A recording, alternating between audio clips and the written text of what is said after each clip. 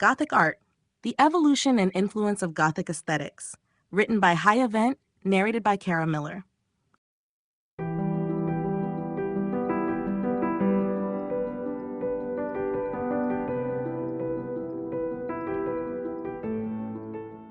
Chapter 1, Introduction to Gothic Art. Gothic art, an aesthetic movement that flourished from the 12th to the 16th century, represents a pivotal shift in the cultural and artistic landscape of medieval Europe.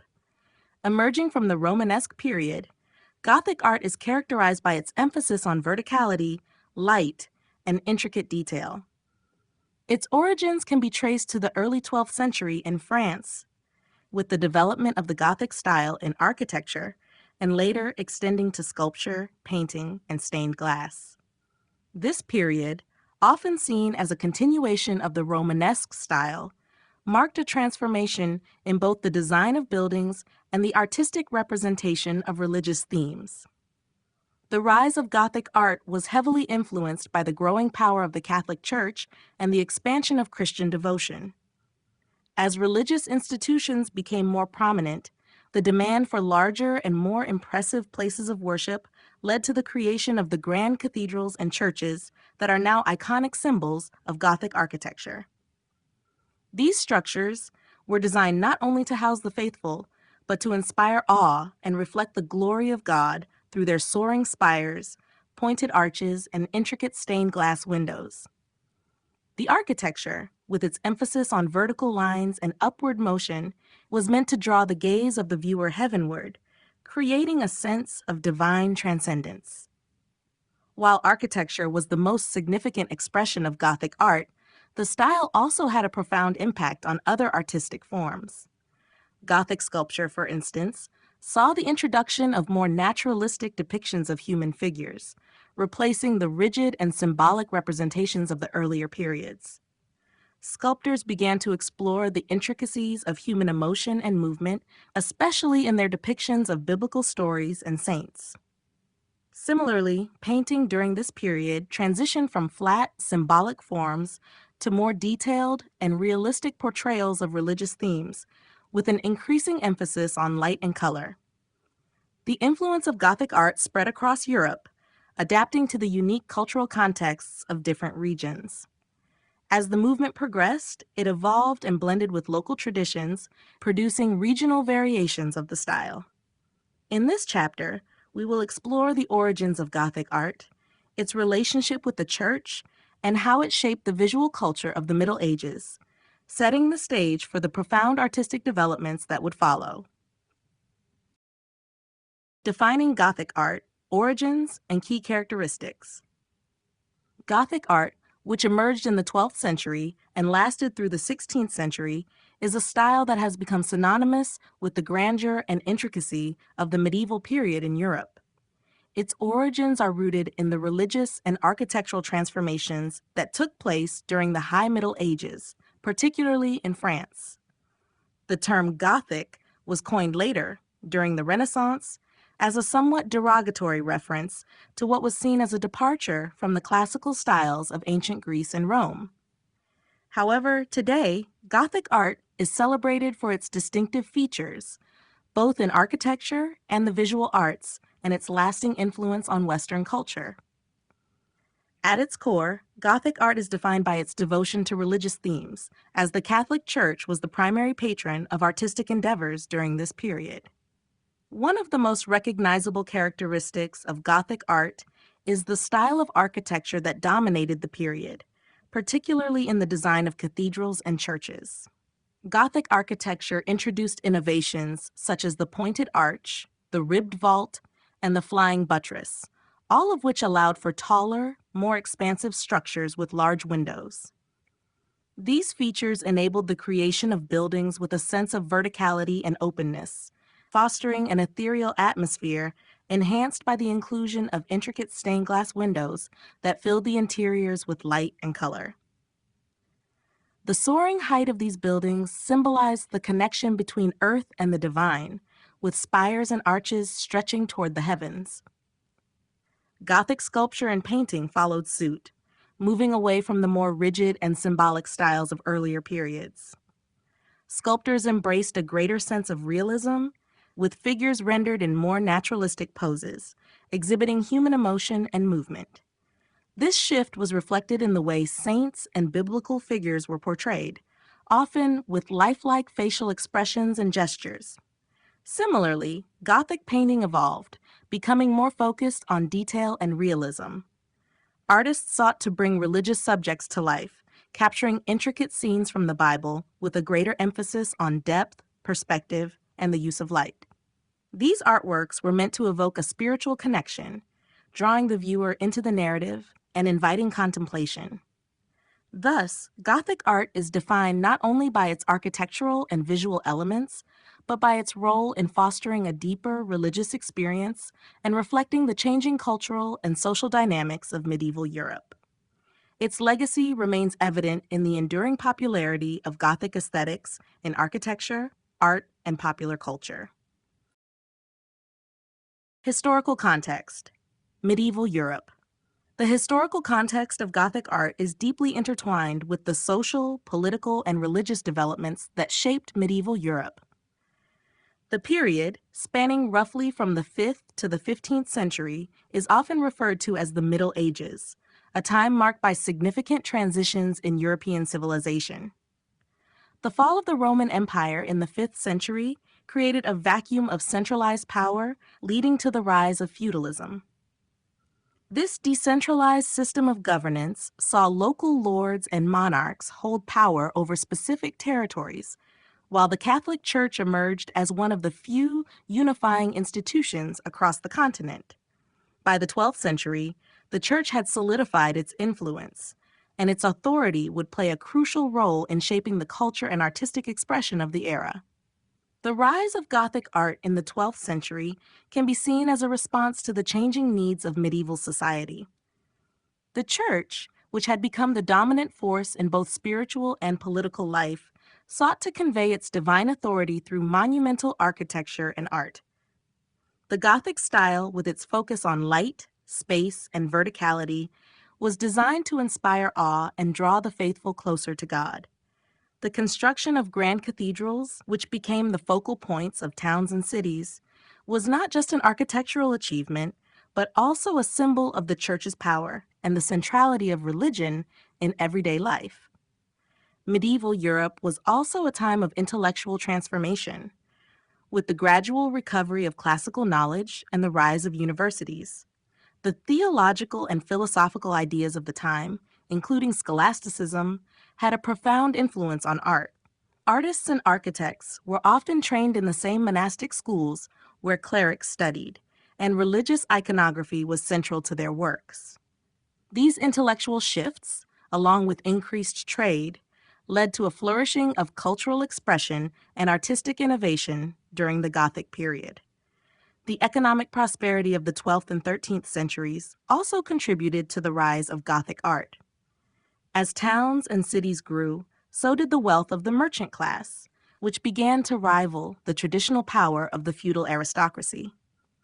The growing importance of cities as centers of commerce and culture created an environment where art and architecture could thrive. The Church continued to commission the majority of works, but the influence of secular patrons also became more pronounced, contributing to a more diverse and dynamic artistic landscape. In this historical context, Gothic art was both a reflection of the spiritual fervor of the time and a response to the changing political, economic, and intellectual forces of medieval Europe. The role of religion in Gothic art. Religion played a central role in the development and expression of Gothic art, as it did throughout much of medieval Europe. The Catholic Church, the dominant institution of the time, was not only a spiritual authority, but also a major patron of the arts. Its influence shaped the aesthetics and purpose of Gothic art, which sought to inspire devotion, convey theological concepts, and create a direct connection between the human and the divine. The religious context of the Middle Ages permeated all aspects of Gothic artistic expression, from architecture to sculpture and painting. One of the most notable ways religion influenced Gothic art was through its role in the design and construction of churches and cathedrals. These structures, often grand and awe-inspiring, were built to reflect the majesty and transcendence of God. The soaring spires, pointed arches, and ribbed vaults of Gothic architecture were intended to draw the eye upward, toward the heavens, reinforcing the notion that these buildings were not merely physical spaces, but symbols of divine power. The inclusion of large, intricate stained glass windows further emphasized this connection to the spiritual realm, allowing light to flood the interior, creating an atmosphere of divine illumination. The windows often depicted scenes from the Bible, saints, and the lives of religious figures, acting as visual scriptures for the largely illiterate population. The religious themes present in Gothic sculpture and painting were also central to the style.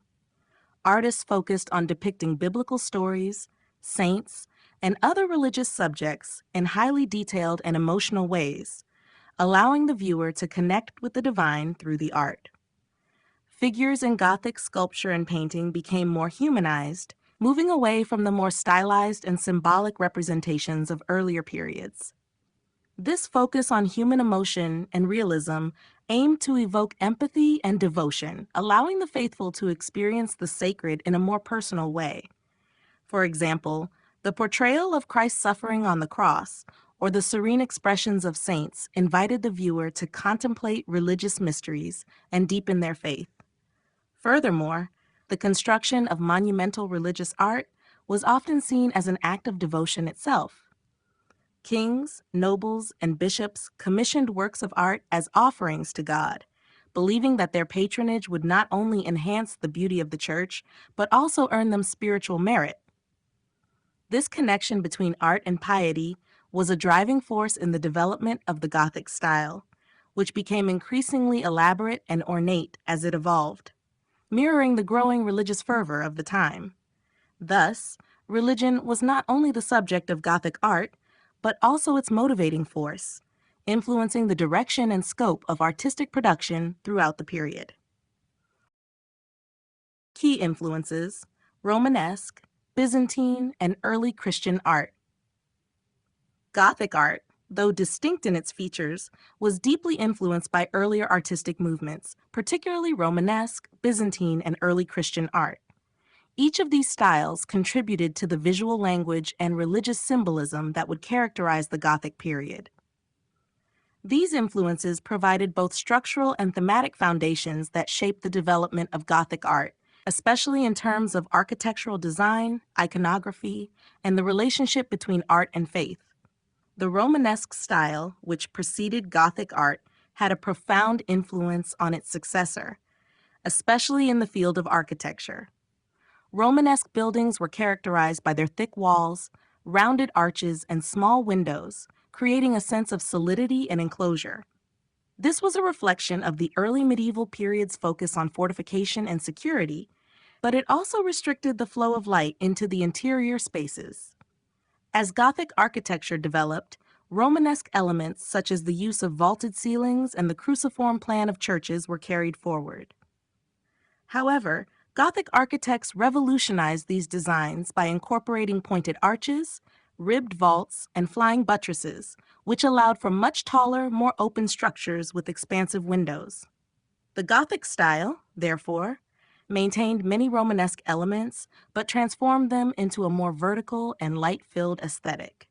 Byzantine art, with its focus on religious iconography, also had a lasting impact on the Gothic style. Byzantine art was highly stylized, emphasizing symbolism over naturalism.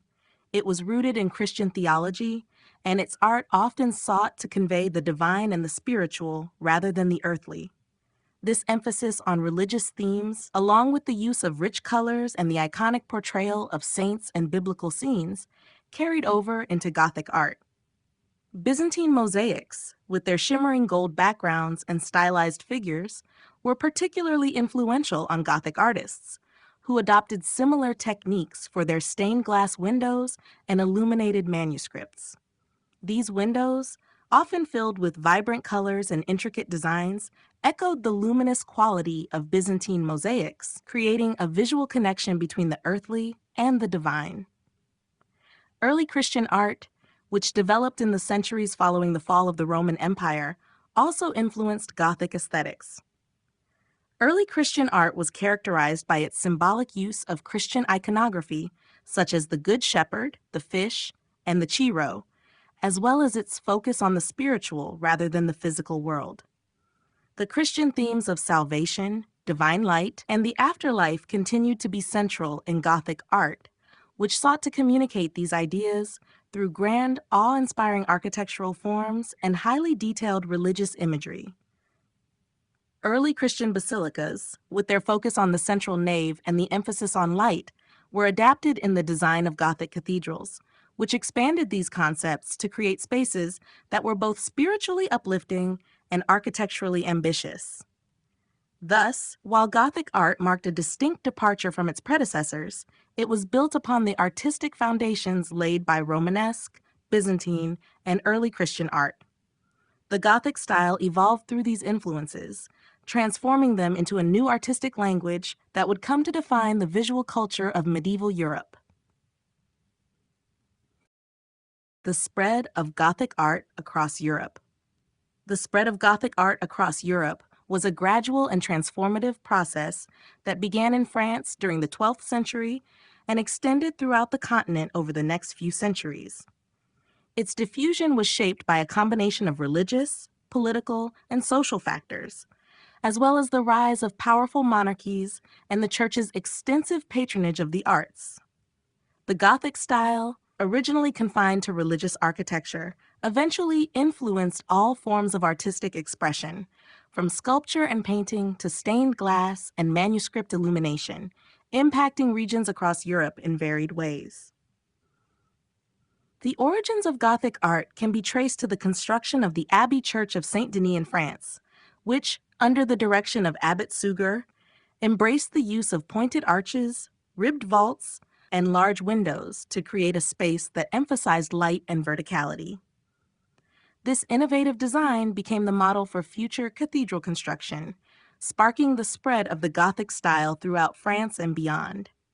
The style's adaptability allowed it to take root in different regions, blending with local architectural traditions and cultural contexts. In England, Gothic architecture evolved into what became known as the English Gothic style. The most notable examples of this adaptation include the cathedrals at Canterbury and Salisbury.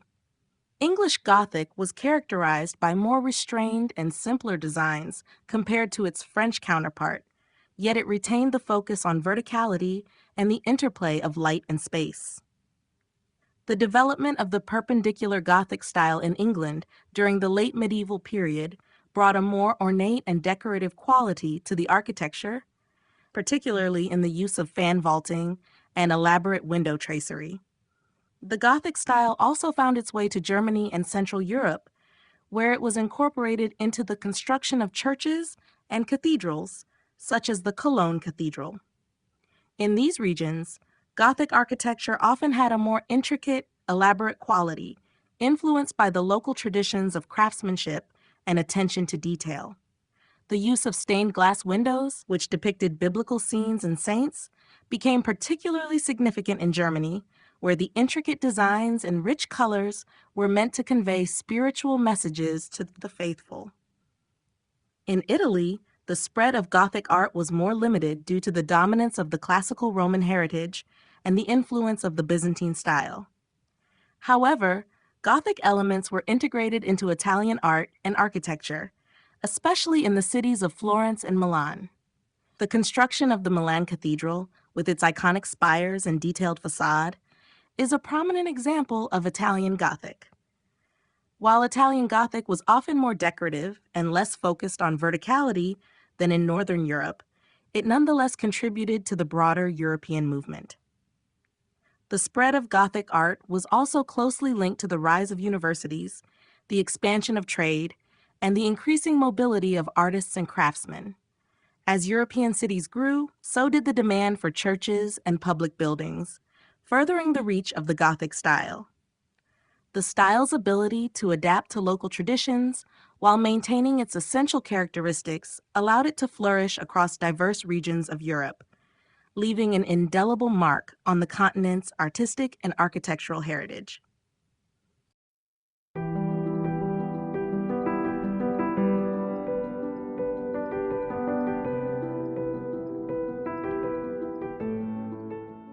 Chapter 2: The Architecture of Gothic Art. Gothic architecture is one of the most significant and lasting expressions of Gothic art, renowned for its grandeur, innovation, and spiritual symbolism. Emerging in the 12th century in France, Gothic architecture marked a radical departure from the Romanesque style that preceded it. It was primarily driven by the religious fervor of the time, with the church being the principal patron of these monumental projects. The key characteristics of Gothic architecture, such as pointed arches, ribbed vaults, flying buttresses, and large stained glass windows, were designed to create buildings that inspired awe and reflected the majesty of God. One of the defining features of Gothic architecture is the pointed arch, which replaced the rounded arches of the Romanesque period. This new design allowed for greater structural flexibility, enabling architects to build higher and more expansive structures. The pointed arch helped to distribute weight more efficiently, which allowed for the creation of larger windows and taller walls. This shift in architectural design was essential in the development of the soaring vertical structures that became characteristic of Gothic cathedrals and churches. Another crucial innovation of Gothic architecture was the ribbed vault, which provided a more efficient way of supporting the weight of the ceiling. The ribbed vault allowed for the creation of more intricate and complex ceiling designs, while also contributing to the overall sense of lightness and space within the building. This was further enhanced by the use of flying buttresses, external supports that helped distribute the weight of the walls and roof. These buttresses freed up the interior walls, allowing for the inclusion of large stained glass windows that filled the church with colored light, symbolizing divine illumination. The layout of Gothic cathedrals typically followed the shape of a cross, with a long nave, transepts, and an apse at the eastern end. The layout was designed to guide the faithful in their journey toward the divine, with the central nave acting as the axis of spiritual passage. These cathedrals were not just places of worship, but also symbols of divine order and the power of the church, designed to inspire both the clergy and the congregation. Iconic examples of Gothic architecture include the cathedrals of Notre Dame in Paris, Chartres, and Reims. Each of these cathedrals showcases the hallmark features of Gothic architecture, from the soaring spires to the intricate stained glass windows that depict biblical stories. These buildings served as both religious spaces and as expressions of the communal and cultural identity of the time, encapsulating the spiritual aspirations of the Middle Ages. Gothic architecture was not limited to churches and cathedrals. It also influenced the design of castles, town halls, and universities, leaving a profound and lasting impact on the architectural landscape of Europe. Its focus on verticality, light, and the spiritual experience of the viewer made it a revolutionary movement in the history of architecture, setting the stage for the later developments in Renaissance and Baroque architecture.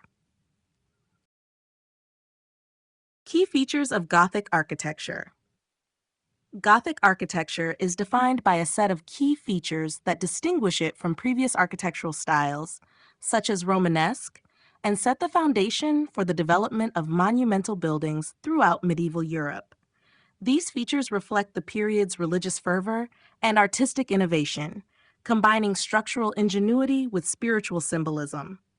The defining elements of Gothic architecture include pointed arches, ribbed vaults, flying buttresses, large windows, and the emphasis on verticality. These elements were not only aesthetically revolutionary, but also served practical purposes that allowed for the construction of taller, more light-filled structures that became iconic symbols of the era. One of the most important features of Gothic architecture is the pointed arch. Unlike the rounded arches of the Romanesque style, the pointed arch provided greater structural flexibility. This innovation allowed architects to distribute the weight of the building more efficiently, especially in taller and more expansive structures. The pointed arch enabled the construction of soaring walls and allowed for more complex and varied designs, helping to create the dramatic verticality that is characteristic of Gothic cathedrals. Closely related to the pointed arch is the ribbed vault, another defining feature of Gothic architecture. The ribbed vault is a framework of intersecting arches that support the ceiling. This innovation provided greater structural stability, enabling architects to design more intricate ceiling patterns and vaults. It also allowed for the introduction of larger windows in the walls of the cathedral, giving the building a lighter, more open feel. The use of the ribbed vault, in conjunction with the pointed arch, allowed for greater freedom in the design and layout of the interior, providing both aesthetic beauty and structural strength. Perhaps one of the most striking features of Gothic architecture is the flying buttress. These external supports were used to distribute the weight of the walls and roof, allowing for the creation of larger and thinner walls with large windows. Flying buttresses made it possible to design walls that were primarily composed of stained glass, which flooded the interiors with light. This feature not only enhanced the beauty of the building, but also contributed to its spiritual atmosphere, as light was symbolically associated with divine presence. Large stained glass windows are another hallmark of Gothic architecture. These windows, often depicting biblical stories, saints, and religious symbols, transform the interior of the cathedral into a place of illumination and divine presence. The rich colors and intricate designs of the windows serve to engage the viewer spiritually, inviting contemplation and reflection. Finally, Gothic architecture is renowned for its emphasis on verticality. Tall spires, pointed arches, and soaring walls all serve to direct the viewer's gaze upward, evoking a sense of transcendence and bringing the earthly structure closer to the divine. This verticality not only symbolized the aspiration to reach the heavens, but also enhanced the aesthetic experience of the cathedral, creating a sense of awe and reverence. In sum, the key features of Gothic architecture, pointed arches, ribbed vaults, flying buttresses, large windows, and verticality, worked together to create buildings that were not only structurally advanced, but also spiritually transformative. These innovations allowed Gothic architecture to achieve its goal of inspiring awe and conveying the presence of the divine, making it one of the most important and enduring architectural styles in history. The evolution of cathedrals and churches.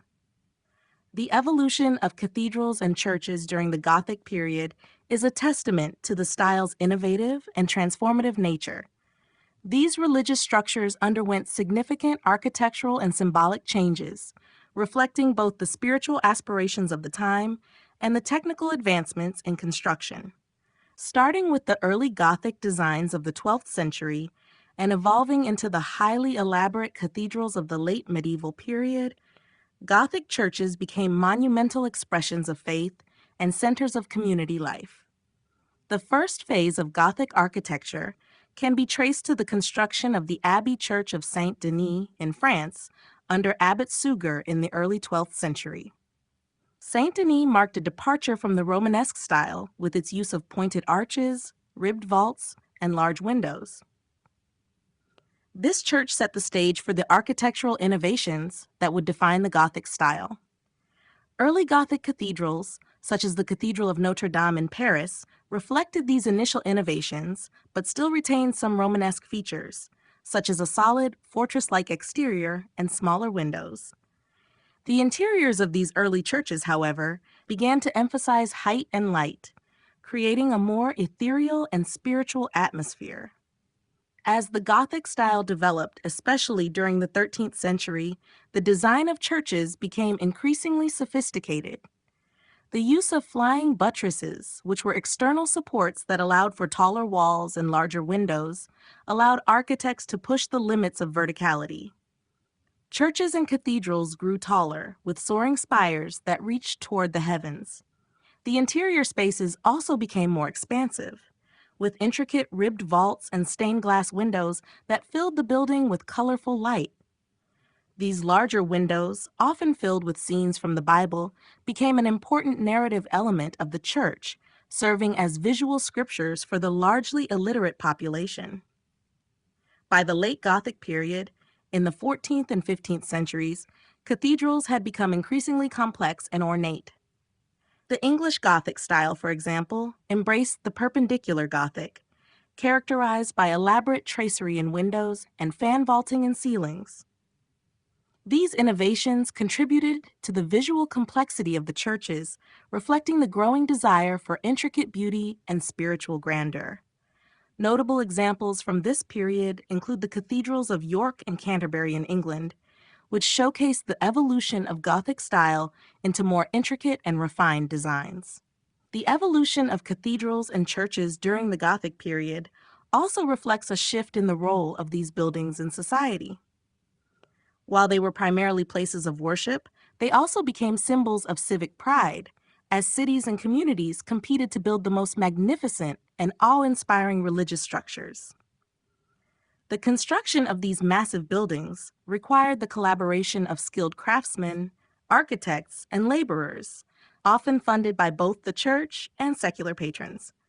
Over time, these cathedrals became centers of learning, culture, and religious practice, fostering a deep connection between the community and the divine. In conclusion, the evolution of Gothic cathedrals and churches represents a dynamic process of architectural innovation and spiritual expression. From the early experiments with pointed arches and ribbed vaults to the grand and complex cathedrals of the late medieval period, these buildings served as both symbols of religious devotion and technological achievements, leaving an enduring legacy that continues to captivate and inspire today. Iconic Gothic structures: Notre Dame, Chartres, and Westminster Abbey. Several Gothic structures stand as enduring symbols of the architectural and artistic achievements of the period. Among the most iconic are the Cathedral of Notre Dame in Paris, Chartres Cathedral, and Westminster Abbey in London. These buildings represent the pinnacle of Gothic architecture and reflect both the religious devotion and artistic innovation of medieval Europe. Notre Dame de Paris, completed in the 14th century, is one of the most famous Gothic cathedrals in the world. Its construction began in the late 12th century under Bishop Maurice de Sully, and it remains an architectural masterpiece of the Gothic style. The cathedral's most striking feature is its towering facade, adorned with intricate sculptures depicting biblical scenes, saints, and angels. Notre Dame is also known for its stunning stained glass windows, particularly the famous rose windows, which fill the interior with colorful light and depict stories from the Bible. The cathedral's use of flying buttresses and ribbed vaults allowed it to achieve its towering height and expansive interior, which was designed to draw the viewer's eye upward toward the heavens. Notre Dame's combination of grandeur and intricate detail makes it a quintessential example of Gothic architecture, and its historical and cultural significance has made it a symbol of Paris and France. Chartres Cathedral, located in the town of Chartres, France, is another masterpiece of Gothic architecture. Completed in the early 13th century, Chartres is renowned for its remarkable preservation and its use of architectural and artistic innovations. The cathedral's most notable feature is its stunning stained glass windows, which include the famous Chartres blue, glass that creates a vivid and ethereal light within the interior. Chartres is also celebrated for its harmonious proportions and the mastery of its sculptural work, particularly the sculpted portals that surround the entrance. The cathedral's design is based on a cruciform layout with a long nave, transepts, and an apse, emphasizing the spiritual journey toward the divine. Chartres also boasts some of the earliest and most sophisticated examples of flying buttresses, allowing the building to reach impressive heights while maintaining its structural integrity. Its symbolism of divine light and its architectural elegance have made Chartres one of the most significant Gothic cathedrals in Europe.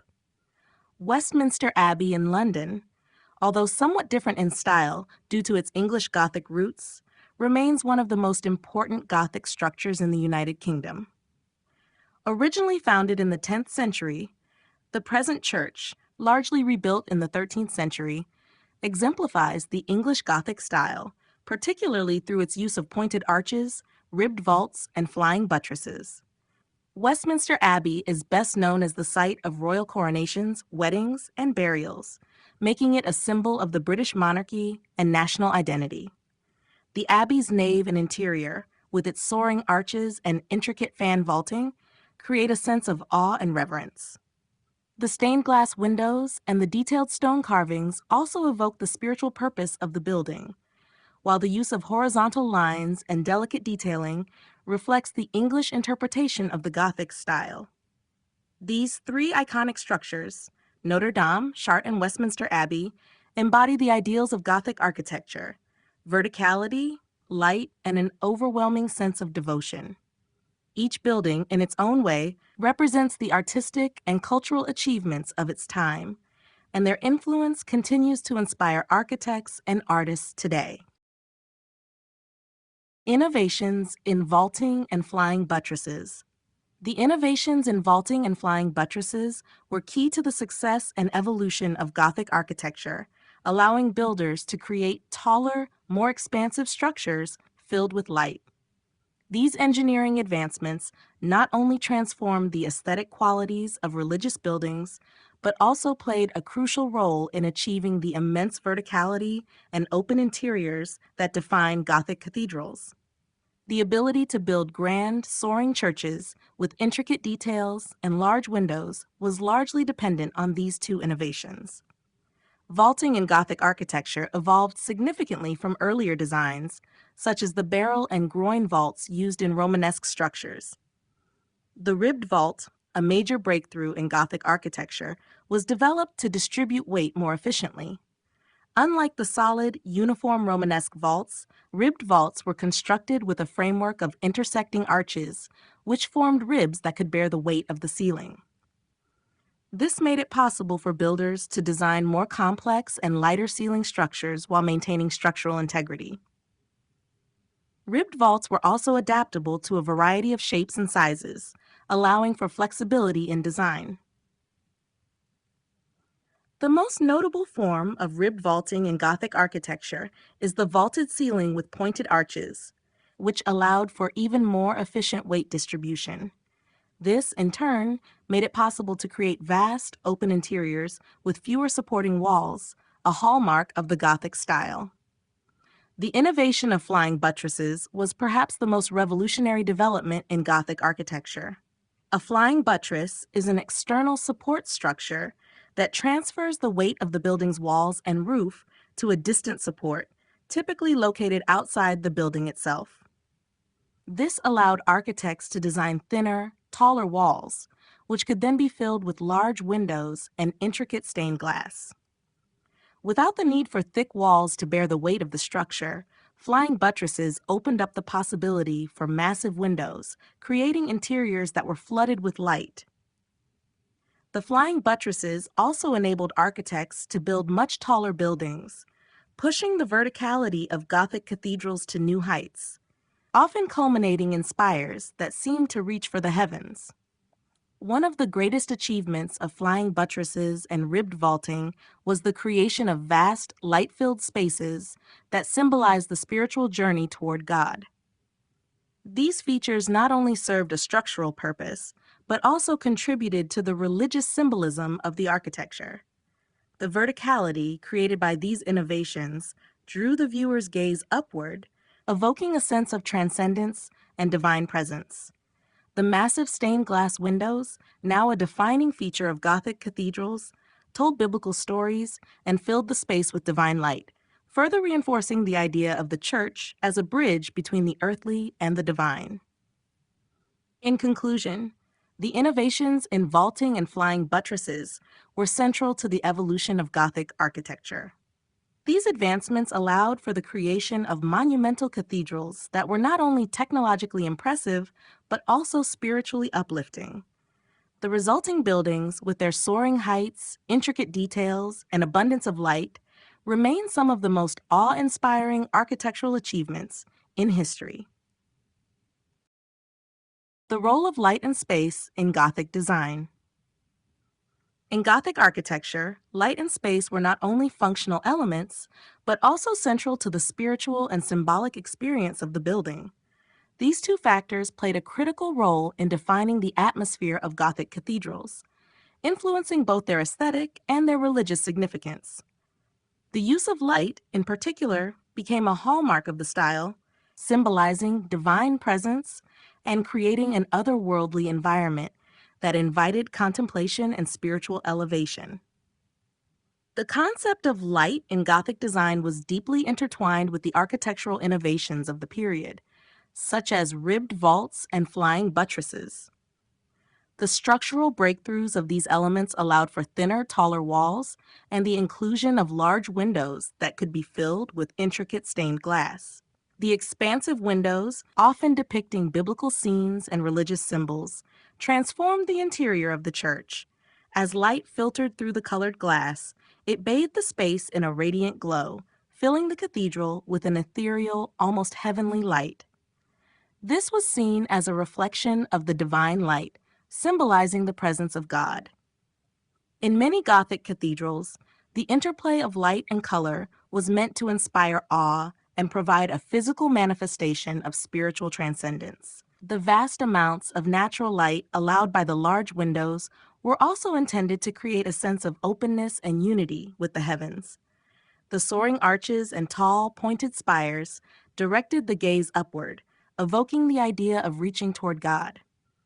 The height and vastness of the interior, combined with the flood of light, made the space feel almost limitless, conveying a sense of infinity that was central to the religious experience. The layout of the cathedral was also designed to lead the viewer through a journey of spiritual ascent, with the central nave often being the axis of movement, guiding worshippers toward the altar. Space, in addition to light, played a significant role in Gothic design. The open, expansive interior of a Gothic cathedral was intended to convey a sense of grandeur and divine order. The ribbed vaults and flying buttresses allowed for high, expansive ceilings and broad, uninterrupted spaces, creating a feeling of vastness that reinforced the cathedral's spiritual purpose. The architectural focus on verticality made the space feel infinite, as though it extended beyond the earthly realm and into the divine. The high ceilings and expansive aisles also created a sense of unity within the congregation, as all were drawn together into a common sacred space. In conclusion, the role of light and space in Gothic design was central to the style's ability to evoke the transcendent and divine. Through the innovative use of large windows, ribbed vaults, and soaring interiors, Gothic cathedrals created environments where light symbolized divine presence and space conveyed the grandeur and infinity of the heavenly realm. These elements were not only technical advancements, but also deeply symbolic, aiming to inspire reverence and elevate the soul toward the divine.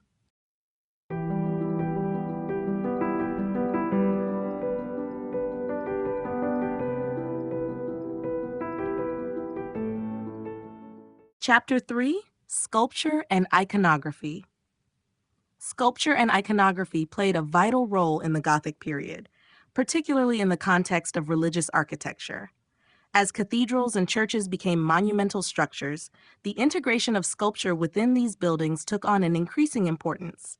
Sculptural works were used not only to beautify the interior and exterior, but also to communicate religious narratives, educate the faithful, and enhance the spiritual atmosphere of the church.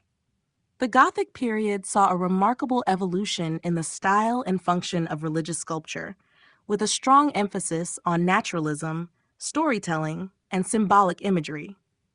The exterior of Gothic cathedrals often featured elaborate sculptural decoration, especially around the entrances. One of the most prominent areas for sculpture was the cathedral's portals, where figures and scenes from the Bible were carved into the stone. These sculptures were not simply decorative. They served as a visual scripture for the largely illiterate population, offering a narrative of Christian teachings and biblical stories. Scenes from the life of Christ, the Virgin Mary, saints, and angels were often depicted, inviting worshipers to reflect on the spiritual journey that the church represented. The inclusion of the Last Judgment scene above the central doorway was a common feature, reminding visitors of the ultimate destiny awaiting humanity. In addition to biblical scenes, many Gothic cathedrals featured sculpted images of saints, angels, and other divine figures. These statues were placed in niches along the church's exterior, with the goal of creating a celestial presence that surrounded the faithful. These sculptural works were not static or lifeless. They were designed to engage the viewer through expressive poses and intricate details. The emphasis on naturalism in Gothic sculpture was a departure from the more rigid and stylized figures of earlier periods, showcasing a growing interest in the human form and the emotional expression of sacred figures. The figures were often depicted with greater realism, conveying a sense of movement, emotion, and individuality that was a hallmark of Gothic art. Inside the cathedral, sculpture also played a significant role in enhancing the worship experience. Altarpieces, pulpits, and choir stalls were often adorned with intricately carved figures, many of which depicted scenes of Christ's life or saint stories. These interior sculptures created a sacred environment in which the faithful could connect with the divine. The increasing attention to detail in Gothic sculpture made it possible to capture religious narratives in a more intimate and accessible way, allowing for a deeper engagement with the sacred themes that permeated the cathedral. Iconography in Gothic sculpture was rich in symbolism, with each figure, gesture, and pose carrying a deeper meaning. For example, the depiction of Christ in majesty was often shown with a hand raised in blessing, symbolizing his divine authority. The Virgin Mary was frequently depicted with an emphasis on maternal grace, while angels were portrayed with flowing robes and wings, embodying their celestial nature. These iconographic choices not only conveyed specific religious messages, but also contributed to the overall spiritual atmosphere of the cathedral, inviting viewers to reflect on their own place within the divine order. In conclusion, sculpture and iconography were integral to Gothic art, enhancing the religious experience and making sacred stories accessible to the worshippers. Through their use of naturalism, symbolism, and emotional expression, Gothic sculptors created works that were both artistically innovative and spiritually profound. These sculptural works served as visual narratives that conveyed Christian teachings and provided a tangible connection to the divine, making them essential elements in the design and experience of Gothic cathedrals. Religious sculpture in Gothic art. Religious sculpture in Gothic art played a central role in both the architectural and spiritual aspects of Gothic cathedrals. As the churches became larger and more elaborate, the use of sculpture expanded to include not only decorative elements, but also an essential means of conveying religious stories, educating the faithful, and creating a tangible connection between the human and divine. Unlike earlier periods, which featured more rigid and stylized figures, Gothic religious sculpture was marked by an increasing emphasis on naturalism, emotional expression, and the individualization of figures, creating a more relatable and immersive spiritual experience for worshippers. One of the most notable features of religious sculpture in Gothic architecture is its prominent use on the exteriors of cathedrals, especially around the portals. The sculpted figures surrounding the entrances were not only ornamental, but also served a didactic function, offering visual representations of biblical stories and religious themes. These sculptures often depicted scenes from the life of Christ, such as the Nativity, the Crucifixion, and the Resurrection, as well as images of the Virgin Mary, saints, and angels. The emphasis on these narratives allowed worshippers, many of whom were illiterate, to visually engage with key moments in Christian doctrine. The use of these biblical scenes as visual sermons helped to convey complex theological ideas and moral lessons, offering the faithful a way to connect with sacred texts through visual representation. Inside the church, religious sculpture continued to serve both aesthetic and spiritual purposes. Altarpieces, lecterns, choir stalls, and columns were adorned with figures of Christ, the Virgin Mary, apostles, and saints. These sculptures were often intricately carved with fine details, highlighting the emotional depth of the figures. For instance, Depictions of Christ's suffering were shown with a heightened sense of emotion and realism, reflecting the human pain of the Passion. Similarly, figures of the Virgin Mary were often depicted with maternal tenderness, emphasizing her role as a compassionate and loving mother. This naturalism and emotional expressiveness helped to bring the divine closer to the human experience, making the sacred more accessible and relatable to those in the congregation. One of the defining features of Gothic religious sculpture was the increased focus on realism and the individualization of figures. This shift from the more abstract and iconic representations of earlier periods marked a significant evolution in artistic expression. Sculptors began to give more attention to the anatomy, facial expressions, and gestures of figures, conveying a sense of lifelike presence. For example, the portrayal of saints and angels in dynamic poses with detailed clothing and realistic features allowed these divine figures to feel more human, encouraging worshippers to empathize with their struggles, virtues, and divine grace. Religious iconography in Gothic sculpture was rich with symbolism. The gestures of the figures, their attire, and their positioning all carried specific meanings. For example, Christ was often depicted with a raised hand in blessing or making a gesture of teaching, while the Virgin Mary was shown with downcast eyes, representing humility. The angels, often depicted with wings and flowing robes, symbolized their divine and celestial nature, standing as intermediaries between humanity and God. In conclusion, religious sculpture in Gothic art served as a profound and accessible means of communicating religious narratives and theological principles. Through the use of naturalism, emotional expression, and symbolic iconography, Gothic sculptors created works that deepened the spiritual experience of the faithful, inviting them into the divine story. These sculptures played an integral role in the design of cathedrals, transforming the church into a space that was not only a place of worship, but also a visual narrative of the Christian faith. The rise of the gargoyle, function, and symbolism. The gargoyle, one of the most distinctive and iconic features of Gothic architecture, rose to prominence during the medieval period. These grotesque, often fantastical creatures were carved from stone and placed on the exterior of churches and cathedrals, typically positioned near roofs or along the edges of buildings.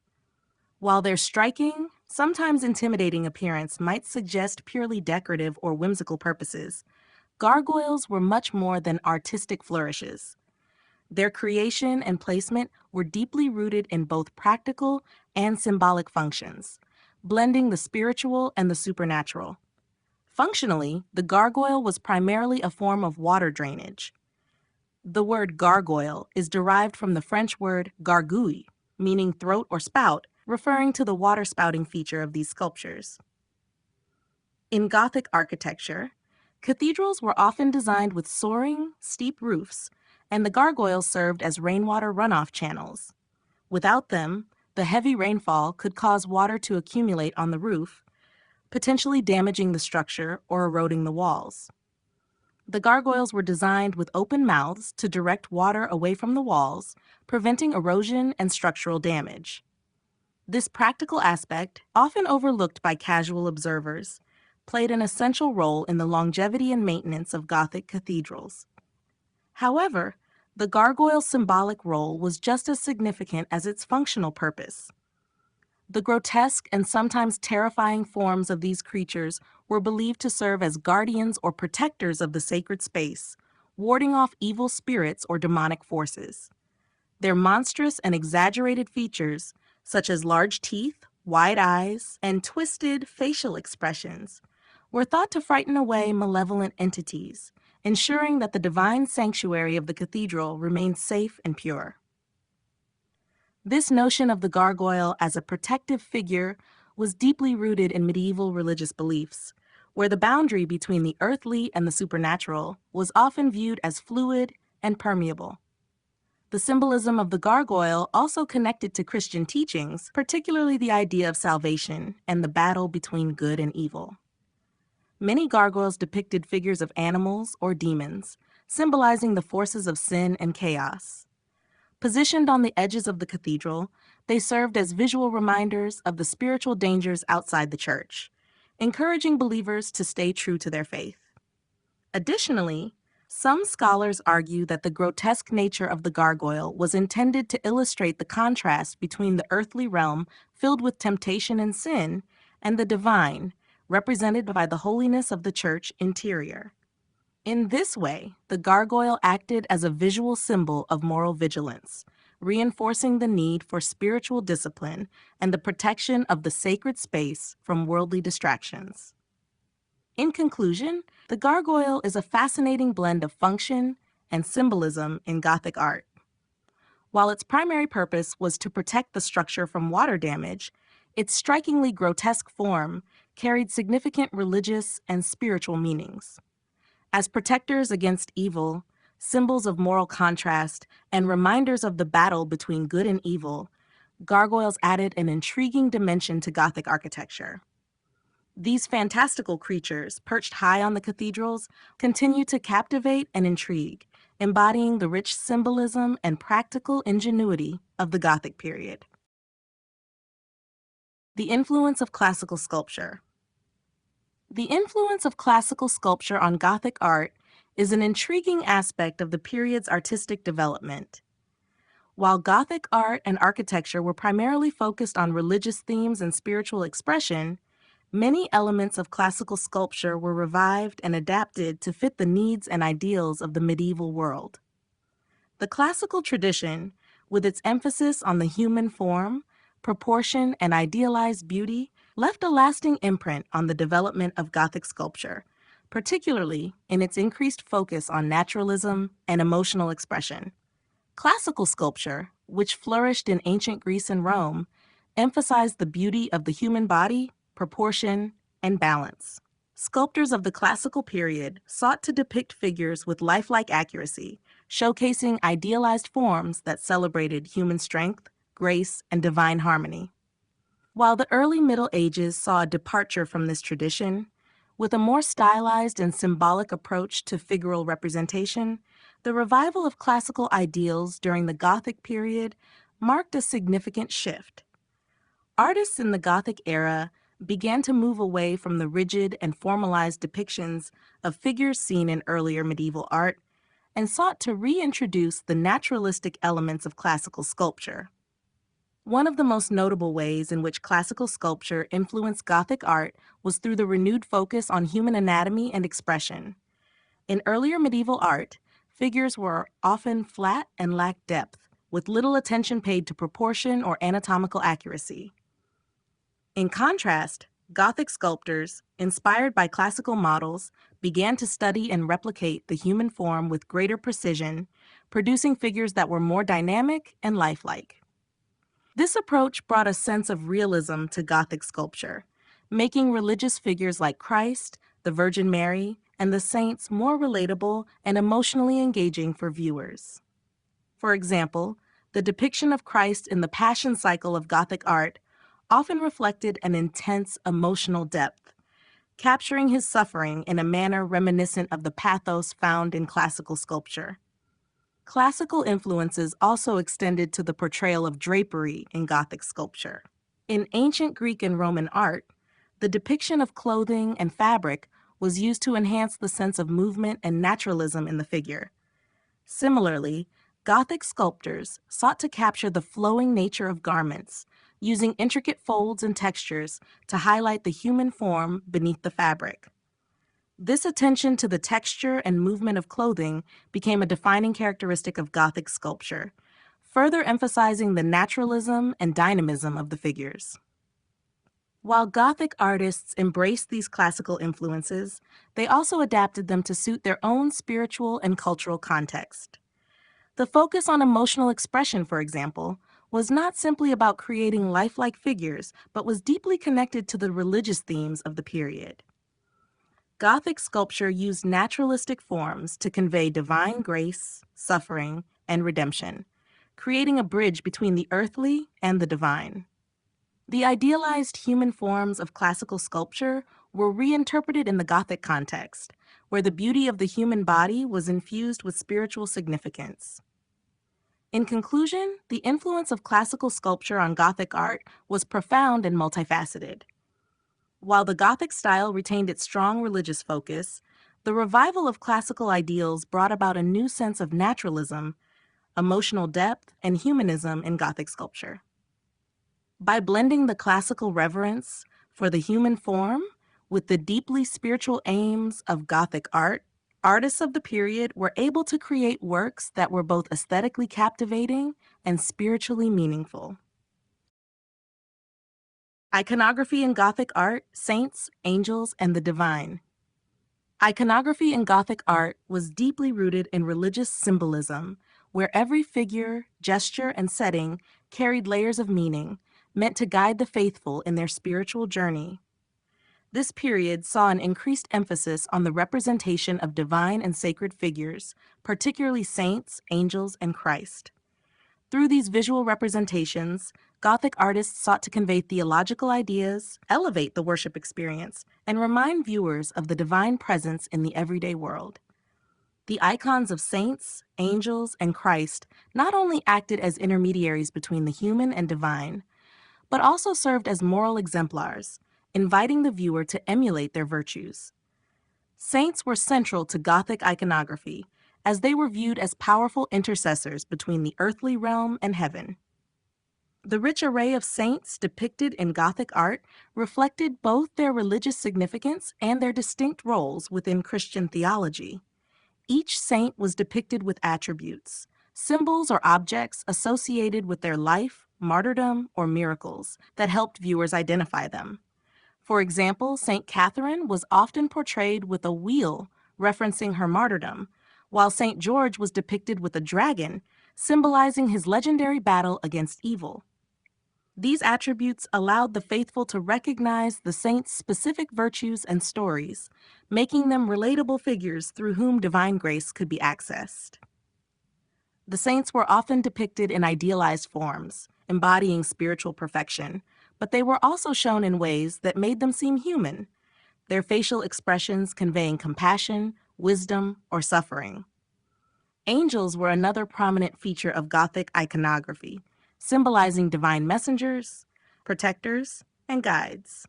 The representation of angels in Gothic art was often more detailed and varied than in previous periods, with many being depicted as beautiful, serene, and powerful celestial beings. Their appearance often suggested purity and divine intervention, serving as intermediaries between God and humanity. The wings of angels, elegantly rendered in flowing, intricate forms, emphasized their transcendence and otherworldliness. In addition to their role as messengers, angels were frequently shown as witnesses to pivotal moments in Christian doctrine, such as the Annunciation or the Nativity, enhancing the spiritual significance of these events. Central to Gothic iconography, of course, was the figure of Christ. His portrayal in Gothic art evolved from earlier depictions of a more distant, transcendent Christ to one that was deeply human and emotionally expressive. In many Gothic sculptures and paintings, Christ is shown suffering during the Passion, with a greater emphasis on his physical pain and emotional anguish. This shift reflected the growing medieval focus on Christ's humanity, bringing the divine closer to the experience of the worshiper. Christ was often depicted as the central figure of the Last Judgment, surrounded by saints and angels, emphasizing his role as the ultimate judge and savior. The crucifixion, in particular, was a powerful iconographic theme in Gothic art, symbolizing Christ's sacrifice and the promise of redemption. The iconography of saints, angels, and Christ in Gothic art was not just a means of decoration. It was a vital part of the Church's mission to convey religious truths. These figures provided worshipers with tangible representations of the divine, helping to bridge the gap between the material and spiritual worlds. The rich symbolism in Gothic art encouraged reflection on virtues, salvation, and divine grace, while inspiring awe and devotion through their beauty and sacred presence. In conclusion, the iconography of saints, angels, and Christ in Gothic art was integral to the spiritual and educational mission of the period. By using visual representation to communicate profound theological messages, Gothic artists helped elevate the religious experience, guiding worshippers toward deeper faith and a closer connection with the divine. The vivid imagery and symbolic richness of these figures served as a reminder of the sacred, imbuing the cathedral and its art with a sense of divine purpose and transcendent beauty. The transition from Romanesque to Gothic sculpture. The transition from Romanesque to Gothic sculpture marked a significant evolution in both artistic style and religious expression, driven by changing theological ideas, advancements in architectural design, and shifts in social and cultural contexts. Romanesque sculpture, which dominated the 11th and 12th centuries, was characterized by its solid, compact forms, abstract style, and focus on symbolism. Figures in Romanesque art were often rigid and stylized, emphasizing their spiritual significance over naturalistic representation. However, as the Gothic period began to emerge in the late 12th century, a gradual transformation took place, resulting in a new emphasis on naturalism, human emotion, and a more intricate, detailed approach to the human figure. One of the key differences between Romanesque and Gothic sculpture is the increasing attention to realism in the depiction of the human form. Romanesque sculpture often featured figures that were simplified and idealized, with exaggerated proportions and minimal attention to anatomical accuracy. Faces were typically impassive, and bodies were shown in stiff frontal poses. The focus was more on communicating spiritual truth and moral lessons through symbols, rather than on capturing the human experience in a lifelike manner. In contrast, Gothic sculpture began to embrace the study of human anatomy, as artists sought to depict figures with more accurate proportions and lifelike expressions. This shift was part of a broader movement toward greater realism that was evident in Gothic architecture and painting as well. The figures became more three-dimensional, with a focus on movement and emotional expression. Christ, the Virgin Mary, and saints were depicted with more individualized features and gestures that conveyed a sense of humanity, making them more relatable to the viewer. Architectural developments played a significant role in this transition. The rise of the Gothic cathedral, with its soaring spires, vast interiors, and intricate stained glass windows, provided a new context for sculpture.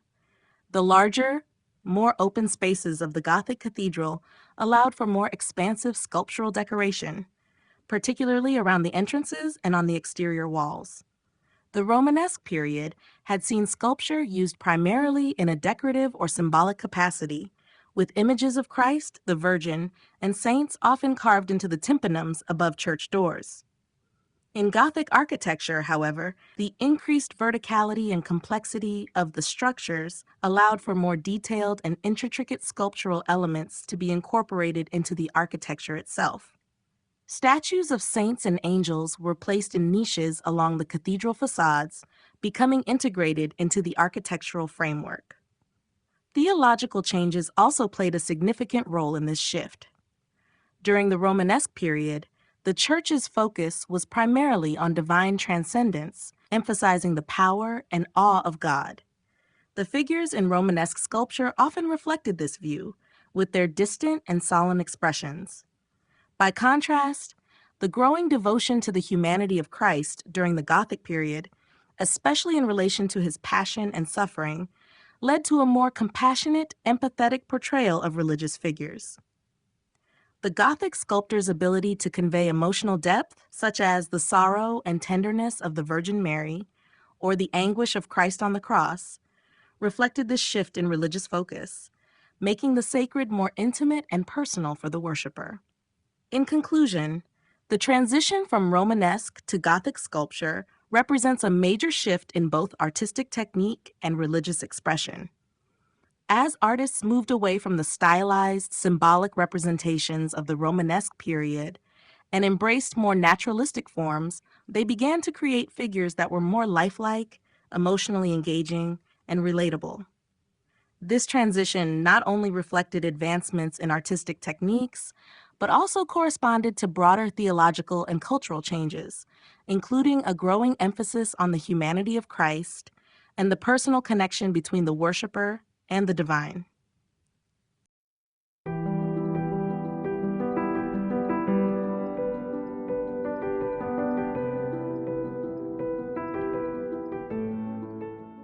Chapter 4: Stained Glass and Illumination.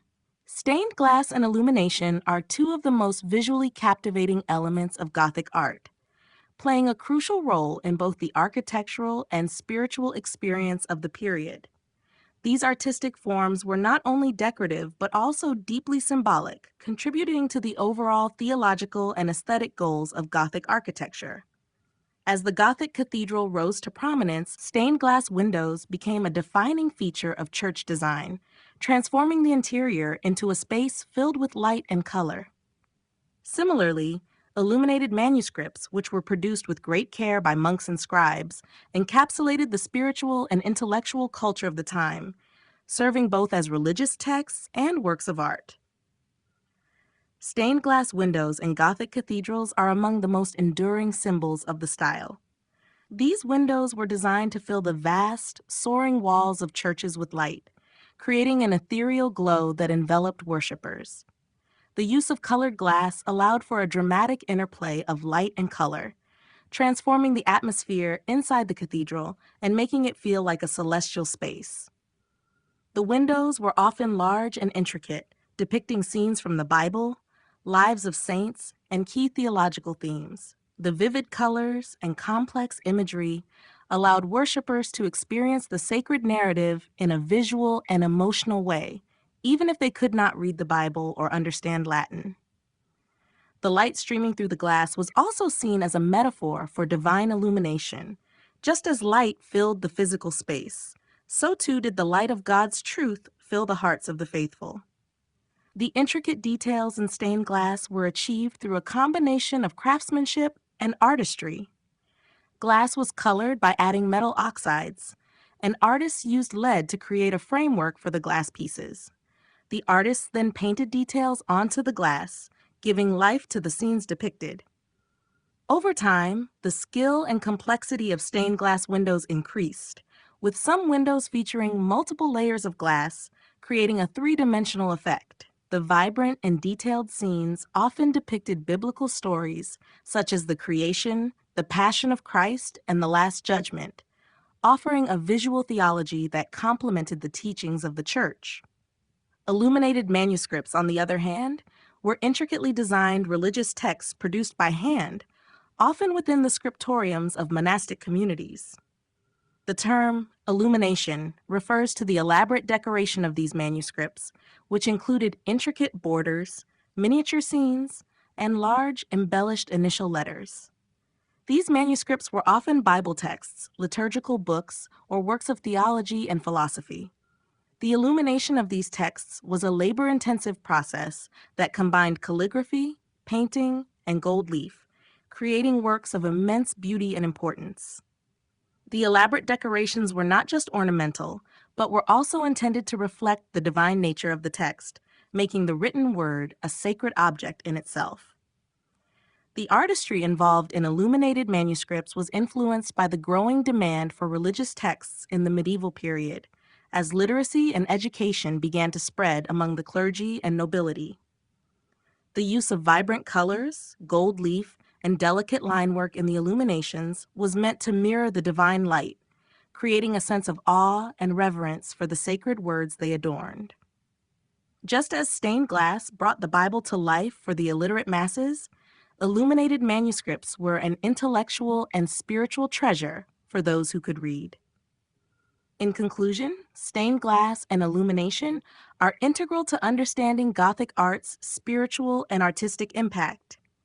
Stained glass windows filled cathedrals with color and light, providing a visual narrative that reflected the glory of God, while illuminated manuscripts brought written text to life, turning religious books into objects of reverence. Both forms of art combine technical mastery with deep religious symbolism, offering an immersive and transcendent experience that aim to elevate the mind and spirit. Through their beauty, stained glass and illumination deepen the connection between the sacred and the earthly, offering a glimpse into the divine through light, color, and the written word. The significance of stained glass in Gothic cathedrals. Stained glass in Gothic cathedrals holds profound symbolic, aesthetic, and theological significance playing a pivotal role in shaping the worship experience of the faithful. As Gothic architecture evolved, the use of large, intricate stained glass windows became one of the defining features of cathedral design. These windows not only served as decorative elements, but they also helped to convey religious narratives and metaphysical concepts in a visually captivating manner. In the context of Gothic cathedrals, stained glass was much more than ornamental. It was an essential part of the spiritual and atmospheric experience of the space. One of the primary roles of stained glass in Gothic cathedrals was its ability to transform light into a symbolic manifestation of divine presence. The immense, often floor-to-ceiling windows allowed natural light to flood the interior of the cathedral, but the colorful glass added a layer of transcendence. The light that streamed through the glass was seen as a physical manifestation of God's presence, filling the sacred space with a divine glow. The rich, jewel-toned colors of the glass, deep blues, reds, yellows, and greens, created a vibrant atmosphere, drawing the attention of the worshipers and filling them with awe. The interplay of light and color was thought to represent the spiritual illumination that believers received through faith and divine grace. The notion of light as a vehicle for divine knowledge and enlightenment was central to medieval Christianity, making the stained glass windows a key component of the Gothic cathedral's design and experience. The windows also served an educational function, particularly for the largely illiterate population. Through the depiction of biblical scenes and Christian iconography, stained glass acted as a visual Bible, making the sacred stories and teachings accessible to all. Scenes from the life of Christ, the Virgin Mary, and the saints were commonly portrayed, offering a visual narrative that could be understood without the need for literacy or knowledge of Latin. These visual stories reinforced Christian doctrine and inspired devotion, providing an immersive religious experience that connected worshipers with the sacred events of their faith. Furthermore, the size and placement of stained glass windows in Gothic cathedrals often carried symbolic meaning. Larger windows were typically positioned in key areas such as the nave, transepts, or apses, often near altars or important locations within the cathedral. This placement emphasized the importance of the messages depicted in the glass. The use of light to highlight these windows further underscored their spiritual significance, as the flickering of candles or the sun's rays shining through the glass intensified the symbolic nature of the scenes. The craftsmanship of stained glass windows was also a testament to the advanced technical skill of medieval artisans. The creation of stained glass involved coloring glass by adding metal oxides, cutting the glass into shapes, and using lead to piece together intricate designs. Over time, the sophistication of stained glass art grew, with windows featuring intricate details and vivid colors that made them masterpieces of medieval craftsmanship. In conclusion, stained glass played an essential role in Gothic cathedrals, both in terms of aesthetics and symbolism.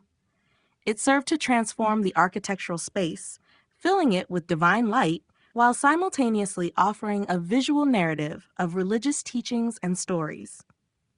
The beauty of the windows captivated worshipers, fostering a deeper connection to the divine while reinforcing the central themes of Christianity.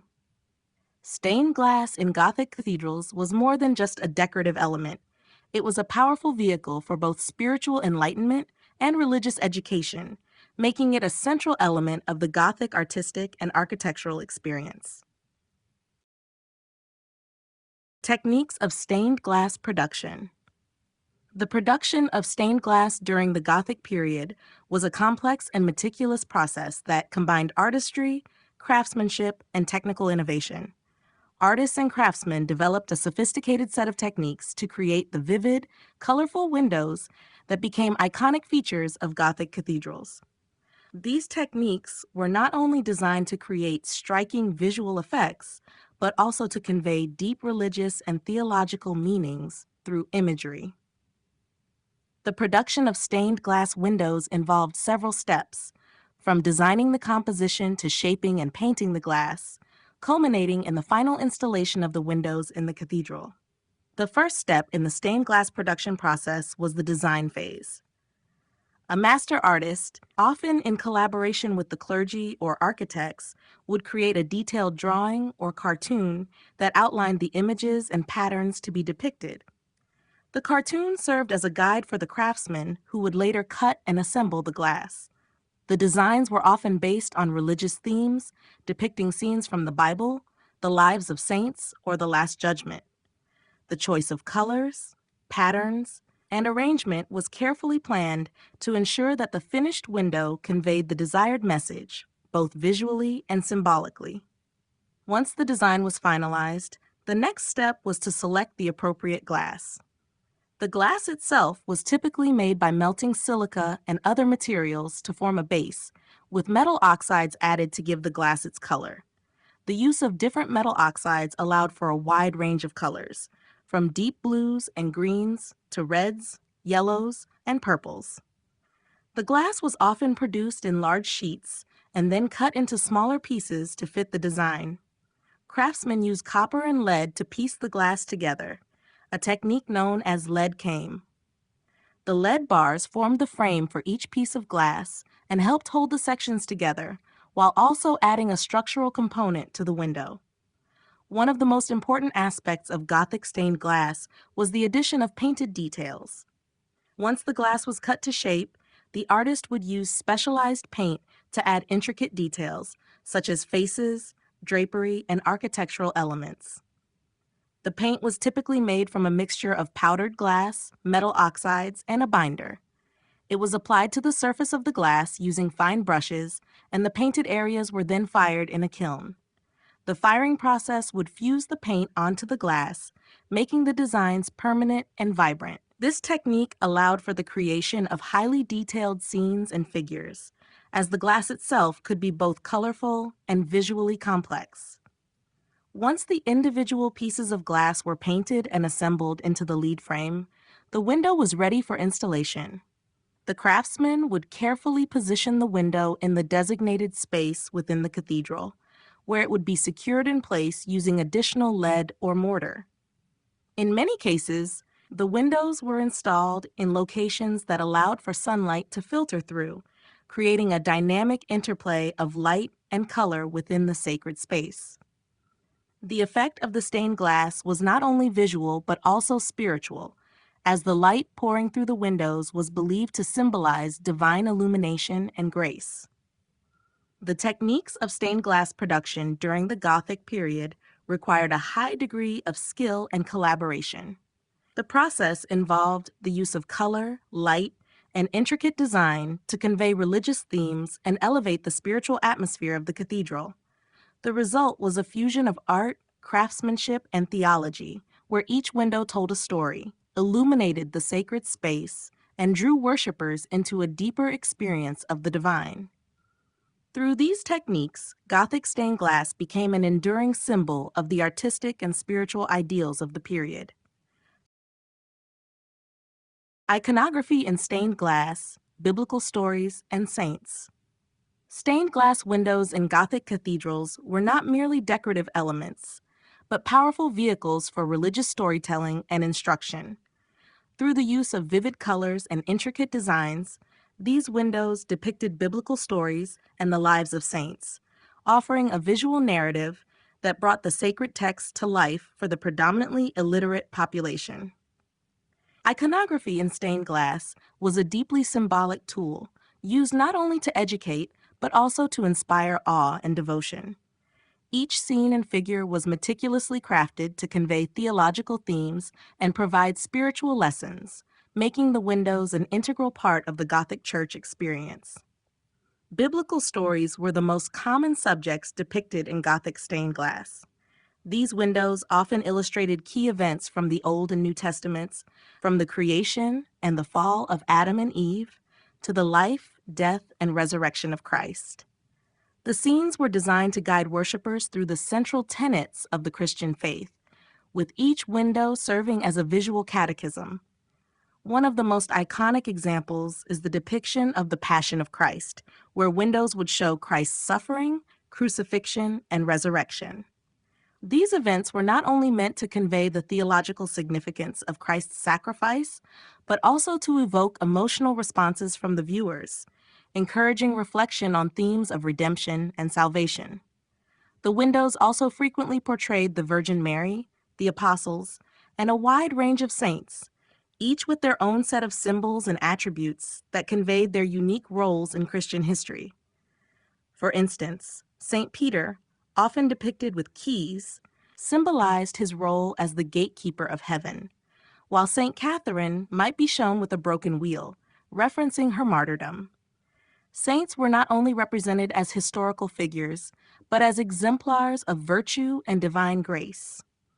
Through these representations, worshippers were invited to meditate on the lives and virtues of these holy figures, seeking inspiration for their own spiritual lives. The iconography of saints also reflected the growing veneration of saints and the belief that they could intercede on behalf of the faithful.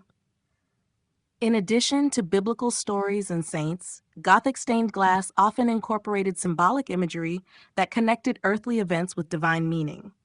For example, the Tree of Jesse, a popular motif in medieval Christian art, depicted the genealogy of Christ, linking him to King David, and by extension, to God's plan for salvation. Other symbolic elements, such as animals, plants, and architectural details, were used to reinforce theological concepts. The Lamb, representing Christ, might appear in the same window as the Virgin Mary, symbolizing her role as the mother of the Savior. The placement of stained glass windows in the cathedral also had symbolic importance.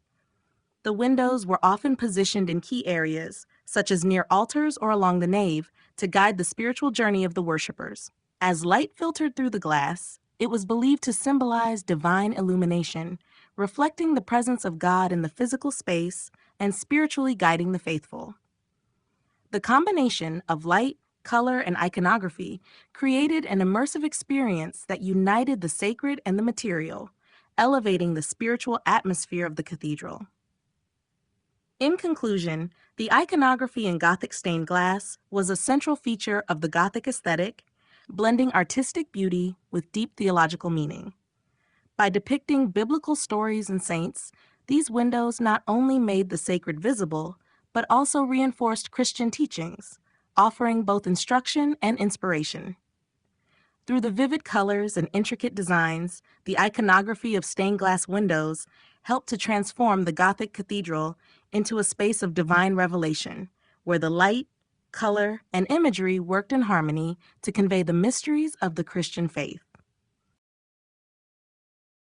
The role of light and color in Gothic aesthetics. In Gothic art and architecture, light and color played a central role in shaping both the visual experience and spiritual atmosphere of the cathedral. The intricate use of light, particularly in the form of stained glass windows, transformed the Gothic interior into a realm where the natural world seemed to merge with the divine. The interplay between light and color was not simply a matter of aesthetic choice. It was deeply symbolic, embodying theological concepts and enhancing the religious experience. The architects and artists of the Gothic period understood that light was a conduit for the divine, and that color could convey spiritual truths in ways that transcended words. The design of Gothic cathedrals, with their towering verticality and expansive windows, was specifically intended to maximize the use of natural light. The large, often breathtaking stained glass windows, which were a hallmark of Gothic architecture, allowed light to flood the interior of the cathedral. As sunlight streamed through the multicolored glass, the light was refracted into a spectrum of vivid hues that bathed the sacred space. This dramatic effect was intended to evoke a sense of the divine presence, with the light symbolizing the illumination of the soul and the guiding power of God's grace. The radiant, shifting colors created a spiritual atmosphere that elevated the worship experience, inviting the faithful to contemplate the transcendent. The color palette of Gothic stained glass windows was not chosen arbitrarily, but was imbued with theological meaning. Different colors were associated with particular symbols or virtues. For example, blue was often used to represent the heavens or the Virgin Mary, as it symbolized purity, wisdom, and the divine realm. Red, the color of blood, was frequently used in depictions of Christ's passion, symbolizing sacrifice and martyrdom. Green could symbolize growth and eternal life, while gold and yellow were linked to divine light and the presence of God. By carefully selecting these colors, Gothic artists could imbue the windows with layers of meaning, helping the viewer to reflect on the biblical narratives and theological concepts depicted in the glass. The role of light in Gothic design was not limited to stained glass. Light was also carefully orchestrated within the architectural space itself. The design of the cathedral was intended to create an interplay between light and shadow, with certain areas of the church illuminated more brightly to emphasize the altar, the Eucharist, or other sacred elements. The architecture, with its pointed arches, ribbed vaults, and flying buttresses, was designed to create a sense of openness and verticality, allowing light to pour in from multiple sources, filling the space with divine energy. The shafts of light that filtered through the windows also had the effect of creating an ethereal atmosphere, as if the very walls of the cathedral were infused with the presence of God. In conclusion, light and color were integral to the aesthetic and spiritual goals of Gothic art and architecture. The luminous, kaleidoscopic effect of stained glass windows and the careful manipulation of natural light within the cathedral space transformed the interior into a spiritual experience. The vibrant colors were not simply decorative, but carried deep theological significance, with each hue offering a symbolic representation of the divine. Through the strategic use of light and color, the Gothic period created an immersive environment where the faithful could feel the presence of the divine, bringing them closer to God and enhancing the sacred atmosphere of the cathedral. Illuminated manuscripts and their Gothic influence. Illuminated manuscripts represent one of the most important and intricate art forms of the Gothic period, blending the craftsmanship of the medieval scribes with the deep spiritual and intellectual currents of the time. These manuscripts, which were hand-copied books adorned with elaborate illustrations, decorative elements, and gold leaf, became central to the transmission of religious and scholarly knowledge. As Gothic architecture sought to reach toward the heavens with soaring cathedrals, illuminated manuscripts achieved a similar goal by capturing divine beauty within the confines of the page, merging art, faith, and learning. The process of creating an illuminated manuscript was labor-intensive, requiring the work of skilled scribes and artists who spent long hours writing, illustrating, and decorating each book by hand. These manuscripts were primarily religious texts, such as Bibles, psalters, and prayer books, but they also included scholarly works, theological treatises, and even secular texts. The pages were meticulously copied from earlier manuscripts or dictated by a scholar, using Latin, the lingua franca of medieval scholarship. The scribe would then leave space for illustrations and ornate initials, which were filled in later by an illuminator. The resulting manuscripts were not only repositories of knowledge, but also works of art that conveyed the sacredness of the texts they contained. The style of illumination during the Gothic period was heavily influenced by the architecture and visual aesthetics of the time. Like the soaring arches and intricate stained glass of Gothic cathedrals, illuminated manuscripts displayed an emphasis on verticality and complexity.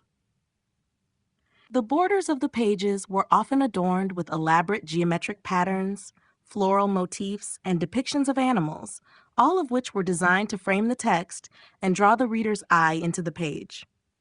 Initial letters, often elaborately painted and gilded, marked the beginning of each section or chapter, and these embellishments helped structure the manuscript while enhancing its aesthetic appeal.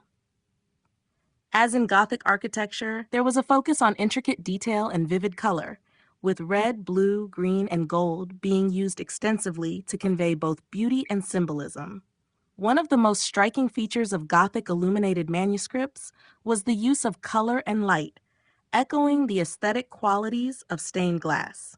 The illuminations often used vibrant hues to create dramatic contrasts and highlight the most important sections of the text. Gold leaf was also used extensively to add a divine luminosity to the manuscripts, with gold reflecting light in much the same way that the stained glass windows of Gothic cathedrals illuminated the interiors of churches. This use of gold was symbolic, as it represented the divine and the eternal, making the manuscript itself a sacred object. The subjects of the illuminations varied greatly, but they often depicted scenes from the Bible, the lives of saints, and other religious themes.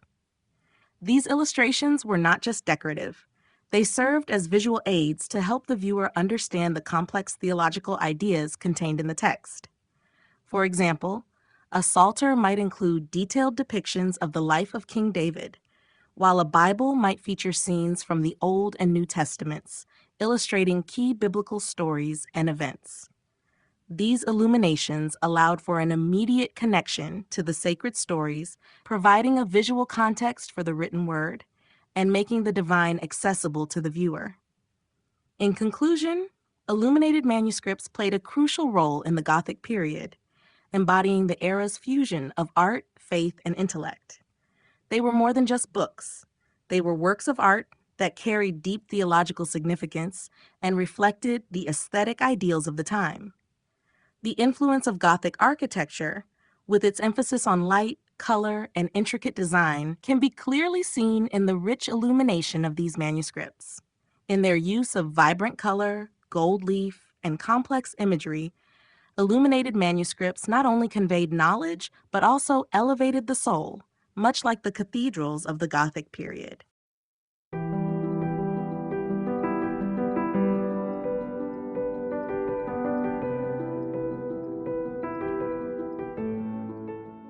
Chapter 5: Gothic Painting, Styles and Themes.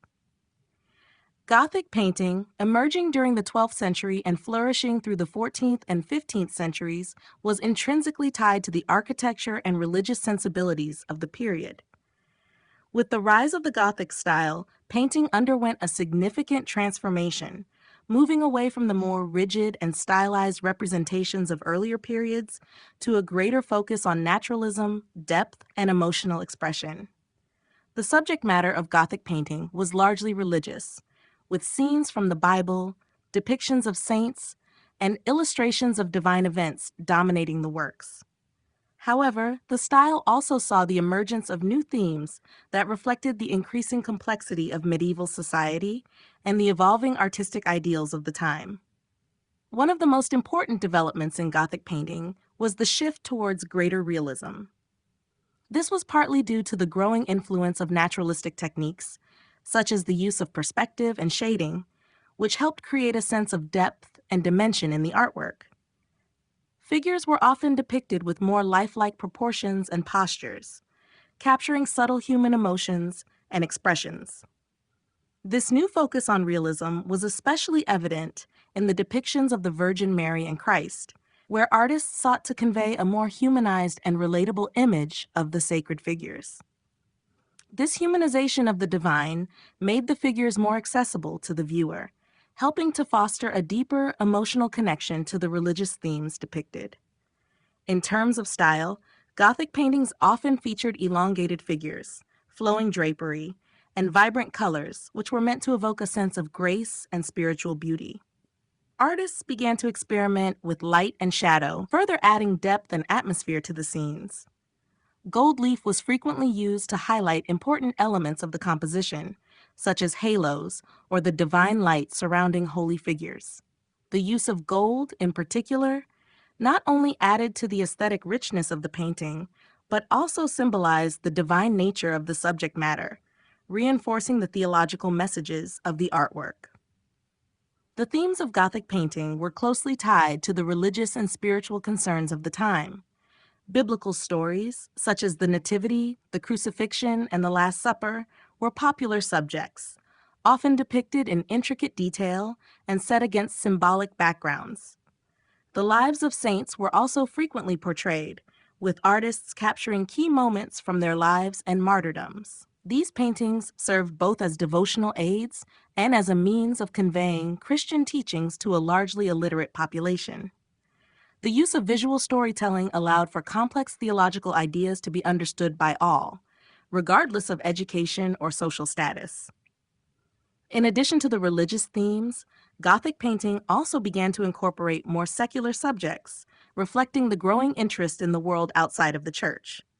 Courtly love, allegorical scenes, and portraits of the nobility began to emerge, with artists depicting the daily lives of aristocracy, as well as abstract themes like virtue, morality, and human behavior. This broadening of subject matter marked a shift in the way art was conceived, moving away from solely religious motifs toward a more complex representation of medieval society.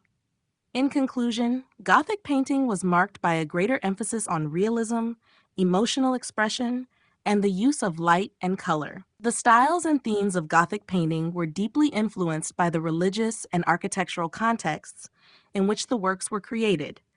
Yet the period also saw the introduction of more secular themes, reflecting the changing nature of society. Through their vivid imagery, elaborate details, and emotional depth, Gothic paintings sought to elevate the spiritual experience while also reflecting the human condition in a world that was rapidly evolving. The transition from Byzantine to Gothic painting. The transition from Byzantine to Gothic painting marks a significant shift in artistic style and cultural values, one that reflects broader changes in the medieval world.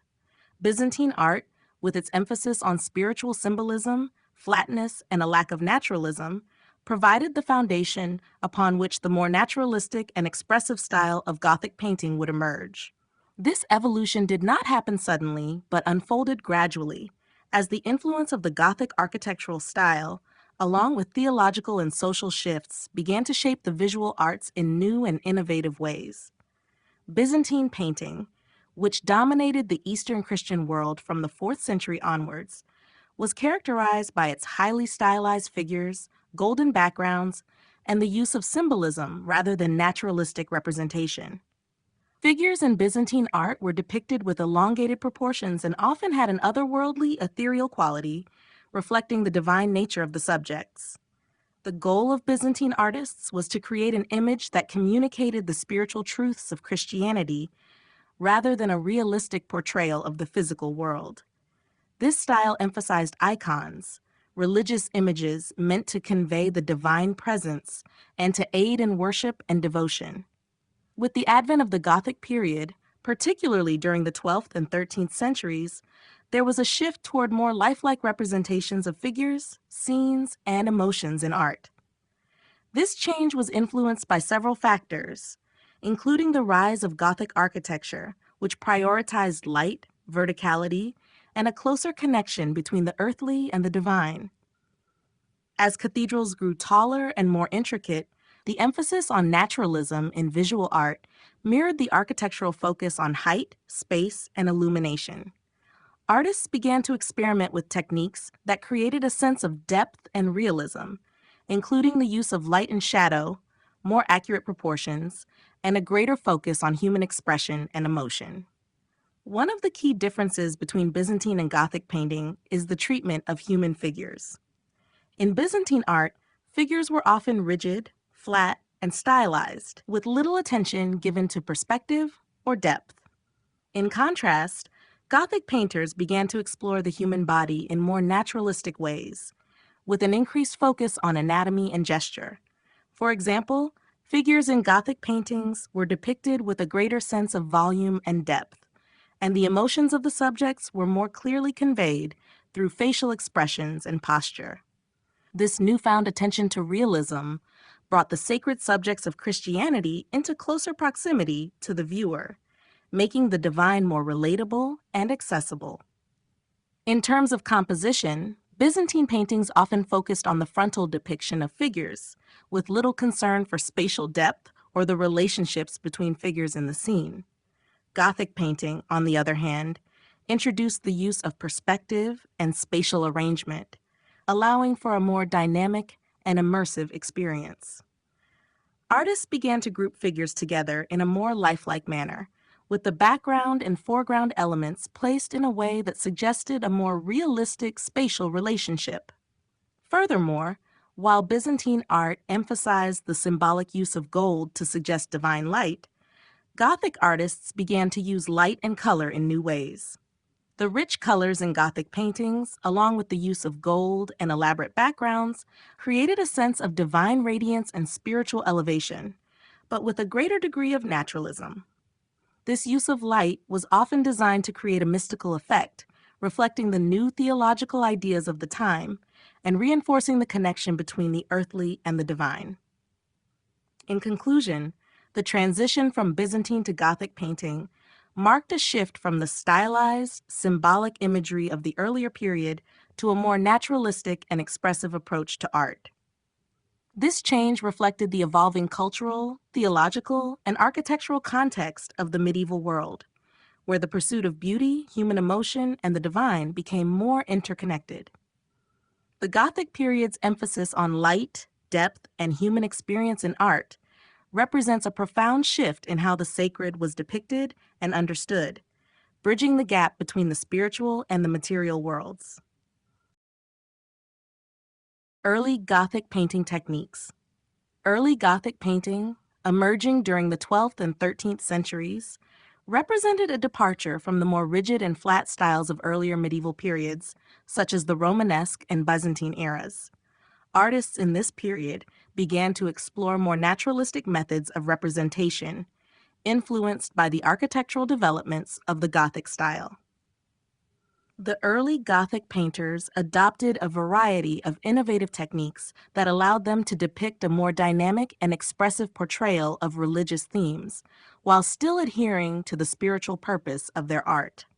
These techniques, though still rooted in tradition, marked the beginning of a broader shift toward realism and emotional depth in Western European art. One of the key features of early Gothic painting was the development of a more sophisticated use of light and shadow. While earlier medieval art was characterized by flat, two-dimensional forms with little attention to light or perspective, Gothic artists began experimenting with ways to create depth and volume.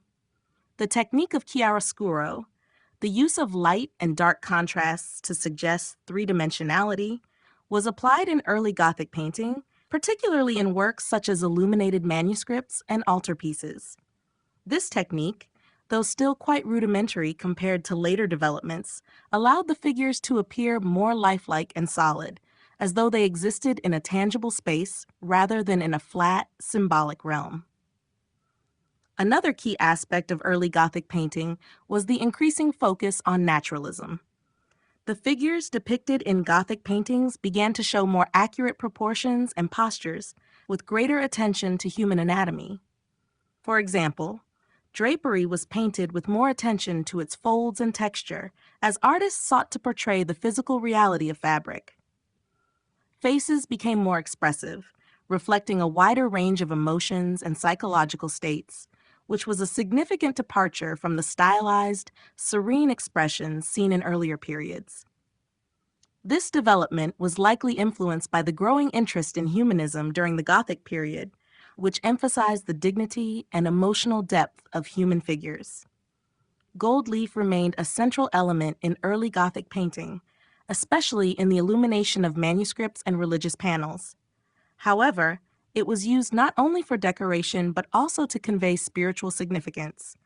Gold was used to create halos, divine light, and to highlight the sacred nature of certain figures, such as Christ or the Virgin Mary. The shimmering quality of gold leaf helped to emphasize the otherworldly and transcendent nature of the divine, even as artists increasingly embraced naturalistic depictions of the earthly world. Early Gothic artists also began to use vibrant colors more intensively. Pigments like lapis lazuli, vermilion, and gold were used in the creation of rich, luminous backgrounds and detailed figures. These bright colors, applied in tempera or mixed with egg yolk, brought a sense of life and vibrancy to the images, further enhancing their emotional and spiritual impact. This attention to color was consistent with the Gothic emphasis on light, as the vivid hues helped create an atmosphere that conveyed the presence of the divine. While early Gothic painting was still largely religious in theme, there was also a growing interest in depicting more narrative scenes with intricate detail. Biblical stories were increasingly portrayed in ways that allowed viewers to understand complex theological ideas through visual storytelling. As artists refined their techniques, they began to create more elaborate compositions with figures placed in natural settings, engaging in actions that conveyed specific meanings. These scenes, often framed within architectural or landscape elements, demonstrated a move toward more dynamic and three-dimensional space, laying the groundwork for the development of perspective in later Gothic and Renaissance art. In conclusion, early Gothic painting was marked by a shift towards greater naturalism, attention to light and shadow, and the development of more expressive forms of visual storytelling. Though still deeply tied to religious themes, these early techniques foreshadowed the evolution of Western art into the more realistic and emotionally resonant depictions that would emerge in the later stages of the Gothic period and beyond. Through the refinement of light, color, and form, early Gothic artists laid the foundation for the artistic developments that would define the late Middle Ages and the Renaissance. The rise of portraiture and naturalism. The rise of portraiture and naturalism in Gothic painting marked a significant shift in the way artists approached the representation of individuals and the world around them. As the Gothic period progressed, artists began to move away from strictly religious iconography, which had dominated medieval art, and instead focused on creating more lifelike and personalized depictions of people. This movement toward greater realism reflected broader changes in society, particularly the growing influence of the bourgeoisie, the nobility's increasing emphasis on personal identity, and the increasing importance of individualism. In the early stages of the Gothic period, religious subjects, such as scenes from the Bible, were the predominant themes in art. Artists adhered to established conventions that emphasized spiritual symbolism over lifelike representation. However, as the 13th century unfolded, there was a growing interest in depicting people with greater naturalism. This was partly due to a shift in artistic techniques, as painters and illuminators began to experiment with more accurate proportions, facial expressions, and body postures. The portrayal of figures became more three-dimensional, with attention to light and shadow to create depth and volume, a marked departure from the flat and symbolic depictions of earlier periods. The development of portraiture, though still in its early stages during the Gothic period, was part of this growing interest in individualism. While earlier medieval portraits were often generic and symbolic, depicting saints or biblical figures, Gothic portraiture sought to represent real people, capturing their likenesses and unique features. The earliest examples of Gothic portraiture can be found in illuminated manuscripts where nobles, clergy, and wealthy patrons were often depicted in a more individualized manner. These portraits were not just about showing an individual's physical appearance, but also aimed to convey the subject's personality, social status, and sometimes even their spiritual devotion. The move toward naturalism in Gothic art was also influenced by the increasing availability of tools and techniques that allowed for more detailed and accurate representations. Advances in the use of tempera paints, as well as the incorporation of oil paints in later Gothic art, allowed artists to achieve finer details and subtler gradations of color, contributing to a more lifelike appearance. In addition, Gothic artists paid closer attention to the human figure, studying anatomy to ensure more accurate proportions and gestures. This growing focus on realism allowed for the creation of portraits that conveyed a sense of presence and individuality, helping to establish portraiture as a vital genre in the centuries to come. While religious themes remained central to Gothic art, the rise of portraiture and naturalism marked a shift in the focus of art from the purely spiritual to the human experience. Portraits of saints, kings, and patrons began to depict them not only as divine or heroic figures, but also as individuals with distinct personalities, emotions, and stories. This change reflected broader shifts in medieval society, including the rise of the merchant class and a growing interest in personal identity and social status. For the first time, individuals were portrayed not just as anonymous figures in religious narratives, but as distinct, recognizable people, an idea that would continue to evolve in later art movements, particularly during the Renaissance. In conclusion, the rise of portraiture and naturalism in Gothic painting represents a crucial development in the history of Western art. By focusing on the realistic portrayal of individuals and their unique characteristics, Gothic artists set the stage for the later flourishing of portraiture and the more detailed humanistic art of the Renaissance. This shift toward naturalism and individualism not only transformed the way people were depicted in art, but also reflected the changing values of a society increasingly focused on personal identity, human experience, and the tangible world around them. Iconography in Gothic paintings. Iconography in Gothic paintings played a crucial role in conveying complex religious and moral messages to a largely illiterate population. As the Gothic period unfolded, artists employed a rich visual language of symbols and imagery to communicate biblical stories, saintly virtues, and divine truths.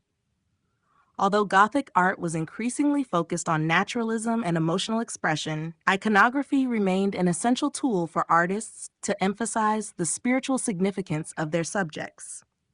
The symbols embedded in Gothic paintings helped viewers understand deeper theological ideas and facilitated a more personal and devotional connection to the religious themes being portrayed.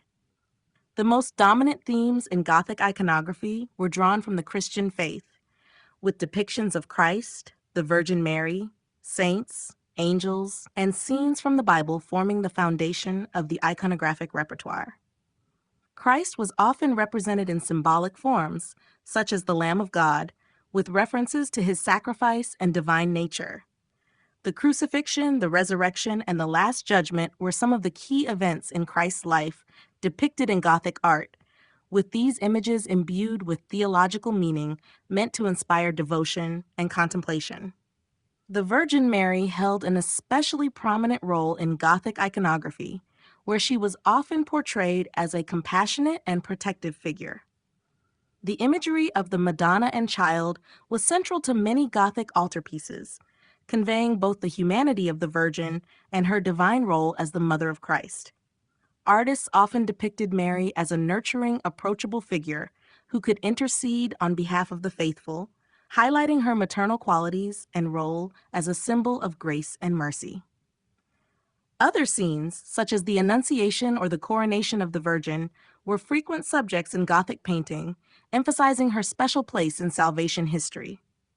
Saints were another central subject in Gothic iconography, each saint depicted with their distinct attributes that identified their life stories or martyrdoms.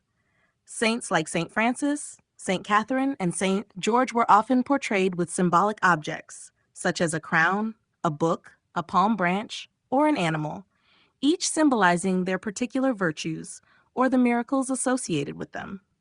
The inclusion of these attributes helped viewers quickly recognize the saints and understand their roles in Christian history. Angels, too, played a significant role in Gothic iconography, often depicted as divine messengers between heaven and earth. Their ethereal presence in Gothic paintings conveyed a sense of the supernatural realm and reinforced the spiritual hierarchy of the divine. The iconic image of the angel with wings was used to evoke the transcendent nature of the heavenly messengers, whose presence symbolized the connection between God and humanity. In addition to these religious themes, Gothic paintings also incorporated symbols drawn from nature, such as flowers, animals, and trees, each carrying its own meaning. For example, lilies were often associated with purity, while roses symbolized the Virgin Mary. These natural symbols, combined with Christian iconography, created a rich visual language that reinforced both the sacred and symbolic meanings of the artwork.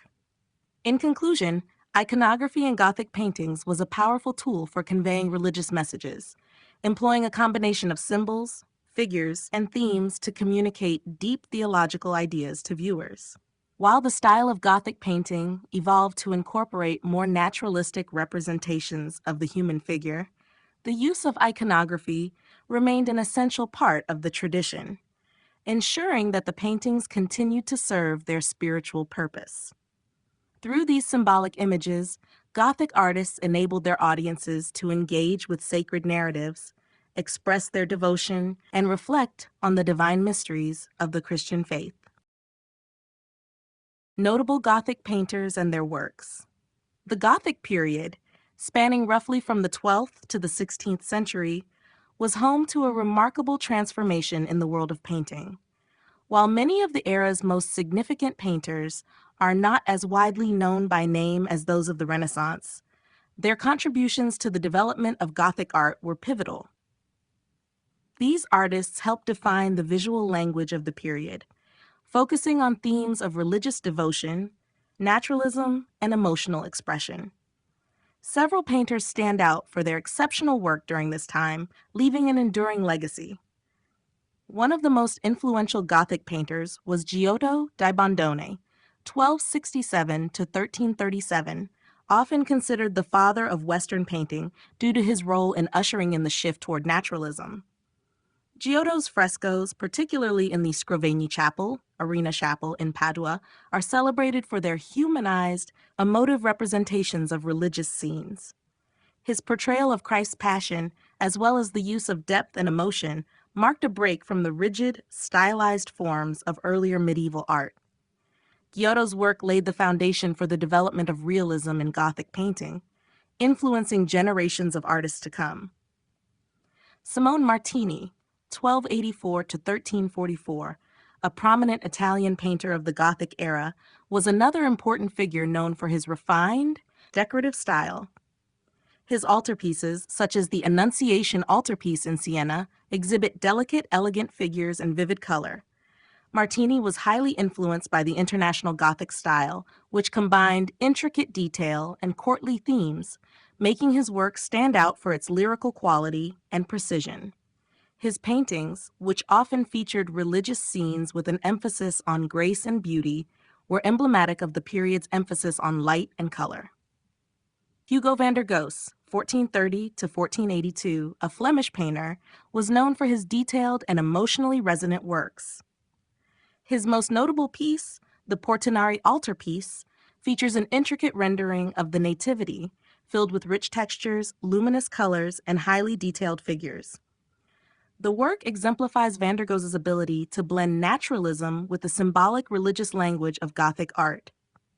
His emotional depth, particularly in portraying the figure's expressions and interactions, marked him as one of the foremost Northern European painters of the period.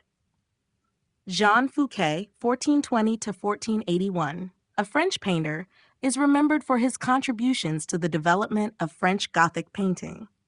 His Milan diptych, a dual-panel altarpiece, is one of his most well-known works, showcasing a combination of detailed portraits and symbolic religious imagery.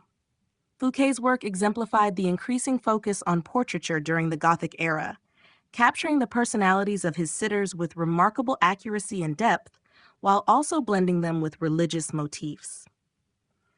The Master of the Flamel, active around 1425 to 1435, an unknown artist, is another key figure whose works, such as the Merode altarpiece, reflect the evolving tastes of the late Gothic period.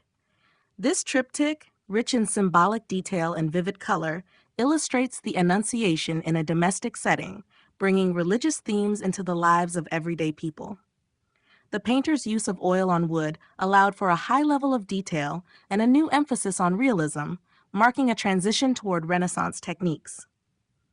In England, Richard de Wimbish, flow 14th century, and Henry of Blois, c. 1380 to 1454, are notable for their contributions to illuminated manuscripts, blending Gothic and early Renaissance influences. Their work in creating detailed, brightly colored religious scenes helped preserve the Gothic style during a time of transition to new artistic trends. In conclusion, notable Gothic painters like Giotto, Martini, van der Goes, Fouquet, and others helped shape the visual identity of the Gothic period. Their contributions spanned religious iconography, naturalistic portraits, and emotional storytelling, creating a rich artistic legacy that would influence later movements, particularly the Renaissance. While their names may not be as universally recognized as those of later artists, their impact on the development of European art cannot be overstated.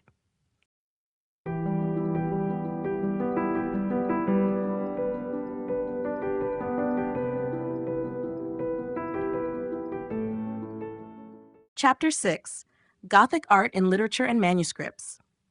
Gothic art extended beyond visual forms of expression and had a profound impact on literature and manuscripts during the medieval period. Just as Gothic architecture transformed the landscape of cathedrals and churches, Gothic art in literature found its place in the illuminated manuscripts, religious texts, and secular works of the time. These manuscripts, often lavishly decorated and meticulously crafted, played a key role in the transmission of knowledge, culture, and religious thought, bridging the gap between the sacred and the secular. One of the central features of Gothic literature was its deep connection to the Christian faith, which permeated religious texts, hymns, and prayers. Illuminated manuscripts were created to accompany religious texts, such as the Bible, Psalters, and books of hours. These manuscripts were often hand-copied by scribes and richly adorned with vibrant illustrations that depicted biblical stories, saints, angels, and scenes of divine intervention. The lavish use of gold leaf, intricate borders, and detailed miniature paintings in these manuscripts reflected the sacred nature of the texts they accompanied. In these works, the images often served as a visual interpretation of the written word, helping illiterate individuals to grasp the narrative and spiritual meaning of the stories. The art in these manuscripts was a powerful tool for devotion and meditation. For example, in books of hours, which were personal prayer books, the images of saints, biblical scenes, and religious symbols created a visual experience designed to aid the reader in their spiritual practice. The images provided a focal point for prayer and reflection, reinforcing the text's messages and guiding the faithful in their devotions. The illumination in these works was not merely ornamental, but an essential part of the religious and meditative experience of the user. Beyond the religious sphere, Gothic art also found its place in secular literature. Works such as chivalric romances, courtly love poetry, and historical chronicles began to be produced with the same meticulous attention to detail as religious manuscripts. These texts, often commissioned by wealthy patrons, reflected the growing sophistication of medieval society and the expanding role of literature as a form of entertainment and instruction. Secular manuscripts often featured elaborate illustrations, sometimes portraying knights, ladies, and heroic deeds, giving these stories a visual dimension that enhanced their appeal. The development of the Gothic style in manuscript illumination is also closely linked to the increasing use of Gothic script. This script, with its pointed arches and ornate flowing forms, was itself a visual representation of the Gothic aesthetic. The intricate lettering, often complemented by flourishes and decorative motifs, mirrored the architectural features of the time and contributed to the overall visual impact of the manuscripts. In conclusion, Gothic art in literature and manuscripts represents a vibrant intersection of visual and written culture. Whether in the form of religious texts or secular literature, illuminated manuscripts provided a means for the transmission of knowledge, culture, and spirituality.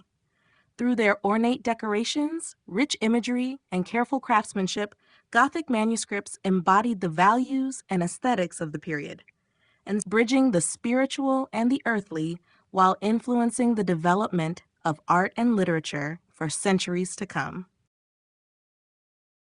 Gothic manuscripts, the role of script and decoration.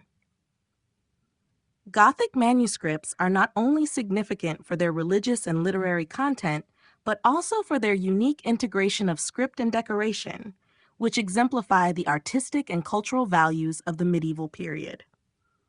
The combination of intricate calligraphy and elaborate illustrations in these manuscripts played a central role in the transmission of knowledge, serving both as vehicles for spiritual devotion and as expressions of artistic achievement. The distinctive features of Gothic script and decoration are crucial in understanding the aesthetic qualities that define this period and the purpose these manuscripts served within medieval society. One of the most defining aspects of Gothic manuscripts is the development of Gothic script, which replaced the more rounded, less formal Carolingian minuscule used in earlier manuscripts. Gothic script is characterized by its sharp, angular forms, with letters that appear more compact and upright compared to earlier styles. This script was designed to maximize space and allow for more text to be packed onto a page, reflecting the intellectual and religious emphasis on the written word. The introduction of pointed arches and narrow, vertical strokes mirrored the architectural elements of Gothic cathedrals, creating a visual harmony between the written and the built world. The precision and complexity of Gothic script not only made manuscripts more legible, but also conveyed a sense of structure and order that was central to the intellectual and spiritual endeavors of the time. Alongside the script, the decoration of Gothic manuscripts was an essential aspect of their appeal and function.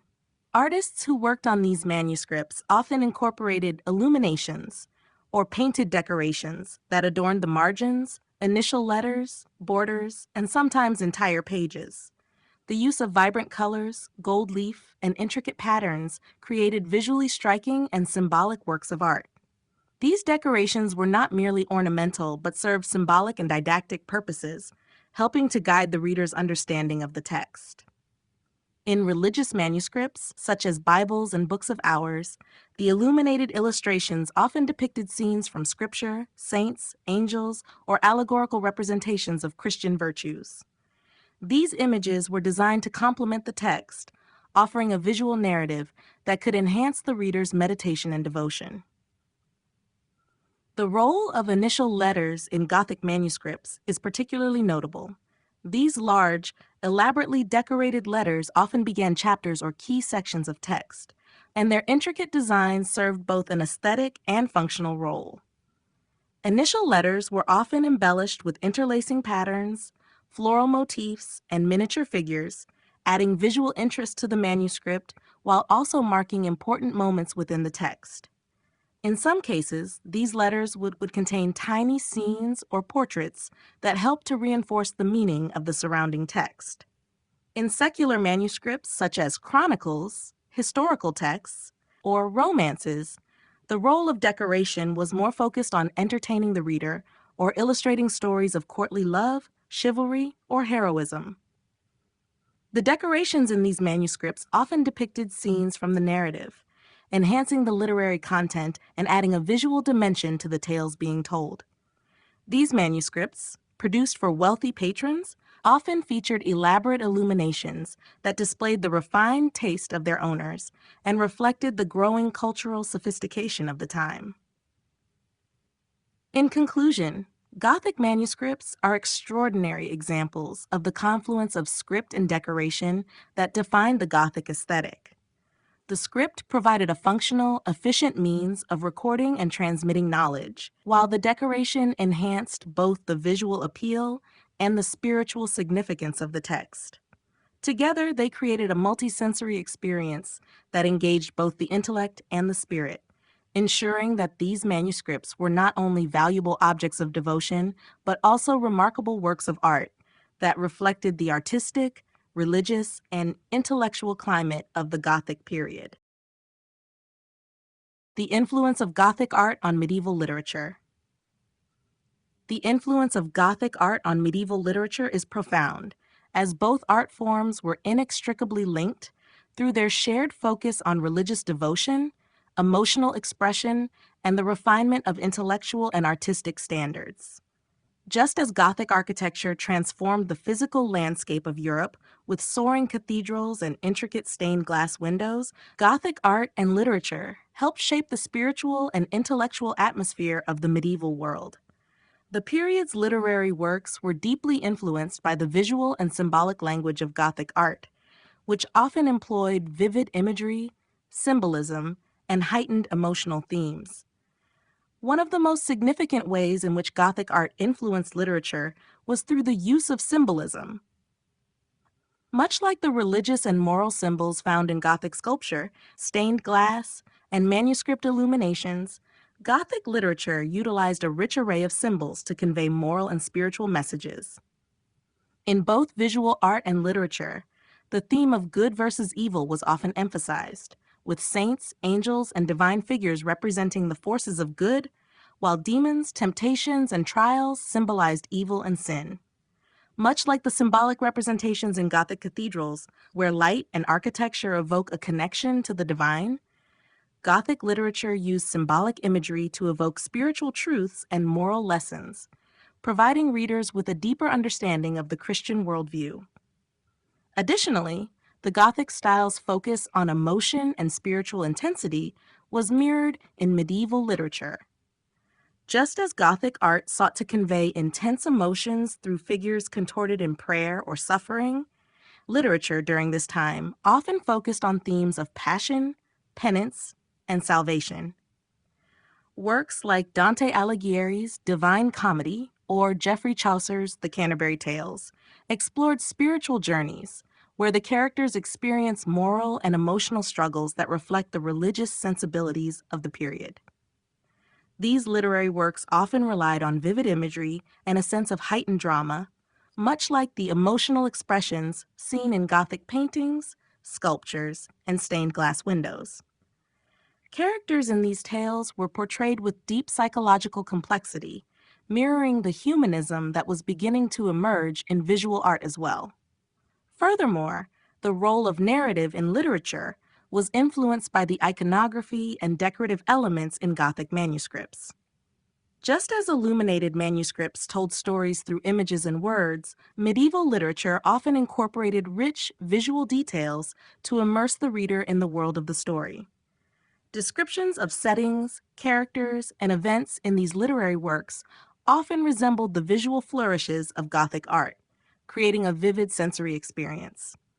For example, in the chivalric romances of the time, elaborate courtly scenes, descriptions of knights in shining armor, and depictions of noble quests all reflect the same decorative richness found in Gothic manuscript illuminations. Finally, the spiritual dimension of Gothic art also deeply resonated in medieval literature. Many works during the Gothic period had a religious or allegorical component, with characters and plots designed to reflect Christian virtues and teachings.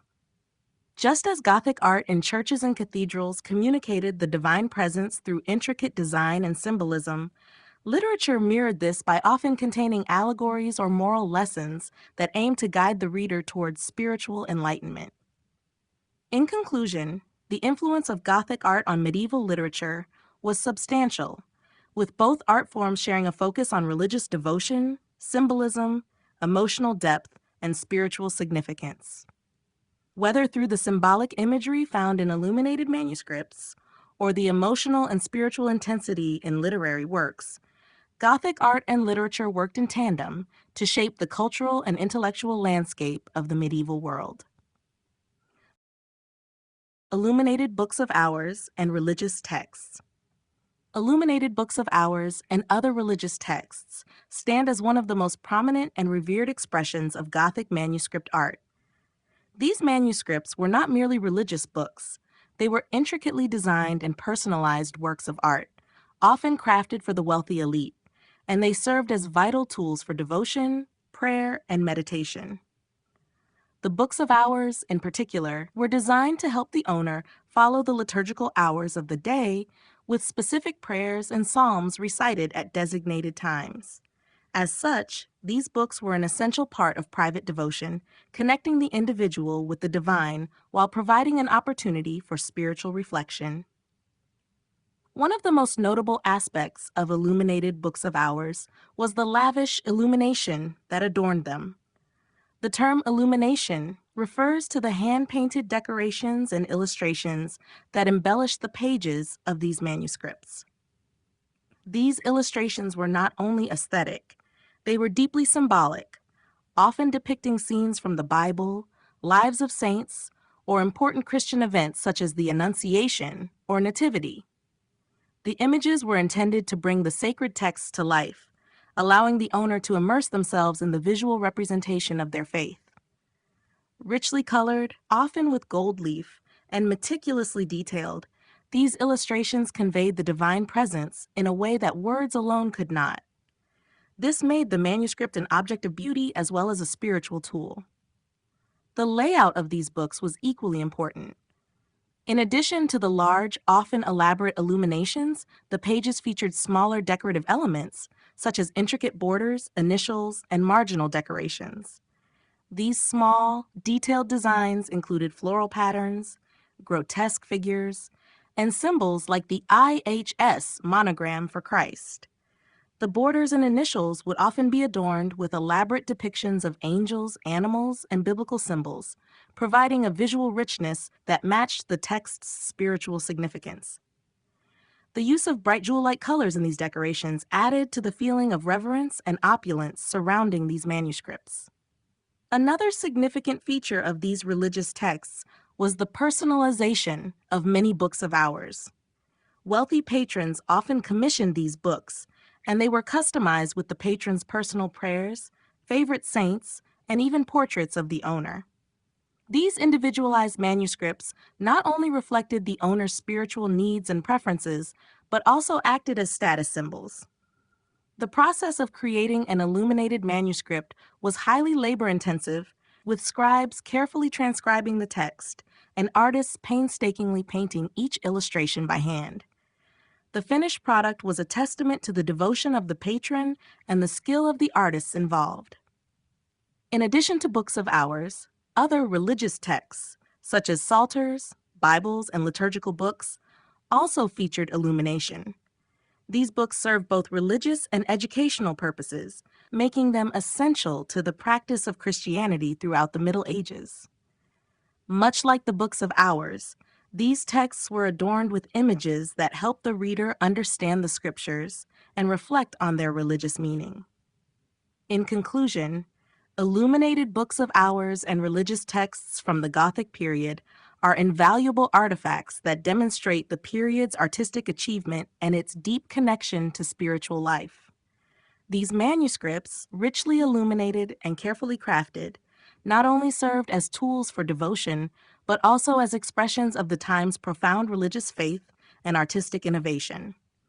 Their ornate design continues to captivate the imagination and offer insight into the medieval experience of the divine. The development of Gothic narrative art. The development of Gothic narrative art represents a significant evolution in the way stories were conveyed through visual mediums during the medieval period. As the Gothic style spread across Europe, it began to influence a wide range of artistic forms, including sculpture, stained glass, manuscript illumination, and painting. In particular, Gothic narrative art sought to portray complex religious, moral, and historical stories in a way that was both engaging and instructive.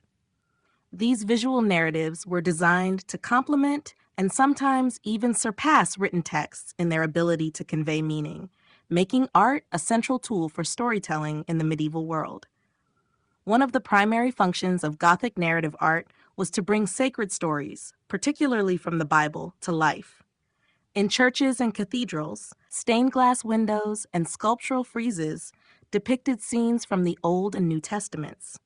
These scenes were often arranged in chronological order or grouped by theme, providing a visual timeline that allowed viewers to follow the story of salvation.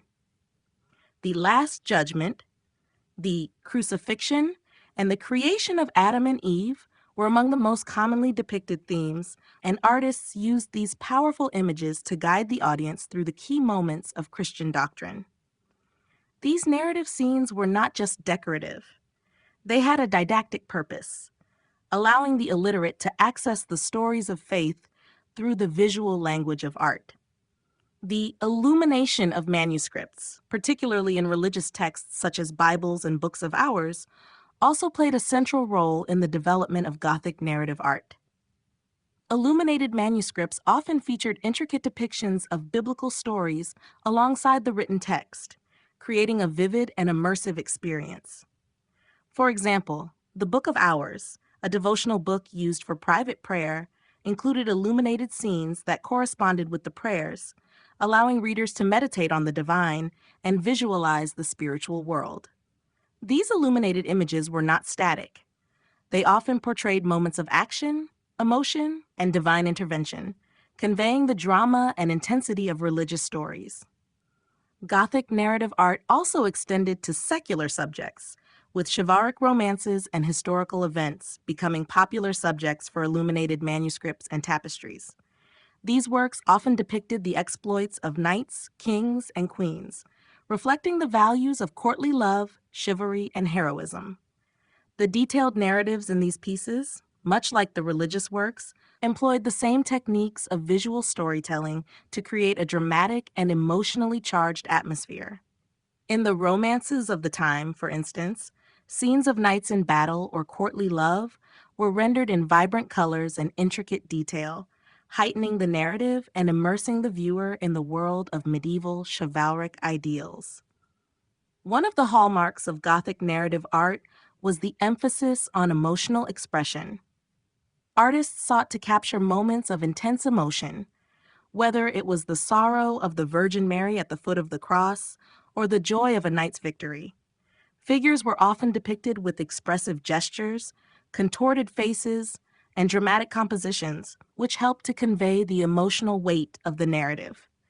This heightened emotional realism was a departure from the more restrained and symbolic figures seen in earlier medieval art. In conclusion, the development of Gothic narrative art was integral to the evolution of visual storytelling in the medieval period. Whether religious or secular, Gothic art used narrative techniques to engage the viewer in a profound, emotional, and educational experience. Through the use of vivid imagery, dramatic scenes, and symbolic meanings, Gothic narrative art transformed the way stories were told, creating lasting visual impressions that continue to resonate with audiences today. The relationship between literature and visual arts in the Gothic period.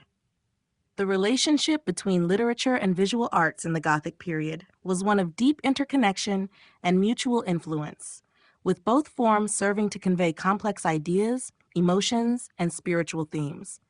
In medieval society, art and literature were often inseparable in the communication of religious devotion, moral lessons, and cultural ideals. While literature provided the words and narrative, visual arts brought those stories and concepts to life, creating a multisensory experience that engaged the intellect, imagination, and emotions of the viewer. This dynamic is especially evident in the Gothic period, where the two realms work together to reinforce one another, creating a unified artistic and intellectual vision. One of the clearest examples of the relationship between literature and visual arts can be seen in the illuminated manuscripts of the Gothic period.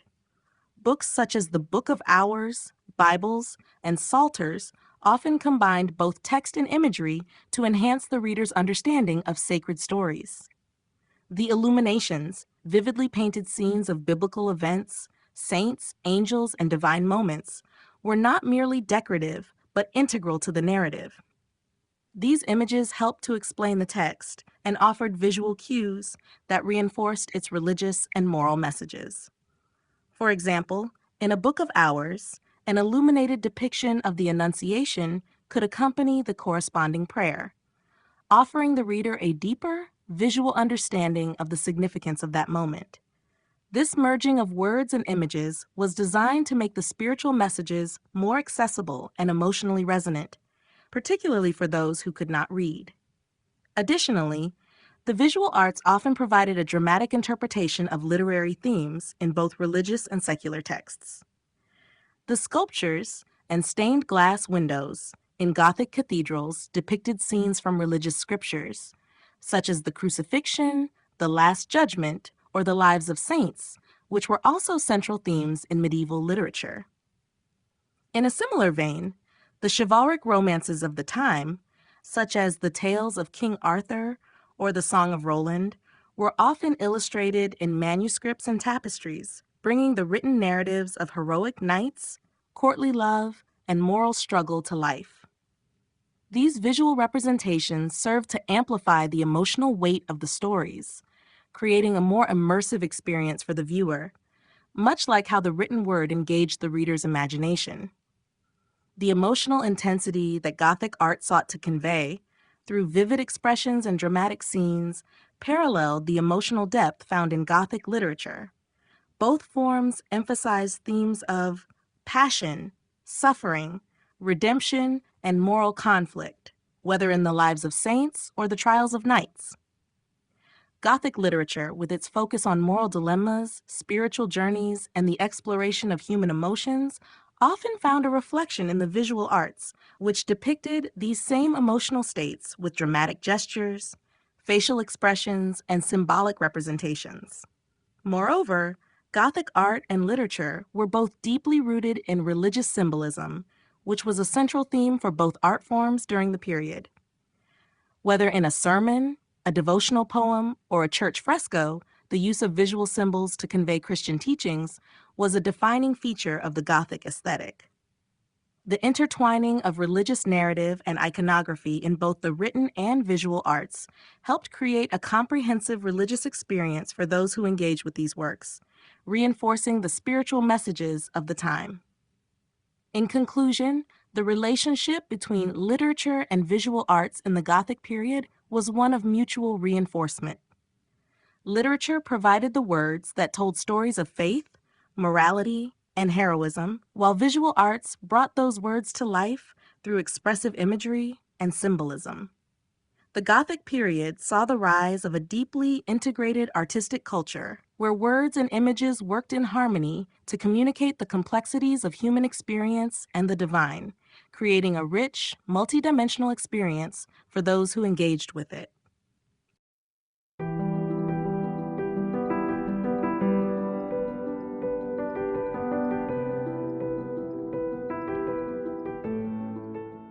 Chapter 7. The Role of Gothic Art in Religious Devotion. Gothic art played a pivotal role in the religious devotion of the medieval period, serving as both a tool for spiritual engagement and a means of elevating the divine presence in the everyday lives of believers. As a reflection of the Church's central role in medieval society, Gothic art was designed to inspire awe, reverence, and contemplation, guiding individuals toward a deeper connection with God. Through its architecture, sculpture, stained glass, and illuminated manuscripts, Gothic art helped make the divine more accessible to both the literate and illiterate, translating religious teachings into a visual language that resonated deeply with the viewer's senses and emotions. One of the most direct ways Gothic art influenced religious devotion was through the architecture of the period, particularly the construction of grand cathedrals. These towering structures, with their soaring spires, pointed arches, and expansive stained glass windows, were designed to symbolize the divine presence.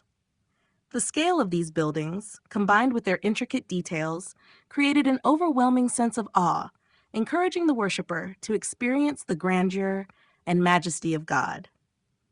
The cathedrals were designed not just as places of worship, but as representations of heaven on earth, with their verticality directing the gaze of the faithful upward toward the divine. The play of light through the stained glass was also a key feature in enhancing the religious experience. The colorful depictions of biblical stories in the windows provided both illumination and inspiration, immersing the worshiper in sacred narratives as they bathed in the ethereal light.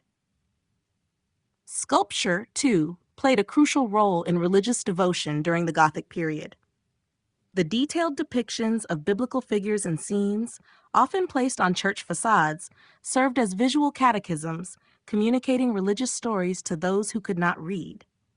The Last Judgment, for example, was a common theme in Gothic sculpture, reminding viewers of the consequences of sin and the promise of salvation. These sculptures served as moral guides, instructing the faithful on Christian teachings about virtue, redemption, and divine justice.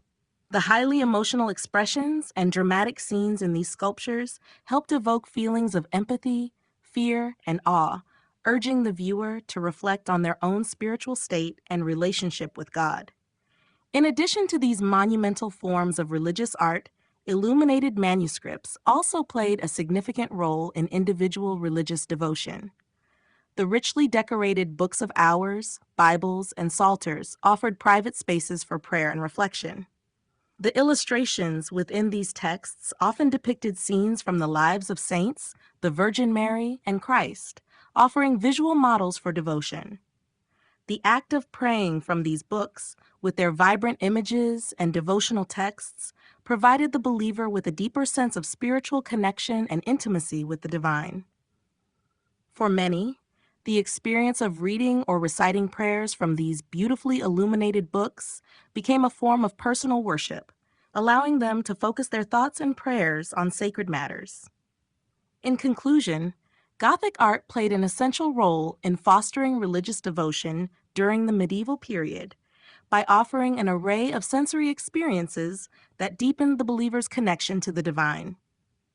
From the awe-inspiring architecture of the cathedrals to the intimate prayers facilitated by illuminated manuscripts, Gothic art made the spiritual world tangible and accessible. It provided a means for the faithful to engage with religious stories, contemplate their own morality, and cultivate a stronger relationship with God, reinforcing the central role of the Church in medieval life. Through its powerful emotional expression, Gothic art helped guide the faithful toward a more profound and lasting devotion. The Church as a patron of the arts. During the Gothic period, the Church was the most significant patron of the arts, commissioning works that not only served religious purposes, but also symbolized the Church's power and authority in medieval society. As the central institution of the Middle Ages, the Church's influence extended beyond spiritual matters, shaping the cultural, social, and intellectual landscape. The Church's patronage allowed artists to create monumental works of architecture, sculpture, painting, and illuminated manuscripts that communicated Christian teachings, enhanced worship, and conveyed the divine presence to the faithful. The Church's involvement in the arts was largely motivated by its mission to educate and inspire devotion among the population. The vast majority of medieval people were illiterate, and thus visual representations of religious stories were essential in teaching the Christian faith. Stained glass windows, sculptures, and frescoes were used in churches and cathedrals to visually depict scenes from the Bible, the lives of saints, and the Virgin Mary, making sacred narratives accessible to the masses. The use of art to communicate religious teachings was a powerful tool in the hands of the clergy, allowing them to guide the faithful in their spiritual journey and reinforce Christian doctrine. Architectural projects were among the most ambitious works commissioned by the Church during the Gothic period. The construction of grand cathedrals, such as Notre Dame de Paris and Chartres Cathedral, was often initiated and financed by the Church. These monumental buildings were designed to inspire awe and reverence, reflecting the majesty of God through their soaring spires, intricate facades, and expansive interiors. The Church's investment in these massive structures was not only an expression of faith, but also a demonstration of its wealth and power. Cathedrals served as the focal point for community worship, and their grandeur communicated the Church's divine authority. In addition to architecture, the Church was a patron of sculpture and painting, commissioning works to decorate churches, chapels, and altars. These artistic commissions were intended to support worship and devotion by creating a sacred atmosphere. Statues of saints, the Virgin Mary, and Christ were placed in churches to serve as focal points for prayer and veneration. Altarpieces, often painted or sculpted, depicted biblical scenes that could be reflected upon during Mass, further enhancing the liturgical experience. The religious imagery used in these works was not just decorative. It was an essential part of the worship environment, helping the faithful to meditate on sacred events and develop a deeper spiritual connection. Illuminated manuscripts were another key area where the Church exercised its patronage. Monasteries and scriptoria were responsible for producing beautiful books that contained the scriptures, prayers, and other religious texts. These manuscripts were often lavishly decorated with gold leaf, vibrant colors, and intricate illustrations. For example, books of hours were commissioned by the wealthy elite, and even though their primary purpose was personal devotion, the church approved of their use as instruments of private prayer. These manuscripts offered a way for individuals to connect with God on a personal level, while also adhering to the structured religious practices endorsed by the church. In conclusion, the church was the primary patron of the arts during the Gothic period, commissioning works that both served religious and social purposes. Its patronage helped shape the art of the time, ensuring that visual expressions of faith were deeply integrated into the lives of the faithful.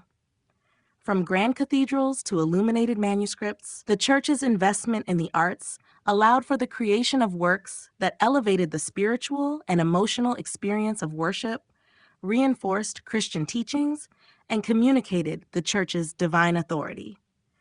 The legacy of these artistic endeavors continues to influence religious and cultural traditions today. Religious themes in Gothic art. Religious themes were at the heart of Gothic art, reflecting the period's deep connection to Christianity and the church's central role in daily life. The Gothic era was defined by an increased focus on spirituality, with art serving as both a tool for devotion and a means to express the divine. Throughout the Gothic period, artists explored themes from the Bible, the lives of saints, the Virgin Mary, and Christ, creating a visual narrative that both educated and inspired the faithful. The religious imagery found in Gothic art served to elevate the spiritual experience, transforming ordinary spaces into sacred environments. One of the most prominent religious themes in Gothic art was the depiction of biblical scenes. Cathedrals and churches became canvases for large-scale representations of stories from both the Old and New Testaments. In the stained glass windows, frescoes, and sculptures, stories of creation, the life of Christ, and the Last Judgment were common subjects. These artworks helped narrate the Christian faith to a largely illiterate population, making sacred texts accessible to all through the visual medium. The vivid, often dramatic portrayal of these biblical events aimed to draw the viewer into a deeper understanding of the divine and encourage reflection on Christian teachings. Another central theme in Gothic religious art was the veneration of the Virgin Mary. As the Church's ideal of divine motherhood and purity, the Virgin Mary became one of the most frequently depicted figures in Gothic art. Her representations ranged from the tender and intimate scenes of the Madonna and Child to grand depictions of the coronation of the Virgin in heavenly glory. The emphasis on Mary in Gothic art reflected the growing importance of her role in the medieval religious imagination. The depiction of her in art was intended to inspire devotion and provide a model for piety and motherhood, offering the faithful a powerful intercessor between them and God. The Passion of Christ was also a dominant theme in Gothic religious art. Artists frequently depicted Christ's suffering and sacrifice through scenes of the crucifixion, the descent from the cross, and the resurrection. These depictions often emphasize the emotional intensity of Christ's passion, highlighting his physical pain and spiritual triumph. These works were designed to elicit strong emotional responses from the viewer, encouraging empathy, repentance, and a renewed commitment to the Christian faith. In addition to biblical narratives, Gothic art also explored the lives of saints and martyrs, providing examples of Christian virtue and sacrifice. The saints were portrayed as models of holiness, their lives serving as a guide to the faithful. These images were not only educational, but also served as objects of veneration, with many churches containing relics and altars dedicated to saints. The saints' lives, filled with miraculous deeds, visions, and martyrdoms, provided a visual language through which artists could convey the ideals of Christian morality. In conclusion, religious themes in Gothic art were essential in shaping the spiritual life of the medieval period. The visual storytelling found in cathedrals, manuscripts, and sculptures provided both education and inspiration, fostering a deeper connection with the divine. through the exploration of biblical stories, the veneration of the Virgin Mary, the depiction of Christ's Passion, and the celebration of the lives of saints, Gothic art created a rich tapestry of religious devotion that continues to resonate in the present day. The influence of mysticism and spirituality. The influence of mysticism and spirituality played a significant role in shaping Gothic art, reflecting the profound religious fervor of the period. Mysticism, with its emphasis on direct, personal experiences of the divine, became increasingly important during the Gothic era.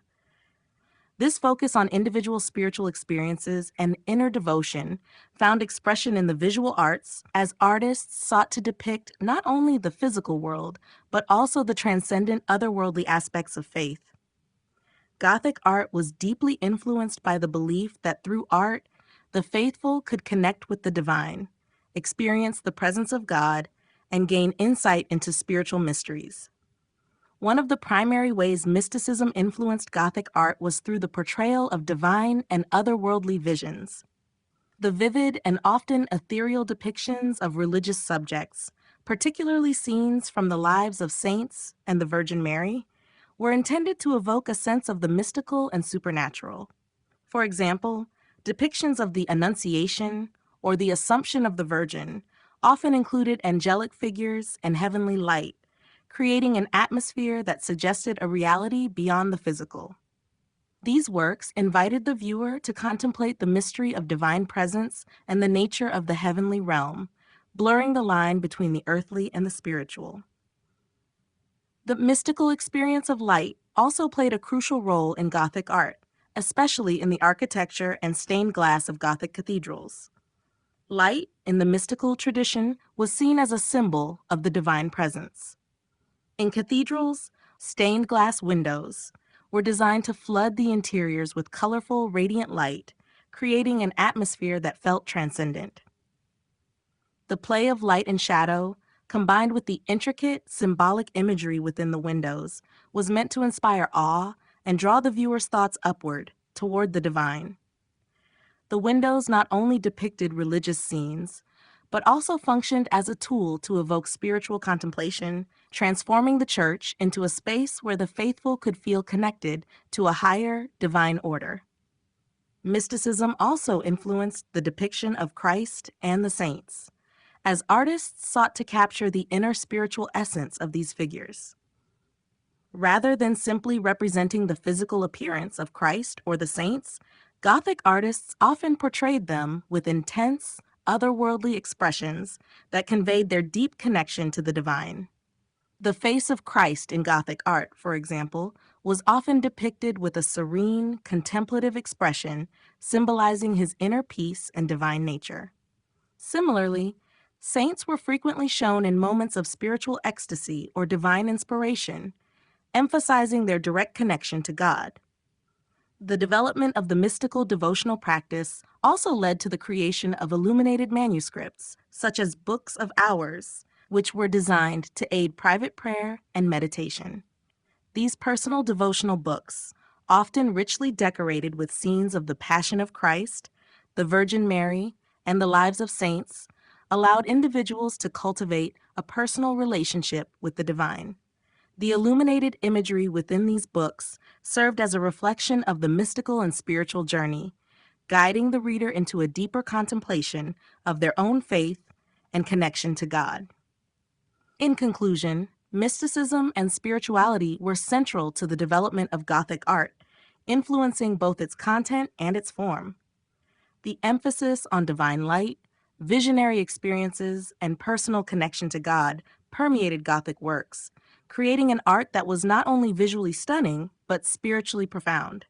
Gothic art's role in fostering mystical experiences allowed the faithful to transcend the material world and enter into a deeper relationship with the divine, making the spiritual mysteries of Christianity more accessible to the viewer and enriching the devotional life of the period.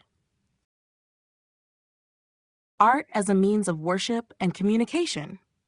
In the Gothic period, art served as a powerful means of worship and communication, allowing religious messages to transcend the limitations of language and reach a broader audience. The majority of the population was illiterate, and as a result, visual art became the most effective tool for conveying the stories, teachings, and mysteries of Christianity. The Church, as the primary patron of the arts, recognized the transformative power of art to inspire devotion and aid in spiritual reflection. Through paintings, sculptures, stained glass, and illuminated manuscripts, Gothic art became not just decorative, but deeply integrated into the practice of worship. One of the primary functions of Gothic art was to narrate biblical stories. Scenes from the Old and New Testaments, the lives of Christ and the Virgin Mary, and the acts of saints were commonly depicted in stained glass windows, frescoes, and sculptures. These visual representations served as a form of storytelling, making the sacred narratives accessible to a largely illiterate congregation. By depicting Christ's passion, the Last Judgment, or the miracles of saints, Gothic art helped communicate the fundamental tenets of Christian doctrine. For example, the intricate stained glass windows in cathedrals like Chartres Cathedral told biblical stories that could be understood at a glance, inviting the viewer into a direct relationship with the divine. Moreover, art functioned as a means of worship itself. Gothic churches were designed to evoke awe and reverence, with every element carefully planned to point the faithful toward God. The soaring architecture, with its pointed arches, ribbed vaults, and flying buttresses, directed the gaze upward, suggesting the heavens and divine majesty. This physical elevation mirrored the spiritual elevation that art was meant to inspire. Inside these sacred spaces, the presence of sculptures, altarpieces, and religious imagery filled the church with visual representations of the divine, creating an environment that invited both communal worship and individual contemplation. Statues of Christ, the Virgin, and saints were placed strategically in churches, providing focal points for prayer and reflection. Gothic art also served as a form of communication between the church and the people. While the clergy used these works to teach and reinforce Christian doctrine, the art also communicated a deeper spiritual message to the viewer. The symbolism embedded in Gothic works, such as the use of light in stained glass windows or the positioning of saints in altarpieces, served to guide the viewer's mind toward the divine. In this way, art became a spiritual language that transcended words, inviting worshipers into a direct encounter with the sacred. The emotional power of these works, whether through the suffering depicted in the Passion scenes or the serene beauty of the Madonna, communicated spiritual truths in a way that was immediately felt and understood by the faithful. In addition, art became a means of personal devotion. Illuminated manuscripts, such as books of hours, allowed individuals to participate in daily worship through personal prayer and meditation.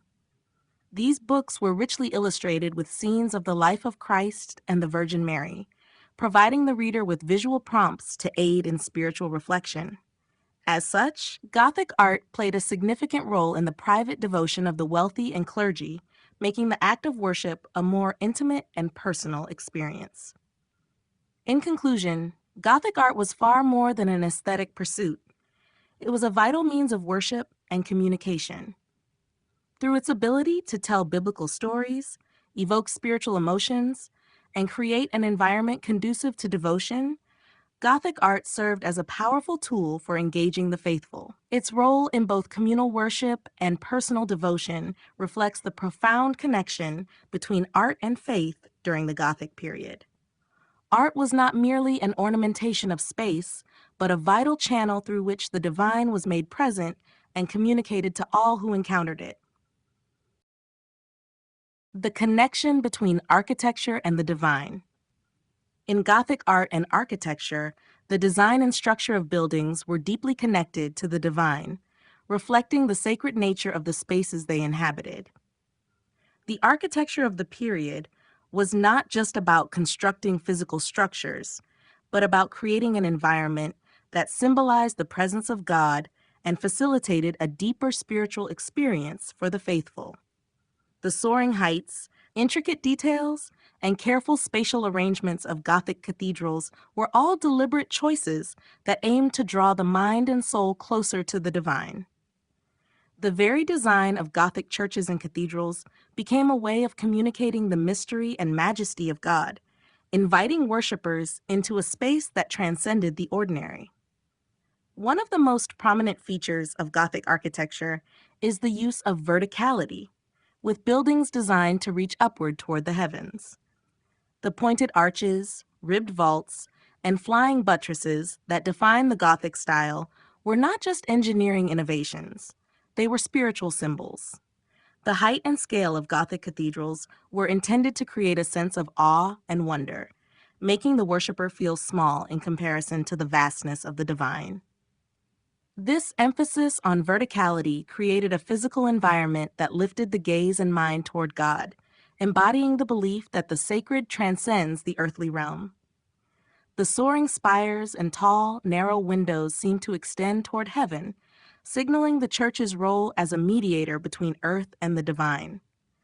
The play of light in Gothic cathedrals further reinforced this connection to the divine. Stained glass windows, often filling the walls of cathedrals with intricate biblical scenes and vibrant colors, allowed light to filter through in ways that transformed the space.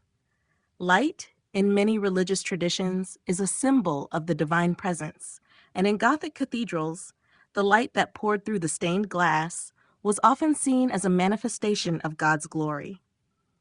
The interplay between the light and the colorful glass created an ethereal effect, enhancing the spiritual atmosphere of the space. As the sun moved throughout the day, the changing light in the cathedral reflected the passage of time and reminded worshippers of the eternal nature of God. The design of the nave and altar space in Gothic churches also highlighted the connection to the divine. The main altar was often placed in the east, aligning with the rising sun and symbolizing Christ as the light of the world. The architectural layout, with its central nave leading to the altar, visually guided the faithful toward the divine. The structure of the cathedral also reinforced the sacred hierarchy of the church, with the clergy at the altar and the congregation in the pews, emphasizing the church's role as the intermediary between the people and God. Moreover, the intricacy of the architecture was a form of devotion in itself. The detailed carvings, sculptures, and elaborate facades of Gothic cathedrals were not simply decorative, they were acts of worship. The creation of these works was viewed as an offering to God, a way of glorifying His name through human skill and creativity. Every element, from the grandeur of the building to the smallest decorative detail, was meant to reflect the divine beauty of the Creator. In conclusion, Gothic architecture was not merely a style of construction, it was a means of communicating the sacred. Through verticality, light, layout, and intricate design, Gothic cathedrals created spaces that reflected the divine and invited the worshiper to encounter God in a profound way. The architecture itself became a form of worship, connecting the physical world to the spiritual realm and elevating the human soul toward the heavens.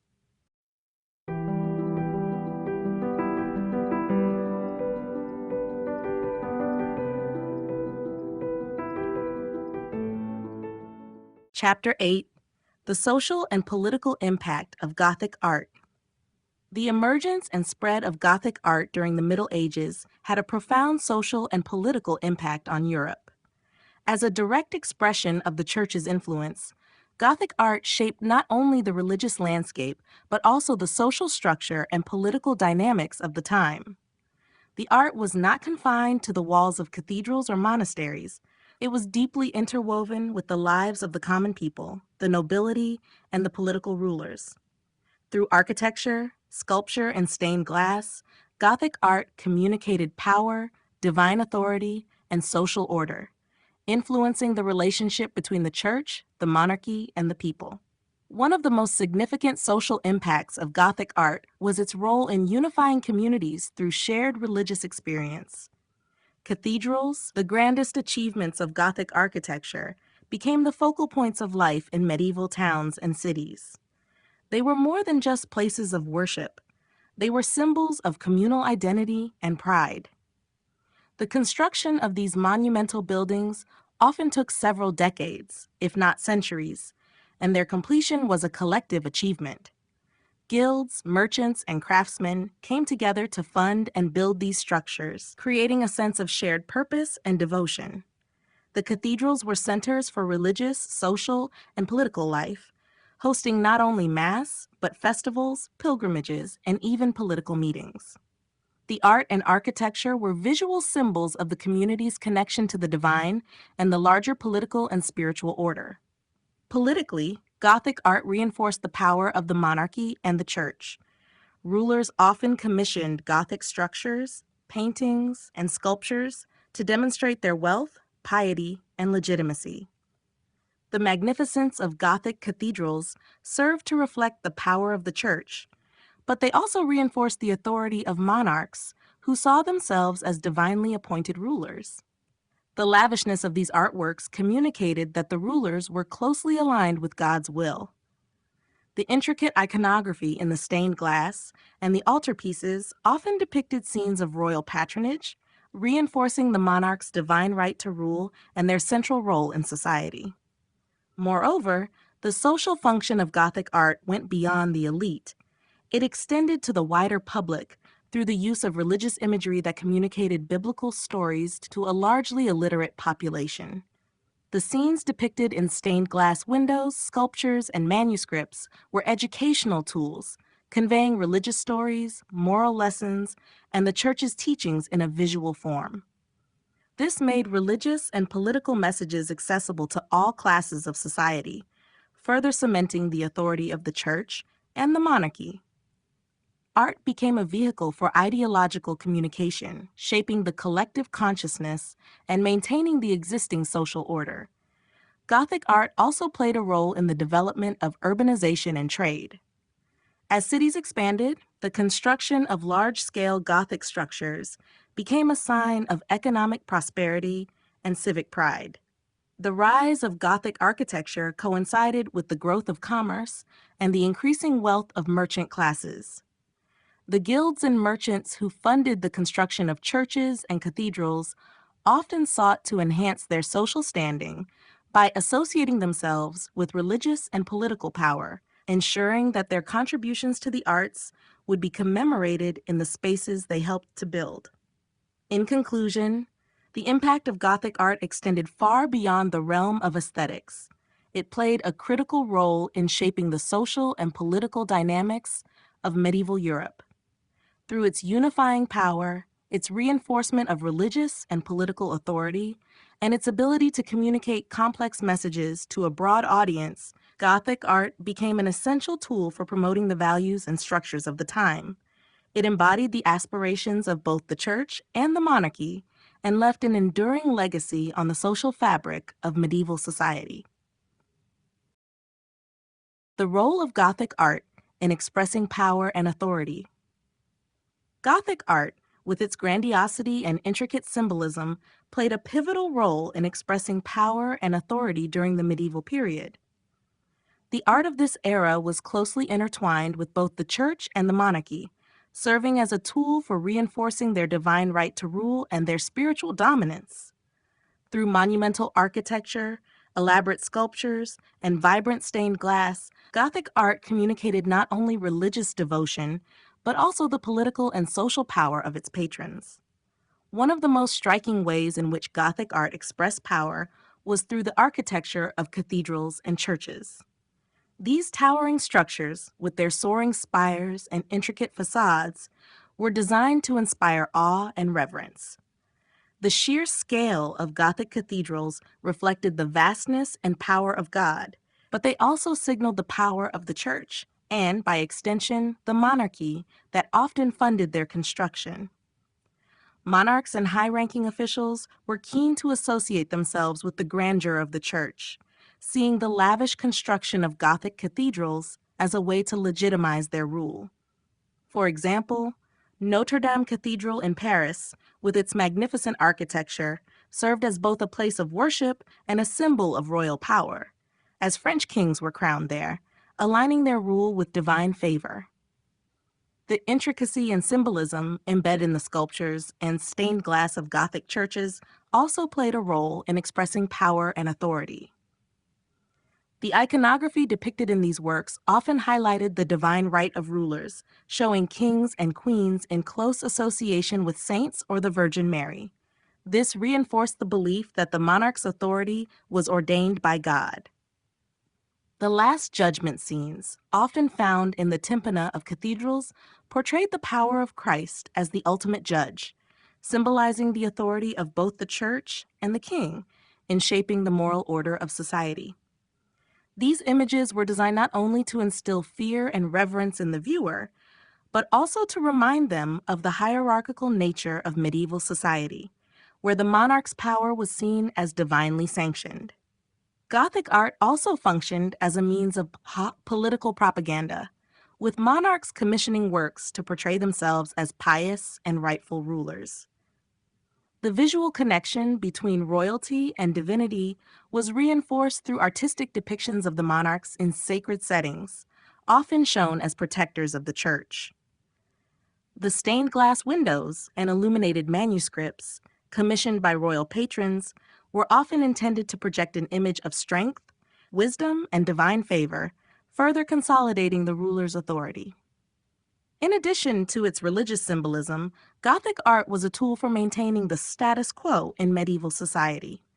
The visual representations of power through architecture and iconography reinforced social hierarchies and cemented the authority of the church and monarchy. The imagery of saints, angels, and Christ's majesty depicted in stained glass and sculptures communicated the divine order of the world, ensuring that the political and religious elite were seen as mediators between the people and God. In conclusion, Gothic art was not only an expression of religious devotion, but also a deliberate tool for expressing power and authority. Through its majestic architecture, rich iconography, and symbolic use of light and space, it reinforced the dominance of both the church and the monarchy. The art of this period helped shape the collective consciousness, reminding the faithful of the divine order and the legitimacy of those in positions of power. Gothic art and the rise of monarchical states. The rise of monarchical states during the medieval period was deeply intertwined with the flourishing of Gothic art. As monarchs solidified their authority and centralized power, they turned to Gothic art and architecture to not only reinforce their divine right to rule, but also to reflect their growing political and social influence.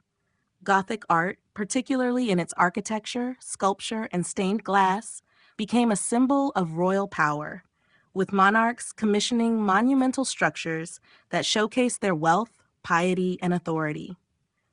The visual grandeur of Gothic art was carefully crafted to support the legitimacy of the monarchy, helping rulers to solidify their place within a system that was deeply tied to the church. One of the most significant ways in which Gothic art expressed the growing power of monarchs was through the construction of cathedrals and royal buildings. Monarchs saw the construction of grand Gothic cathedrals as a way to demonstrate their control over both the spiritual and secular realms.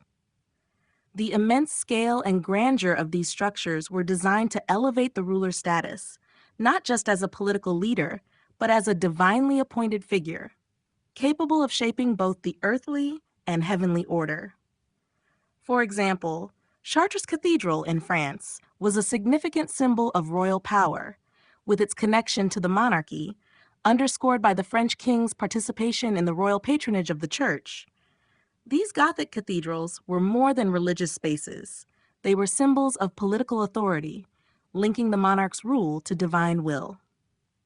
In addition to the architecture, the iconography within Gothic art was often used to reinforce the monarch's divine right to rule. Kings and queens were depicted in close proximity to holy figures, such as saints, angels, or the Virgin Mary, underscoring their elevated status in the cosmic order. Royal portraits and depictions of rulers in church art were commonly placed within cathedrals or public spaces to reinforce their role as God's chosen leaders. Stained glass windows, monumental sculptures, and illuminated manuscripts all served to present the monarch as a protector of the faith, further legitimizing their reign. The symbolism of light and space in Gothic cathedrals was also a powerful tool for monarchical authority. The play of light within the architecture, especially through stained glass windows, was seen as a manifestation of divine presence. Monarchs who commissioned these works could align themselves with the spiritual radiance that permeated the cathedral, positioning themselves as the earthly representatives of divine will.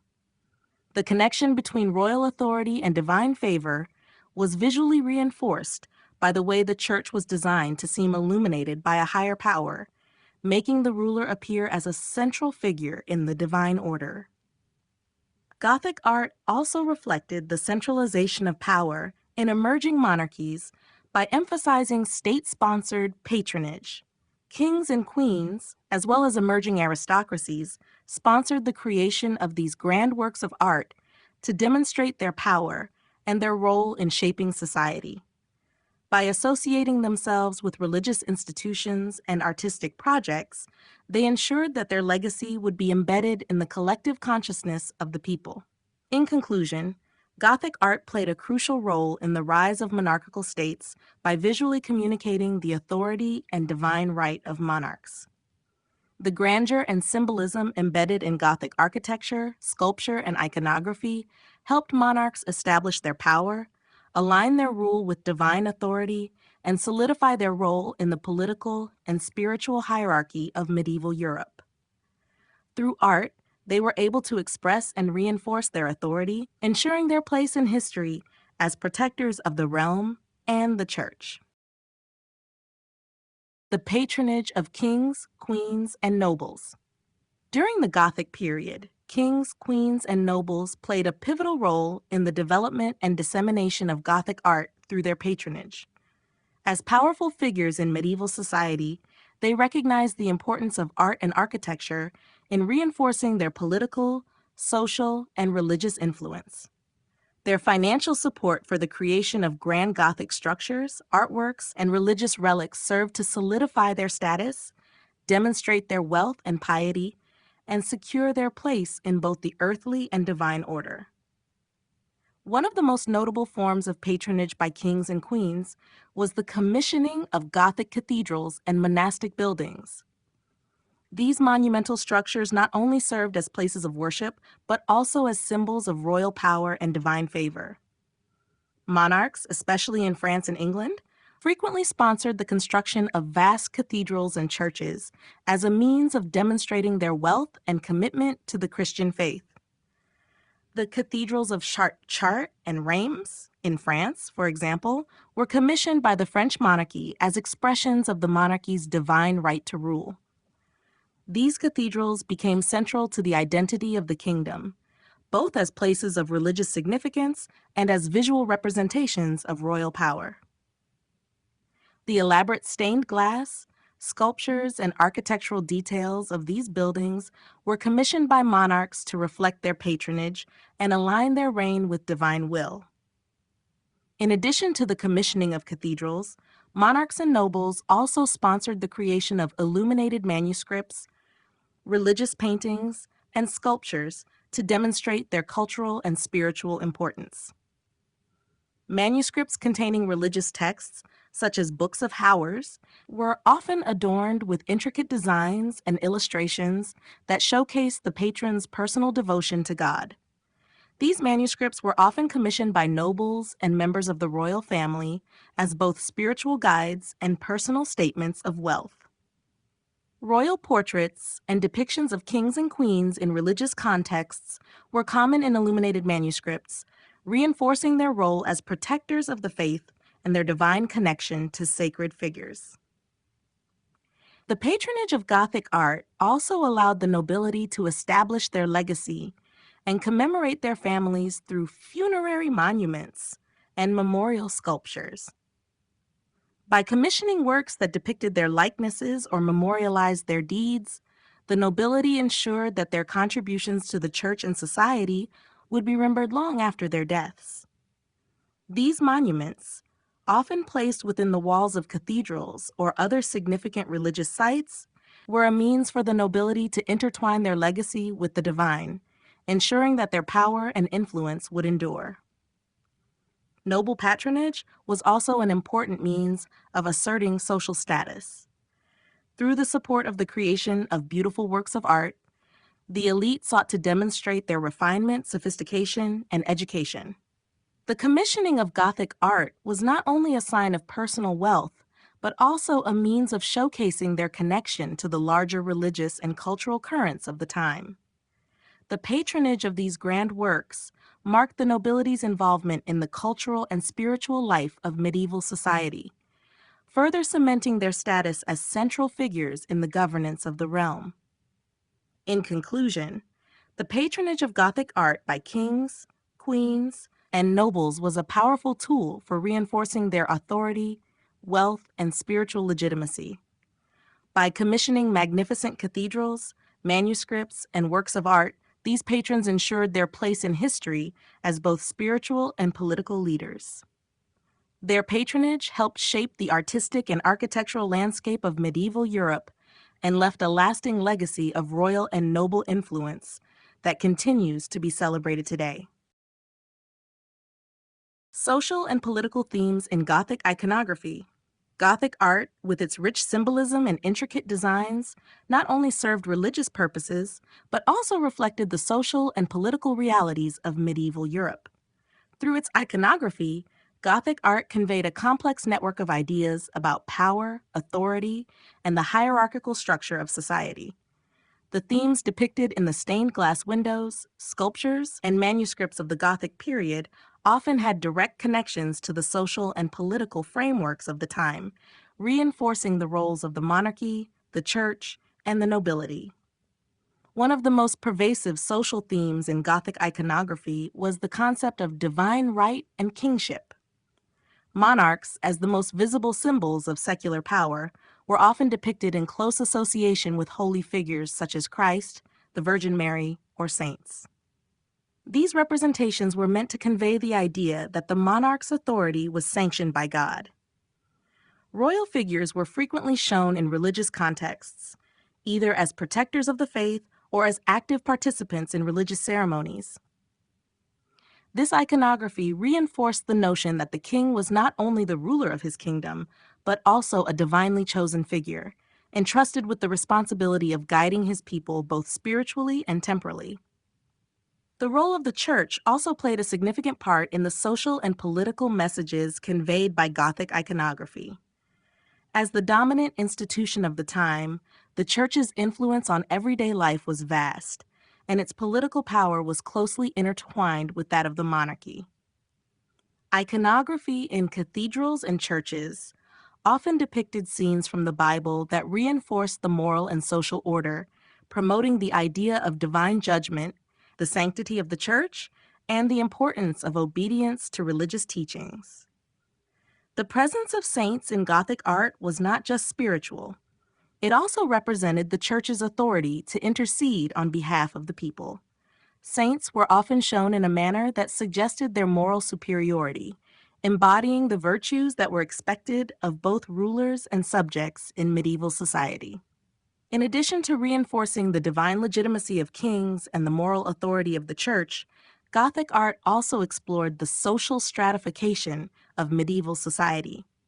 Figures in the art were often arranged in hierarchical ways, reflecting the rigid social divisions between the clergy, nobility, and common people. For instance, in cathedral sculptures and stained glass windows, holy figures were often placed in elevated positions, symbolizing their closeness to God, while the lower classes were depicted in less prominent roles. This visual hierarchy reinforced the societal structures that were in place during the medieval period. The Gothic emphasis on light also held social and political significance. The dramatic use of light, especially in stained glass windows, symbolized the divine presence and illuminated the path to spiritual salvation. This concept was not only religious, but also aligned with the political and social systems of the time, where light could be seen as a metaphor for enlightenment and divine approval. The church and monarchs who controlled these structures could be seen as the guardians of this divine light, guiding their people toward both spiritual and social order. In conclusion, Gothic iconography was a powerful tool for communicating social and political themes during the medieval period. Through its depiction of divine right, the authority of the church, and the hierarchical structures of society, Gothic art reinforced the existing power dynamics and served to legitimize the positions of the monarchy and the clergy. The images and symbols embedded in the art were not only religious but also deeply political, shaping the medieval worldview and reinforcing the social order of the time. Gothic art as a reflection of societal hierarchies. Gothic art, which emerged during the High Middle Ages, offers a unique lens through which to view the social structures and power dynamics of medieval society. The visual language of Gothic art, from the towering cathedrals to the intricate sculptures, reflects the deeply ingrained hierarchies of the time, illustrating the distinction between the ruling classes, the clergy, and the common people. The art of this period was not only religious in nature, but also deeply intertwined with the social, political, and economic systems of medieval Europe. One of the most significant ways Gothic art reflected societal hierarchies was through its architecture. The design of Gothic cathedrals was a deliberate act of emphasizing the dominance of the church and the divine order over human life. The towering spires, intricate facades, and vaulted ceilings were meant to draw the eyes upward, symbolizing the connection between heaven and earth and the church's central role in maintaining that link. The spatial arrangement within these buildings further reflected the social hierarchy. The clergy and monarchs often had privileged positions within the church, with spaces like the altar and the sanctuary elevated and separated from the rest of the congregation. This physical elevation of sacred areas was a visual representation of the perceived spiritual hierarchy, where the clergy and holy figures were seen as intermediaries between the divine and the lay people. Gothic sculpture also reinforced these hierarchical structures, with figures of saints, Christ, and the Virgin Mary often depicted larger or more prominently placed than other characters. In cathedral sculptures, saints and angels were portrayed with more grandeur and detail than the figures of common people. These visual cues communicated the societal understanding of divine favor and the sanctity of holy figures, in contrast to the humble status of ordinary people. This hierarchical representation in art reinforced the church's role as the ultimate authority, with the clergy and saints standing at the top of the spiritual ladder, followed by the monarchy, the nobility, and the common folk. Iconography in Gothic art was also instrumental in reflecting societal roles. Religious themes dominated much of the artistic production, and these themes often included moral lessons about the proper place of individuals within the divine order. For example, the depiction of the Last Judgment in many Gothic cathedrals served as a reminder of the consequences of one's actions and the importance of maintaining one's position within the prescribed societal structure. The righteous, who were often depicted as saints or royals, were shown in higher, more illuminated positions, while the damned were placed lower, reinforcing the idea of a cosmic and social order that extended from heaven down to the earthly realm. Moreover, the role of the patron in Gothic art further reflected societal hierarchies. Monarchs, aristocrats, and high-ranking clergy members were the primary patrons of Gothic works, commissioning grand cathedrals, altarpieces, and manuscripts to reinforce their authority and status. These patrons ensured that their legacy was immortalized through the art they sponsored, often through their representation in religious scenes or through the commissioning of lavish works that portrayed their power and devotion. In conclusion, Gothic art served as a powerful visual tool for communicating and reinforcing the social and spiritual hierarchies of medieval Europe. Through its architecture, sculpture, and iconography, Gothic art placed the church and clergy at the pinnacle of society, with the nobility and monarchs following closely behind, and the common people relegated to the lower, humbler ranks. This visual hierarchy not only mirrored the societal structure of the time, but also helped to solidify and legitimize these power dynamics for generations to come.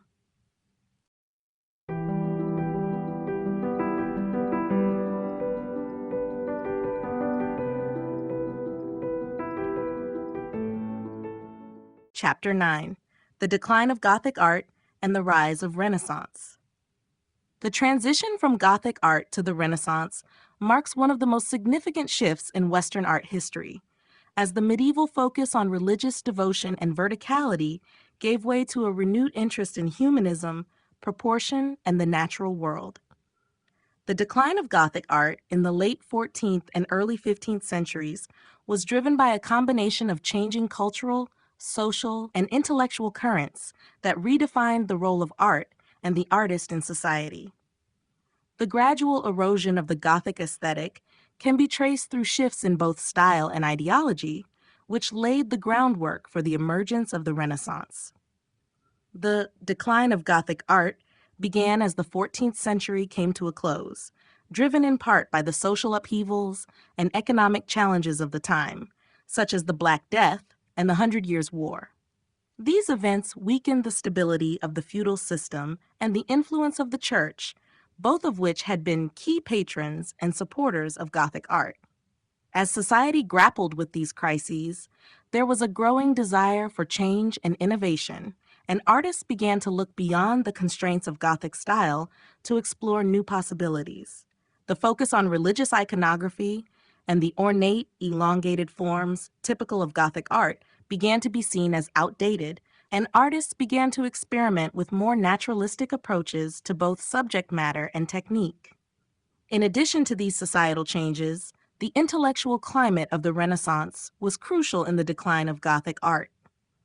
The rediscovery of classical antiquity, along with the rise of humanism, inspired artists to embrace the ideals of balance, proportion, and perspective, which had been largely overlooked during the medieval period. Humanism emphasized the importance of individual experience and the study of the natural world, and these ideas were reflected in the emerging art forms of the Renaissance.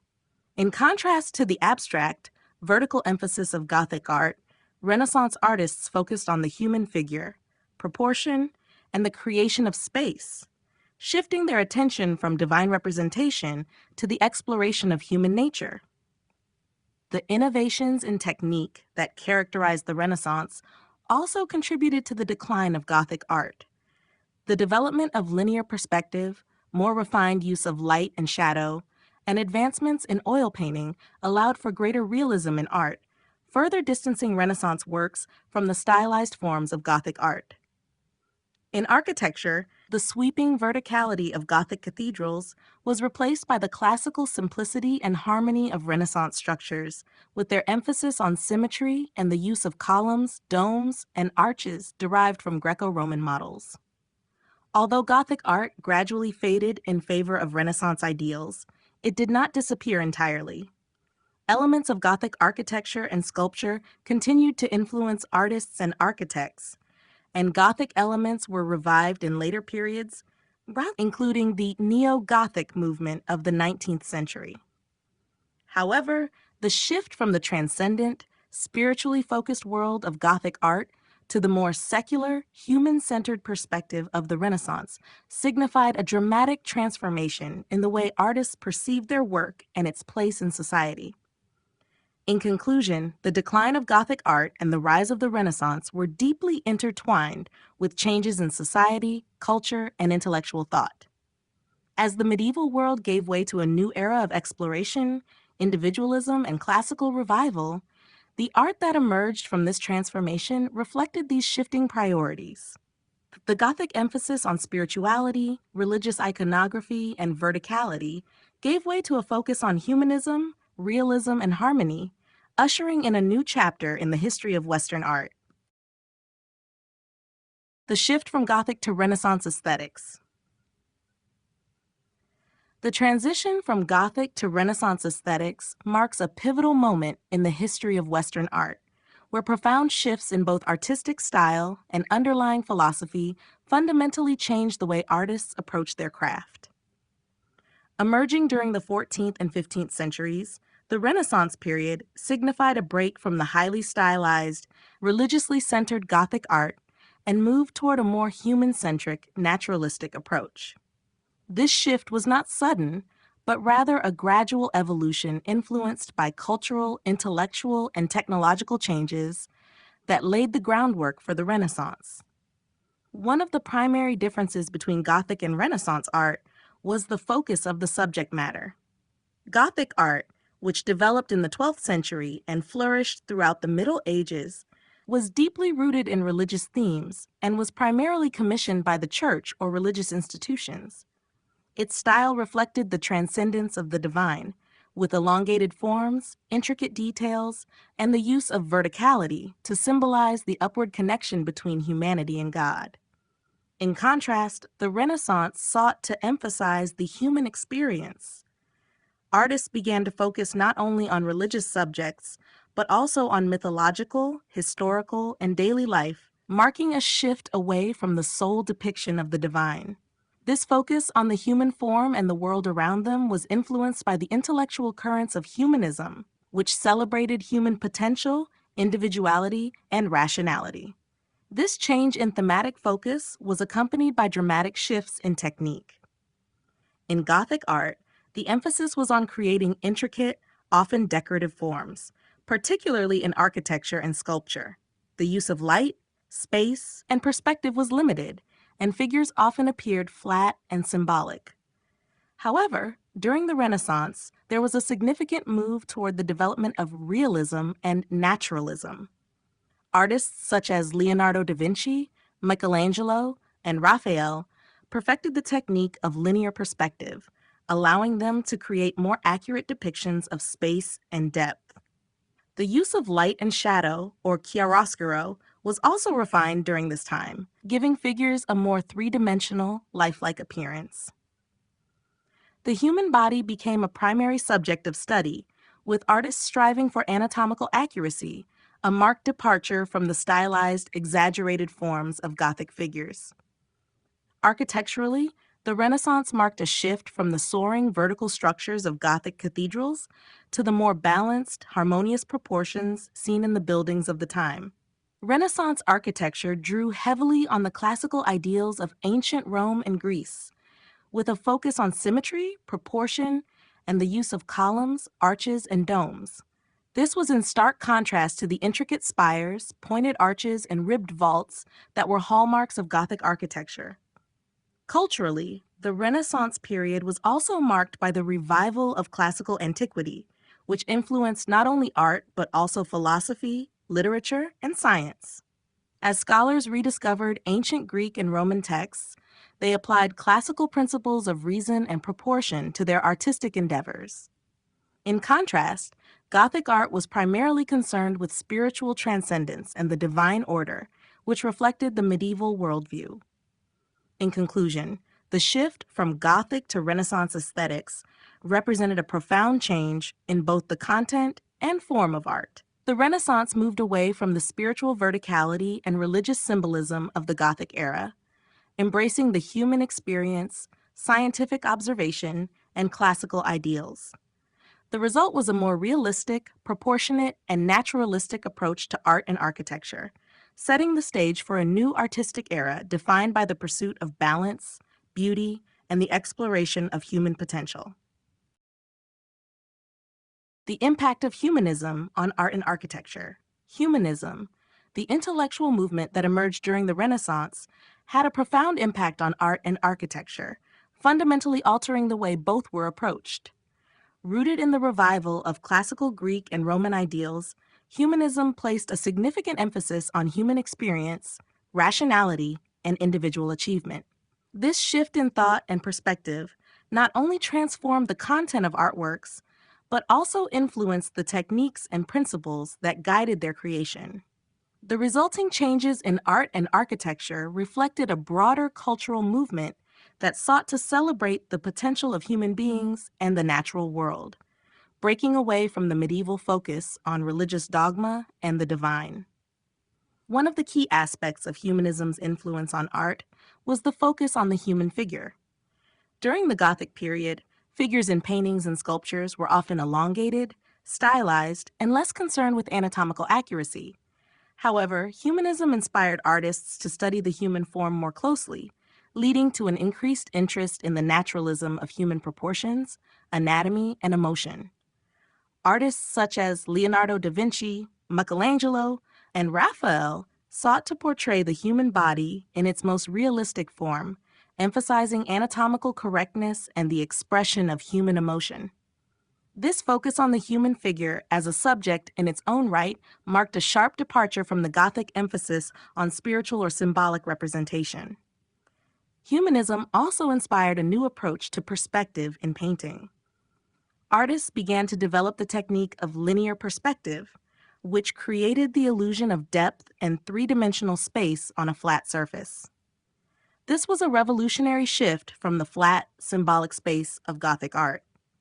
Through the use of vanishing points and horizon lines, artists could now depict scenes with a more realistic sense of depth, making figures and landscapes appear as though they existed in the same space as the viewer. The use of chiaroscuro, the contrast between light and dark, further enhanced this realism, adding volume and three-dimensionality to figures. In architecture, the impact of humanism was equally transformative. Renaissance architects turned to classical Roman and Greek models, studying the ancient ruins of the Roman Empire for inspiration. They adopted principles of symmetry, proportion, and the use of columns, arches, and domes, all of which had been central to ancient architectural styles. The works of architects like Filippo Brunelleschi and Donato Bramante exemplified these principles. The design of St. Peter's Basilica in Vatican City, for example, incorporated classical forms and an emphasis on balance and harmony, marking a departure from the vertical, soaring designs of Gothic cathedrals. The humanist influence on architecture also extended to the design of public buildings and palaces, where the focus was on creating spaces that reflected both rationality and human dignity. This was in stark contrast to the earlier Gothic period, where architecture was predominantly centered around religious themes and the awe-inspiring power of the church. In Renaissance buildings, the use of space was more human-scaled, reflecting the idea that the built environment should cater to human needs and comfort, rather than simply serving as a tool for spiritual awe. In conclusion, humanism had a transformative effect on both art and architecture during the Renaissance. By focusing on the human experience, the study of nature, and the revival of classical ideals, humanism shifted the direction of artistic production. The resulting works were marked by a newfound emphasis on realism, perspective, and proportion, and these changes set the stage for the development of modern Western art and architecture. The legacy of humanism continues to influence artists and architects to this day, as it introduced a new way of thinking about the world and humanity's place within it. The role of the Medici and other patrons of the Renaissance.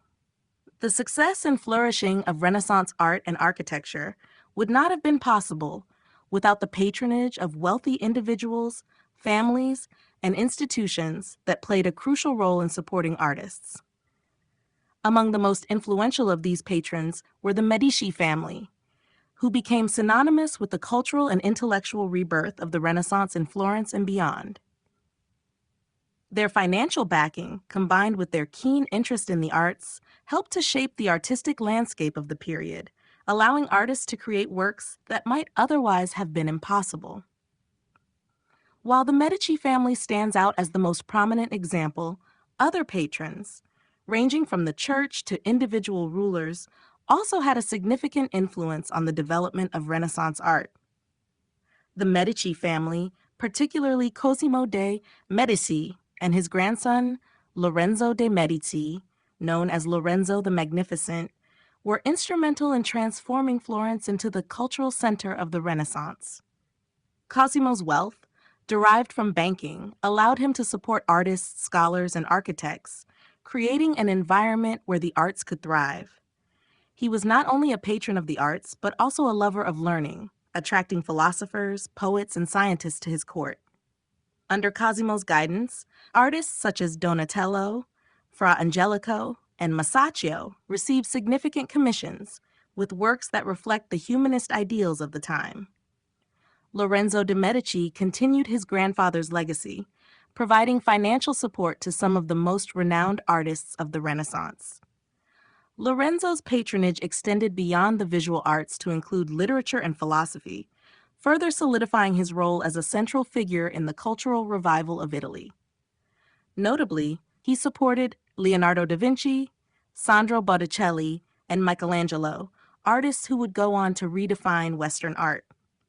Lorenzo's personal involvement in the arts was also significant.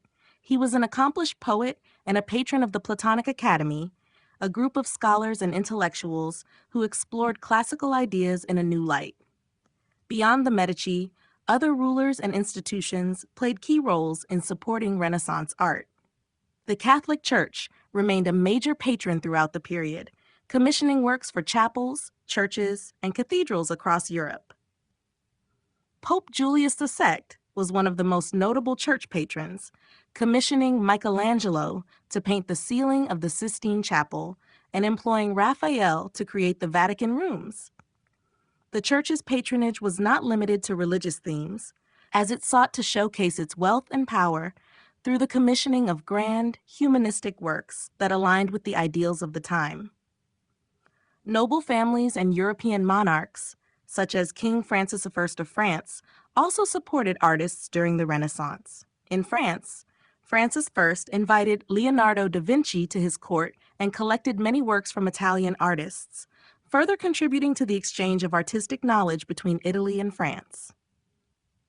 In Spain, King Ferdinand and Queen Isabella helped to foster the development of Renaissance art by supporting artists who worked in the courts of the Spanish monarchy. In conclusion, the role of patrons like the Medici and other wealthy individuals, families, and institutions was essential to the development of Renaissance art. Their financial support and intellectual influence enabled artists to pursue their craft, leading to a cultural explosion of creativity and innovation. The Medici family, in particular, exemplified how patronage could foster not only the creation of art, but also the intellectual and philosophical movements that defined the Renaissance. Without such patrons, the remarkable achievements of Renaissance art might never have come to fruition. The decline of religious art in favor of secular themes. As the Renaissance unfolded, there was a notable shift in the focus of artistic production, from the predominantly religious themes that had defined the Middle Ages to an increasing emphasis on secular subjects. This transformation was deeply connected to broader cultural, intellectual, and societal changes, driven in large part by the rise of humanism and the growing importance of individualism. In contrast to the Gothic period, where religious institutions were the primary patrons of art, the Renaissance saw the rise of secular patrons, such as wealthy families, monarchs, and even civic governments, who were more inclined to commission works that reflected their interests in classical antiquity, human achievement, and contemporary life. The decline of religious art was not a sudden or absolute shift, but a gradual transformation in which artists began to explore new themes, subjects, and techniques that extended beyond religious iconography. Humanism, which emphasized the value and potential of humanity, led artists to look back to classical Greek and Roman traditions with their depictions of gods, heroes, and human figures in a more naturalistic and human-centered manner. Artists like Leonardo da Vinci, Michelangelo, and Raphael integrated classical mythology, portraiture, and the celebration of human anatomy into their works, signaling a move away from the strict religious narratives that had dominated the earlier medieval period. One of the most striking changes was the rise of portraiture.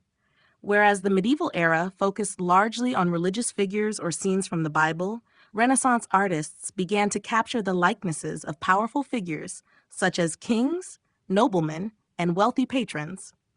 This newfound emphasis on individual identity and status reflected a broader societal shift toward personal recognition and a desire to immortalize the secular, political, and intellectual achievements of the time. These portraits, characterized by their realistic representation of the human form, became a significant artistic genre in the Renaissance, further diminishing the prominence of purely religious themes. Furthermore, the depiction of mythological subjects began to replace biblical scenes in many artistic works. The rediscovery of classical texts and the idealized visions of the human body found in Greek and Roman sculpture inspired artists to depict gods, goddesses, and heroes in dynamic and lifelike ways. For example, Botticelli's The Birth of Venus and Raphael's The School of Athens embraced themes from classical mythology, blending them with Renaissance ideals of beauty, proportion, and rationality. The decline of religious art was also influenced by the rise of secular patronage. Wealthy families like the Medici in Florence and various rulers and courts throughout Europe became influential art patrons, commissioning works that often reflected their political power, social status, and intellectual interests. These patrons were less concerned with religious themes and more interested in supporting artists who could create works that highlighted human accomplishment, scientific discovery, and the beauty of the natural world. Despite this shift, religious themes did not disappear entirely.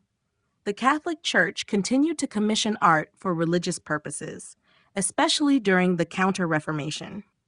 However, the growing dominance of secular themes marked a clear departure from the medieval emphasis on divine subjects and paved the way for the diverse range of artistic expressions that would define the Baroque period and beyond. In conclusion, the decline of religious art in favor of secular themes during the Renaissance was a reflection of the era's cultural, intellectual, and societal transformations. Humanism, the rise of individualism, and the influence of classical antiquity led to a greater focus on the human experience, both divine and secular. This shift in artistic priorities reshaped the landscape of European art, opening up new possibilities for the depiction of the world and humanity's place within it. The end of the Gothic era, causes and effects.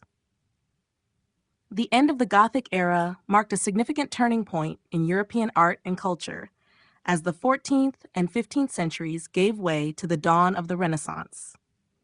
The transition from Gothic to Renaissance aesthetics was driven by a combination of cultural, social, intellectual, and political factors that gradually shifted the priorities and values of European society. As the Black Death, political turmoil, and intellectual movements like humanism reshaped Europe, the art world began to evolve, leading to the decline of the Gothic style and the rise of new artistic expressions that focused on the human experience and classical ideals. One of the primary causes for the decline of Gothic art was the Black Death in the mid-14th century, which devastated Europe's population. The pandemic caused widespread mortality, leading to a profound social and economic upheaval. With so many lives lost, the Church, once the dominant patron of the arts, found itself struggling to maintain its power. As a result, there was a shift away from purely religious themes in art, with a growing emphasis on secular subjects and the rise of new patrons, including wealthy families and monarchs. This secularization of art laid the groundwork for the more human-centered and naturalistic approach that would define the Renaissance. Another contributing factor was the changing intellectual climate. The rise of humanism, which celebrated the potential of human beings, and the revival of classical antiquity influenced a wide range of cultural and intellectual pursuits, including art. Humanist thinkers began to challenge the medieval worldview, which was dominated by religious doctrine, in favor of a focus on human achievement, reason, and individualism. This intellectual shift encouraged artists to explore more naturalistic representations of the human form and to draw inspiration from classical Greek and Roman art and architecture, which emphasized harmony, proportion, and the beauty of the natural world. The development of new techniques in painting and sculpture also played a role in the end of the Gothic period. The invention of linear perspective in painting, pioneered by artists such as Filippo Brunelleschi and Leonardo da Vinci, created a new way of depicting space and depth, which was far more realistic than the flatter, more symbolic compositions of Gothic art. artists began to focus on the accurate depiction of the human body, light and shadow, moving away from the stylized figures and elongated forms characteristic of Gothic art. Similarly, in sculpture, artists began to depict figures with more naturalistic proportions and emotional expression, as seen in the works of Donatello and Michelangelo. Finally, the rise of the Renaissance itself played a pivotal role in the end of the Gothic era. The Renaissance, beginning in Italy in the late 14th century, was marked by a renewed interest in classical learning and a focus on the human experience. This cultural movement encouraged artists to adopt new methods, such as the use of perspective and the study of anatomy, leading to more naturalistic and human-centered works. The increasing influence of the Renaissance on art and culture gradually pushed the Gothic style out of favor, as artists sought to break away from the medieval traditions that had dominated Europe for centuries. The end of the Gothic era had profound effects on the development of European art. As Gothic architecture and art gradually faded, they were replaced by the more human-focused and scientifically influenced aesthetics of the Renaissance. The legacy of Gothic art, however, did not disappear entirely. Elements of the Gothic style continue to influence the arts in various forms, such as the revival of Gothic architecture in the 19th century during the Gothic Revival movement. Nonetheless, the transition from Gothic to Renaissance marked a pivotal moment in the history of art, signaling a shift towards modernity and the exploration of the individual, the natural world, and the human spirit.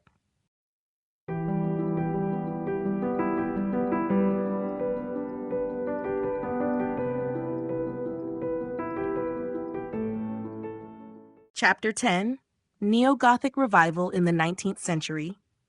The 19th century witnessed a significant resurgence of Gothic art and architecture, a movement known as the Neo-Gothic Revival.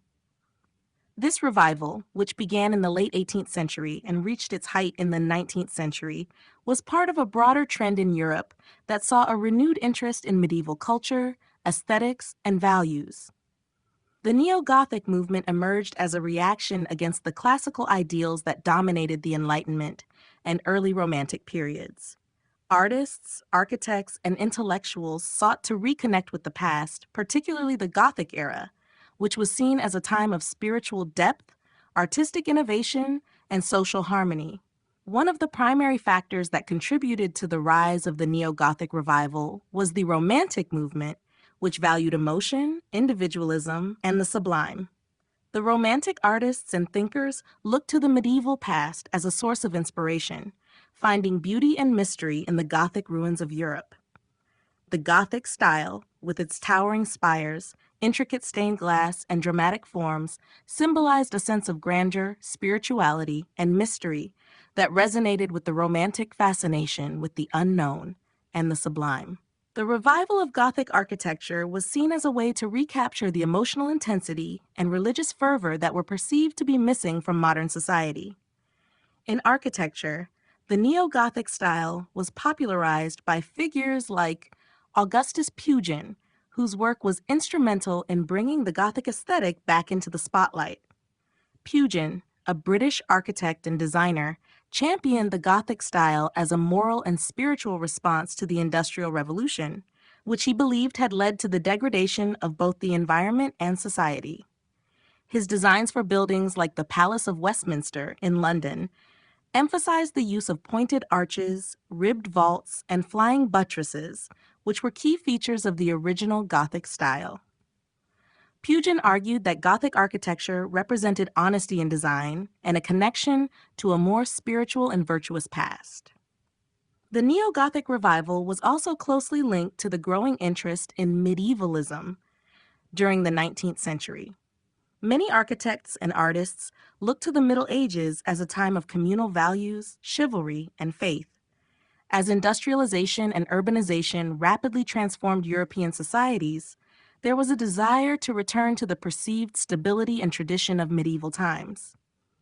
The construction of neo-Gothic churches, cathedrals, and castles during this period, such as St. Pancras Station in London and Notre Dame de Paris restoration, symbolize this longing for a more picturesque and idealized past. In addition to architecture, the Neo-Gothic movement influenced the decorative arts, literature, and visual arts. Writers such as Edgar Allan Poe and Herman Melville embraced the Gothic aesthetic in their works, often using it to evoke themes of mystery, horror, and the supernatural. The influence of the Gothic revival extended beyond architecture, inspiring the design of furniture, stained glass, and ceramics, which reflected the ornate and intricate nature of the original Gothic style. Despite its popularity, the Neo-Gothic movement faced criticism from some quarters. Critics argued that it was a form of historicism, a mere imitation of the past, rather than an innovative expression of contemporary culture. Nevertheless, the Neo-Gothic revival played an important role in shaping the architecture and art of the 19th century, contributing to the emergence of a more diverse and eclectic range of styles. The movement also laid the groundwork for the eventual development of the arts and crafts movement and the later Art Nouveau. In conclusion, the Neo-Gothic revival in the 19th century was a cultural and artistic response to the rapid changes of the modern world. Driven by a desire to reconnect with the medieval past, the movement influenced architecture, literature, and the decorative arts, leaving a lasting impact on European and American artistic landscapes. Through its celebration of Gothic ideals, the Neo-Gothic revival contributed to the ongoing dialogue between past and present, shaping the way people perceived history, culture, and identity in the modern age. The roots of the Neo-Gothic movement. The Neo-Gothic movement, which emerged in the late 18th and early 19th centuries, can be traced back to a combination of cultural, intellectual, and societal shifts that mark the period. The roots of the movement lie in a reaction against the classical ideals of the Enlightenment, which emphasized reason, order, and symmetry. As Europe began to recover from the turbulence of the French Revolution and the Napoleonic Wars, there was a growing desire to reconnect with past traditions, particularly those of the medieval period. This cultural yearning for a deeper connection with history, faith, and the unknown played a central role in the rise of Neo-Gothic art and architecture. One of the most significant influences on the Neo-Gothic movement was the Romantic movement of the late 18th and early 19th centuries. Romanticism celebrated emotion, imagination, and the sublime, often finding inspiration in nature, the medieval past, and the mysterious. The Romantics rejected the rationality and order of the Enlightenment in favor of a more intuitive, emotional approach to art and life. Writers, poets, and artists such as Lord Byron, William Blake, and Eugene Delacroix began to explore themes of mystery, fantasy, and individualism, often turning to medieval imagery and symbols in their works. The fascination with the Gothic style in literature, particularly in works like Mary Shelley's Frankenstein and the early Gothic novels, reflected this desire to reconnect with the dark, emotional, and mysterious aspects of the past. At the same time, industrialization and the rise of modern cities led to widespread social and environmental changes. Urbanization brought about a sense of alienation and disconnection from nature and tradition. The Industrial Revolution was often seen as a force that degraded the quality of life, exploiting both people and the environment. This prompted a backlash against the sterile, machine-driven nature of modern life. Many thinkers, artists, and architects began to view the medieval period as a time of greater moral and spiritual integrity, and the Gothic style became a symbol of authenticity, craftsmanship, and a deeper connection to the divine. The medieval revival was also closely linked to the growing interest in nationalism and historicism during the 19th century. As modern European states began to consolidate and form more unified identities, there was a renewed interest in medieval history, particularly as a means of fostering national pride. In countries like England and France, architects and scholars began to embrace Gothic art and architecture as part of the cultural heritage that could inspire national unity. The restoration of medieval structures, such as Westminster Abbey in London, became a symbol of both historical continuity and national pride. The architectural side of the Neo-Gothic movement found early expression in the work of architects like Horace Walpole, whose design for Strawberry Hill House in England in the mid-18th century drew on Gothic elements to create a picturesque, fantasy-like residence. Walpole's interest in medieval architecture and his blend of Gothic and neoclassical styles can be seen as one of the first stirrings of the Neo-Gothic revival.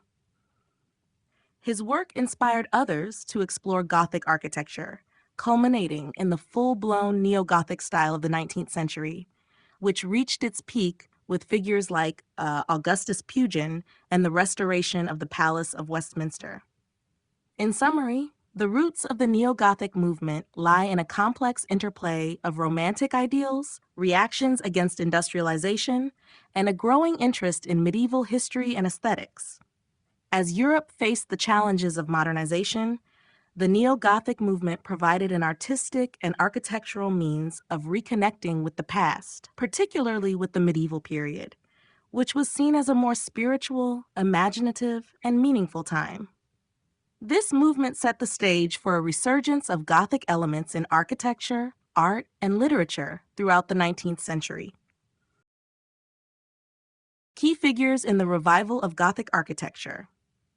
The Neo-Gothic revival, which emerged in the late 18th and 19th centuries, was shaped by several key figures whose works and ideas helped reinvigorate Gothic architecture.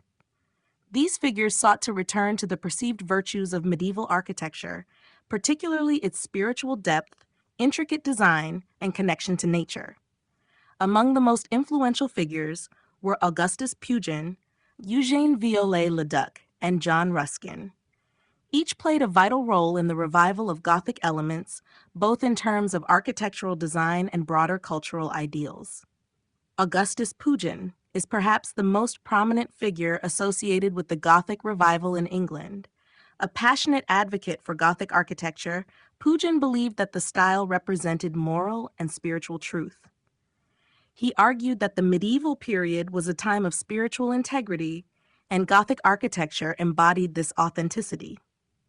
Pugin's most notable work was his design for the Palace of Westminster in London, which he helped restore and redesign after the original building was destroyed by fire in 1834.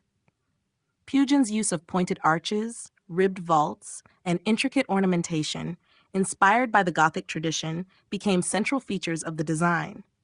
His influence extended beyond his architectural work, as Pugin also wrote extensively on the importance of Gothic architecture in fostering a sense of national identity and religious devotion. In France, Eugène Viollet-le-Duc was a key figure in the Gothic revival, particularly in the restoration of medieval buildings. Viollet-le-Duc was an architect, theorist, and historian whose restoration projects sought to preserve and reinterpret Gothic architecture.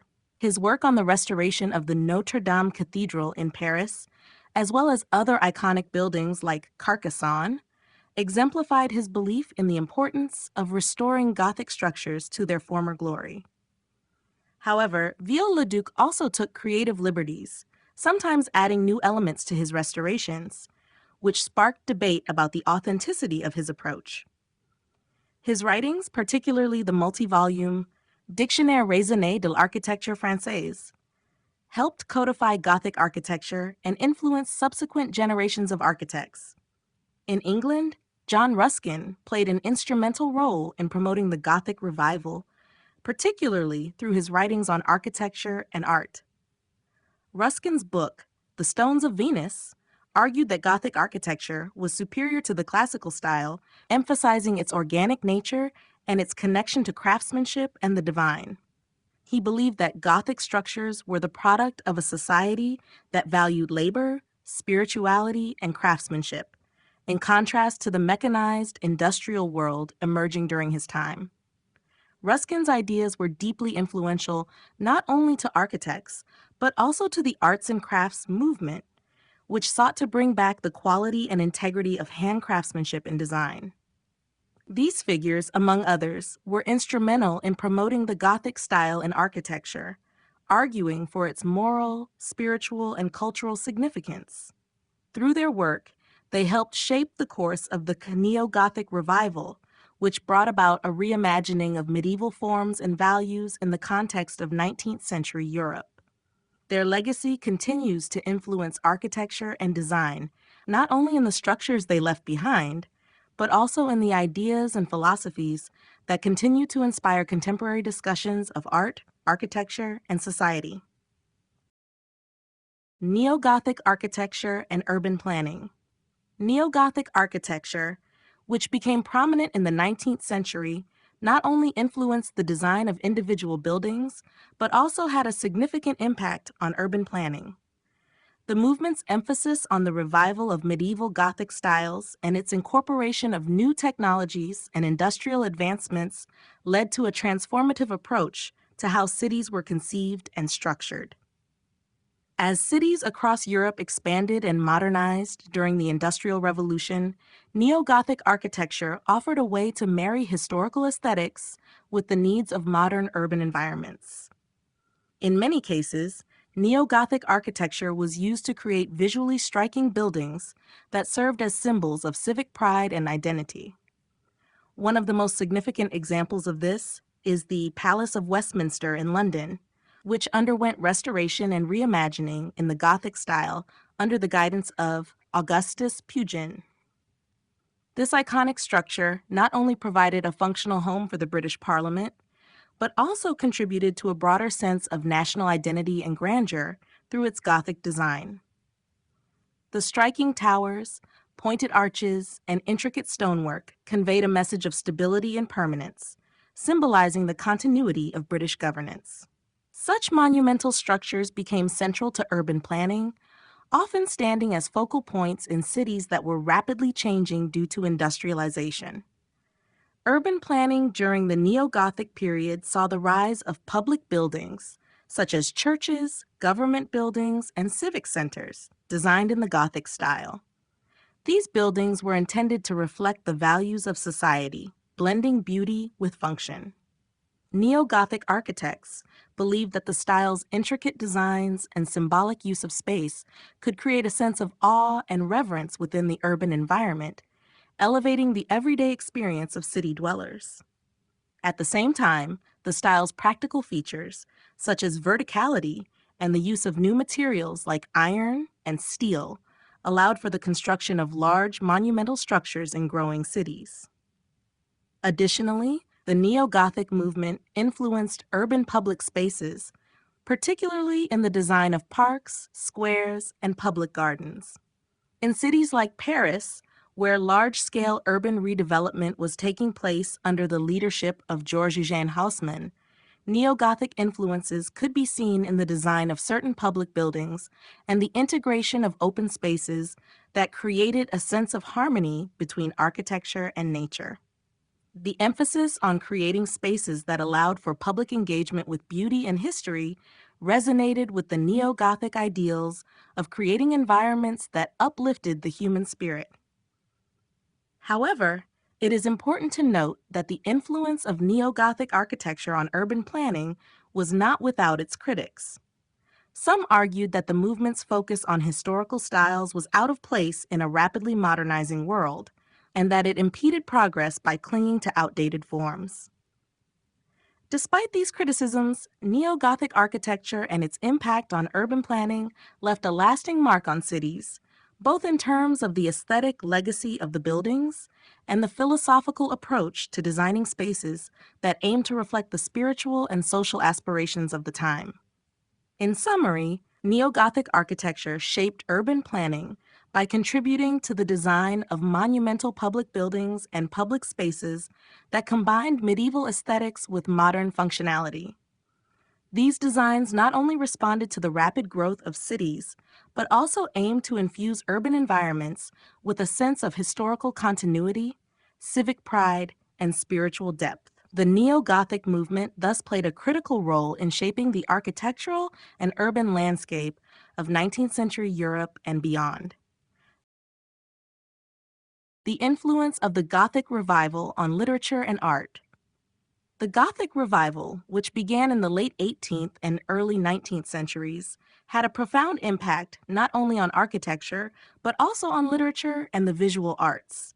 This revival of medieval aesthetics sparked a renewed interest in the themes, styles, and symbolic power of Gothic forms, which in turn influenced the creative works of writers, painters, and other artists. The movement's focus on the mysterious, the sublime, and the supernatural resonated deeply with the cultural and emotional currents of the time, shaping the artistic and literary landscapes of the period.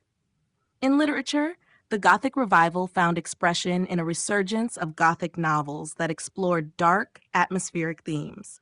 Writers like Mary Shelley, Edgar Allan Poe, and Bram Stoker used Gothic elements to evoke fear, awe, and fascination with the unknown. Mary Shelley's Frankenstein, 1818, is one of the defining works of Gothic literature, blending themes of scientific experimentation with a sense of horror and tragedy. The novel's eerie setting and its exploration of humanity's relationship with the divine and the monstrous echoed the Gothic ideals of creating an emotional and psychological response in the reader. Similarly, Edgar Allan Poe's tales of mystery and macabre, such as The Fall of the House of Usher, drew heavily on Gothic tropes, decaying buildings, twisted family histories, and psychological disintegration. These works help cement the connection between the Gothic revival in architecture and the world of literature, where dark and atmospheric settings were key to exploring human fears, desires, and moral dilemmas. The Gothic revival also had a significant influence on visual arts, particularly in the realm of painting. Artists like Caspar David Friedrich and John Tenniel embraced elements of the Gothic style to convey the sublime, the mysterious, and the fantastical. Friedrich, a German Romantic painter, used dramatic landscapes and dark, brooding figures to evoke feelings of isolation, melancholy, and the sublime, which were central to Gothic thought. His works, such as Wanderer Above the Sea of Fog, mirrored the Gothic emphasis on the relationship between the individual and the vast, unknowable forces of nature. John Tenniel, on the other hand, is known for his illustrations of Lewis Carroll's Alice's Adventures in Wonderland, 1865, which, while not strictly Gothic, drew on the fantastical and dreamlike qualities associated with Gothic aesthetics. Moreover, the movement's emphasis on detailed, intricate design and the embrace of medieval themes also influenced the arts and crafts movement, which sought to revive craftsmanship and create art that resonated with moral and spiritual significance. William Morris, a key figure in the movement, was particularly inspired by the Gothic revival, both in his designs for stained glass, textiles, and wallpaper, and in his writings, which sought to reconcile the values of the medieval past with the industrial present. In summary, the Gothic revival's influence on literature and art was vast and enduring. In literature, it inspired the creation of some of the most iconic works of horror and mystery, while in the visual arts, it shaped the emotional and atmospheric qualities of romantic and fantastical painting.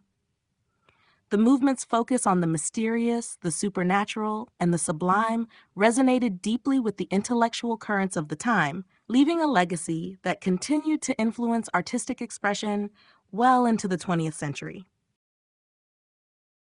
The role of Romanticism in the Neo-Gothic movement. The Neo-Gothic movement, which flourished during the 19th century, was deeply influenced by the cultural and intellectual currents of Romanticism. Emerging in response to the Enlightenment's emphasis on reason and order, Romanticism celebrated emotion, individualism, the sublime, and the mysterious aspects of nature and the human experience. This philosophical shift provided fertile ground for the revival of Gothic aesthetics, which was characterized by its emotive, dramatic, and often mysterious qualities. The Neo-Gothic movement, therefore, can be understood as an extension of Romanticism's broader cultural goals, particularly in its embrace of the medieval past and the exploration of emotional depth in architecture, literature, and art.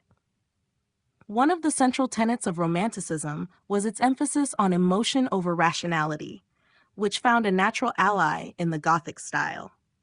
Romantic thinkers and artists were drawn to the power of Gothic architecture because of its ability to evoke intense feelings, whether awe, terror, or spirituality. The soaring spires, intricate detailing, and dramatic use of light and shadow in Gothic structures mirrored the Romantic fascination with the sublime, the feeling of awe mixed with fear that arises when one confronts the vastness or power of nature. This sense of the sublime, a key Romantic theme, was a powerful motivator for Neo-Gothic architects who sought to recreate the emotional impact of medieval structures. Buildings like the Palace of Westminster and the Sagrada Familia were designed to inspire a deep emotional response, using pointed arches, ribbed vaults, and flying buttresses to create awe-inspiring spaces that evoked both beauty and mystery. The Romantic movement's emphasis on the imagination and the celebration of the past also played a critical role in the Neo-Gothic revival. In contrast to the Neoclassical movement, which looked to the ancient civilizations of Greece and Rome for inspiration, Romanticism turned to the medieval period as a source of inspiration. Romantic writers and artists saw the Middle Ages as a time of mystery, spirituality, and intense human emotion, which they felt had been lost in the rationalism and mechanization of modern life. Augustus Pugin, a leading figure in the Neo-Gothic movement, championed the idea that the Gothic style embodied the true spirit of medieval Christianity, and he argued that its revival could help restore a sense of moral and spiritual purpose to a rapidly industrializing world. This view was echoed by other key figures, such as John Ruskin, who believed that Gothic architecture represented the best of human craftsmanship and spiritual aspiration. Romanticism also influenced Gothic literature, which became a defining genre of the 19th century. Writers like Mary Shelley, Edgar Allan Poe, and Bram Stoker embraced Gothic tropes such as dark, decaying buildings, forbidden knowledge, and supernatural beings, all of which were seen as expressions of the emotions, fears, and desires that Romanticism sought to explore. These works, like Frankenstein and Dracula, tapped into the emotional power of the Gothic, using it to explore complex human experiences like the dangers of unchecked ambition, the terror of the unknown, and the nature of human monstrosity. In conclusion, the Neo-Gothic movement was deeply intertwined with the ideals of Romanticism, which emphasized emotion, the sublime, and a fascination with the past. Through the revival of Gothic architecture and the embrace of medieval forms, the Neo-Gothic movement sought to evoke emotional depth and transcend the rationalism of modernity. Both movements shared a common goal of reconnecting individuals with something larger and more profound. Whether through the awe-inspiring grandeur of Gothic cathedrals or the exploration of deep psychological and emotional themes in literature.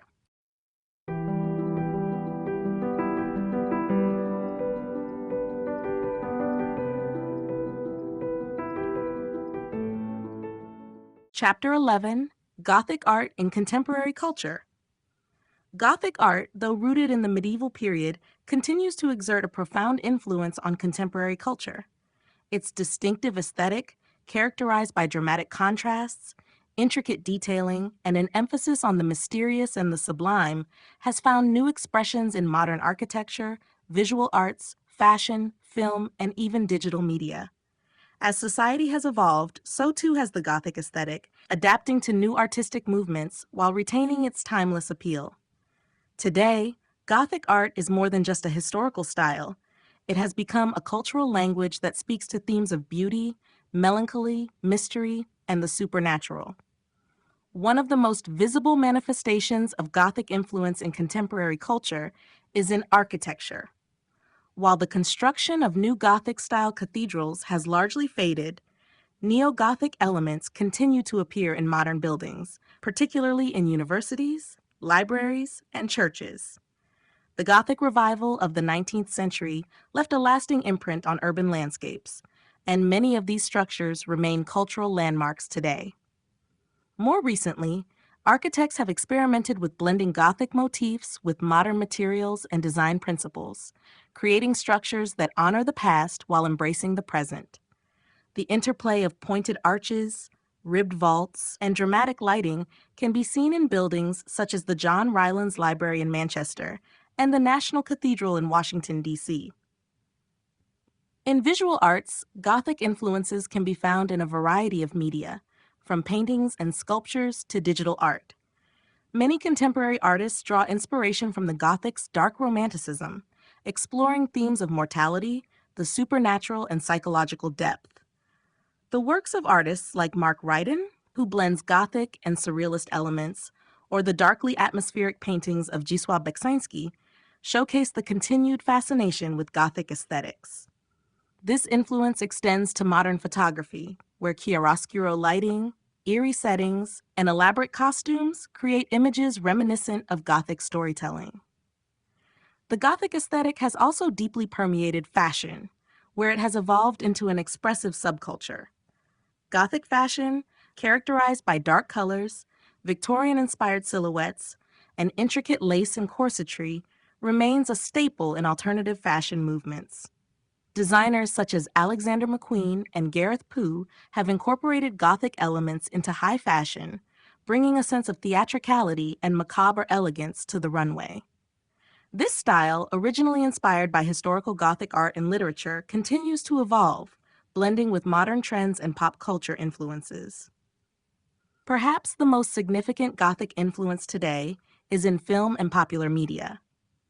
The Gothic genre remains one of the most enduring in cinema, with directors like Tim Burton, Guillermo del Toro, and Francis Ford Coppola drawing on Gothic aesthetics to create visually rich and emotionally intense films. From the haunted castles and eerie landscapes of classic horror films to the stylized darkness of movies like Crimson Peak, Sleepy Hollow, and The Others, Gothic imagery continues to captivate audiences. Additionally, television series such as Penny Dreadful and The Haunting of Hill House embrace Gothic storytelling, blending supernatural horror with psychological depth. Even in digital culture, Gothic influences persist, particularly in video games and graphic design.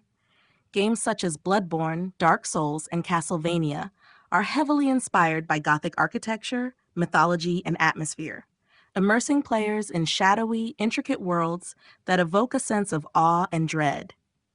The aesthetic has also found a home in online art communities, where digital artists experiment with Gothic themes to create hauntingly beautiful works.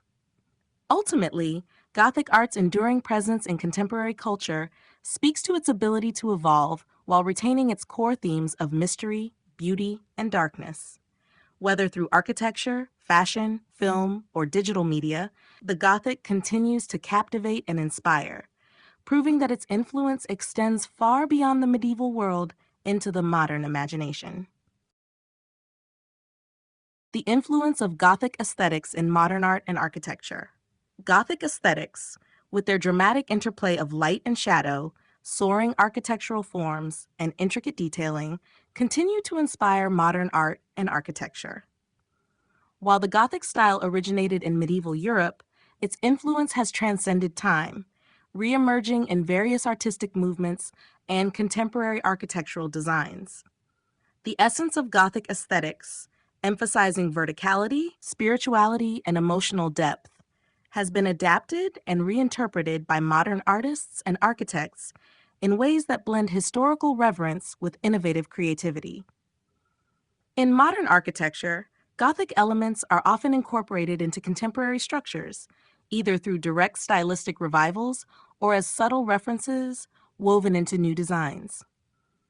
Many neo-Gothic buildings from the 19th and early 20th centuries, such as the Palace of Westminster and St. Patrick's Cathedral in New York, set the stage for the continued adaptation of Gothic principles. Today, architects integrate pointed arches, ribbed vaults, and dramatic lighting into modern skyscrapers, libraries, and cultural centers. Structures like Antoni Gaudi's Sagrada Familia, though rooted in Gothic tradition, showcase how organic forms, intricate facades, and an emphasis on verticality can be transformed into a unique and dynamic modern expression. One of the most significant contributions of Gothic aesthetics to modern architecture is the emphasis on light and space. Gothic cathedrals were designed to create an ethereal atmosphere through stained glass windows that allowed light to filter through in dazzling colors. This concept has been reinterpreted in contemporary architecture, where large glass panels, intricate window designs, and the manipulation of light are used to create a sense of grandeur and transcendence. Buildings such as the Louvre Pyramid in Paris and the Chapel of St. Ignatius in Seattle employ similar principles, using light as an architectural element to evoke emotion and a sense of the sublime. Beyond architecture, modern art also draws heavily from Gothic aesthetics. Artists continue to explore themes of darkness, mysticism, and grandeur, often incorporating Gothic-inspired motifs into their work. The contemporary Gothic art movement, sometimes referred to as dark romanticism, features paintings, sculptures, and digital media that embrace the Gothic fascination with decay, beauty, and the supernatural. Artists like Zdzisław Beksański create surreal, atmospheric works reminiscent of Gothic grandeur, while photographers and digital artists use chiaroscuro lighting and Gothic-inspired settings to evoke haunting, dramatic imagery. Additionally, Gothic influences persist in contemporary sculpture and installation art, where intricate detailing, vertical forms, and religious or supernatural themes are explored in new ways. Many modern public sculptures echo the elaborate craftsmanship of Gothic cathedrals, while contemporary installations use light and shadow to create immersive experiences reminiscent of medieval stained glass. Overall, Gothic aesthetics continue to shape the artistic and architectural landscape, demonstrating their adaptability and timeless allure. Whether through towering modern structures or evocative visual art, the spirit of the Gothic endures, reminding us of the power of beauty, mystery, and transcendence in creative expression. Gothic revival in fashion and design. The Gothic aesthetic, with its rich historical roots and dramatic visual appeal, has experienced a lasting revival in fashion and design. Characterized by its dark romanticism, elaborate ornamentation, and an emphasis on mystery and elegance, Gothic revival in fashion and design has continuously evolved, influencing everything from haute couture to interior spaces. This resurgence is not merely a nostalgic nod to the past, but a reinterpretation of Gothic sensibilities for the modern era, blending historical motifs with contemporary innovation. In fashion, Gothic revival has manifested in various styles, from the Victorian-inspired silhouettes of Gothic subcultures to high-fashion interpretations by avant-garde designers. Traditional Gothic fashion is defined by dark color palettes, luxurious fabrics such as velvet and lace, and intricate detailing reminiscent of medieval and Renaissance attire. Corsetry, high collars, and flowing capes echo the grandeur of Gothic architecture, while metal embellishments, elaborate embroidery, and layered textures add to the dramatic effect. Designers such as Alexander McQueen, John Galliano, and Gareth Pugh have embraced Gothic aesthetics, infusing their collections with an air of mystery, theatricality, and romanticism. McQueen, in particular, frequently drew upon Gothic themes, incorporating intricate embroidery, historical references, and a fascination with life and death into his designs. Beyond fashion, Gothic revival has also left a significant mark on interior and furniture design. The same principles that define Gothic architecture, ornate detailing, pointed arches, and an emphasis on verticality, have been reimagined in modern interiors. Gothic-inspired furniture often features dark woods, intricate carvings, and rich, velvety upholstery, evoking the opulence of medieval castles and cathedrals.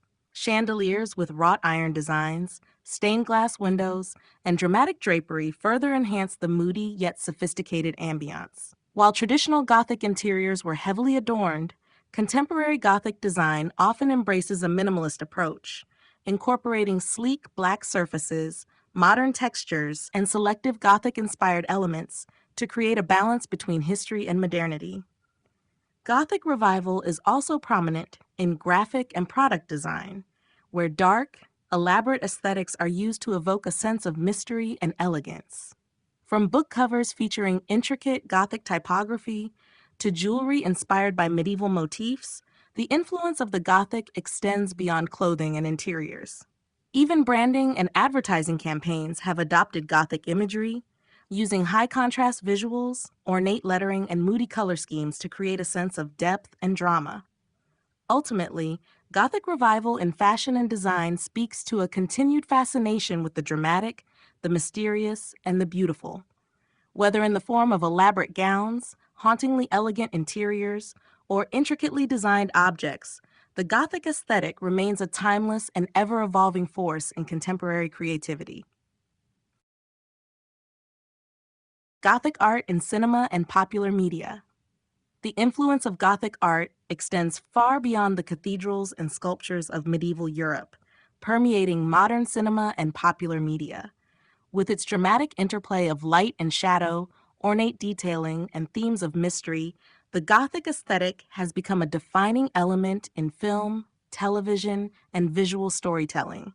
Whether through the grandiose settings of classic horror films, the melancholic beauty of period dramas, or the dark romanticism of contemporary fantasy, Gothic art continues to shape visual culture in profound ways.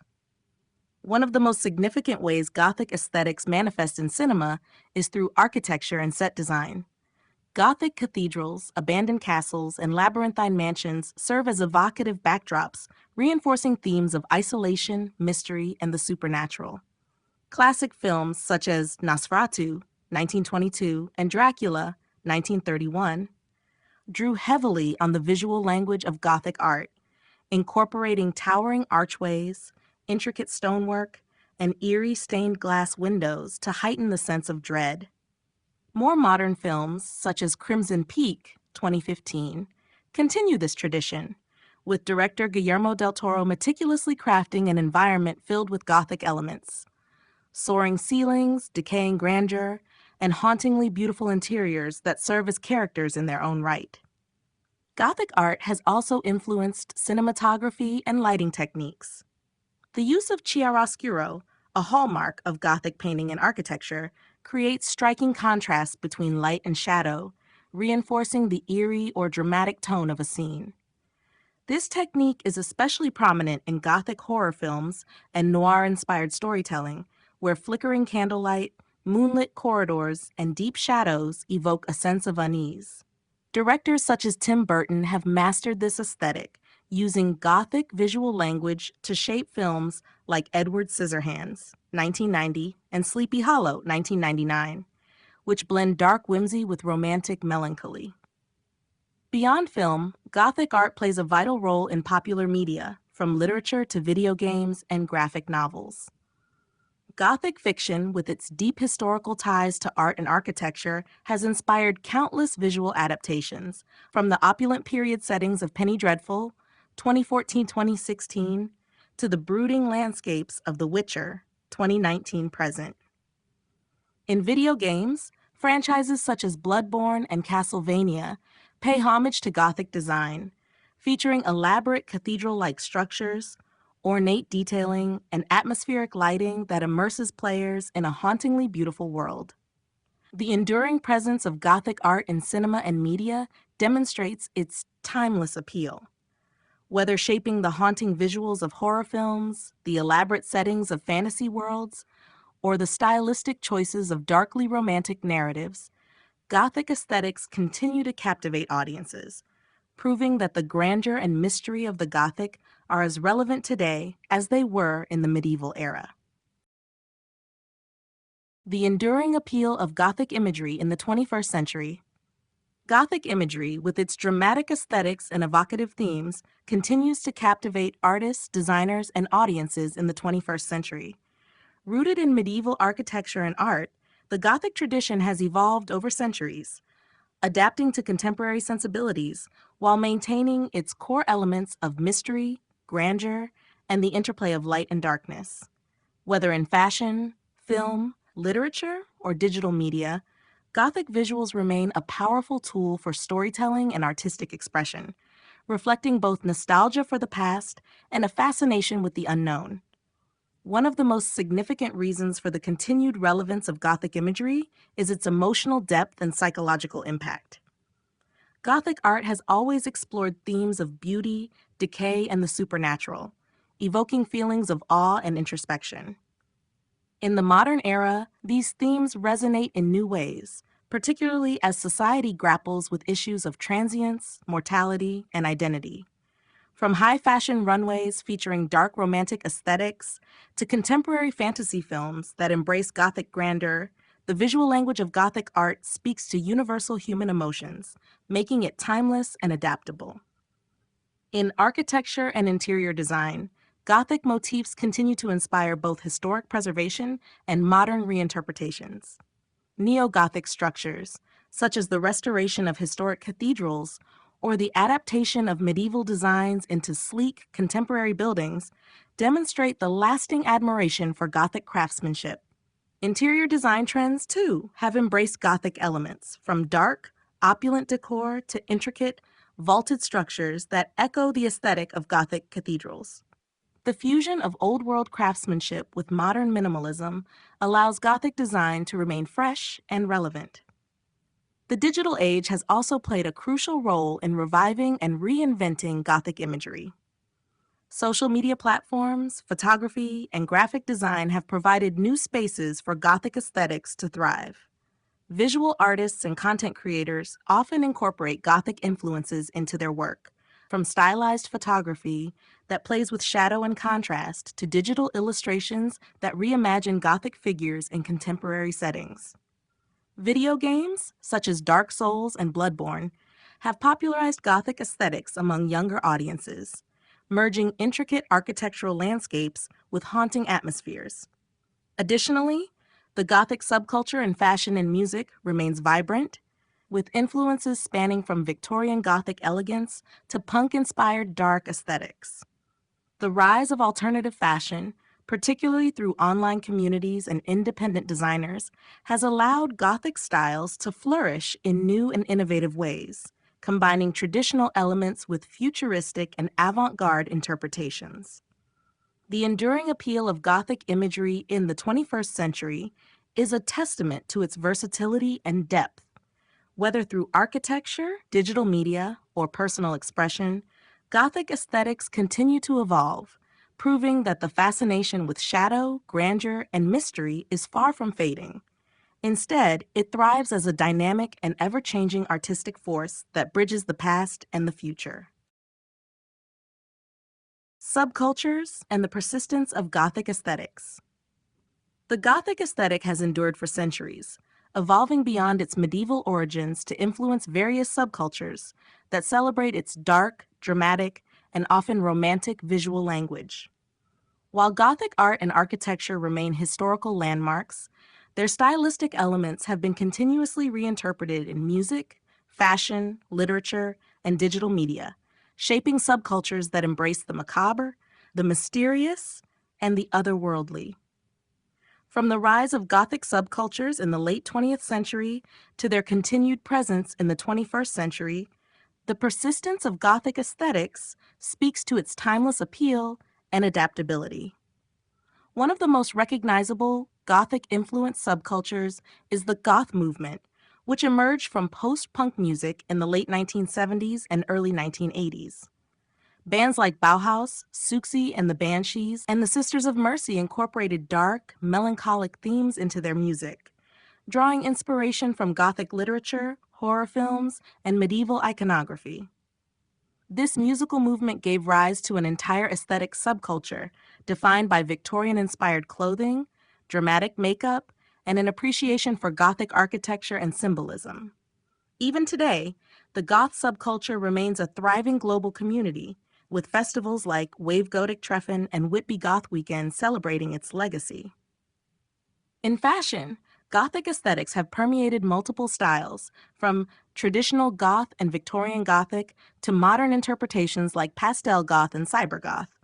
The use of dark, rich colors, intricate lace, corsetry, and religious iconography reflects a deep connection to Gothic art's historical roots.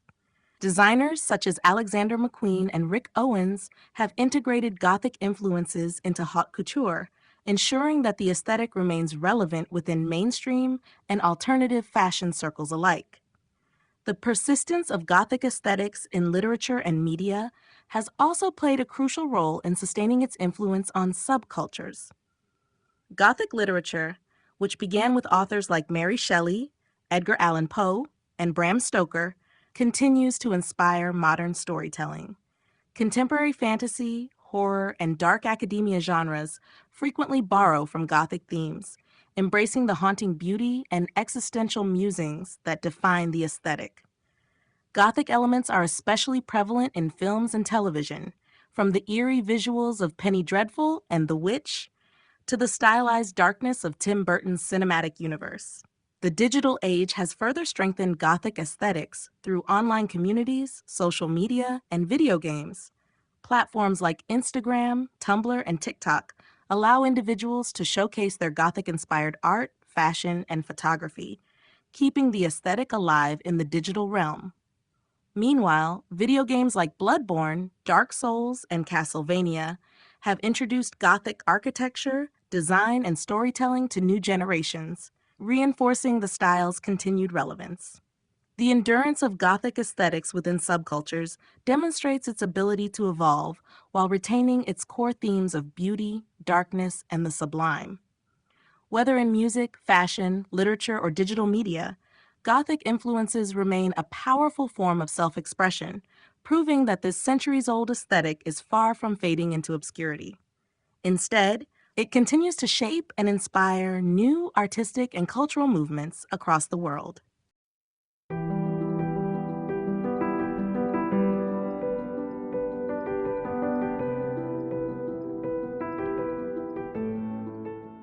Chapter 12: The Global Influence of Gothic Art.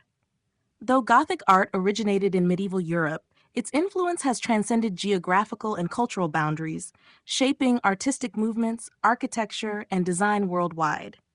The distinct characteristics of Gothic aesthetics, pointed arches, ribbed vaults, intricate ornamentation, and an emphasis on light and shadow, have been adapted and reinterpreted in various global contexts. From colonial-era churches to contemporary architectural revivals, Gothic art continues to inspire and evolve, demonstrating its lasting impact on the world.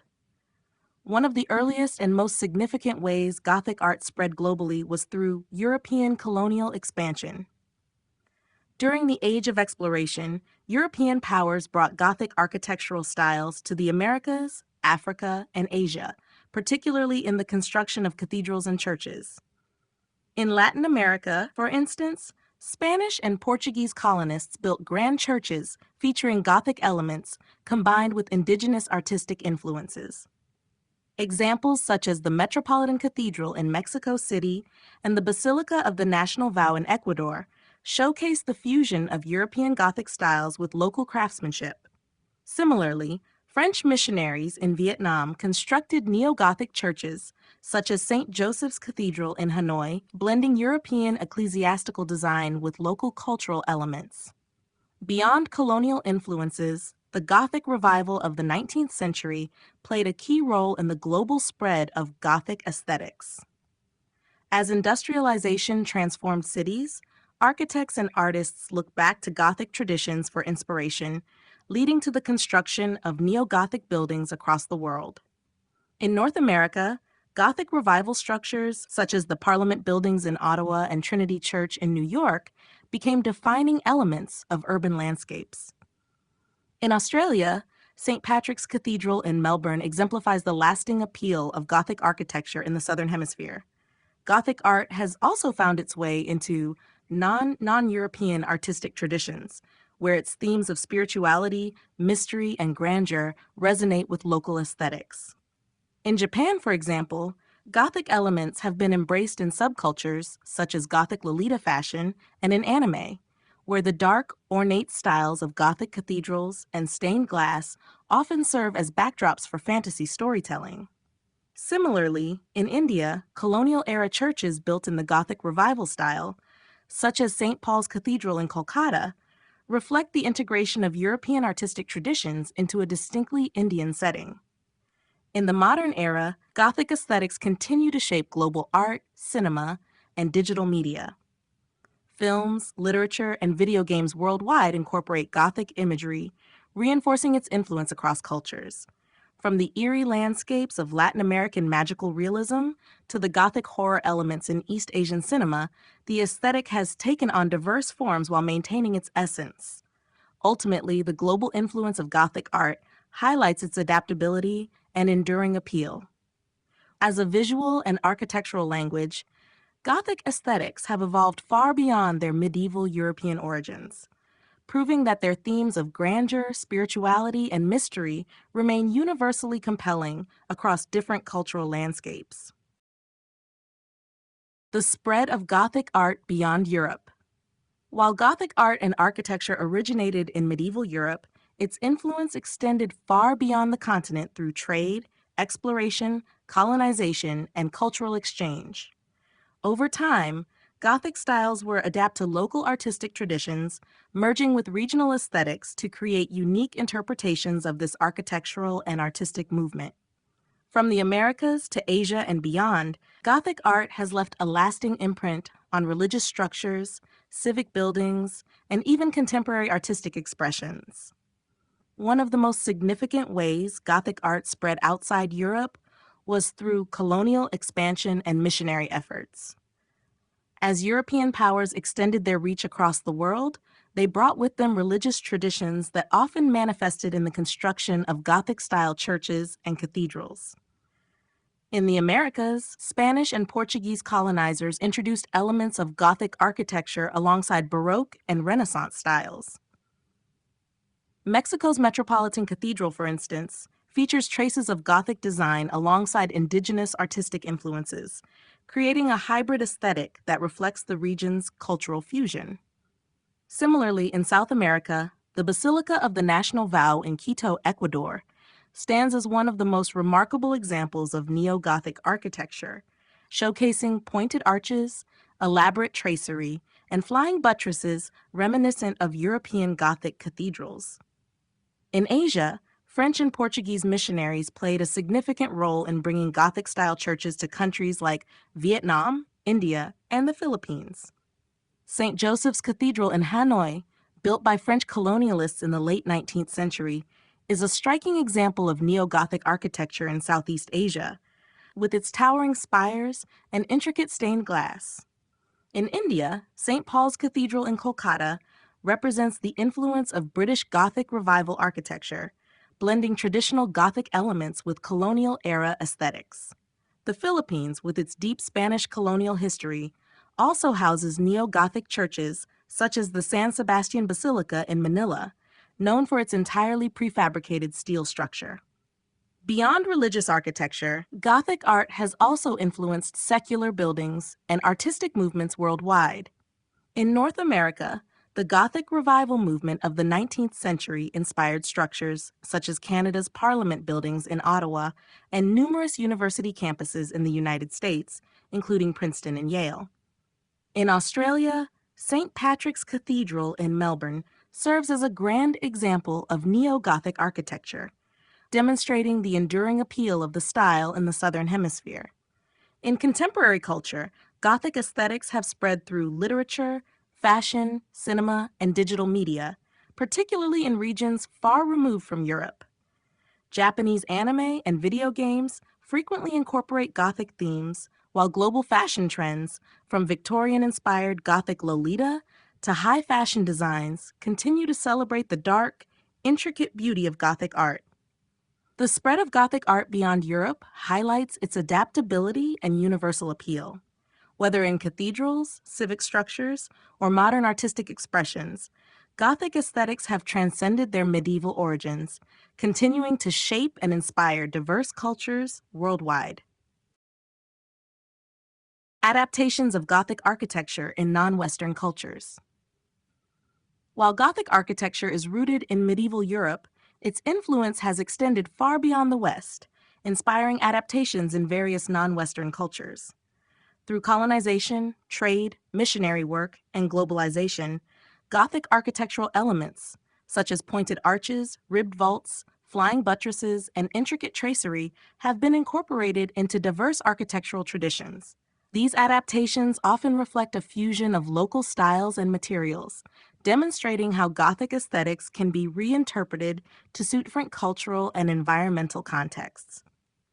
One of the most significant regions to embrace Gothic architecture outside of Europe is Asia, where colonial-era churches and cathedrals showcase a blend of Gothic elements and indigenous craftsmanship.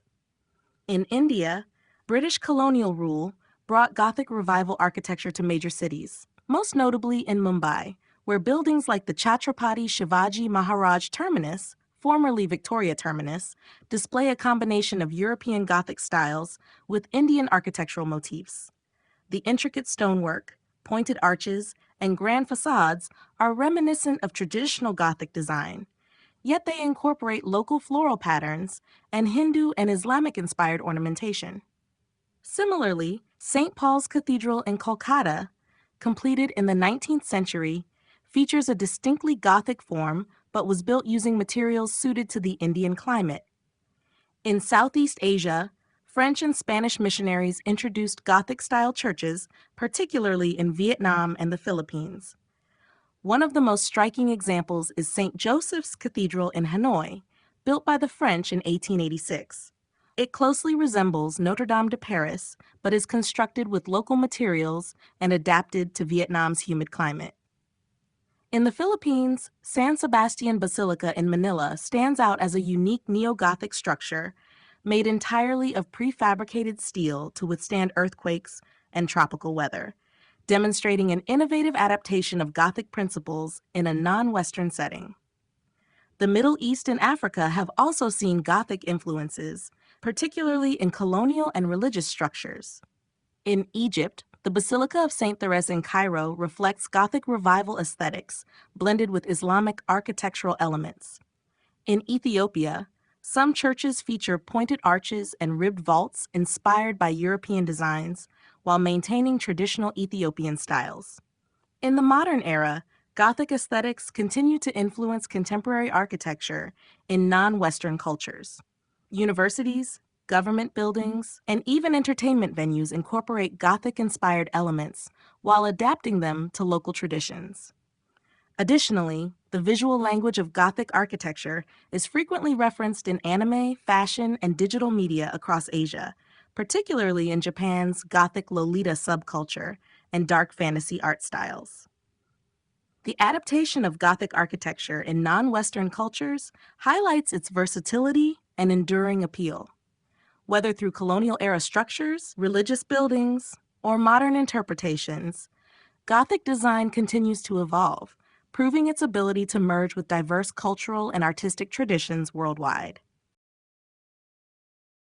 Gothic art's influence on colonial and post-colonial architecture.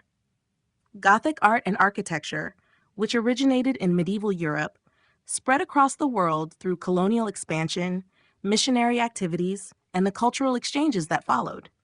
During the colonial era, European powers introduced Gothic architectural elements to their overseas territories, particularly in the construction of churches, cathedrals, administrative buildings, and educational institutions.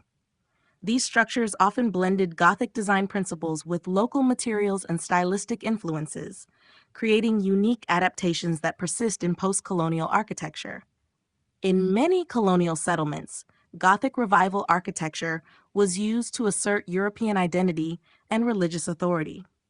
Missionary efforts by the Spanish, French, and British led to the construction of Gothic-inspired churches across Latin America, Africa, and Asia.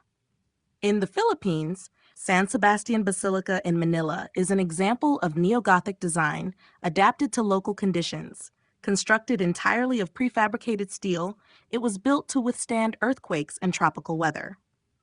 Similarly, St. Joseph's Cathedral in Hanoi, Vietnam, was constructed by the French in 1886 and closely resembles Notre Dame de Paris, demonstrating the direct transference of European Gothic elements into colonial contexts. Beyond religious structures, Gothic revival architecture was also applied to government buildings and educational institutions. In India, British colonial rule left a lasting imprint on major cities, with Gothic-style structures such as Chhatrapati Shivaji Maharaj Terminus in Mumbai and the University of Mumbai incorporating pointed arches, ribbed vaults, and elaborate stone carvings alongside Indian design motifs. The combination of Gothic grandeur with Indo-Saracenic elements resulted in a distinctive architectural style that continues to define the skylines of many Indian cities. In Africa, cities like Cape Town and Nairobi feature Gothic-influenced government buildings that reflect the legacy of British colonial rule. In the post-colonial era, the influence of Gothic architecture has persisted, although it has been reinterpreted to reflect national identities and contemporary architectural trends. Many former colonies have preserved and restored Gothic structures as cultural landmarks, recognizing their historical and aesthetic significance. In some regions, new churches and institutions continue to incorporate elements of Gothic design, maintaining the tradition while adapting it to modern materials and construction techniques.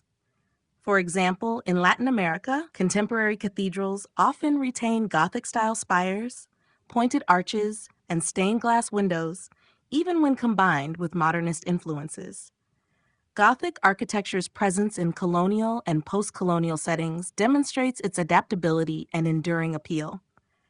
While originally introduced as an expression of European authority, Gothic aesthetics have since been woven into the architectural heritage of many nations, evolving into symbols of cultural fusion and historical continuity. Global art movements inspired by Gothic themes.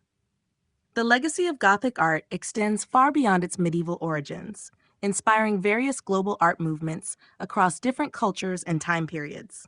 From the Renaissance to contemporary art, Gothic themes, such as darkness, mystery, intricate ornamentation, and a focus on the sublime, have continued to influence artists worldwide. These elements have been reinterpreted and adapted, contributing to the development of new artistic styles that reflect both the fascination with Gothic aesthetics and the evolving cultural context in which they are employed. In the 19th century, the Gothic revival movement emerged in Europe as a reaction to the industrialization and rationalism of the Enlightenment. The Romantic movement, in particular, drew heavily from Gothic themes, embracing a return to medieval ideals of mystery, emotion, and spirituality. This period saw the revival of Gothic architectural elements, but it also spurred a resurgence in Gothic-inspired painting and literature. Artists like Caspar David Friedrich used dark, atmospheric landscapes to evoke a sense of the sublime, while writers like Edgar Allan Poe and Mary Shelley incorporated Gothic imagery into their works, exploring themes of horror, decay, and the supernatural. This period also witnessed the rise of Gothic literature, a genre that transcended its European roots to captivate global audiences with its exploration of terror, the macabre, and the Gothic imagination. In the early 20th century, the influence of Gothic art was evident in the rise of symbolism and surrealism, which sought to explore the unconscious mind and challenge traditional artistic conventions. Artists such as Gustave Moreau and Odilon Redon used Gothic-inspired imagery, including dark, fantastical creatures and medieval symbols, to express internal psychological landscapes. These movements also echoed the Gothic tradition's focus on the sublime, mystery, and the irrational, blurring the line between reality and dreamlike visions. The Gothic revival influenced not only Western art, but also art movements in Asia and the Americas, where it intersected with local traditions. In Japan, the Gothic aesthetic became intertwined with modernist architecture during the Meiji period, when the country was rapidly industrializing. Buildings such as the Tokyo Station are examples of how European Gothic elements were integrated into Japanese designs, creating a fusion of Eastern and Western architectural traditions. In Latin America, the Neo-Gothic style was widely used in the design of churches and public buildings, with adaptations to local materials and climate, creating a distinctly regional interpretation of Gothic forms.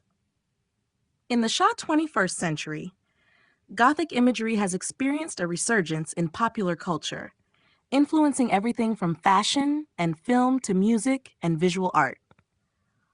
The Goth subculture, which emerged in the late 20th century, embraced a romanticized version of Gothic aesthetics, incorporating elements like Victorian fashion, dark symbolism, and a fascination with the macabre. Artists such as Tim Burton and Guillermo del Toro in cinema have continued to explore Gothic themes through fantastical and visually striking films, while musicians in genres like Gothic rock and dark wave evoke the same eerie, melancholic atmosphere central to Gothic art. The influence of Gothic art has thus spanned centuries and continents, evolving into diverse movements and practices that reflect both its enduring relevance and the ever-changing artistic landscape. Its themes of mystery, emotion, and the supernatural continue to resonate in contemporary global culture. The evolution of Gothic styles in diverse cultural contexts. The evolution of Gothic art across various cultural contexts is a testament to the adaptability and enduring influence of this aesthetic. Originating in 12th century France, the Gothic style was initially defined by its architectural innovations, such as pointed arches, ribbed vaults, and flying buttresses. As it spread across Europe, it evolved to reflect local traditions, climates, and cultural values, giving rise to distinct regional variations in Gothic architecture, sculpture, and visual art. Over time, these regional adaptations of the Gothic style would shape the broader history of the movement and influence art in other parts of the world. In France, the birthplace of Gothic architecture, the style began with the construction of monumental cathedrals like Notre Dame de Paris and Chartres Cathedral. The French Gothic style is characterized by its emphasis on verticality, lightness, and the extensive use of stained glass. It prioritized intricate details and intricate decoration, resulting in structures that soared upward and flooded with light, creating a sense of the divine. The early Gothic style gave way to the Renaissance phase, marked by an even greater emphasis on the beauty of stained glass windows, and the flamboyant style, which saw more elaborate and flowing designs. In England, Gothic architecture developed its own distinctive characteristics, often referred to as English Gothic or Perpendicular Gothic. The English approach was less focused on the dramatic verticality seen in French Gothic, instead emphasizing expansive windows, intricate tracery, and a more restrained overall aesthetic. The Westminster Abbey and Canterbury Cathedral showcase this development with their vast, ornate interiors designed to evoke spiritual grandeur while retaining a sense of approachability. English Gothic also made its mark in universities, such as Oxford and Cambridge, where the style became associated with academic institutions. In Germany, Gothic art merged with local traditions to produce unique adaptations. The brick Gothic style is particularly notable, which emerged in northern Germany and the Baltic region. This style was a response to the lack of local stone and instead used brick as the primary building material, resulting in more angular and less ornate structures compared to those in France and England. The Holstentor in Lübeck and the St. Mary's Church in Lübeck are examples of how Gothic architecture in Germany was influenced by the use of brick and regional climate considerations. As Gothic art spread beyond Europe, it continued to evolve in colonial and post-colonial contexts. In the Americas, the Neo-Gothic revival took root during the 19th century, particularly in the United States, where it influenced the design of churches, university buildings, and civic institutions. Notable examples include Trinity Church in New York City and St. Patrick's Cathedral in the same city. In India, during British colonial rule, Gothic revival architecture became a symbol of imperial power, blending European styles with local architectural elements to create a distinctive colonial aesthetic. The Victoria Memorial in Kolkata, with its mixture of Gothic and classical styles, represents this fusion. In Asia, Gothic revival architecture became prominent during the colonial period, where European powers established Gothic-inspired government and religious buildings. Japanese architecture saw the influence of Gothic elements, particularly in government buildings like Tokyo Station, built in 1914. Here, Gothic arches and spires were blended with traditional Japanese building methods, marking a fusion of Eastern and Western architectural styles. The global journey of Gothic art reveals how its core principles, verticality, light, ornamentation, and spirituality, were adopted and adapted across cultures. Each region's interpretation of Gothic reflected local needs and cultural values, yet the universal themes of the style, human aspiration, the divine, and mystery, remain intact, allowing the Gothic style to evolve across centuries and continents while maintaining a lasting cultural significance.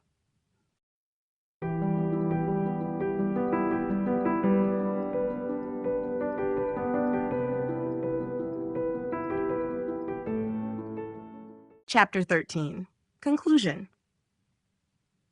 The evolution and enduring influence of Gothic art stand as a testament to its deep cultural, spiritual, and aesthetic significance.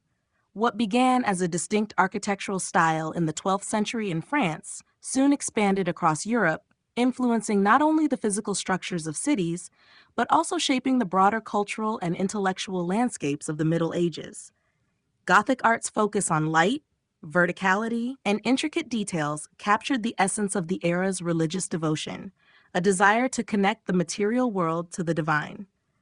Its influence permeated beyond architecture, transforming sculpture, painting, stained glass, and literature, creating a vibrant visual language that spoke to the profound spiritual and human experiences of the time. Gothic architecture, with its towering cathedrals and awe-inspiring spires, sought to elevate the human soul through grandeur and light.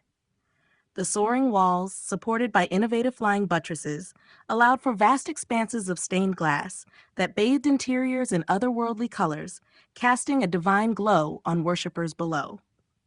This interplay of light and architecture not only had a profound religious purpose, but also symbolized the quest for the divine and the eternal. The development of detailed religious sculpture and the use of iconography reinforced these themes, portraying biblical narratives and saints in ways that made the divine more accessible to a largely illiterate population. Over the centuries, Gothic art evolved in response to social, political, and religious changes.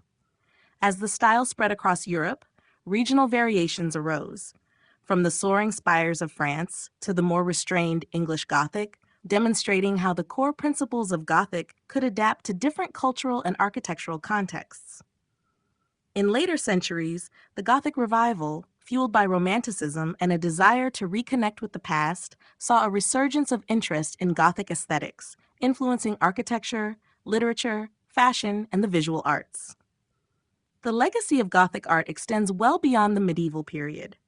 In the modern era, its themes, mysticism, spirituality, and the sublime, continue to resonate in literature, film, fashion, and subcultures, maintaining an enduring appeal. The Gothic style's ability to evoke a sense of awe, mystery, and transcendence remains relevant today, ensuring that its cultural impact will continue to be felt for generations to come. Gothic art is not simply a historical style, but a dynamic and evolving cultural force that continues to shape our understanding of beauty, spirituality, and human expression.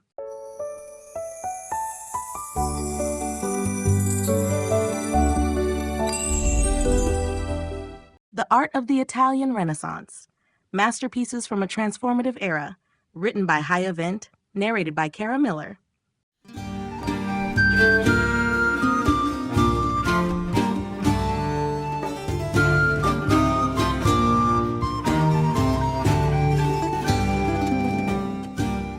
Chapter 1.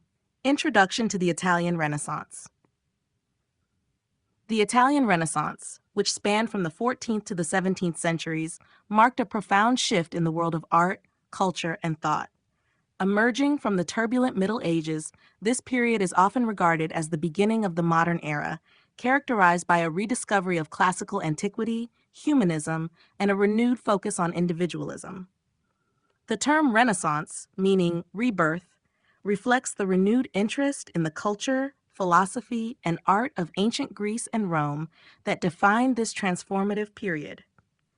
At the heart of the Renaissance was the idea of humanism, a philosophical outlook that emphasized the potential for human achievement and sought to celebrate the individual. Humanist scholars and artists believed that by studying the classical works of antiquity, they could unlock new possibilities for human creativity and intellect. This perspective led to a flourishing of art that depicted human beings not just as divine figures, but as real, living individuals with emotion, personality, and complexity. The Italian city-states, particularly Florence, Venice, and Rome, played a central role in the development of Renaissance art. Florence, often considered the birthplace of the Renaissance, was home to powerful patrons such as the Medici family, whose support of the arts led to the flourishing of creative talent. The wealth generated by trade, banking, and the patronage of the arts created an environment where artists could experiment with new techniques, perspectives, and subjects. The Medici family, in particular, were not just financial supporters, but active contributors to the intellectual and artistic atmosphere, commissioning works from some of the greatest artists of the time. This period also saw the rise of the artist as a central figure in society, shifting from the anonymous craftsmen of the Middle Ages to celebrated individuals like Leonardo da Vinci, Michelangelo, and Raphael. Their genius was recognized not only by patrons, but also by the broader public, cementing their legacy as some of the most influential figures in the history of art. The Renaissance marked a break from the medieval focus on religious symbolism, instead embracing the study of anatomy, nature, and the human form. Artists employed groundbreaking techniques such as perspective, which gave their works a sense of depth and realism never before seen in art. The Italian Renaissance was not just an artistic revolution. It was a cultural movement that influenced literature, science, and philosophy. The intellectual revival of classical texts, along with advancements in mathematics, astronomy, and anatomy, fostered an environment of innovation. This period, with its focus on the celebration of human potential, laid the foundation for the modern Western world. Overview of the Renaissance period. The Renaissance was a period of profound cultural, intellectual, and artistic transformation that spanned roughly from the 14th to the 17th century, bridging the gap between the Middle Ages and the modern era. Originating in Italy, the movement gradually spread across Europe, fundamentally reshaping the way people thought about art, science, philosophy, and society.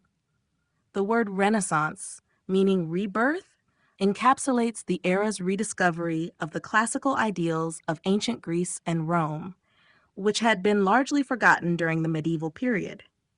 This revival sparked a new era of innovation, creativity, and intellectual curiosity.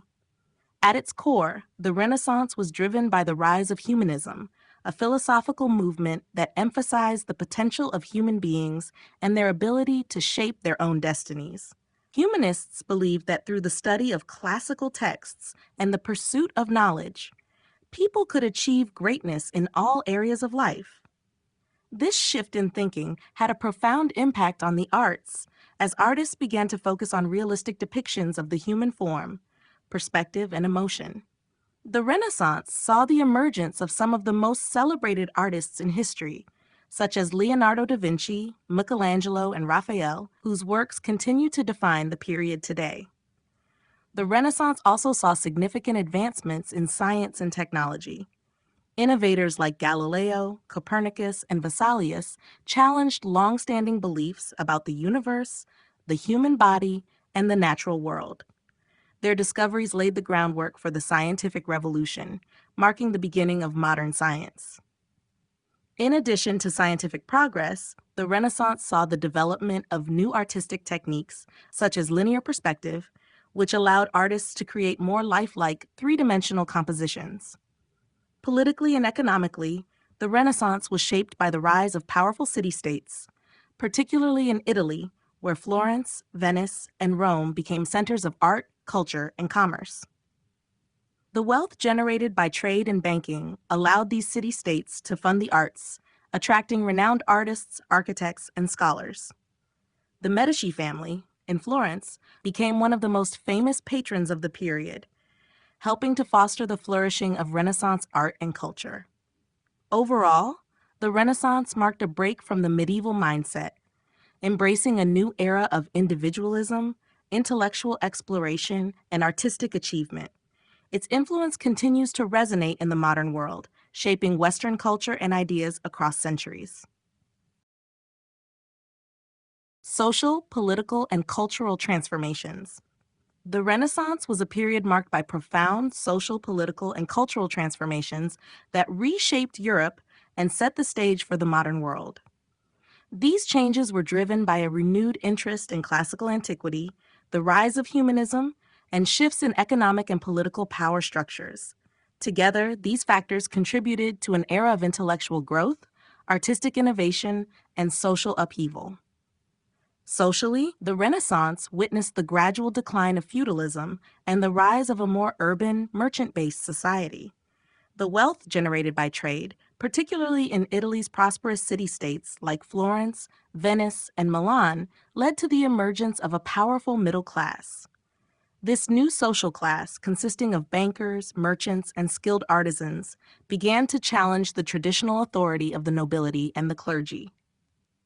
The newfound wealth and influence of these merchants, many of whom became patrons of the arts, allowed for greater cultural and intellectual developments. Furthermore, the idea of individualism gained traction, with people beginning to focus more on personal achievement, self-expression, and individual rights, a marked shift from the collective mindset of the Middle Ages. Politically, the Renaissance saw the rise of powerful city-states and the decline of medieval monarchies. In Italy, city-states like Florence, Venice, and Rome became dominant political entities, each with its own form of governance. In Florence, the Medici family played a key role in shaping the city's political and cultural landscape, establishing themselves as rulers and patrons of the arts. Meanwhile, in other parts of Europe, monarchs in countries such as France and England consolidated power, moving away from feudalism toward more centralized states. This period also witnessed the beginnings of modern diplomacy, as European rulers sought to form alliances and manage political relationships through negotiation and treaties, rather than through warfare alone. Culturally, the Renaissance marked a revival of classical ideas and artistic expression. The intellectual movement of humanism, which emphasized the study of ancient Greek and Roman texts, fueled a renewed interest in philosophy, science, and the arts. This cultural shift led to the flourishing of art, with artists like Leonardo da Vinci, Michelangelo, and Raphael producing works that celebrated human beauty, emotion, and the natural world. The Renaissance also saw the development of new artistic techniques, such as linear perspective and chiaroscuro, that allowed for more realistic and dynamic representations of the human form and the world around them. Together, these social, political, and cultural transformations laid the foundation for the modern world. The Renaissance not only revolutionized art and intellectual thought, but also altered the very fabric of European society, setting in motion the developments that would define the next several centuries. Influence of ancient Greek and Roman art. The influence of ancient Greek and Roman art played a pivotal role in the development of Renaissance art, serving as both a foundation and an inspiration for the artists of the period.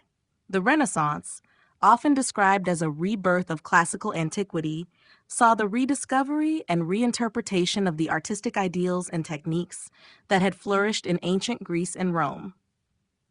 This classical revival was a driving force behind many of the innovations in art, sculpture, and architecture during the Renaissance.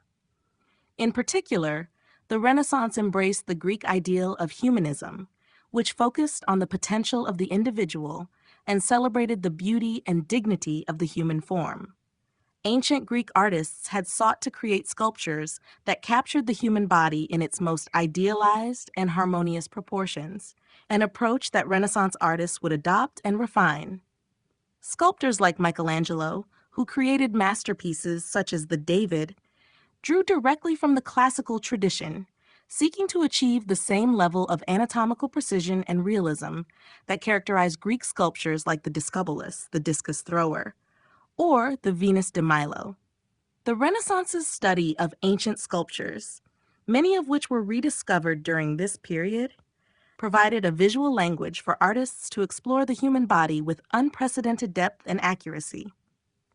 Greek and Roman art also influenced Renaissance painters who sought to capture not only the human form, but the emotions and stories of mythology, history, and religion.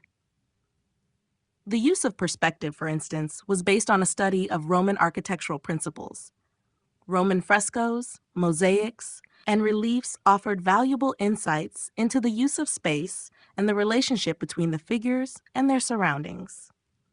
This allowed Renaissance artists to create a sense of depth and realism in their paintings, as seen in works like Leonardo da Vinci's The Last Supper or Raphael's The School of Athens, which employed perspective to bring a sense of three-dimensionality to the two-dimensional canvas. Additionally, Roman architecture had a lasting impact on Renaissance buildings. The revival of columns, arches, and domes, as well as the use of proportion and symmetry, became key elements of Renaissance architecture. This classical influence can be seen in the works of architects like Filippo Brunelleschi, whose design of the dome of the Florence Cathedral echoed the grandeur of ancient Roman buildings. In essence, the rediscovery of ancient Greek and Roman art during the Renaissance provided the intellectual and aesthetic foundation upon which the period's artistic achievements were built. By looking to the past, Renaissance artists were able to create works that not only reflected the classical ideals of beauty, harmony, and order, but also pushed the boundaries of creativity, ultimately shaping the course of Western art for centuries to come. Key figures in the Renaissance. The Renaissance produced a remarkable array of artists, thinkers, and innovators whose contributions continue to shape the world today. These key figures, through their groundbreaking work in art, science, literature, and philosophy, were central to the cultural transformation of the period. Among them, three names stand out: Leonardo da Vinci, Michelangelo, and Raphael, whose artistry defined the Renaissance. Leonardo da Vinci, often considered the quintessential Renaissance man, embodied the period's fusion of art and science. Known for masterpieces such as Mona Lisa and The Last Supper, Leonardo's work revolutionized the way artists approached human anatomy, perspective, and emotion. He was not only a painter, but also an inventor, engineer, and scientist, whose sketches and observations in notebooks revealed a genius whose curiosity spanned every aspect of life. His understanding of human anatomy and the natural world brought an unprecedented level of realism and depth to his art. Leonardo's work epitomized the Renaissance ideal of blending the intellectual and artistic realms. Michelangelo Buonarroti, another towering figure of the Renaissance, is best known for his sculptures such as David and Pietà, which captured the human form in ways that had never been seen before. Michelangelo's ability to convey intense emotion and movement in marble made him a revolutionary sculptor. His work on the Sistine Chapel ceiling in the Vatican, which includes the iconic creation of Adam, showcased his skill in fresco painting and his deep understanding of human anatomy. Michelangelo's genius was not only in his technique, but in his ability to bring human emotion and divine spirituality together in his work. Raphael Sanzio, while younger than Leonardo and Michelangelo, was no less influential. His frescoes, including The School of Athens and The Transfiguration, are prime examples of Renaissance harmony, grace, and the integration of classical ideals with Christian themes. Raphael's ability to balance composition, color, and perspective made his work widely admired during his lifetime and remains a standard of excellence in the art world.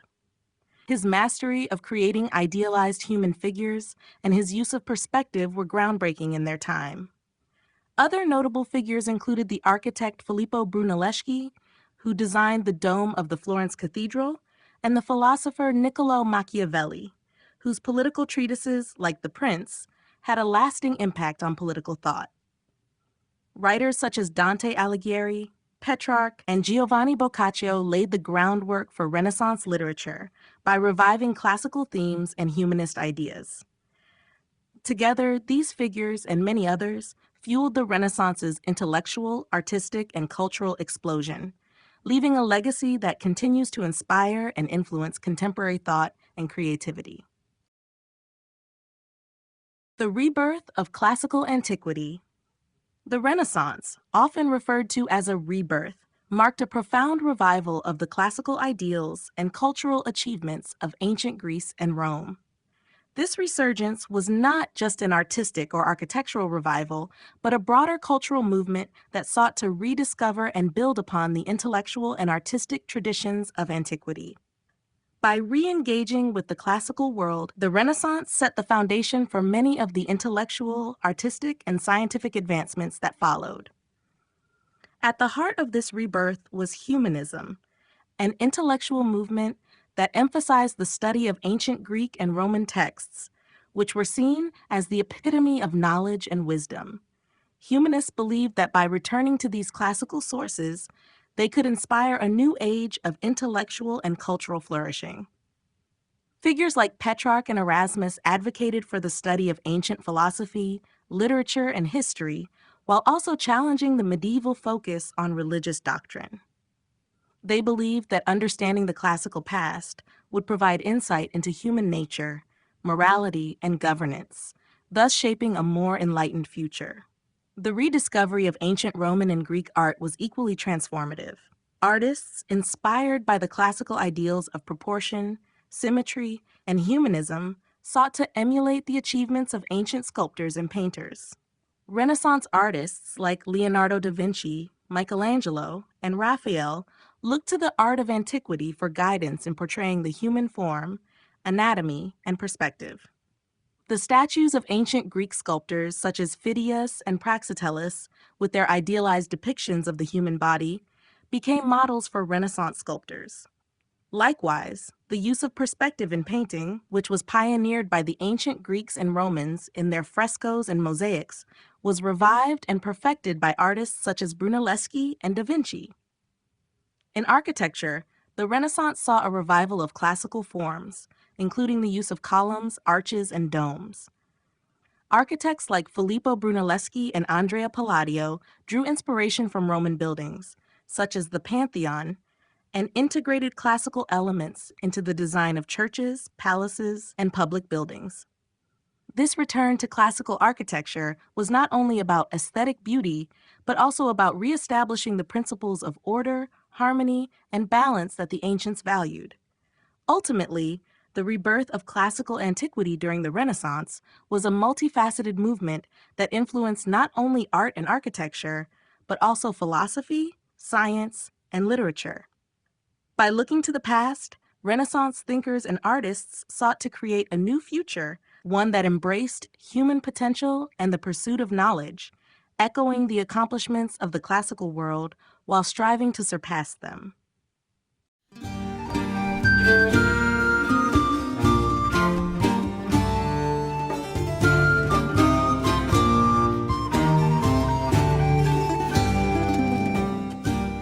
Chapter 2.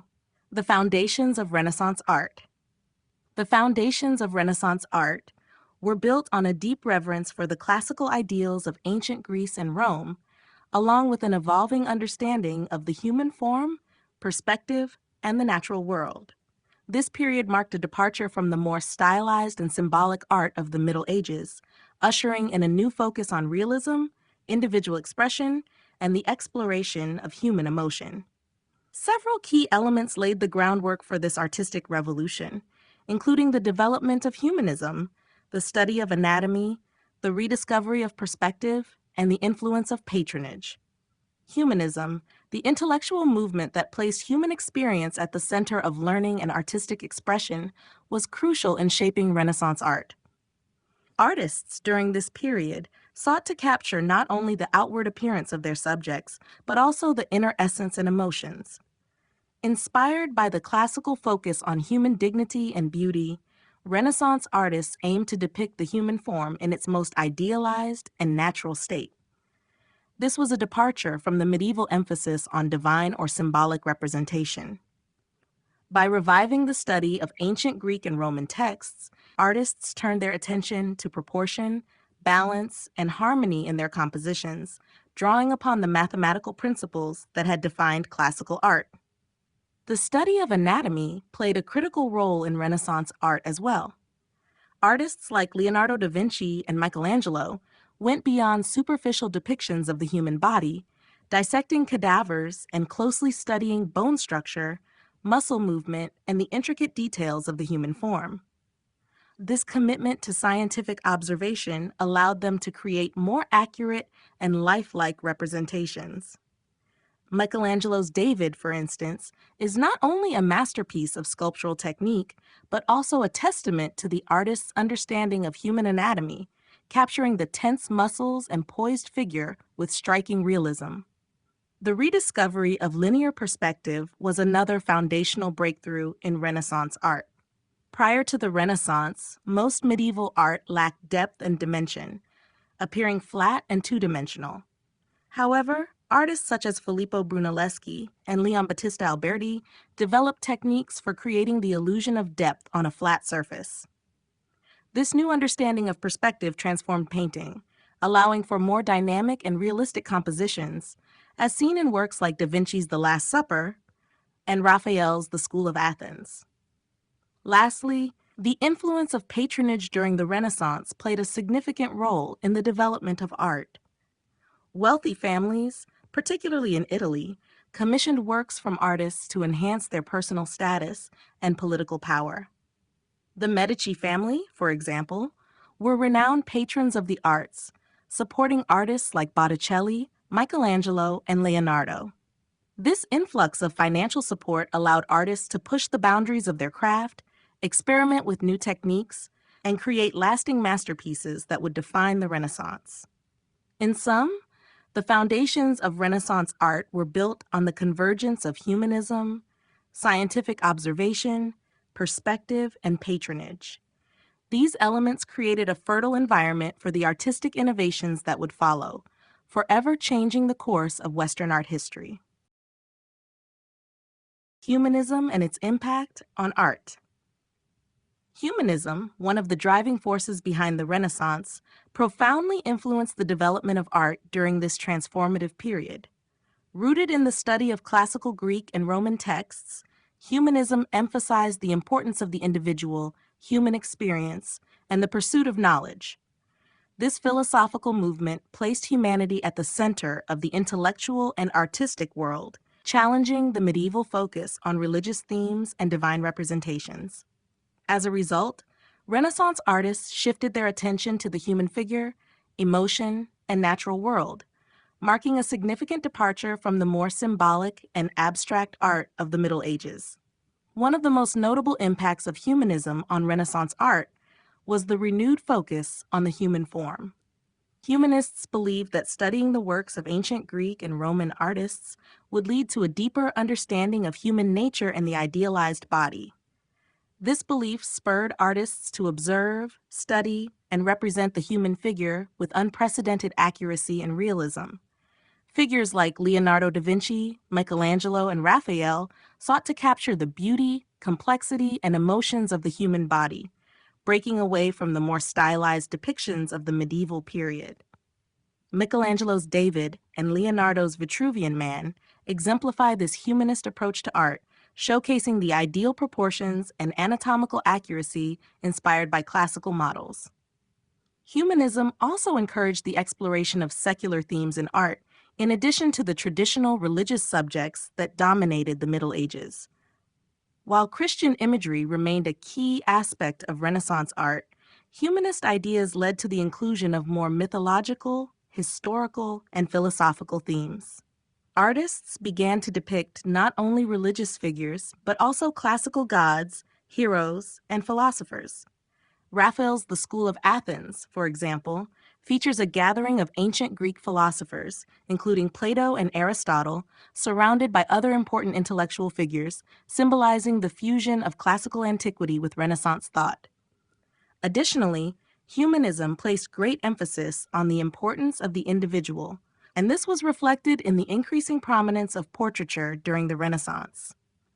Artists began to paint not only religious figures and royalty, but also ordinary people, capturing their personalities, emotions, and social status. Portraits such as those by Jan van Eyck and Titian demonstrated the humanist desire to elevate the individual and recognize the complexity of human identity. In summary, humanism had a profound impact on Renaissance art by shifting the focus from religious symbolism to the celebration of the human form, the exploration of secular themes, and the recognition of the individual. Through the influence of humanism, Renaissance artists pushed the boundaries of artistic expression, creating works that celebrated humanity's potential and the intellectual achievements of the past. The role of patrons and commissions. Patrons and commissions played a pivotal role in shaping the direction of Renaissance art, providing both financial support and creative direction for many of the period's greatest masterpieces. During the Renaissance, art was not only a form of personal expression, but also a tool of social, political, and religious influence. Wealthy patrons, including powerful families, church leaders, and political figures, commissioned artworks to enhance their own prestige, communicate their values, and express their influence. In return, artists gained both financial support and opportunities to push their artistic boundaries, leading to the creation of works that would define the Renaissance era. One of the most influential groups of patrons during the Renaissance was the Medici family, who were based in Florence. As bankers and political figures, the Medici were among the wealthiest and most influential families in Europe, and they became renowned patrons of the arts.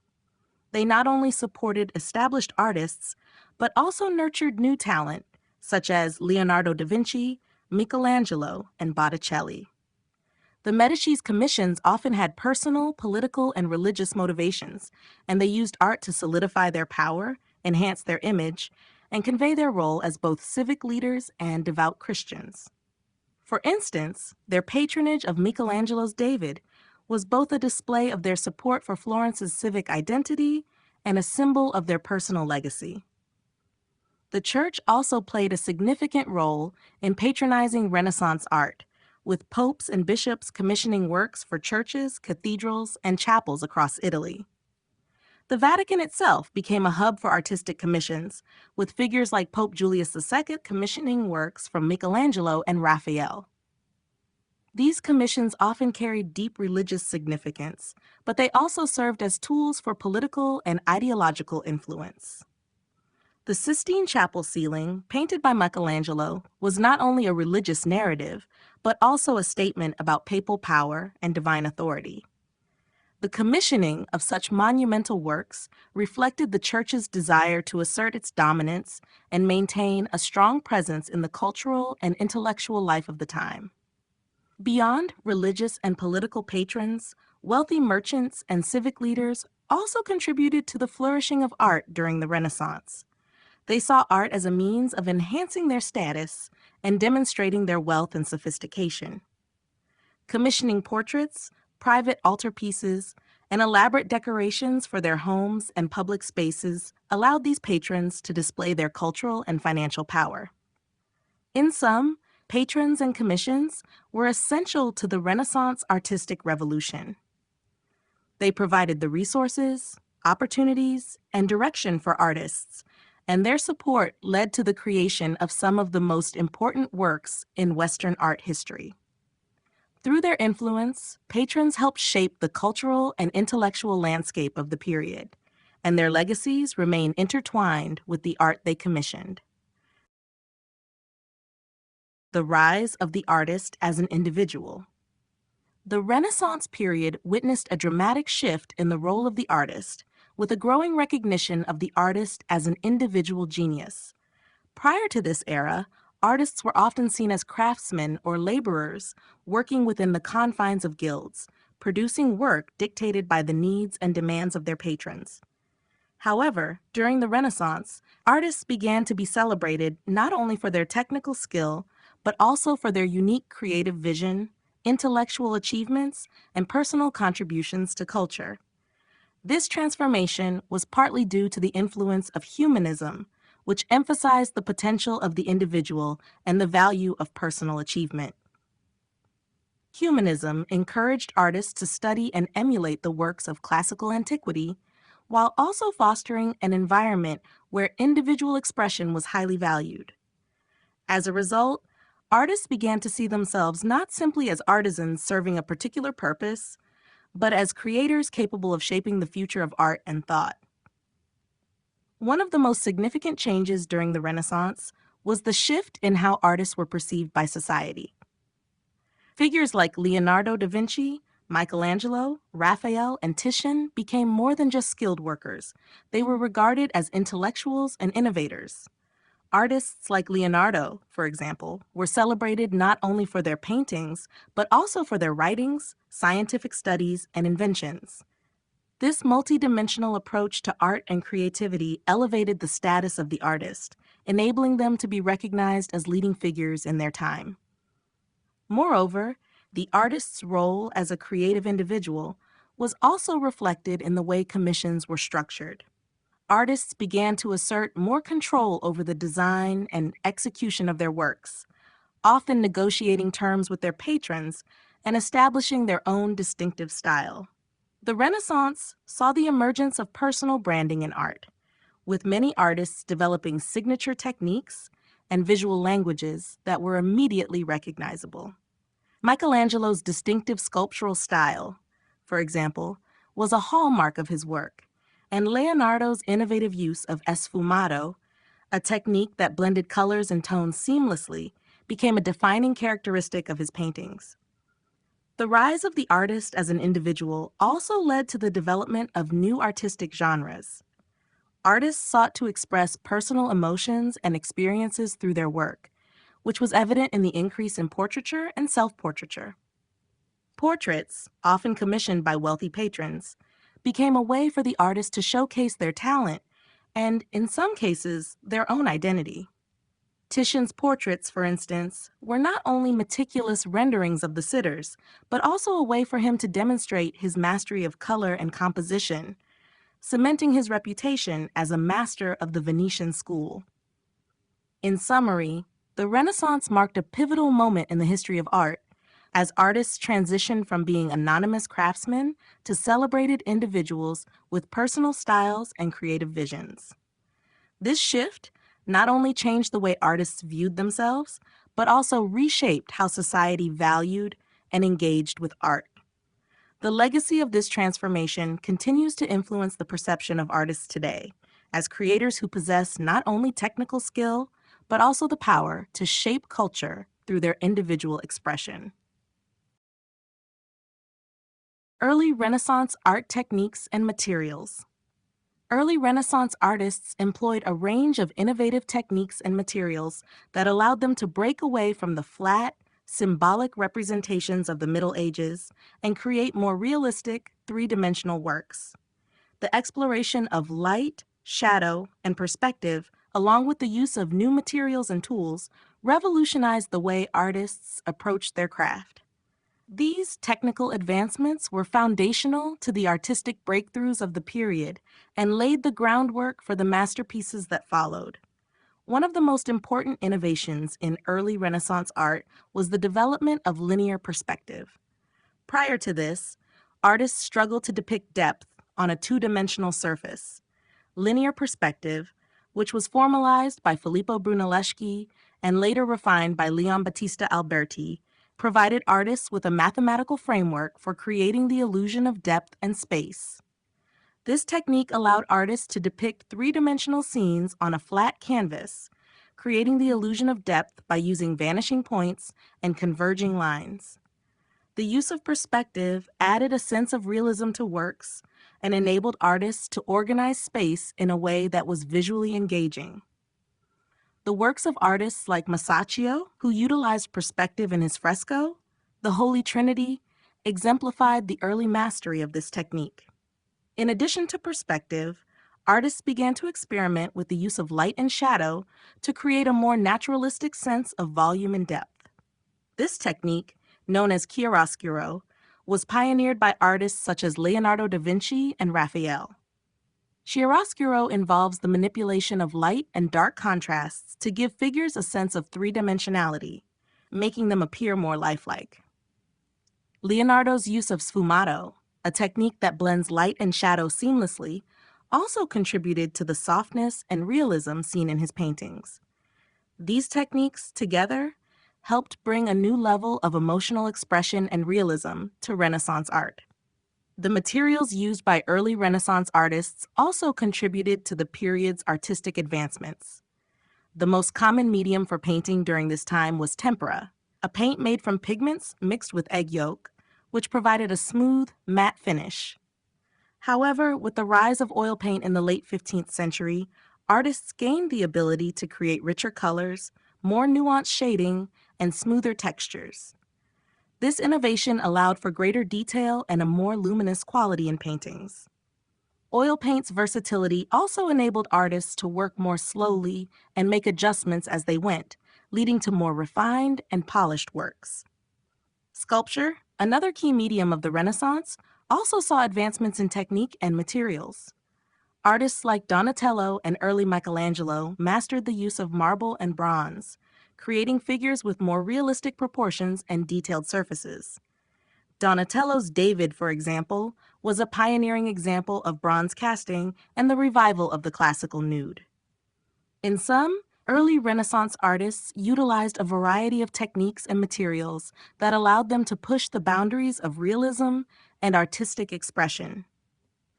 The development of perspective, the use of chiaroscuro, and the shift to oil paints were all innovations that significantly advanced the art of the period, leading to some of the most iconic works in Western art history. The role of religion in Renaissance art. Religion played a central and multifaceted role in the development of Renaissance art, as the majority of artists, patrons, and commissions during this period were deeply connected to the Christian faith. While the Renaissance was marked by a renewed interest in classical antiquity and humanist ideals, religion remained a dominant theme in artistic expression, influencing both the subject matter and the broader cultural context of the time. One of the most notable ways in which religion influenced Renaissance art was through the frequent commissioning of religious works by the Catholic Church and wealthy religious patrons. The Vatican, as the center of the Catholic Church, became a major hub for artistic activity during the Renaissance. Popes, bishops, and cardinals commissioned countless religious paintings, sculptures, and frescoes for churches, cathedrals, and chapels across Italy. These works were intended to inspire devotion, communicate biblical stories, and promote the teachings of the Church. Artists like Michelangelo, Raphael, and Leonardo da Vinci were often commissioned to create religious masterpieces, such as Michelangelo's Sistine Chapel ceiling and Leonardo's The Last Supper, which became iconic representations of Christian themes. Religious subject matter dominated the visual landscape of the Renaissance. Artists frequently depicted scenes from the Bible, focusing on key moments in the lives of Christ, the Virgin Mary, and the saints. These works served both a didactic function, educating the largely illiterate population about Christian doctrine, and a devotional purpose, encouraging personal reflection and spiritual contemplation. In many cases, these religious works were displayed in public spaces, such as churches or altars, where they would have been viewed by congregants as part of their worship experience. The portrayal of religious figures in a highly humanistic manner, such as the tender depiction of the Madonna and Child, was a key aspect of Renaissance art.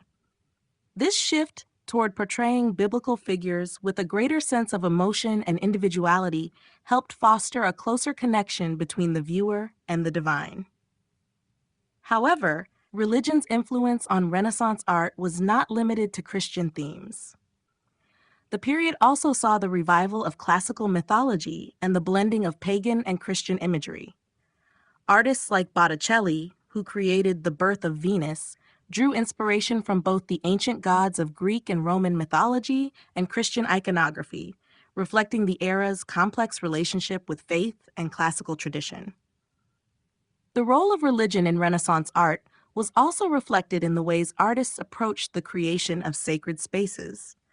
Artists were tasked with transforming churches into grand, awe-inspiring structures that conveyed the divine presence through their architecture and decoration. The use of perspective, light, and symbolism in these spaces enhanced the spiritual experience for those who entered, making the physical space a conduit for religious transcendence. In conclusion, religion was a driving force behind much of the art produced during the Renaissance. It influenced the subject matter, the patronage, and the cultural context of the time. While Renaissance art embraced humanist ideals and celebrated the individual, religion remained a powerful presence, shaping the ways in which artists depicted the divine and the sacred in their works.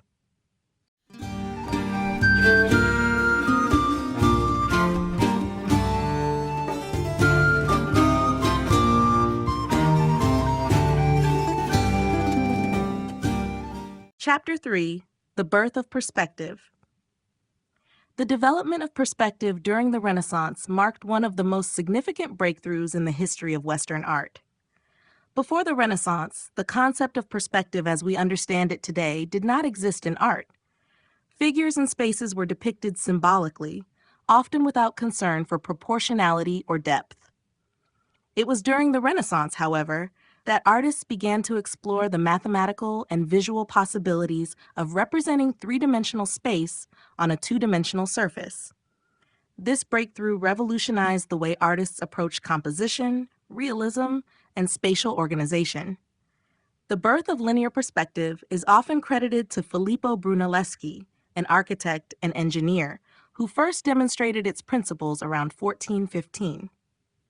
Brunelleschi's experiments with perspective were groundbreaking, as he used a single vanishing point to create the illusion of depth on a flat surface. His most famous demonstration involved a painting of the Baptistry of Florence, in which he used mirrors to reflect the painting and prove that the use of a single vanishing point could create a realistic depiction of space. This discovery laid the groundwork for the later development of perspective in painting. Leon Battista Alberti, an Italian architect and theorist, played a crucial role in formalizing Brunelleschi's discoveries. In 1435, Alberti published De Pictura on painting, a treatise that outlined the principles of linear perspective and its application in art. He described how artists could create the illusion of depth by using a mathematical approach to organize space, where parallel lines appeared to converge at a single point on the horizon. This method allowed artists to give the viewer the impression of depth, height, and distance, transforming the way scenes were rendered on canvas. The full potential of perspective was realized in the works of Renaissance painters like Masaccio, who used the technique in his fresco, The Holy Trinity, 1427, to create an illusion of depth and three-dimensional space in the Church of Santa Maria Novella in Florence. Masaccio's use of linear perspective in this work is one of the earliest and most influential examples, with figures positioned in such a way that they appear to occupy real space, interacting with their surroundings in a believable manner. The use of a vanishing point and the careful arrangement of figures within the architectural setting brought a new sense of realism to religious scenes. Artists like Leonardo da Vinci and Raphael further developed the use of perspective, refining it and applying it to a wide range of subjects. Leonardo's The Last Supper, 1495 to 1498, is a masterful example of perspective, where all the lines in the composition converge on Christ's head, emphasizing his central role in the scene. Similarly, Raphael's The School of Athens, 1510 to 1511, employs perspective to organize the space of the fresco and direct the viewer's gaze toward key figures within the intellectual gathering. In conclusion, the birth of perspective during the Renaissance was a transformative development that had a profound impact on art. It gave artists the tools to create more realistic, three-dimensional representations of space and revolutionized the way viewers interacted with works of art. The use of perspective not only changed the appearance of paintings, but also deepened their emotional and intellectual resonance, making them more immersive and engaging. The legacy of this innovation continues to influence art and visual representation to this day. Linear perspective and its pioneers. Linear perspective is one of the most revolutionary developments in the history of art, transforming the way artists depicted space and depth on a two-dimensional surface. Its introduction during the Renaissance allowed artists to represent the world with a new sense of realism and three-dimensionality. This technique became the standard for visual representation in Western art, influencing artists across centuries and changing the way viewers engaged with images. The origins of linear perspective can be traced back to the early 15th century in Florence, where the concept was pioneered by Filippo Brunelleschi, an architect and engineer. Brunelleschi's experiments with perspective are often regarded as the moment when artists began to understand how to translate three-dimensional space onto a flat surface. In his famous experiment, Brunelleschi painted a view of the Florence baptistry, which he then used to demonstrate how parallel lines, such as those of a building or a road, seem to converge at a single point on the horizon as they recede into the distance. This vanishing point, a central principle of linear perspective, became the foundation for artists to create the illusion of depth in their works. While Brunelleschi's demonstrations were crucial in establishing the basics of linear perspective, it was the theorist and architect Leon Battista Alberti who formalized the technique and made it accessible to artists. In 1435, Alberti published De Pictura on painting, a treatise that laid out the rules of perspective and emphasized the importance of mathematical principles in the creation of art. Alberti described how artists should organize their compositions using a single vanishing point and apply geometric principles to achieve a realistic sense of space. His work provided artists with the theoretical framework to systematically apply perspective in their paintings. One of the first artists to fully embrace and apply linear perspective was Masaccio. In his fresco, The Holy Trinity, 1427, located in the Church of Santa Maria Novella in Florence, Masaccio used perspective to create a convincing illusion of depth. The figures are arranged in a space that appears three-dimensional, with the vanishing point placed at the feet of Christ, creating a sense of volume and realism. This innovative approach to space was groundbreaking, as it gave the viewer a sense of involvement in the scene, as though they were looking into an actual room. Other artists, including Leonardo da Vinci and Raphael, further developed linear perspective. Leonardo's The Last Supper, 1495 to 1498, exemplifies the use of perspective to create a focal point where all the lines of the room converge on Christ's figure, drawing the viewer's attention to him. Raphael's The School of Athens, 1510 to 1511, also makes masterful use of perspective, with the figures arranged in such a way that they seem to inhabit a vast open space, further enhancing the intellectual and philosophical themes of the fresco. In conclusion, linear perspective was a groundbreaking development in Renaissance art, allowing artists to create a more realistic and immersive visual experience.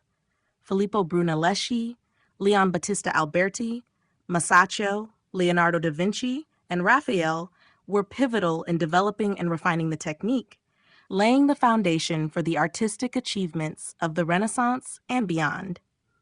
Through their work, linear perspective became a powerful tool for representing the world in a way that resonated with viewers, forever altering the landscape of visual art.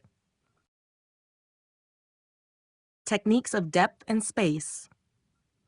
The techniques used to create depth and space in Renaissance art revolutionized how artists approached composition, transforming two-dimensional canvases into realistic three-dimensional worlds. Prior to the Renaissance, space in art was typically depicted through symbolic or hierarchical methods, with little regard for the viewer's perception of physical space.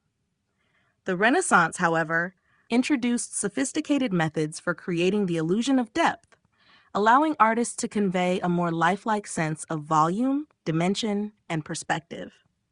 Linear perspective was perhaps the most important technique used to achieve depth, but it was just one of several methods employed by Renaissance artists.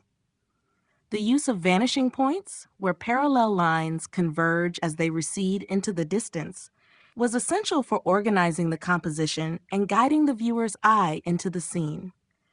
This technique allowed artists to create a sense of depth on a flat surface, making it appear as though the space within the painting extended outward into the viewer's own world.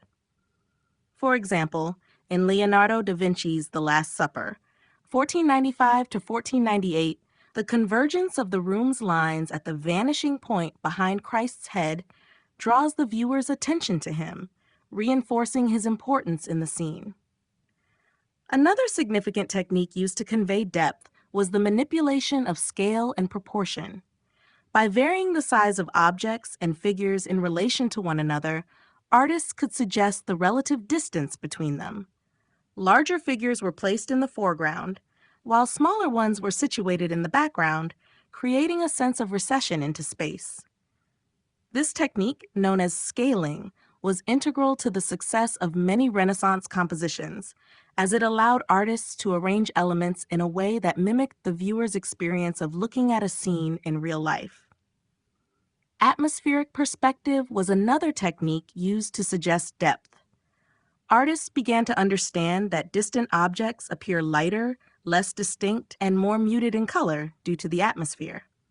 To replicate this effect, they subtly reduced the clarity and intensity of colors in the background, creating a sense of spatial recession. This technique is particularly evident in landscapes, such as those painted by Leonardo da Vinci and Raphael, where the softening of the horizon and the fading of details give the impression of great distance. Chiaroscuro, the manipulation of light and shadow, was also a key method for creating depth. By modeling forms with light and dark tones, artists could give figures a sense of volume and solidity. Caravaggio, in particular, perfected this technique, using strong contrasts of light and dark to create a sense of three-dimensionality in his work, making the figures appear as though they were emerging from the background. In conclusion, the Renaissance was a time of great experimentation and innovation in art, particularly in the depiction of depth and space. Artists employed a variety of techniques, such as linear perspective, scaling, atmospheric perspective, and chiaroscuro, to create the illusion of three-dimensional space on a two-dimensional surface. These methods not only added realism to Renaissance paintings, but also enhanced their emotional and intellectual impact, drawing the viewer into a world that felt both tangible and immersive. Influence of the Florentine School. The Florentine School of Art played a pivotal role in shaping the direction of Renaissance art, particularly in the development of realistic representation and the use of perspective. Located in Florence, Italy, this artistic center became the heart of the Renaissance, attracting some of the era's most innovative and influential artists. The Florentine School is known for its emphasis on the study of human anatomy, classical antiquity, and the application of scientific principles to art, all of which contributed to the development of a more naturalistic approach to painting and sculpture. One of the earliest and most important figures associated with the Florentine School was Giotto di Bondone. Though he predates the Renaissance, Giotto's frescoes laid the groundwork for the naturalistic style that would later define the era. His work in the Arena Chapel in Padua, with its realistic depictions of human emotion and three-dimensional space, was a significant departure from the flat, symbolic representations that characterized medieval art. Giotto's influence on later Florentine artists, particularly in terms of using light and shadow to model forms and create depth, cannot be overstated. As the Renaissance progressed, Florence became the birthplace of many groundbreaking innovations in art. The city's emphasis on humanism, which celebrated the study of classical texts, philosophy, and the natural world, had a profound impact on the visual arts. Artists in Florence sought to revive the ideals of ancient Greek and Roman art, studying classical sculptures and using their knowledge of proportion, anatomy, and geometry to create more lifelike figures. This approach was exemplified by artists like Donatello, whose sculptures, such as David, 1440s, exemplified a new understanding of the human form. Donatello's use of contrapposto, a stance in which the weight is placed on one leg, created a sense of naturalism that was unprecedented in Western art. Another key figure of the Florentine school was Leonardo da Vinci, whose mastery of anatomy, perspective, and light revolutionized painting. Leonardo's Vitruvian Man, c. 1490, a study of the human body's proportions based on the writings of the Roman architect Vitruvius, is one of the most iconic symbols of the Renaissance.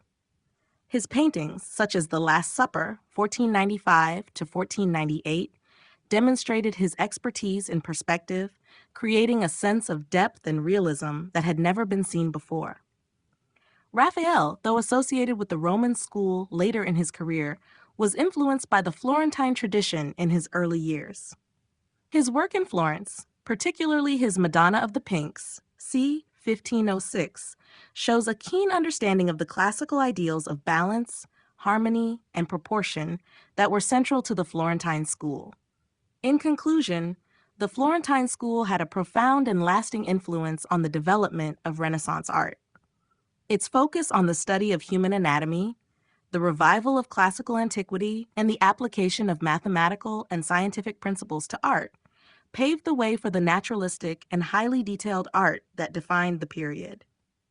The contributions of artists like Giotto, Donatello, Leonardo da Vinci, and Raphael left an indelible mark on the history of art, and their work continues to inspire and influence artists today. Artists who mastered perspective. The mastery of perspective was one of the most significant developments in Renaissance art, and many artists of the period pushed the boundaries of this technique, creating works that not only depicted the world with unprecedented accuracy, but also transformed how viewers perceived space and depth in art. Among the most renowned artists who mastered perspective were Filippo Brunelleschi, Leon Battista Alberti, Masaccio, Leonardo da Vinci, and Raphael, each of whom contributed to the evolution of this groundbreaking technique. Filippo Brunelleschi, the architect and engineer, is often credited with the invention of linear perspective. His experiments in the early 15th century, particularly his demonstration using a painted panel and a mirror, showed how parallel lines converge at a vanishing point as they recede into the distance. While he was not a painter himself, his discoveries became the foundation for later artists. Brunelleschi's approach to perspective was instrumental in changing the way artists began to understand and represent space. Leon Battista Alberti, a humanist scholar and architect, further formalized the principles of perspective in his treatise De Pictura, 1435. Alberti's writings provided a theoretical framework for artists to follow, emphasizing the importance of a single vanishing point and the organization of a composition according to mathematical rules. This allowed painters to create more accurate depictions of space and depth, enabling them to establish a sense of realism in their work. Masaccio, one of the first painters to successfully apply linear perspective to his works, used it to create a convincing three-dimensional space in his fresco, The Holy Trinity, 1427. The use of a vanishing point behind Christ's figure, where the lines of the architecture converge, adds a dramatic sense of depth and realism to the scene. Masaccio's ability to integrate perspective into his compositions marked a pivotal moment in the history of Renaissance art. Leonardo da Vinci, perhaps the most famous of all Renaissance artists, was another master of perspective. His understanding of depth was deeply rooted in his study of anatomy and the natural world.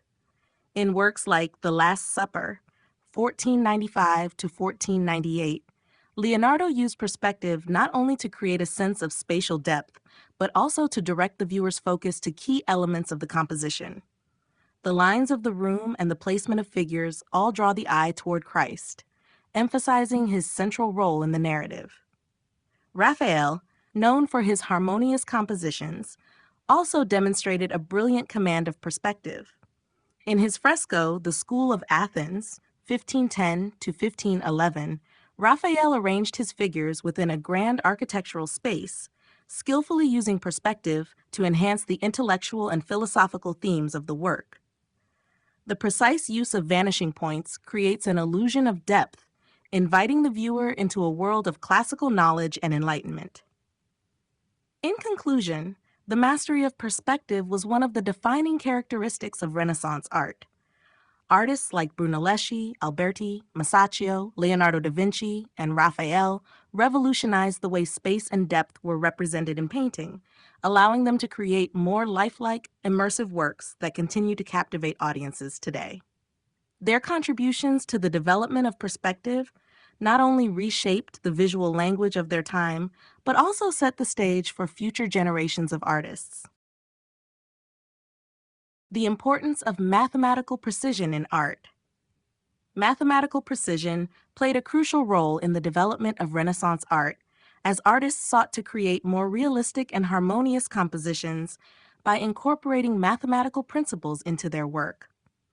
The pursuit of exactness and order, inspired by the revival of classical antiquity and humanist ideals, marked a shift away from the symbolic and stylized forms of medieval art, ushering in an era of intellectual and artistic innovation. Through the application of geometry, proportion, and symmetry, Renaissance artists not only achieved a more naturalistic representation of the world, but also elevated their work to a level of intellectual sophistication. One of the key areas where mathematics was integrated into Renaissance art was the study of proportion.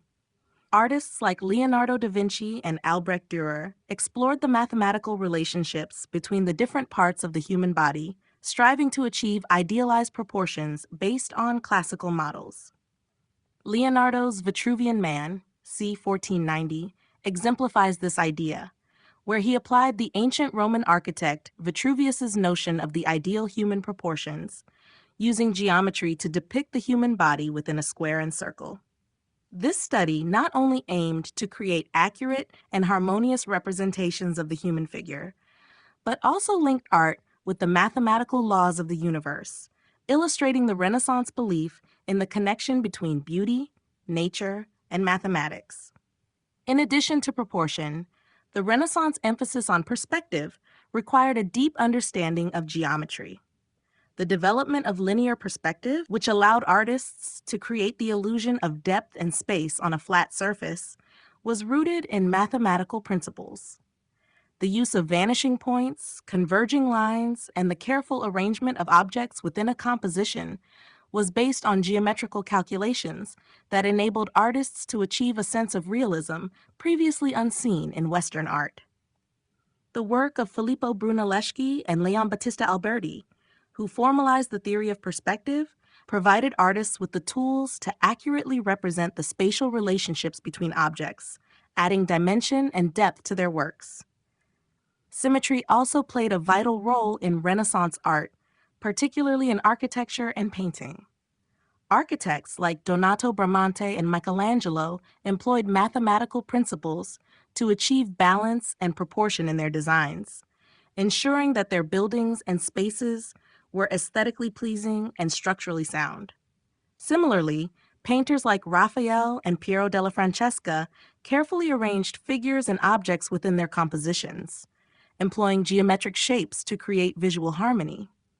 In conclusion, the integration of mathematical precision in Renaissance art was essential in achieving the period's characteristic realism, harmony, and intellectual depth. Artists' exploration of proportion, perspective, and symmetry elevated their work to a new level of sophistication while also reinforcing the Renaissance belief in the connection between art, science, and the natural world.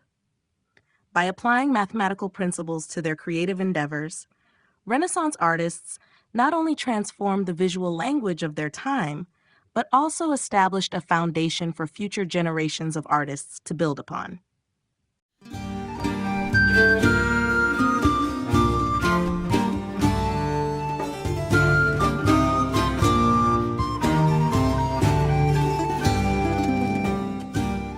Chapter 4: The Mastery of Light and Shadow. The mastery of light and shadow was one of the most revolutionary aspects of Renaissance art, marking a departure from the flat, two-dimensional depictions of earlier periods. Artists of the Renaissance, inspired by a growing understanding of human anatomy, the natural world, and the principles of perspective, began to use light and shadow not merely as tools for enhancing realism, but as essential components of their compositions.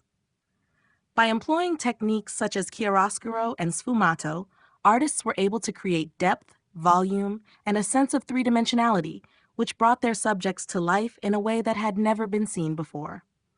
Chiaroscuro, a term derived from the Italian words for light, chiaro, and dark, scuro, is the technique of using stark contrasts between light and dark to create the illusion of depth and volume.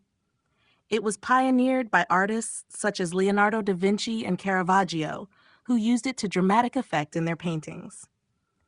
Leonardo's The Last Supper, 1495 to 1498, is a prime example where light and shadow are used to model the figures and create a sense of three-dimensional space within the composition.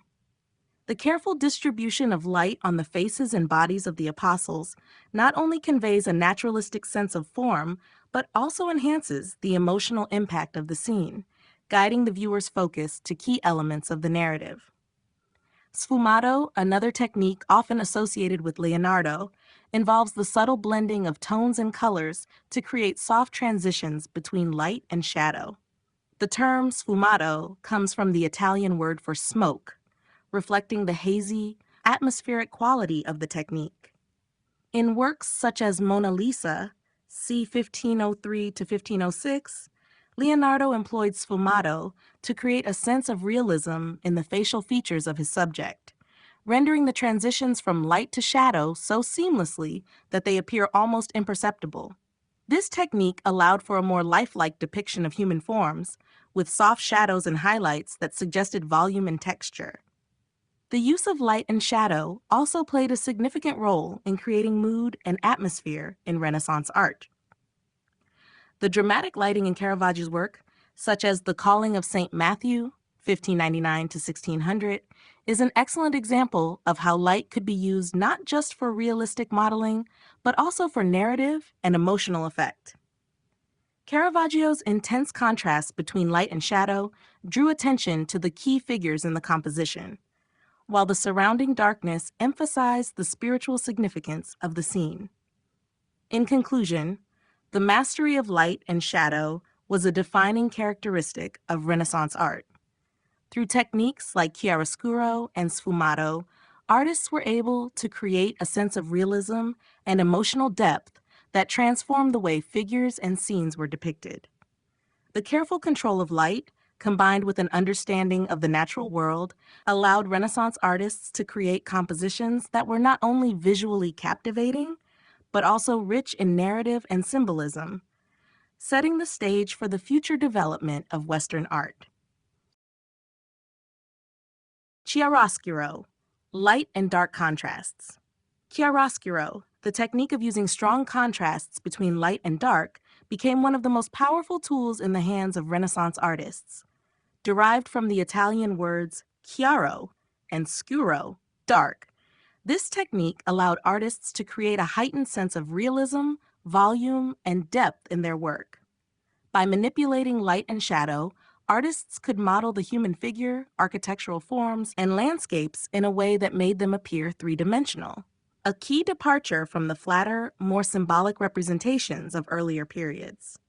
The use of chiaroscuro was not simply about creating realistic forms, but also about evoking mood, directing the viewer's attention, and enhancing the emotional and narrative impact of a scene. One of the pioneers of chiaroscuro was Leonardo da Vinci, whose mastery of light and shadow transformed the way artists approached painting. In works like The Last Supper, 1495 to 1498, Leonardo used chiaroscuro to shape the figures of Christ and his apostles, creating a sense of depth and space that felt more natural and lifelike. The contrast between the illuminated figures and the surrounding darker areas enhanced the emotional intensity of the scene, guiding the viewer's focus to the central narrative. This careful balance of light and shadow became a hallmark of Leonardo's work and influenced countless artists who followed him. Another artist who significantly advanced the use of chiaroscuro was Caravaggio, whose work in the late 16th and early 17th centuries took the technique to new extremes. Known for his dramatic use of light, Caravaggio often employed a technique known as tenebrism, which involved extreme contrasts between light and dark, almost as if the figures were emerging from a shadowy void.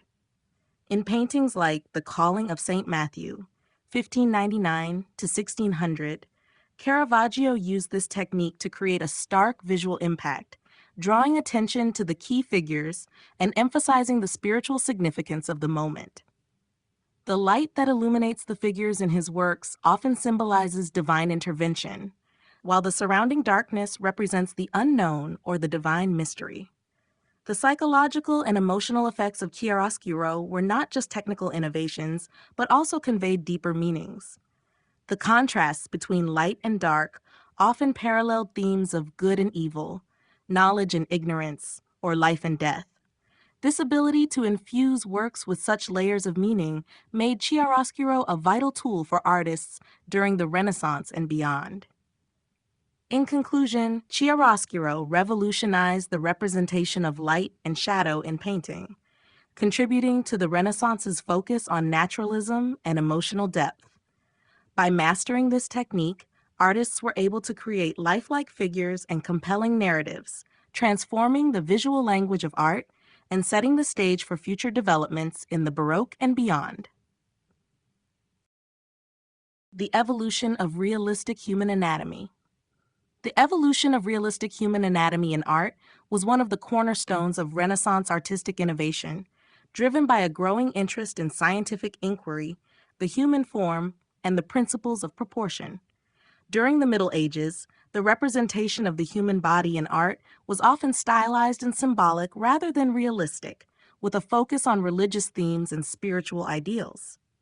However, as the Renaissance unfolded, artists sought to portray the human figure with unprecedented accuracy and naturalism, drawing inspiration from classical antiquity and the principles of Greek and Roman art. This evolution in anatomical representation was not just a technical achievement, but also a reflection of the broader intellectual currents of the time, including humanism, which emphasized the study of the human condition and the physical world. One of the key figures in the study of human anatomy was Leonardo da Vinci, whose pioneering anatomical drawings have become iconic. Through dissections of cadavers, Leonardo gained a detailed understanding of human bones, muscles, and internal organs.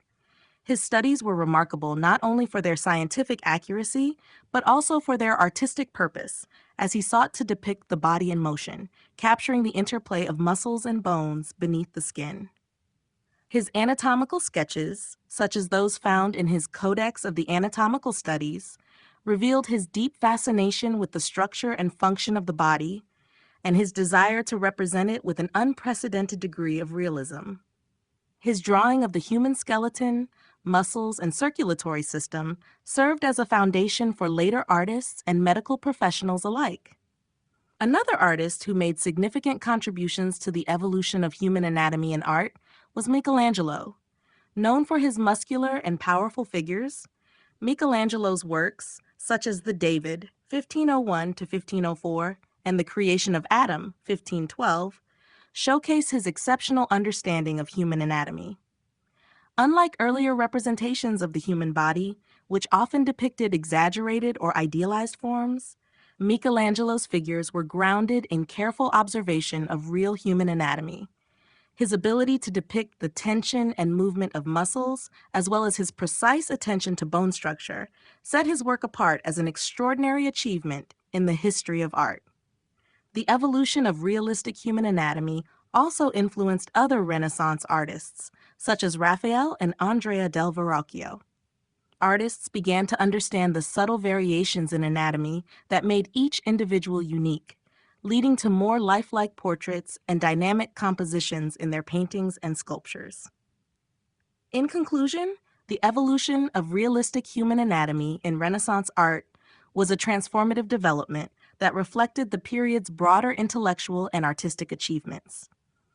Through the study of dissection, observation, and experimentation, Renaissance artists gained a deeper understanding of the human body, allowing them to create more lifelike and expressive representations. This newfound realism would have a profound impact on the development of Western art, continuing to influence generations of artists in the centuries that followed. The role of light in creating depth. Light plays a crucial role in the creation of depth and dimension in art, particularly in Renaissance paintings, where it became a fundamental tool for enhancing the realism of scenes. The manipulation of light allowed artists to transform flat surfaces into lifelike depictions of the world, drawing viewers into a scene and guiding their visual journey across the composition. Renaissance artists understood that light could not only model forms, but also define space, establish mood, and suggest the passage of time, creating a more immersive and dynamic experience for the viewer. One of the primary ways light was used to create depth was through its interaction with surfaces and objects. By observing how light hits the contours of a figure or an object, artists could render a three-dimensional form on a two-dimensional canvas. The highlights and shadows created by light allowed figures to emerge from the background, giving them a solid, tangible presence. This technique, known as chiaroscuro, helped artists create the illusion of volume and space by emphasizing the three-dimensional nature of subjects. In works like Leonardo da Vinci's The Last Supper, 1495 to 1498, the careful use of light and shadow on the figures of Christ and his apostles enhances the sense of depth, bringing a sense of realism to the composition, while also guiding the viewer's eye to the central narrative. In addition to modeling individual figures, light was used to define the spatial relationships between objects. By understanding the way light interacts with distant and close elements, artists could create a sense of atmospheric depth. In landscape paintings, for example, the use of lighter tones for distant objects and darker tones for those in the foreground helped to simulate the effects of distance and atmosphere. This technique, known as atmospheric perspective, was popularized during the Renaissance and allowed artists to create expansive, realistic environments that seemed to recede into the distance, as seen in works like Raphael's The School of Athens, 1509 to 1511. Light also contributed to the mood and emotional impact of a painting. The direction and intensity of light could evoke a sense of drama, tranquility, or mystery. Caravaggio, for example, used light not only to model his figures, but also to heighten the emotional intensity of his scenes. In The Calling of St. Matthew, 1599 to 1600, Caravaggio's dramatic use of light highlights the key figures, drawing attention to their expressions and interactions, while the surrounding darkness adds a sense of mystery and divine intervention. In conclusion, light was an essential element in the development of depth in Renaissance art. Through the skillful manipulation of light and shadow, artists created realistic, three-dimensional figures and spaces, allowing their works to transcend the flat surfaces of earlier periods. The use of light not only enhanced the naturalism of Renaissance art, but also added layers of emotional depth and visual complexity, contributing to the enduring power of the period's masterpieces. Artists known for their use of light and shadow. Throughout the Renaissance, several artists became renowned for their exceptional ability to manipulate light and shadow to create depth, emotion, and realism in their works. Their innovative use of these elements helped define the period and revolutionize the way light interacted with figures and spaces in art.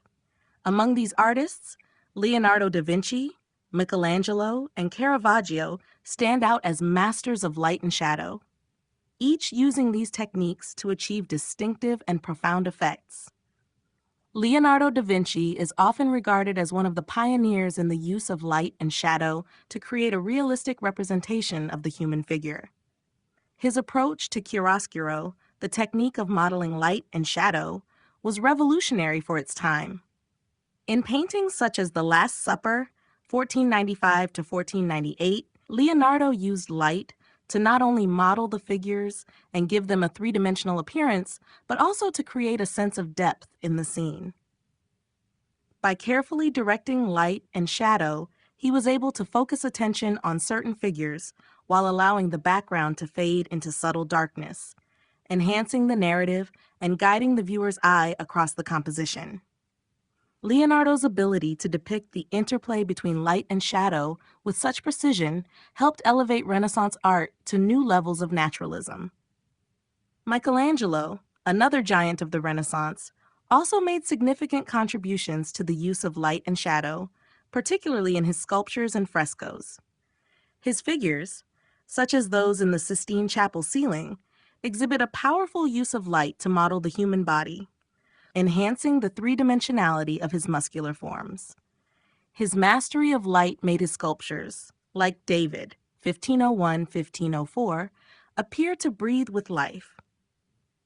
By understanding how light interacts with the body's muscles and skin, Michelangelo achieved a level of anatomical accuracy and depth that brought his figures to life in a way that was unmatched at the time. Caravaggio, whose work came at the end of the Renaissance and into the Baroque period, took the use of light and shadow to even more dramatic extremes. Known for his pioneering use of tenebrism, Caravaggio employed stark contrasts of light and dark to create intense emotional moments in his paintings. In works like The Calling of St. Matthew, 1599 to 1600, Caravaggio used sharp light to illuminate key figures, often casting the rest of the scene into deep shadow. This technique heightened the sense of drama and divine intervention, making the viewer feel the intensity of the moment.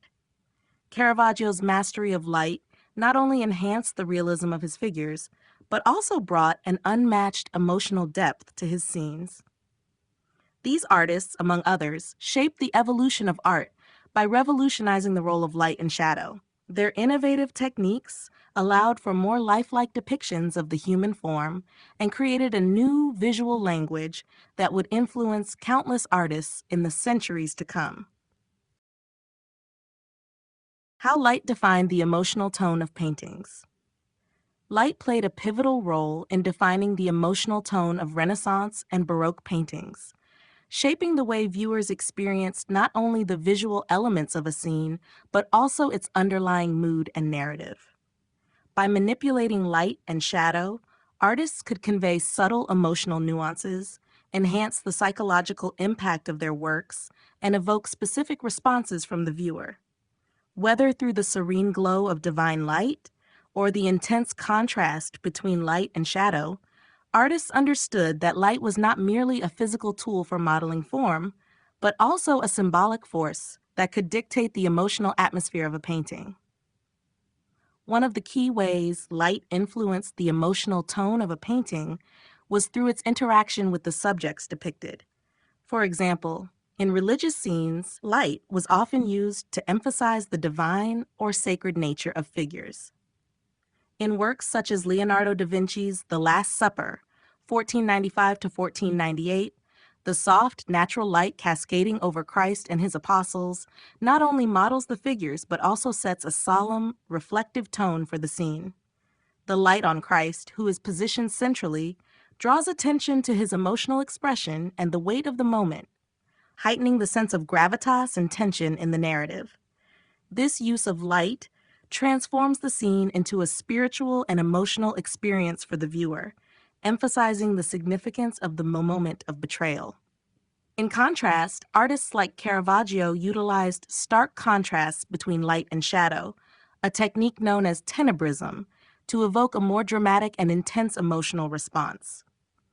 In The Calling of St. Matthew, 1599 to 1600, Caravaggio's use of harsh light striking Matthew and his companions in the midst of a darkened room heightens the sense of divine intervention. The sharp illumination of Matthew's face, coupled with the deep shadows surrounding him, creates a powerful atmosphere of revelation and transformation. The viewer feels the weight of the moment, as if they, too, are witnessing the divine call.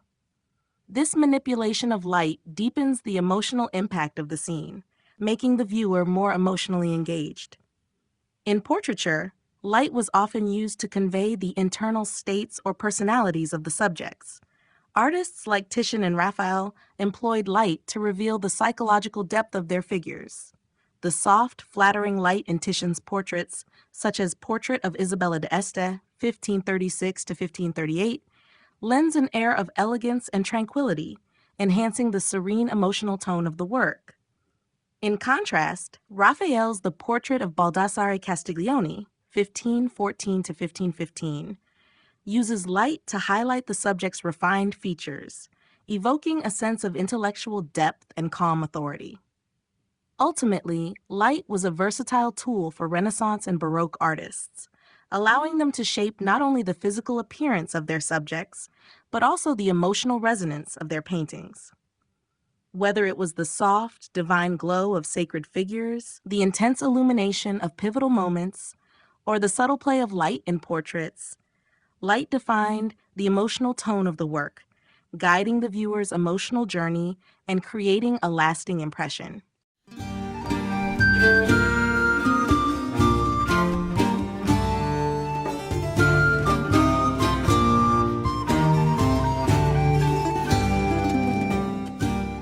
Chapter 5: The Influence of Florence, the Cradle of the Renaissance. Florence stands as one of the most influential cities in the history of art, particularly during the Renaissance. As the cradle of the Renaissance, Florence became a hub of artistic innovation, intellectual growth, and cultural transformation. It was in this vibrant city that many of the foundational ideals of the Renaissance took root, and where some of the period's greatest artists, philosophers, and thinkers found both inspiration and patronage. Florence's influence on the course of Renaissance art was profound, shaping the development of artistic techniques, the understanding of human anatomy, and the pursuit of humanism.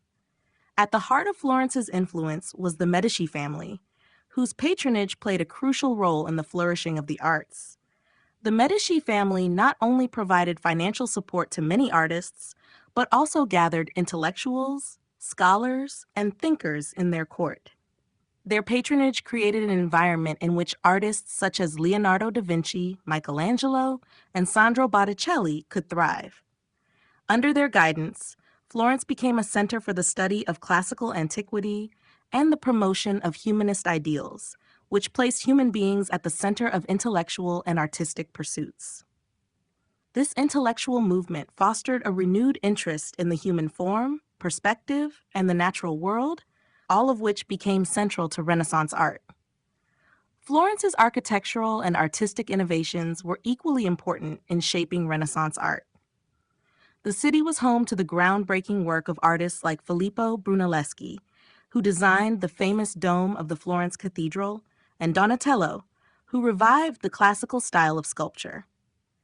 Brunelleschi's study of perspective and proportion revolutionized architecture and became a model for the rest of Italy. Similarly, Donatello's mastery of human anatomy and his use of perspective in sculpture set the stage for later artists to explore and refine these techniques. Moreover, the city's focus on education and scholarship contributed significantly to the intellectual climate that would define the Renaissance. The humanist philosophy promoted by figures like Petrarch and Leonardo Bruni encouraged the study of classical texts and the belief in the potential of human achievement.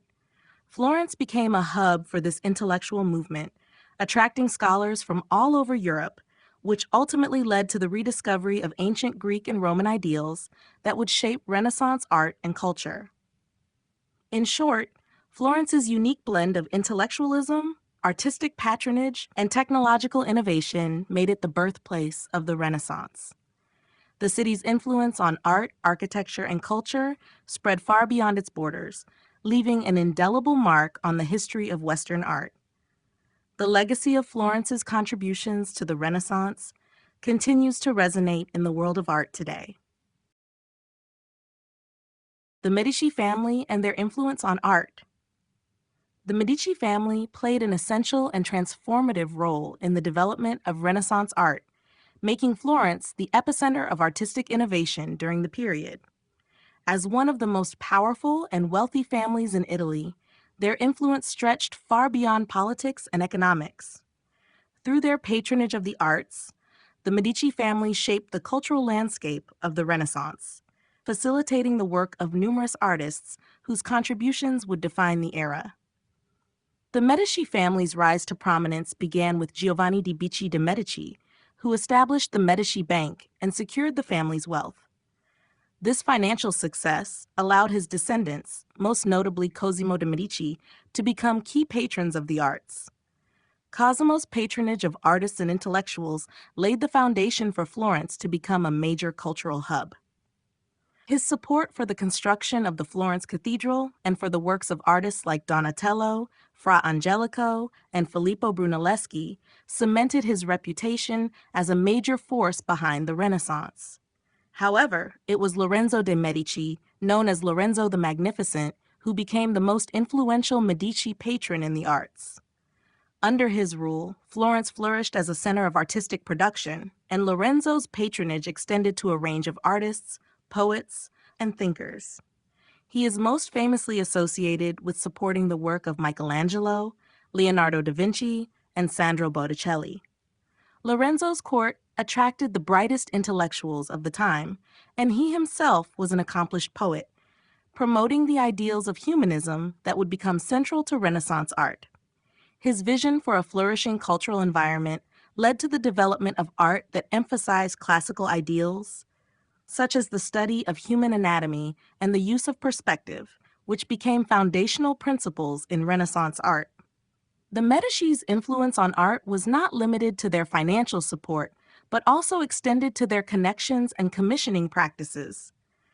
They recognized the importance of public art as a means of projecting power and influence, commissioning works that celebrated their family's legacy and political prowess.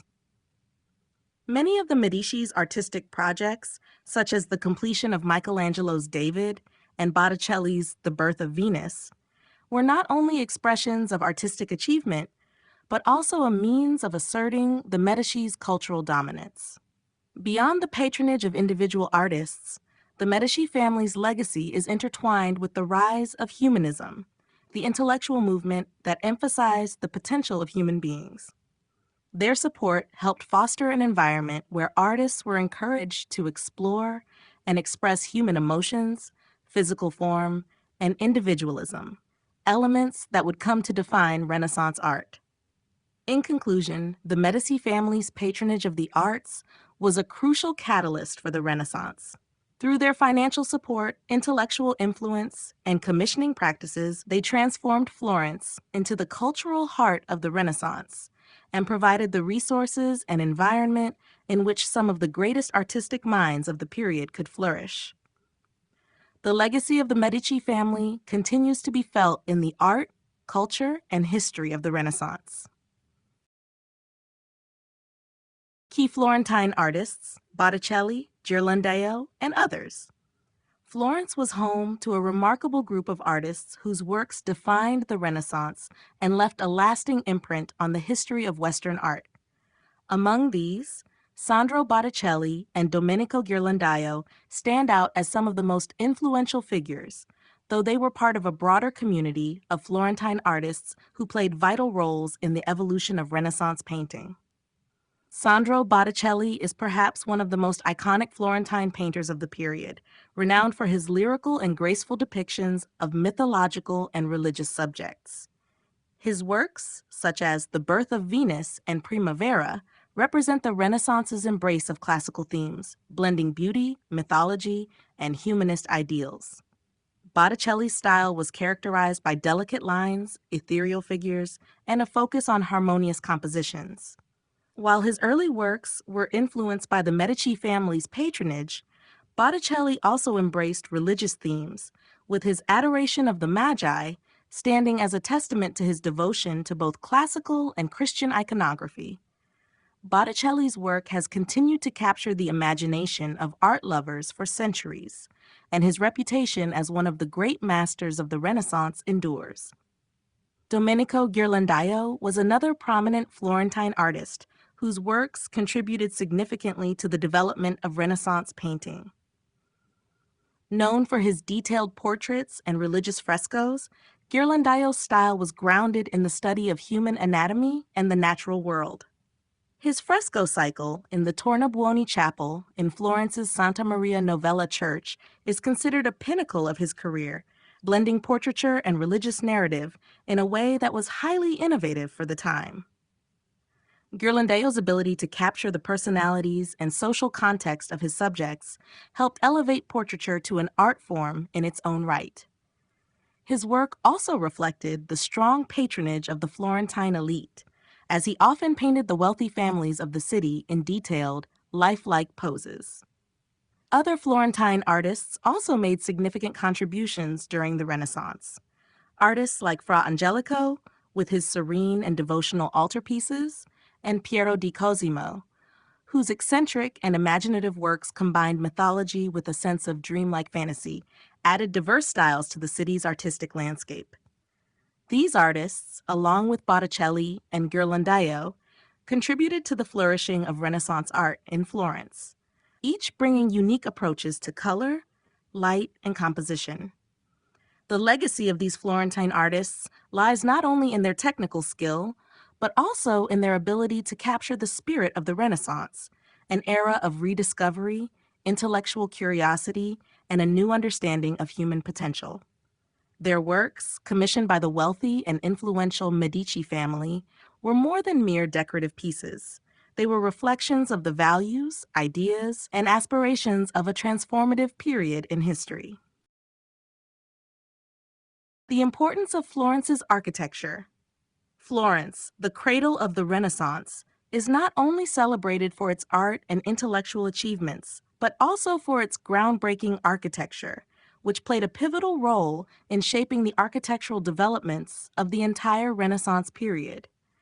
The city became a living canvas where new architectural ideas were realized, combining classical principles with innovative techniques.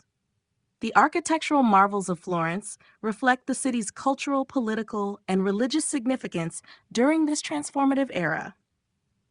The importance of Florence's architecture can be traced back to its connection with the ideals of humanism and the revival of classical antiquity. Architects and builders, inspired by the ruins of ancient Rome and Greece, sought to harmonize structure, function, and beauty. One of the most notable examples of this approach is Filippo Brunelleschi's design for the dome of the Florence Cathedral, or the Duomo, which remains an enduring symbol of Renaissance ingenuity. Brunelleschi's innovative use of a double-shell dome and the development of new techniques for constructing such a monumental structure revolutionized architecture. The Duomo's completion in 1434 marked the triumph of Renaissance architecture, blending the principles of classical symmetry with cutting-edge engineering. Florence's architecture also played a crucial role in the city's political and cultural identity. The Palazzo Vecchio, for example, was not just a grand building. It served as the seat of government and a symbol of the power and prestige of the city's ruling elite. The design of the palace, with its imposing facade and fortified appearance, reflected the city's political strength while also incorporating classical elements, such as arches and columns, that would become staples of Renaissance architecture. In addition to religious and governmental buildings, Florence was home to numerous private palaces and civic structures that exemplified the rise of the merchant and banking class. The Palazzo Medici, designed by Michelozzo di Bartolomeo for Cosimo de' Medici, embodied the ideals of Renaissance humanism.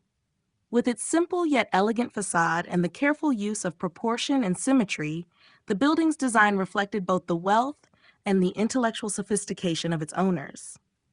Furthermore, the city's civic spaces, such as the Piazza della Signoria and the Loggia dei Lanzi, emphasized the Renaissance ideals of public life, with open spaces designed to facilitate civic engagement and artistic expression. Florence's architecture, from its grand cathedrals to its intimate private homes, demonstrated a commitment to classical forms while pushing the boundaries of what was possible with new materials and construction techniques. In conclusion, The importance of Florence's architecture during the Renaissance lies not only in its aesthetic achievements, but also in its role as a reflection of the city's intellectual, cultural, and political aspirations. Through the genius of architects like Brunelleschi, Alberti, and Michelozzo, Florence became a living testament to the Renaissance's reverence for the classical past and its commitment to innovation and progress in the built environment. The competition between artists in Florence. The competition between artists in Florence during the Renaissance played a crucial role in shaping the city's artistic legacy, fostering an environment where creativity, innovation, and skill were constantly pushed to new heights. Florence, with its wealth, intellectual vibrancy, and influential patrons, became the epicenter of artistic achievement, and its artists often found themselves competing not only for commissions, but also for prestige, fame, and recognition. The rivalry between artists in Florence was fueled in part by the intense patronage system, particularly by the powerful Medici family, who commissioned large-scale works of art for churches, palaces, and public spaces.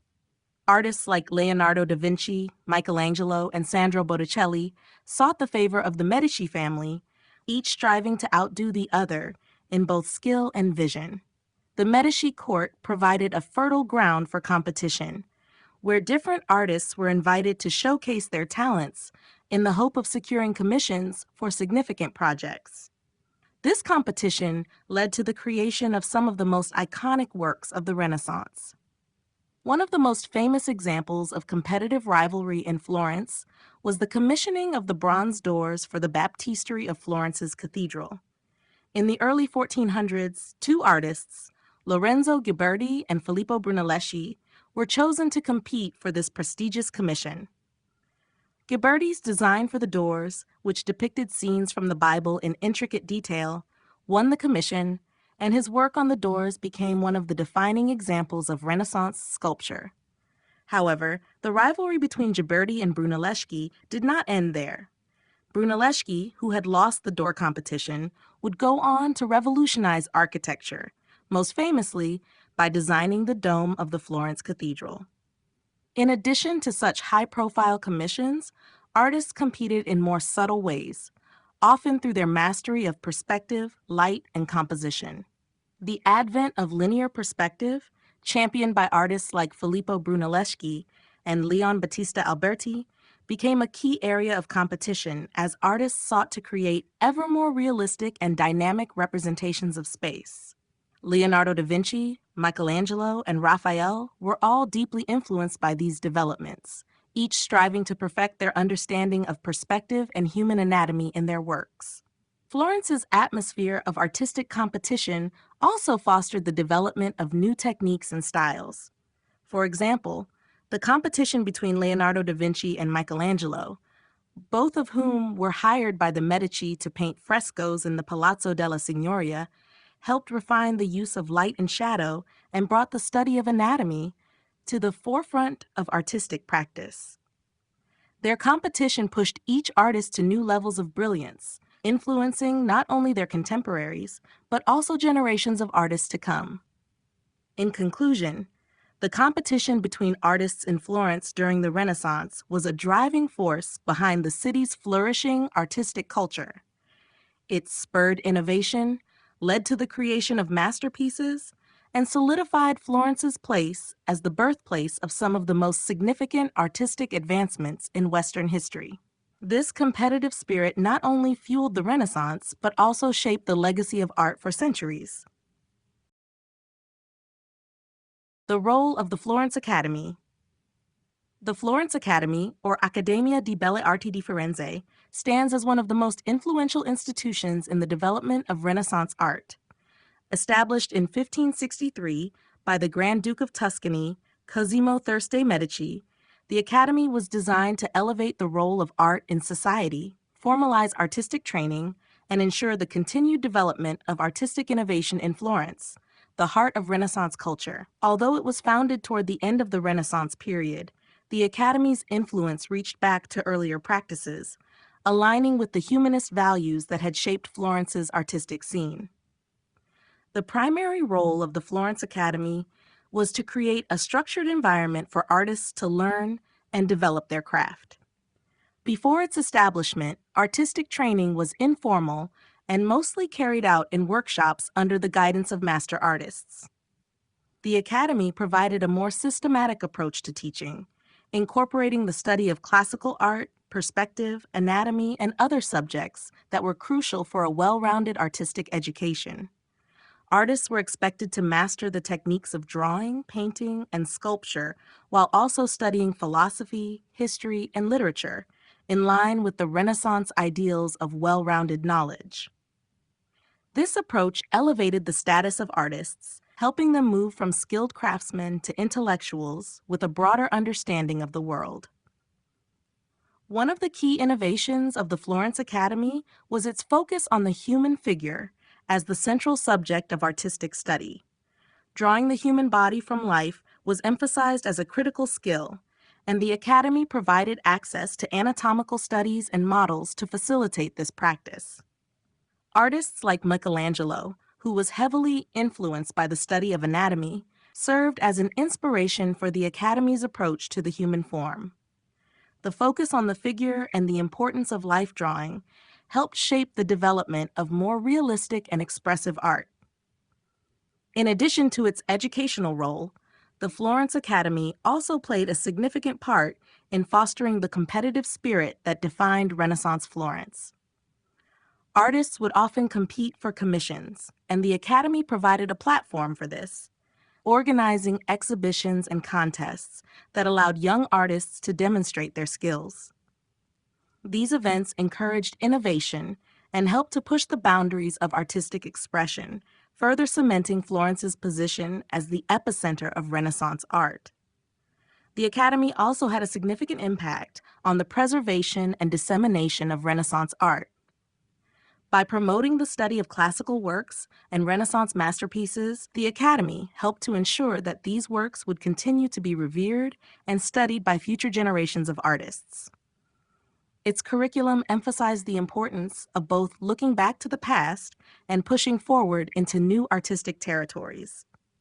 In conclusion, the Florence Academy was a pivotal institution that formalized the education of artists during the Renaissance. By blending traditional techniques with intellectual rigor, it helped to elevate the status of artists, encouraged innovation, and preserved the artistic legacy of Florence, making it an enduring symbol of Renaissance ideals.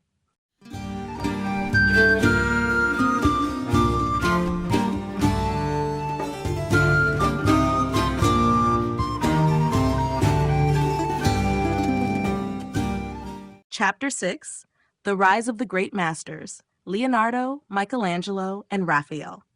The Renaissance period witnessed the emergence of three towering figures whose works became synonymous with the ideals of the era: Leonardo da Vinci, Michelangelo Buonarroti, and Raphael Sanzio. These artists, each unique in their approach and contributions, helped define the course of Renaissance art and left an indelible mark on the history of Western art. Their masterpieces not only captured the artistic, intellectual, and cultural spirit of the time, but also set the standard for generations of artists that followed. Leonardo da Vinci, perhaps the most renowned of the three, is often regarded as the epitome of the Renaissance man, embodying the ideals of curiosity, scientific exploration, and artistic mastery. His works, such as the Mona Lisa and the Last Supper, display an unparalleled understanding of human anatomy, light, and perspective. Leonardo's meticulous study of the natural world and his use of sfumato, a technique that blends colors and tones to create soft transitions, revolutionized portraiture and storytelling in art. His scientific sketches, including studies of the human body, machinery, and anatomy, also demonstrated his groundbreaking approach to art, emphasizing that painting and science were intertwined. Michelangelo, a master of both sculpture and painting, embodied the Renaissance focus on humanism and the celebration of the human form.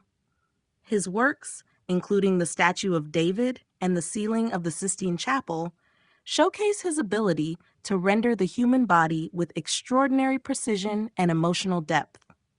Michelangelo's ability to transform marble into lifelike sculptures with dynamic poses set a new standard for sculpture, while his frescoes in the Sistine Chapel demonstrated his mastery of complex composition, color, and the portrayal of the human figure in space.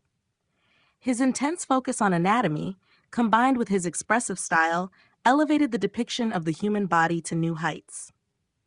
Raphael, the youngest of the three, was admired for his harmonious compositions, idealized figures, and delicate use of color. His frescoes in the Vatican rooms, particularly the School of Athens, represent the synthesis of Renaissance humanism, bringing together classical philosophy and the ideals of the period. Raphael's ability to balance emotion, beauty, and intellectual depth in his work earned him widespread acclaim. His graceful depictions of the Madonna and his innovative use of space and perspective in his frescoes set him apart as one of the most beloved and influential artists of the Renaissance. The contributions of Leonardo, Michelangelo, and Raphael not only pushed the boundaries of artistic technique, but also embodied the core values of the Renaissance: the pursuit of knowledge, the reverence for the classical past, and the celebration of human potential. Their works remain timeless symbols of the Renaissance and continue to inspire awe and admiration today. Each artist brought their own unique vision to the era, collectively shaping the trajectory of Western art for centuries to come. Leonardo da Vinci, the Renaissance genius. Leonardo da Vinci stands as one of the most iconic figures in the history of art, embodying the quintessential ideals of the Renaissance. Born in 1452 in Vinci, Italy, Leonardo was not only a painter, but also an inventor, engineer, scientist, and anatomist. His genius transcended the boundaries of art and ventured into a multitude of disciplines. His insatiable curiosity, combined with his artistic talent, made him a true Renaissance man, and his work continues to influence and inspire generations. Leonardo's artistic achievements are legendary, with masterpieces such as The Last Supper and Mona Lisa, widely recognized as some of the greatest works of art ever created. His innovative techniques and keen observation of nature revolutionized the practice of painting. One of his most significant contributions to art was the development of sfumato, a technique that uses delicate gradations of light and shadow to create a soft, almost imperceptible transition between colors and tones. This technique allowed Leonardo to render human faces and bodies with a sense of realism that had not been seen before, creating depth and emotional complexity in his subjects. His Mona Lisa, perhaps the most famous painting in the world, exemplifies Leonardo's mastery of sfumato and his ability to capture the subtleties of human expression. The enigmatic smile of the subject has been a subject of fascination for centuries, and its subtle play of light and shadow, combined with the subject's mysterious gaze, conveys a sense of both serenity and inner depth. This portrait, along with his other works, reflects Leonardo's meticulous study of human anatomy, psychology, and his understanding of the world around him. Beyond painting, Leonardo's work as a scientist and inventor profoundly impacted both the art and scientific communities. His extensive notebooks, filled with sketches, diagrams, and observations, reveal a mind that constantly sought to understand the mechanics of nature. Leonardo's studies of human anatomy, his designs for flying machines, and his exploration of optics and light demonstrate a mind constantly engaged in problem-solving and innovation. Though many of his inventions were never built during his lifetime, they laid the groundwork for future advancements in technology and engineering. Leonardo's ability to synthesize art and science was revolutionary. His understanding of the human body, anatomy, and the natural world informed his paintings, giving them an unprecedented sense of realism and dynamism. His dedication to the empirical study of nature allowed him to create art that not only captured the physical appearance of the world, but also conveyed its inner workings, both literally and metaphorically. Leonardo da Vinci's legacy is immeasurable. His contributions to the fields of art, science, and engineering shaped the course of history and continue to inspire scholars, artists, and innovators. His works represent the enduring spirit of the Renaissance, an age of discovery, exploration, and human potential. Michelangelo's contributions to painting and sculpture. Michelangelo Buonarroti, one of the most celebrated artists of the Italian Renaissance, made monumental contributions to both painting and sculpture, reshaping the course of Western art. Born in 1475, Michelangelo's work bridged the classical tradition with the humanist ideals of the Renaissance, blending technical mastery with emotional expression. His ability to capture the human form with unrivaled precision and drama set him apart as a true master of both mediums. Michelangelo's most famous sculptural work is undoubtedly the David, a monumental statue that embodies the Renaissance ideals of human beauty, strength, and emotion. Carved from a single block of marble, the statue showcases his exceptional skill in rendering the human figure with anatomical accuracy and lifelike proportions.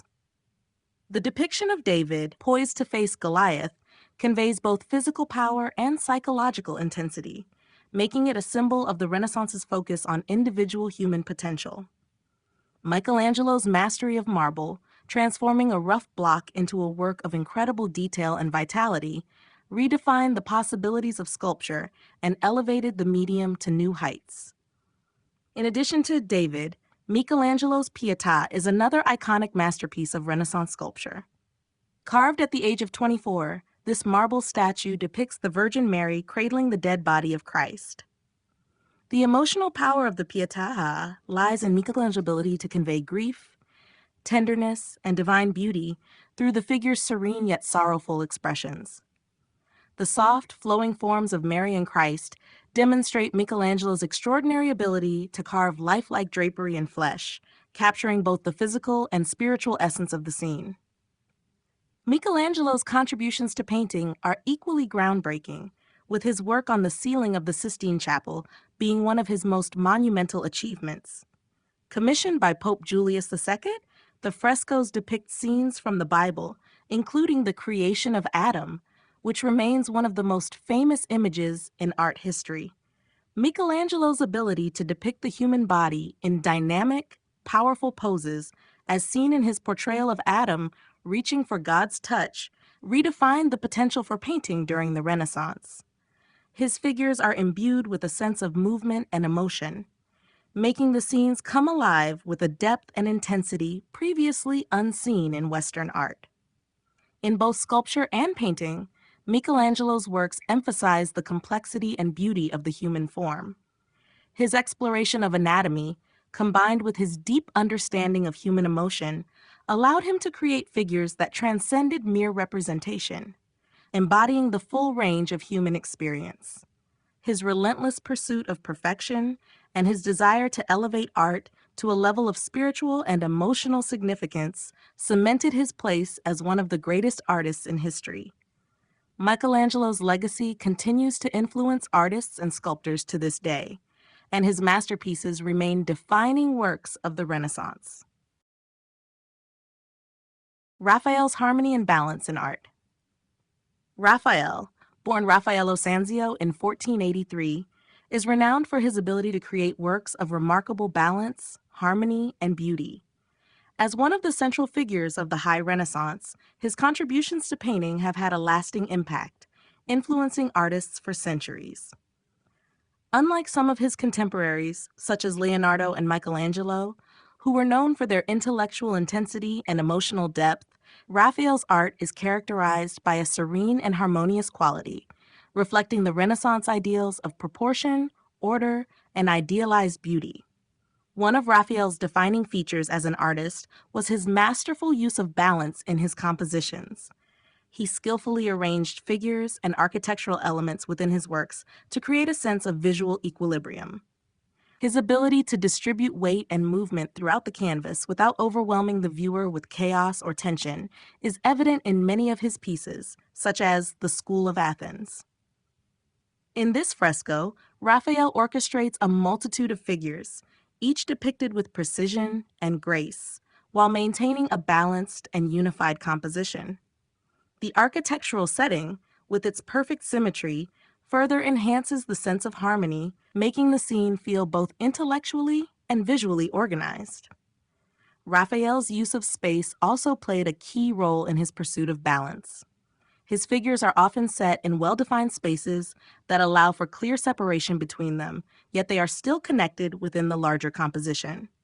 This spatial clarity contributes to the overall sense of order that is a hallmark of his work. In The Transfiguration, for example, the figures are positioned in a way that draws the viewer's eye naturally across the painting, from the divine light above to the earthly figures below, creating a seamless flow between the different parts of the scene.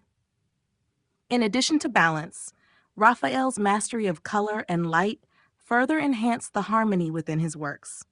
His use of soft, muted colors and subtle gradations of light brought a sense of unity to his compositions, allowing the viewer to experience the figures and scenes as integrated wholes. The gentle modeling of his figures, particularly in his portraits and religious scenes, imbues them with a lifelike presence, further contributing to the overall harmony. Raphael's art also conveyed a sense of ideal beauty, which was central to Renaissance thought. His figures, whether saints, philosophers, or everyday individuals, are often portrayed with a sense of divine grace and proportion, embodying the Renaissance ideals of the perfect human form. His works like the Madonna of the Meadow demonstrate his exceptional ability to convey emotional depth through simple, serene compositions, allowing the viewer to connect with the subject on both an intellectual and emotional level. Raphael's approach to art, emphasizing harmony, balance, and idealized beauty, remains a defining feature of his legacy. His ability to create compositions that are both intellectually stimulating and aesthetically pleasing made him one of the most admired artists of his time, and his influence continues to shape the course of Western art history. The rivalry and collaboration among these masters. The rivalry and collaboration among the great masters of the High Renaissance, Leonardo da Vinci, Michelangelo, and Raphael, formed a dynamic force that shaped the course of art history. Though each of these artists had distinct approaches and styles, their interactions, both competitive and cooperative, contributed significantly to the development of Renaissance art. Their relationships were complex, ranging from moments of fierce competition to instances of mutual respect and influence, all of which propelled their respective works to new heights. One of the most famous instances of rivalry occurred between Leonardo da Vinci and Michelangelo.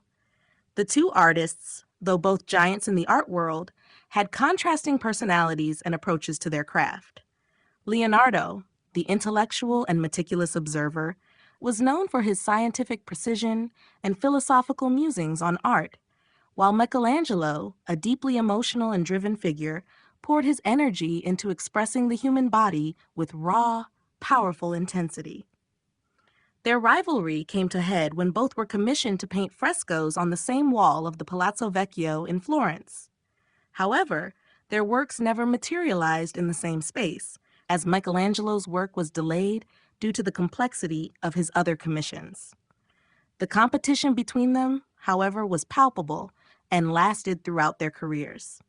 Despite their differences, Michelangelo was undeniably influenced by Leonardo's innovative use of light and shadow, particularly through the technique of chiaroscuro, and Leonardo was similarly inspired by Michelangelo's sculptures and his mastery of human anatomy. Raphael, who entered the scene slightly later, had a different relationship with both artists. He was highly influenced by the works of Leonardo and Michelangelo, incorporating their techniques into his own art, while also developing his distinctive style characterized by harmony and idealized beauty. Raphael's admiration for Leonardo is evident in his use of sfumato, the delicate blending of light and shadow, which he adapted from Leonardo's method. In turn, Raphael's gentle and harmonious compositions, such as those found in the School of Athens, demonstrate the profound influence of Michelangelo's dynamic figures, particularly in the portrayal of powerful, muscular forms. Yet, while Raphael was deeply inspired by both masters, his approach to art was marked by an idealization of balance and serenity, which set him apart. Despite their rivalry, there were moments of collaboration and mutual respect.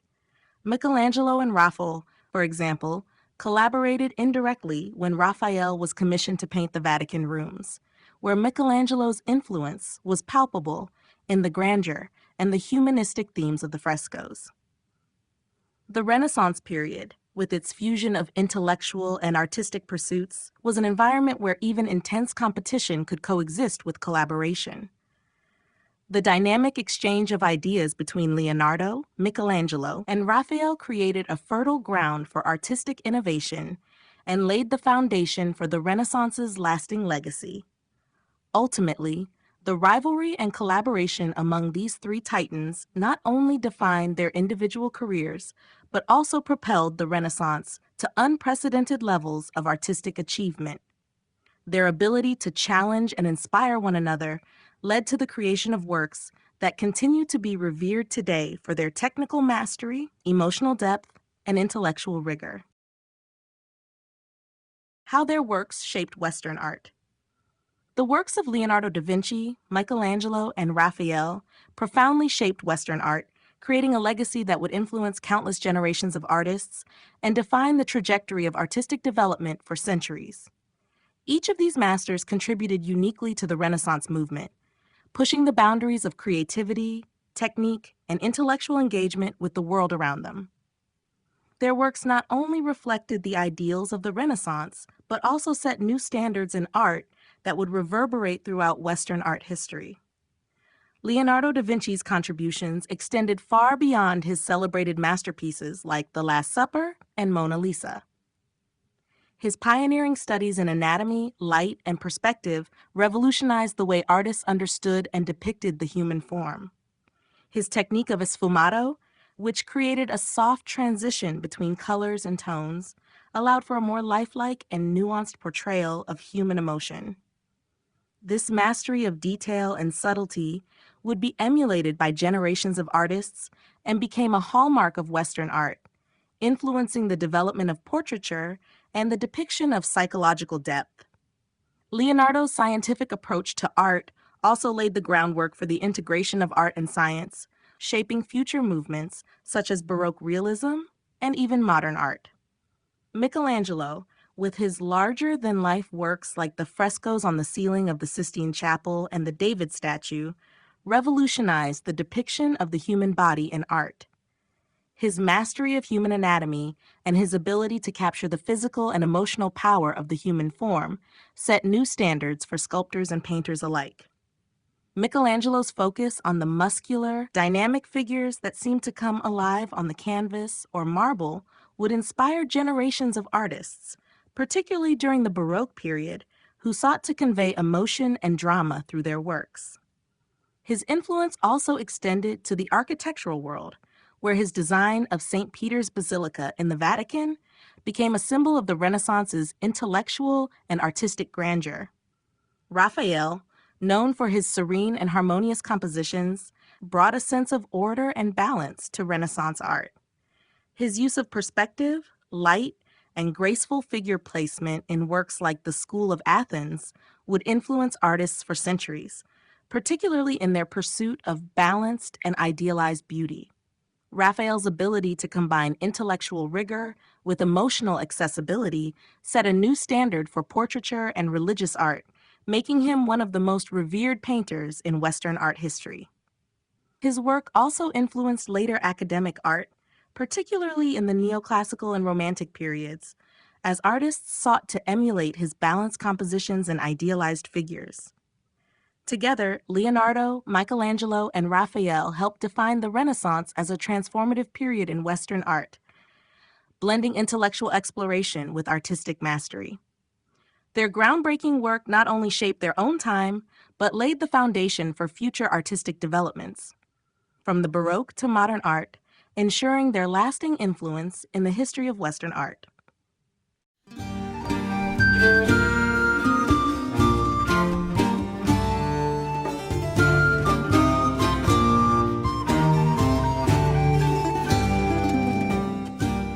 Chapter 7, The Role of Women in the Renaissance. The Renaissance was a period of extraordinary cultural, artistic, and intellectual growth, but it remained largely male-dominated. Women, though often overlooked in historical narratives, played essential roles in the artistic and intellectual landscape of the era. While societal norms restricted their participation in many fields, several women made significant contributions to literature, art, and politics, challenging traditional gender roles and leaving an enduring legacy. During the Renaissance, women's roles were largely confined to domestic life, with expectations centered around marriage, motherhood, and maintaining the household. Education for women, particularly in the upper classes, became more common, though it was often focused on moral instruction, literature, and the arts rather than the sciences or philosophy. Some women, particularly those in aristocratic or wealthy families, received education in Latin, Greek, and the humanities, allowing them to engage in intellectual circles. However, access to formal education remained limited, and women were often discouraged from pursuing careers in the arts or sciences. Despite these challenges, some women became influential figures in the Renaissance. Isabella d'Este, often referred to as the First Lady of the Renaissance, was a powerful patron of the arts.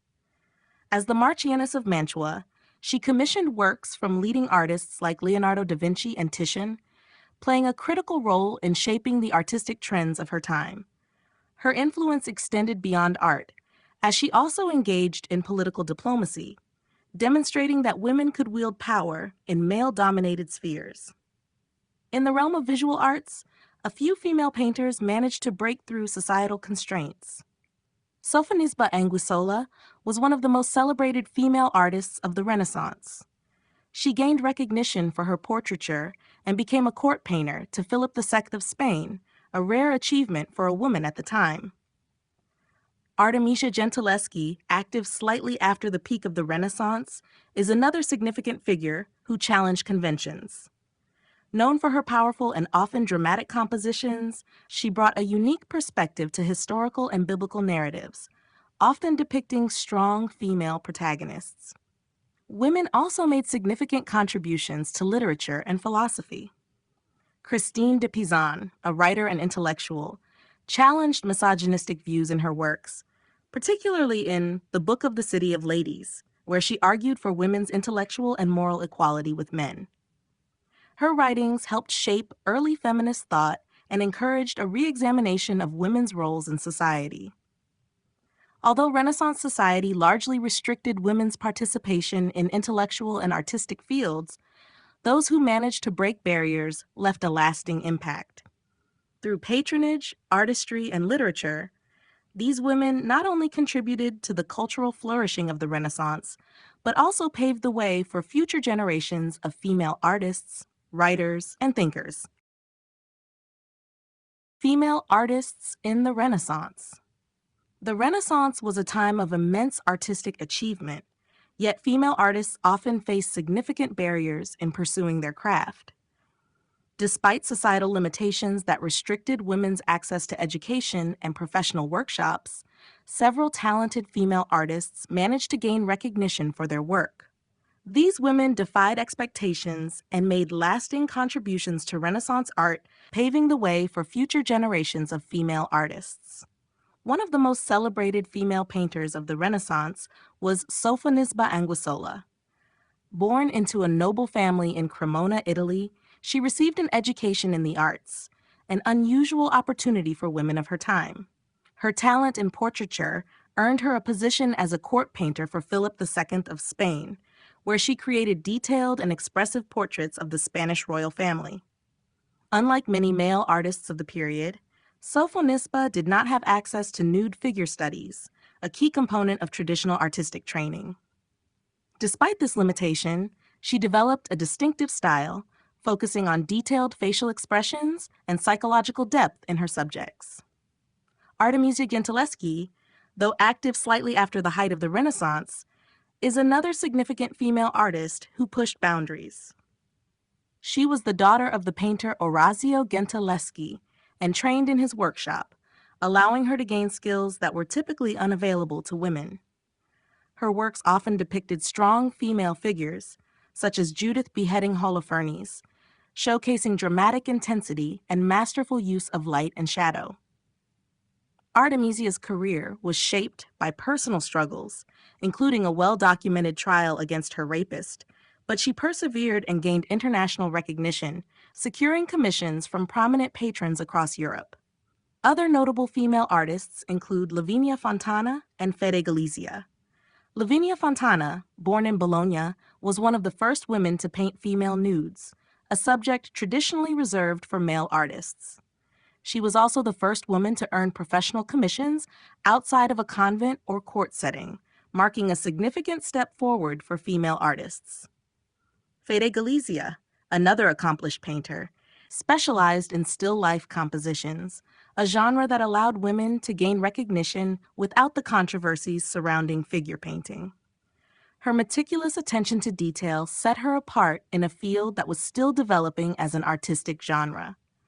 Despite the obstacles they faced, these women carved out successful careers and demonstrated that female artists could achieve mastery in a field dominated by men. Their contributions challenged the artistic norms of their time and ensured that women's presence in the arts could not be ignored. Their legacies continue to inspire artists today, proving that talent and determination can overcome even the most restrictive societal barriers. The challenges faced by women in art. Women in the Renaissance faced numerous obstacles when attempting to pursue careers in the arts.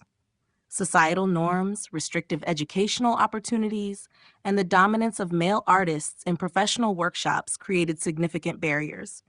While a few women managed to gain recognition, most were excluded from artistic circles, limiting their ability to develop their talents and establish independent careers. One of the primary challenges was the lack of formal education. Unlike men, who could apprentice under established artists and study anatomy, perspective, and classical sculpture, women were often denied entry into art academies or workshops. Since studying the human figure, particularly through nude models, was a crucial part of Renaissance artistic training, women were restricted from fully developing their skills in figurative art. As a result, many female artists were limited to portraiture, still life, and religious paintings, genres that were considered more appropriate for women. The workshop system also created barriers. Most Renaissance artists learned their craft through apprenticeship, working under a master who provided instruction and access to commissions. However, these apprenticeships were largely closed to women. Unless they came from artistic families, such as Artemisia Gentileschi, who trained in her father's workshop, women had few opportunities to develop their artistic abilities in a professional setting. Instead, many learned informally at home, receiving instruction from fathers or other male relatives who were artists themselves. Social expectations further restricted women's roles in the art world. Renaissance society emphasized a woman's duty to marry, bear children, and manage the household. A professional career in the arts was seen as unsuitable for women of noble or middle-class backgrounds. Those who did pursue art were often confined to convents, where nuns engaged in manuscript illumination and religious painting, or they worked under the patronage of female convent leaders.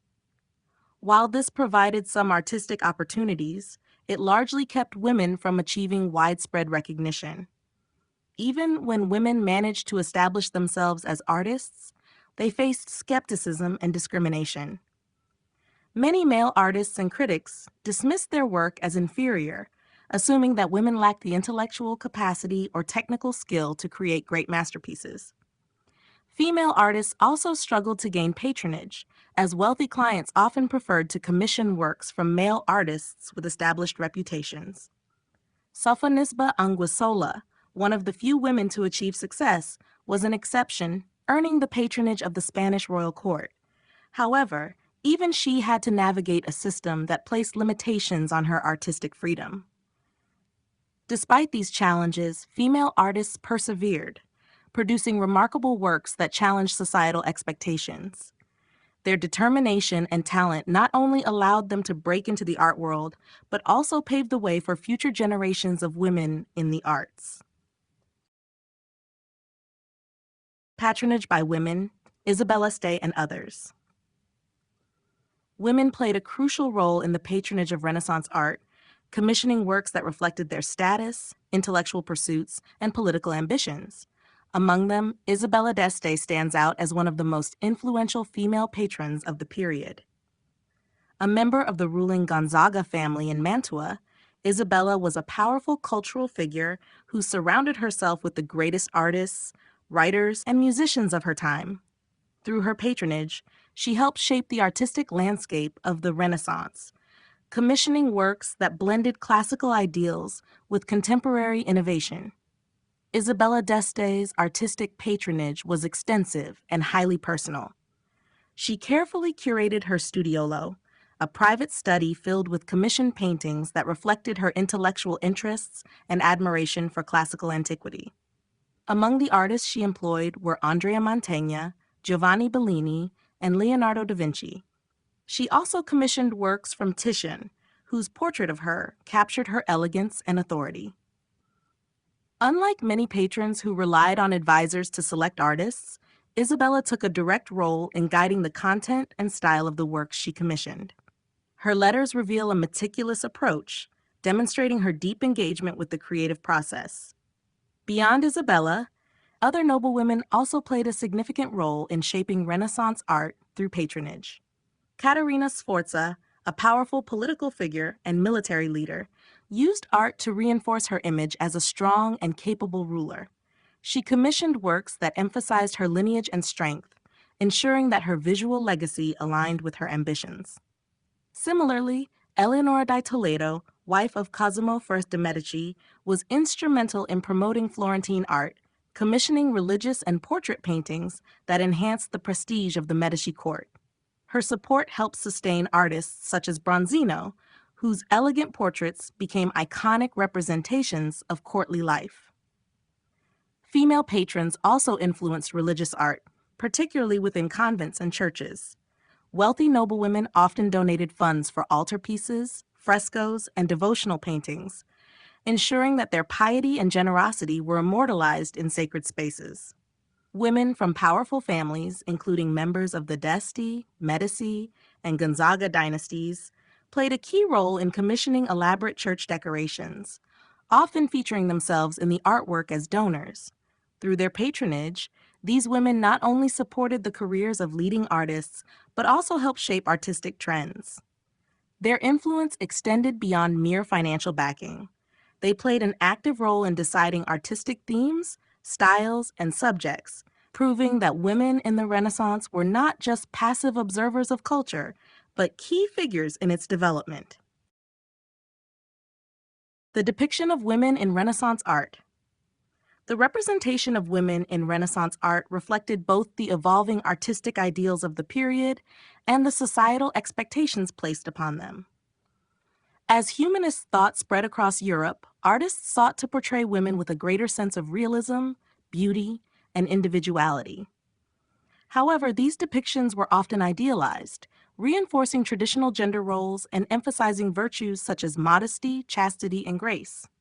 While women appeared frequently in religious and mythological paintings, their portrayal was shaped by cultural norms that dictated how they should be seen and understood.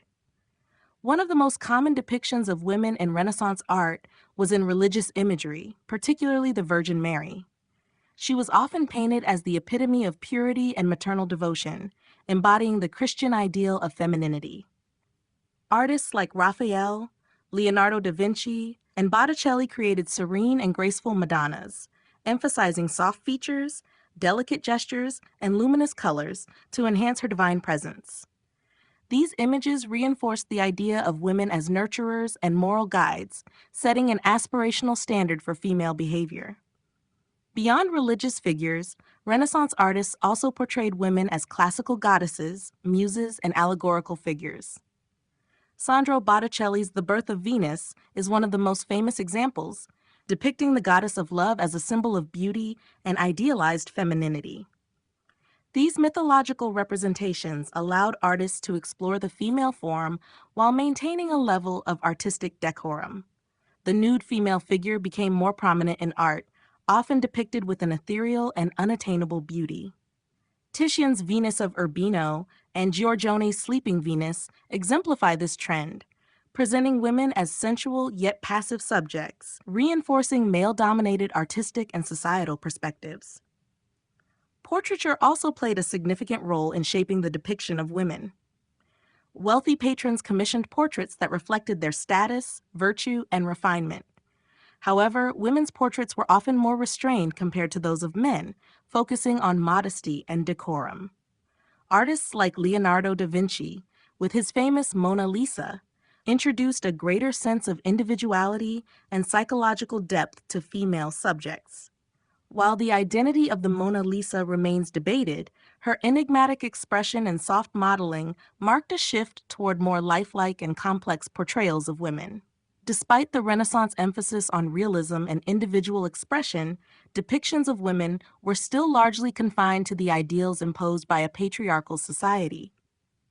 Whether represented as saints, muses, or noblewomen, their imagery was shaped by cultural expectations that limited their roles to beauty, virtue, and devotion. Nevertheless, Renaissance artists contributed to the evolving perception of femininity, creating works that remain some of the most celebrated and enduring representations of women in Western art. Influence of women in shaping Renaissance culture. While the Renaissance is often remembered for its male artists, scholars, and rulers, women played a significant yet often overlooked role in shaping its cultural landscape. As patrons, intellectuals, and writers, they influenced the development of art, literature, and philosophy, leaving an enduring impact on the period's achievements. Though societal norms largely restricted women from formal education and artistic training, many defied these limitations, using their wealth, intelligence, and status to support and participate in the flourishing cultural movement. One of the most influential ways women contributed to Renaissance culture was through patronage. Noblewomen, queens, and duchesses played a crucial role in commissioning and promoting artists, writers, and musicians. Isabella d'Este, often called the First Lady of the Renaissance, was a major patron of the arts, supporting renowned painters like Leonardo da Vinci, Titian, and Andrea Mantegna. She transformed the court of Mantua into a hub of artistic and intellectual activity, collecting rare manuscripts and commissioning exquisite works that helped define Renaissance aesthetics. Similarly, Catherine de' Medici, as Queen of France, used her influence to promote the arts, commissioning elaborate architecture and theatrical performances that shaped the cultural identity of the French court. Women also made important contributions as intellectuals and writers, helping to shape Renaissance thought. Figures like Christine de Pizan challenged traditional views on gender roles through their literary works. Christine's The Book of the City of Ladies defended women's intellectual capabilities and argued for their place in society, countering the misogynistic narratives of her time. Other female writers, such as Veronica Franco and Vittoria Colonna, contributed poetry and philosophical essays that engaged with themes of love, morality, and humanism, influencing the broader literary culture of the Renaissance. In addition to literature, women shaped Renaissance culture through their involvement in music and education. Many noblewomen were skilled musicians and composers, performing in private salons and court settings where they helped establish new musical styles. Women like Maddalena Castellana became pioneers in composition, publishing their own madrigals in a time when female composers were rare. Their contributions to music reflected the growing appreciation of female talent and intellect, even within the constraints of Renaissance society. Despite societal limitations, women in the Renaissance found ways to shape cultural movements through patronage, literature, and artistic contributions. Their support of artists and intellectuals, as well as their own creative works, helped define the artistic and intellectual achievements of the period. Though often overshadowed by their male counterparts, their influence remains a crucial part of the Renaissance's lasting legacy.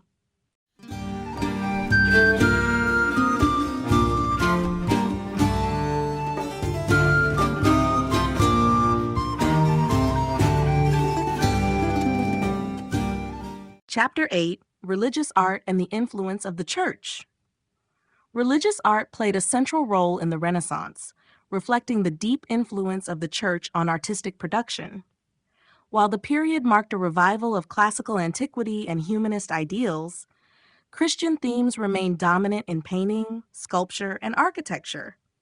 The Catholic Church, as the most powerful institution in Europe, was both a patron and a subject of artistic expression, commissioning works that reinforced its authority, inspired devotion, and depicted biblical narratives in ways that were accessible to a largely illiterate population.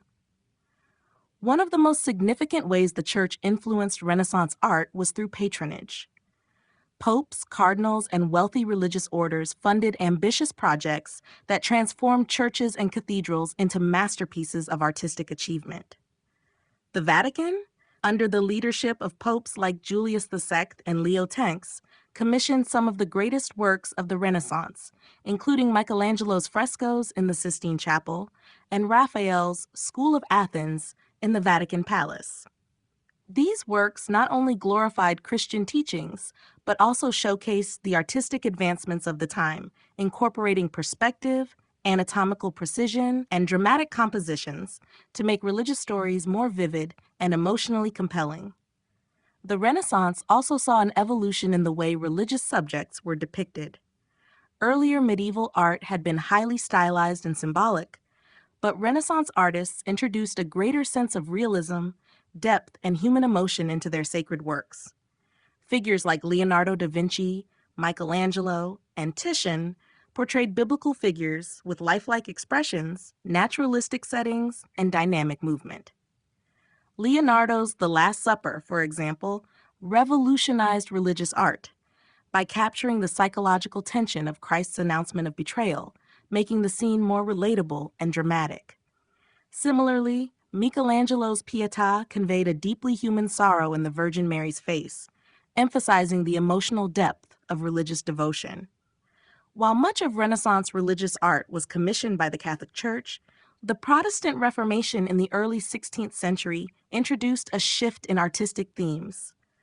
Reformers like Martin Luther criticized the excessive use of religious imagery, leading to a decline in large-scale Catholic commissions in Protestant regions. In response, Catholic leaders initiated the Counter-Reformation, which encouraged a renewed emphasis on religious art as a means of inspiring faith and countering Protestant iconoclasm. This movement led to the dramatic, emotionally charged style of Baroque art, as seen in the works of Caravaggio and Peter Paul Rubens. Through patronage, innovation, and theological influence, the Church shaped the course of Renaissance art, ensuring that religious themes remained at the heart of artistic expression. Even as humanist ideals flourished, faith and devotion remained powerful forces, inspiring some of the most iconic works of the era. The role of religion in Renaissance art. Religion was a driving force behind much of the art produced during the Renaissance, shaping both the subjects and styles of some of history's most celebrated masterpieces. The Catholic Church, as the dominant institution in Europe, played a central role in commissioning works that conveyed religious narratives, reinforced theological doctrines, and inspired devotion among believers.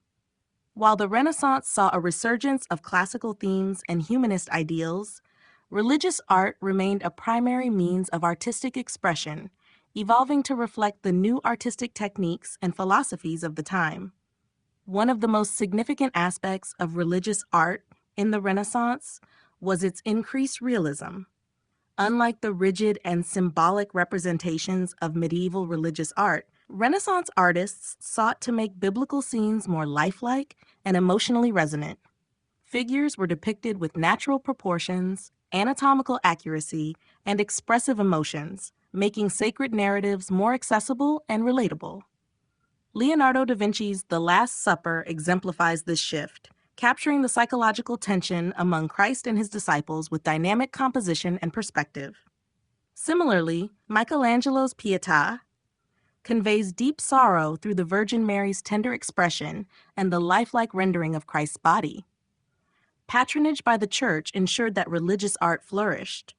Popes, bishops, and religious orders commissioned large-scale projects to decorate churches, chapels, and cathedrals, transforming them into visual representations of divine glory. The Sistine Chapel ceiling, painted by Michelangelo under the commission of Pope Julius II, remains one of the most stunning examples of religious art's grandeur.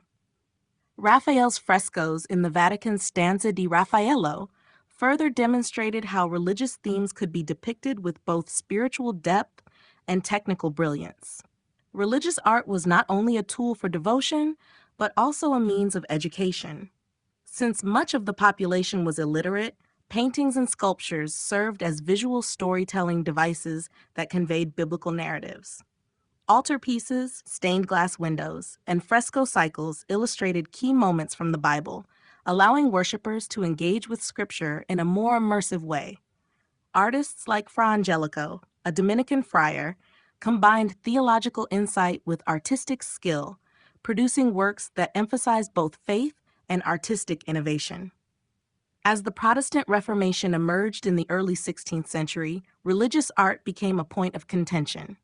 Protestant leaders criticized the excesses of Catholic imagery, leading to iconoclasm in some regions. In response, the Catholic Church promoted the Counter-Reformation, encouraging emotionally intense and dramatic religious artworks to reaffirm its authority and inspire renewed faith. This shift would pave the way for the Baroque period, where artists like Caravaggio infused religious scenes with striking contrasts of light and shadow. Through patronage, innovation, and evolving artistic techniques, religion remained at the heart of Renaissance art, shaping its most enduring masterpieces and reinforcing its role as a bridge between faith and artistic expression. Iconography and symbolism in religious works. Religious art during the Renaissance was rich in iconography and symbolism, serving as a visual language that conveyed spiritual messages, theological concepts, and biblical narratives. Artists incorporated familiar symbols to communicate deeper meanings, making sacred themes more accessible to viewers, many of whom were illiterate. These symbols, often rooted in medieval traditions, became more refined and sophisticated as Renaissance artists embraced naturalism and humanism while maintaining the sacred significance of their works.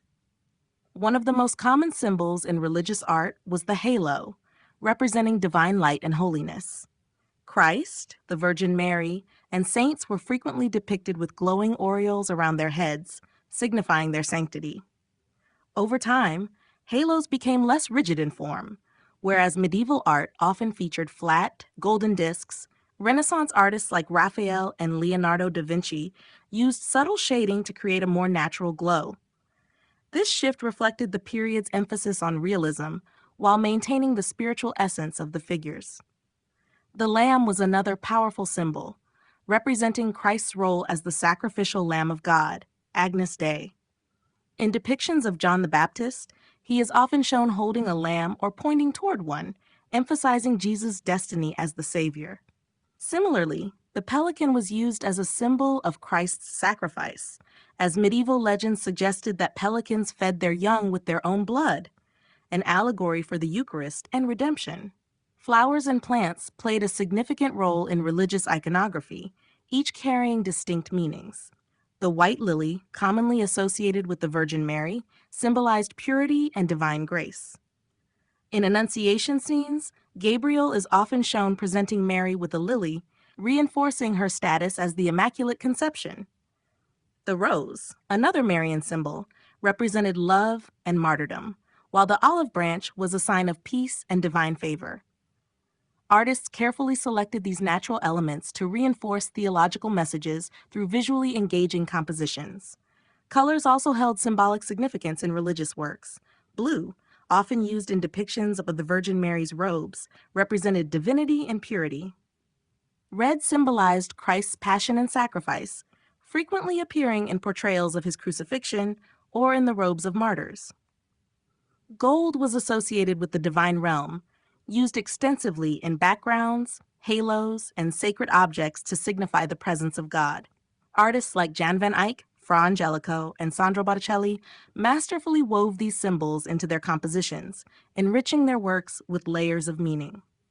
By integrating iconography with Renaissance artistic advancements, religious paintings and sculptures remained deeply spiritual while also appealing to human emotion and intellect, creating a powerful fusion of faith and artistic expression. Artists commissioned by the Church. During the Renaissance, the Church played a crucial role in commissioning artworks that celebrated Christian themes, reinforced religious teachings, and demonstrated the wealth and power of religious institutions. Many of the greatest artists of the period, including Michelangelo, Raphael, and Leonardo da Vinci, received commissions from the Catholic Church, leading to some of the most iconic masterpieces in art history. These commissions not only provided financial support to artists, but also allowed them to refine their skills and push artistic boundaries while serving a higher spiritual purpose. One of the most famous commissions was Michelangelo's work on the Sistine Chapel ceiling, ordered by Pope Julius II in 1508. Originally reluctant to accept the project, Michelangelo created an awe-inspiring fresco depicting scenes from the Book of Genesis, including the creation of Adam, which remains one of the most recognizable images in Western art. Later, he returned to the Sistine Chapel to paint the Last Judgment on the altar wall, a dramatic and intense portrayal of the Second Coming of Christ. His work demonstrated not only his mastery of the human form, but also the Church's desire to use art to inspire devotion and reverence. Raphael was another artist closely tied to the Church, particularly through his work for Pope Julius II and his successor, Pope Leo X. He was commissioned to decorate the papal apartments, now known as the Raphael Rooms, in the Vatican. His fresco, The School of Athens, though not explicitly religious, was a testament to the intellectual spirit of the Renaissance, blending classical philosophy with Christian ideals.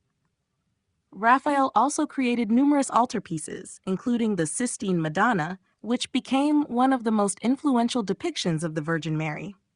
Leonardo da Vinci, while not as extensively commissioned by the Church as Michelangelo or Raphael, still produced religious masterpieces, most notably The Last Supper.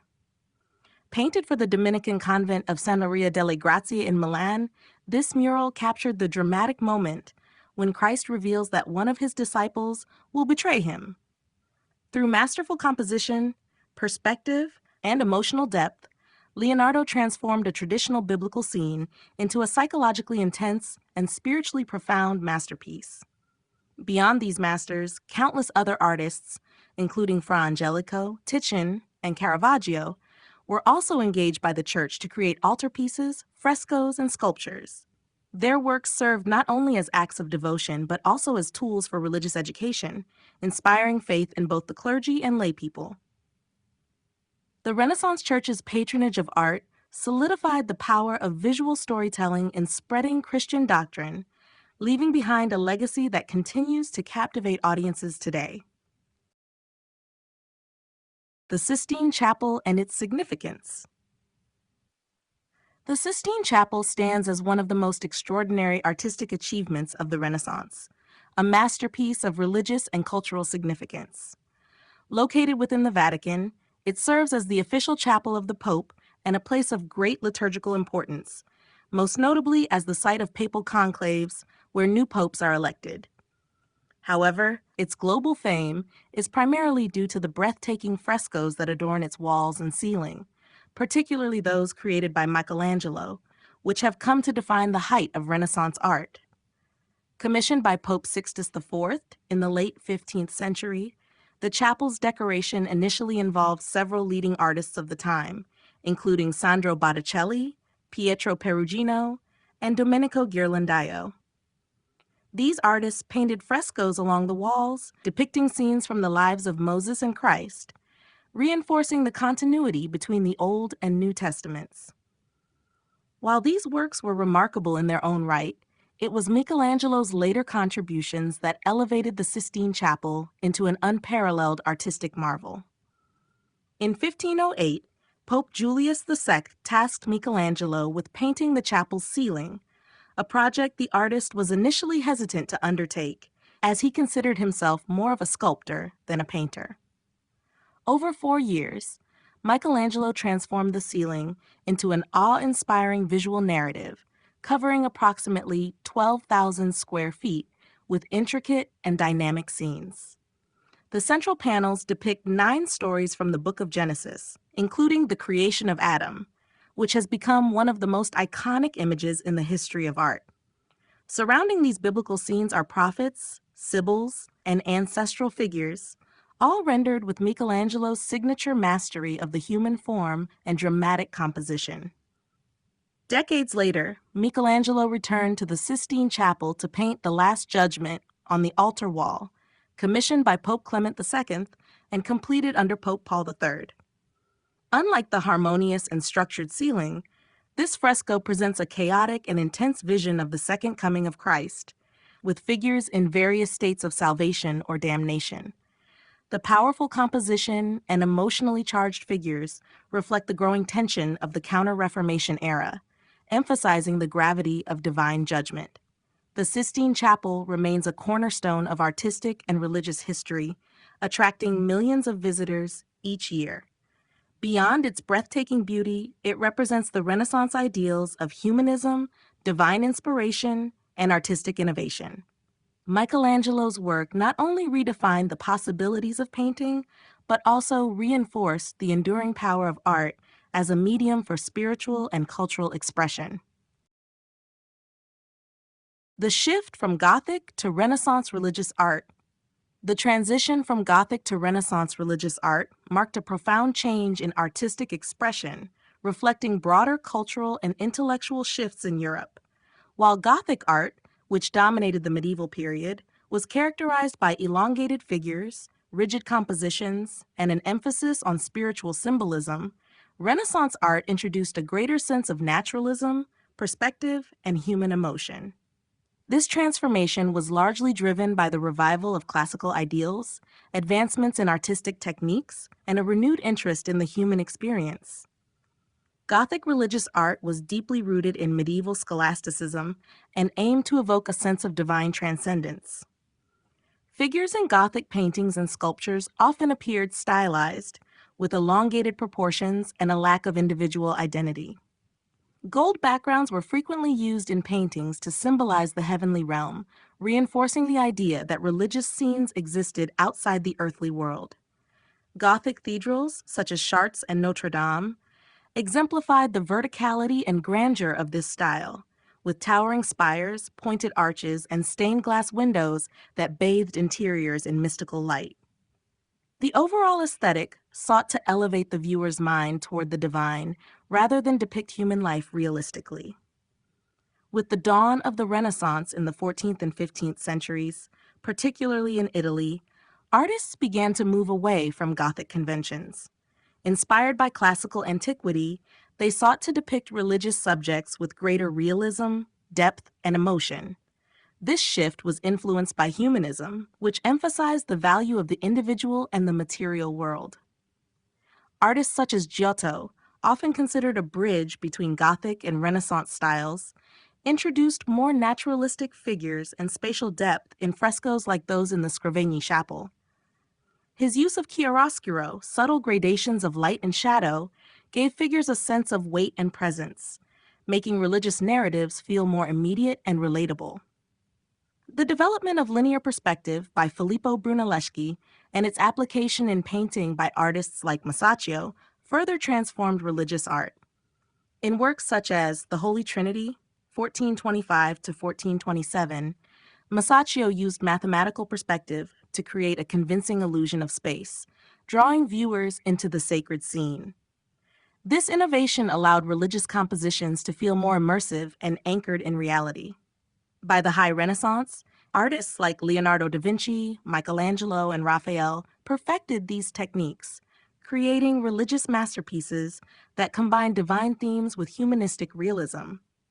The figures in their paintings conveyed profound emotion, engaging viewers on both a spiritual and psychological level. This departure from the more symbolic Gothic tradition solidified Renaissance religious art as a celebration of both faith and human potential, setting the foundation for future artistic movements.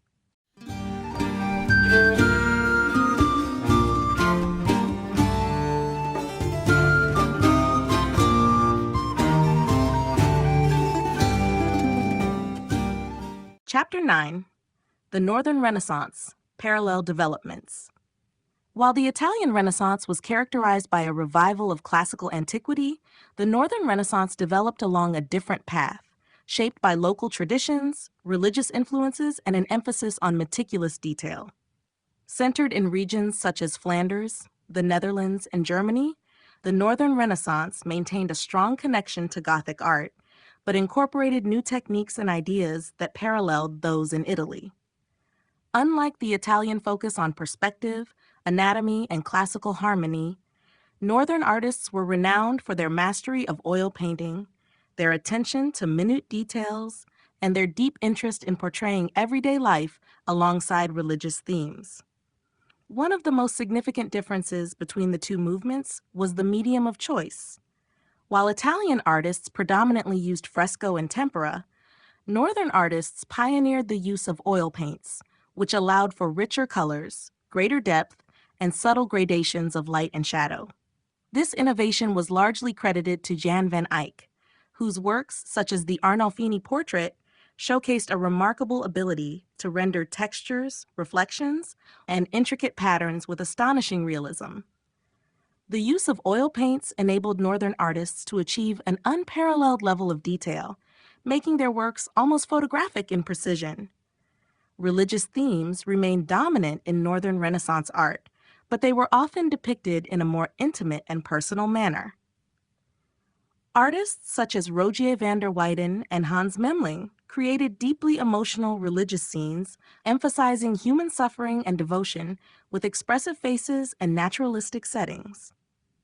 The Protestant Reformation, which began in the early 16th century, also influenced artistic trends in the North. As religious tensions grew, some artists, particularly in Protestant regions, moved away from grand Catholic altarpieces in favor of more modest religious imagery, moral allegories, and secular themes. Another defining aspect of the Northern Renaissance was its focus on genre painting and depictions of everyday life. Artists like Peter Bruegel the Elder brought ordinary people and rural landscapes into the artistic spotlight, portraying farmers, village celebrations, and scenes of labor with the same level of care and attention once reserved for religious subjects. Albrecht Dürer, a German master who studied in Italy, blended Northern detail with Italian perspective and classical influences, creating a unique synthesis of the two traditions. His engravings and woodcuts, such as Melancholia Bas and the Four Horsemen of the Apocalypse, demonstrated a meticulous approach to both technique and intellectual depth. Despite their differences, the Italian and Northern Renaissance movements shared a commitment to innovation and realism. The Northern Renaissance's intricate details, emotional depth, and use of oil paint had a lasting influence on European art, shaping the course of artistic development well into the Baroque period. The differences between the Northern and Italian Renaissance. The Renaissance was a period of profound artistic, intellectual, and cultural growth across Europe, but it took distinct forms in Italy and Northern Europe. While both movements shared a commitment to realism, humanism, and artistic innovation, they developed unique characteristics based on regional influences, available materials, and differing cultural and religious priorities. The Italian Renaissance, centered in cities like Florence, Rome, and Venice, was deeply inspired by the revival of classical antiquity. Artists such as Leonardo da Vinci, Michelangelo, and Raphael sought to achieve harmony, proportion, and idealized beauty, often drawing on Greco-Roman art for inspiration. The development of linear perspective, pioneered by artists like Brunelleschi and Masaccio, revolutionized Italian art by creating a structured mathematical approach to spatial depth. Frescoes and large-scale works in churches and public buildings were common, as Italian artists frequently worked with tempera and fresco painting, which required rapid execution on wet plaster. In contrast, The Northern Renaissance, which flourished in Flanders, the Netherlands, and Germany, maintained stronger ties to medieval traditions while embracing new artistic techniques. Rather than focusing on classical ideals, Northern artists emphasized meticulous detail, intricate textures, and lifelike representations of everyday life. The use of oil paint, which was perfected by artists such as Jan van Eyck, allowed for rich colors, soft transitions between light and shadow, and an unprecedented level of detail. This approach differed from the broader, more sculptural forms found in Italian painting, favoring precision over idealization. Religious themes played a central role in both movements, but their representations varied. In Italy, religious art often depicted biblical scenes in grand monumental compositions with balanced figures and classical architecture. The Northern Renaissance, however, leaned towards more intimate, emotionally expressive religious imagery.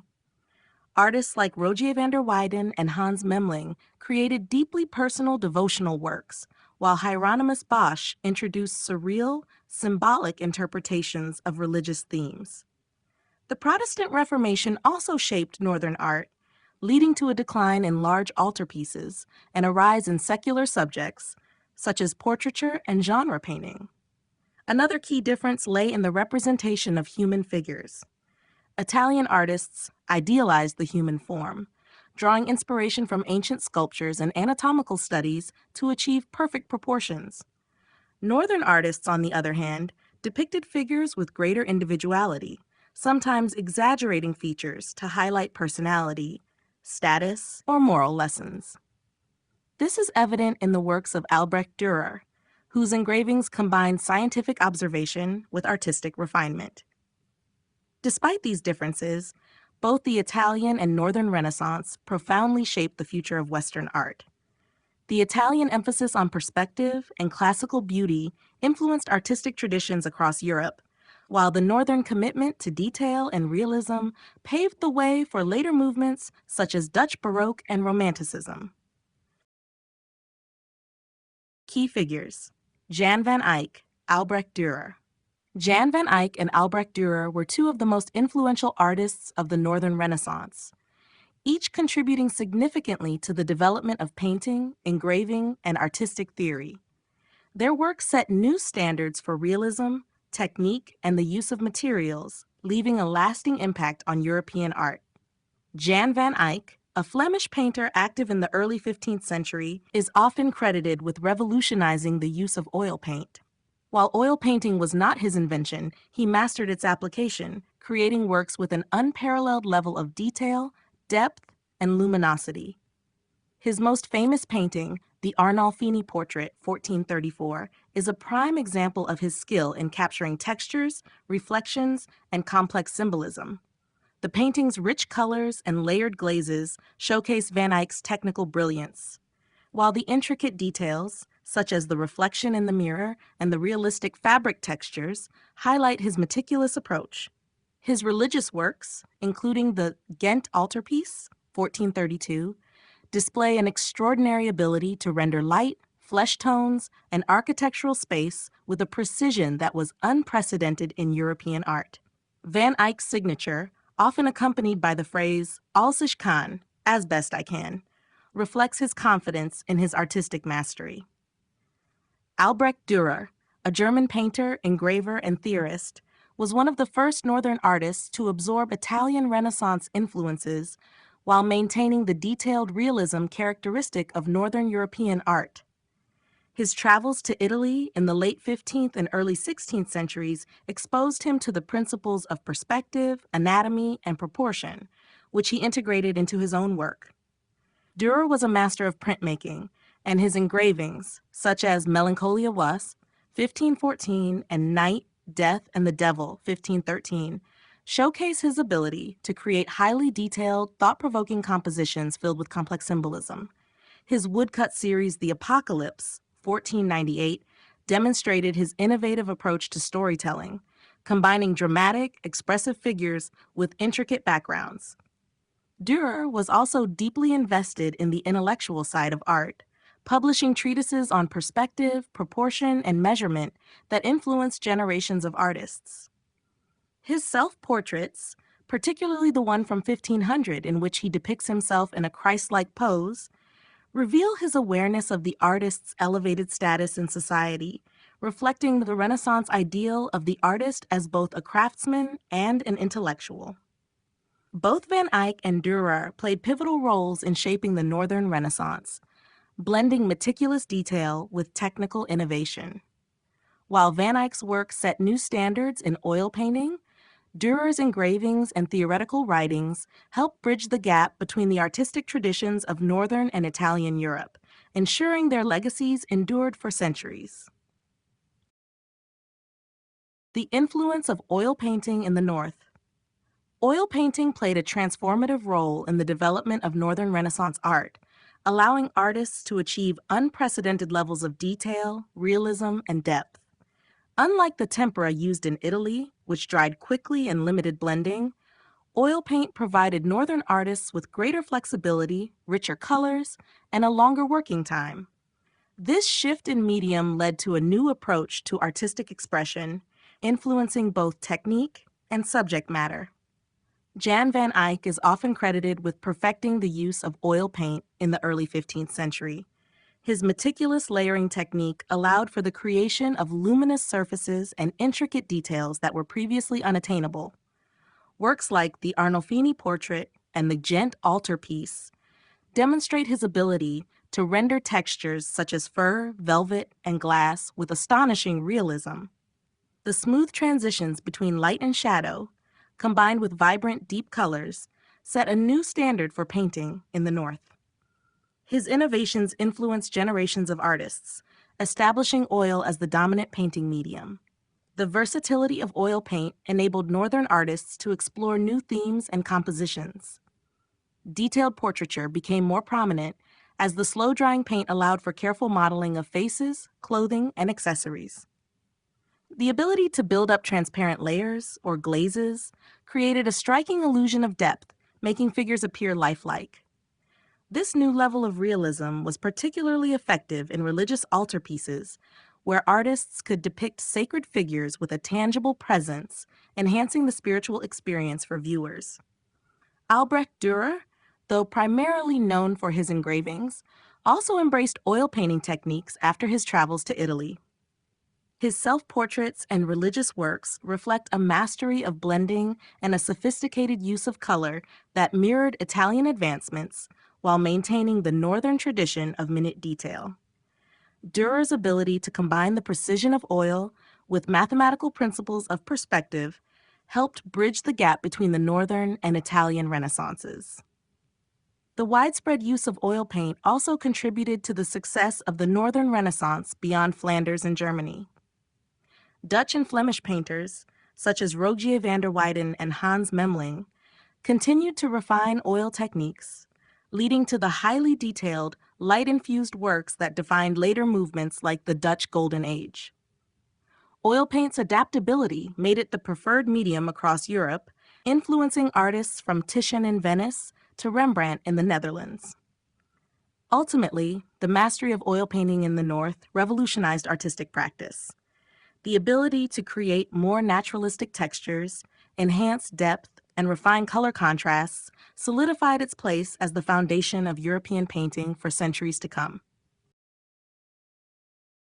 Renaissance ideals in Northern Europe. While the Italian Renaissance focused on classical antiquity, humanism, and idealized beauty, the Northern Renaissance embraced these ideals while maintaining a distinct character shaped by local traditions, religious devotion, and an emphasis on realism. The spread of Renaissance thought beyond Italy was influenced by increased trade, the invention of the printing press, and the movement of artists and scholars between regions. As a result, Northern European artists and thinkers adopted and adapted Renaissance principles to fit their cultural context. One of the key Renaissance ideals that flourished in the North was humanism, though it took a more religious and moral direction than in Italy.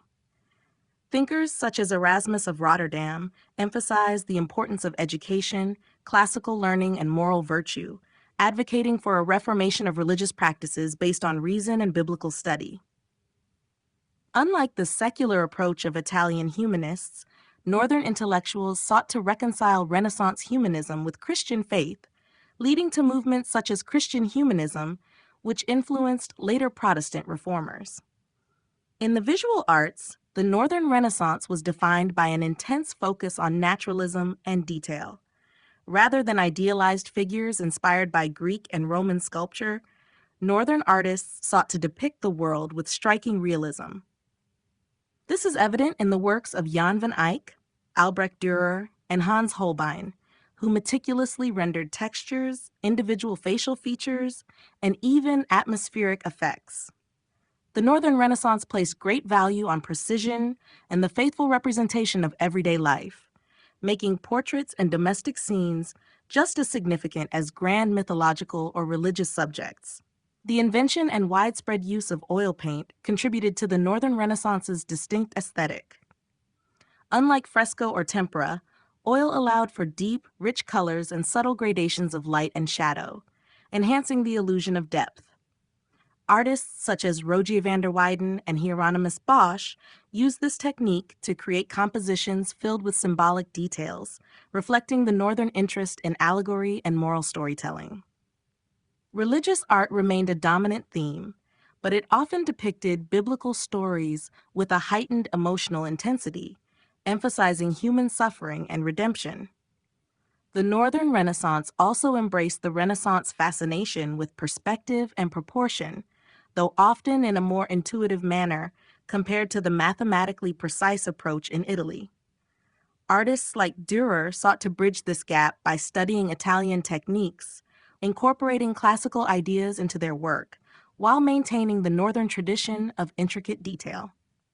Ultimately, Renaissance ideals in Northern Europe retained a strong connection to faith, moral philosophy, and realism. While inspired by Italy's artistic and intellectual advancements, the Northern Renaissance developed its own identity, enriching European culture with its meticulous craftsmanship, religious depth, and devotion to the human experience. The role of printmaking and book illustration.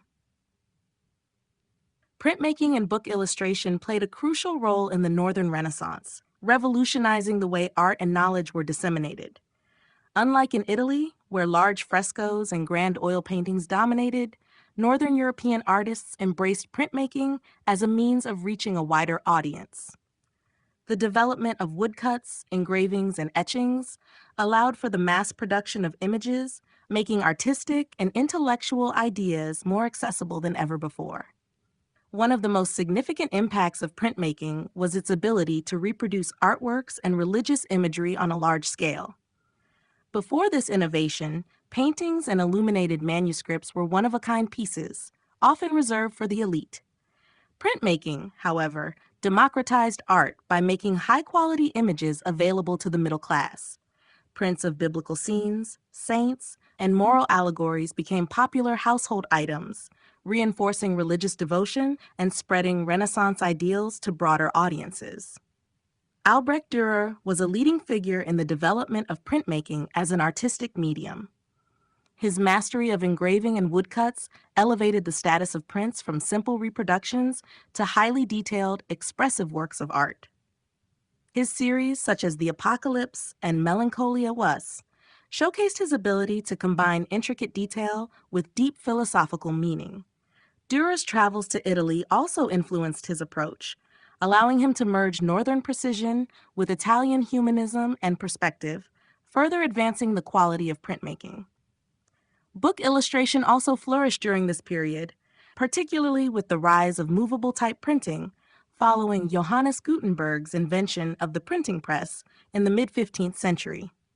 Before this, books were laboriously copied by hand and decorated with intricate illuminations. With the advent of the printing press, text and images could be reproduced quickly and efficiently, leading to an explosion of illustrated books. Scientific treatises, biblical texts, and literary works were now accompanied by detailed engravings and woodcuts that enhanced comprehension and visual appeal. Illustrated books played a vital role in the spread of knowledge, particularly in fields like anatomy, botany, and cartography. Artists and scholars collaborated to produce scientifically accurate images, such as those in the Humani Corporis Fabrica by Andreas Vesalius, which transformed the study of human anatomy. These illustrations not only advanced scientific understanding, but also demonstrated the Renaissance commitment to observation and empirical study. Ultimately, printmaking and book illustration reshaped the artistic and intellectual landscape of the Northern Renaissance. They bridged the gap between elite and popular culture, preserved and spread Renaissance ideals, and laid the foundation for modern visual communication, proving that art could exist beyond traditional mediums and reach an ever-expanding audience.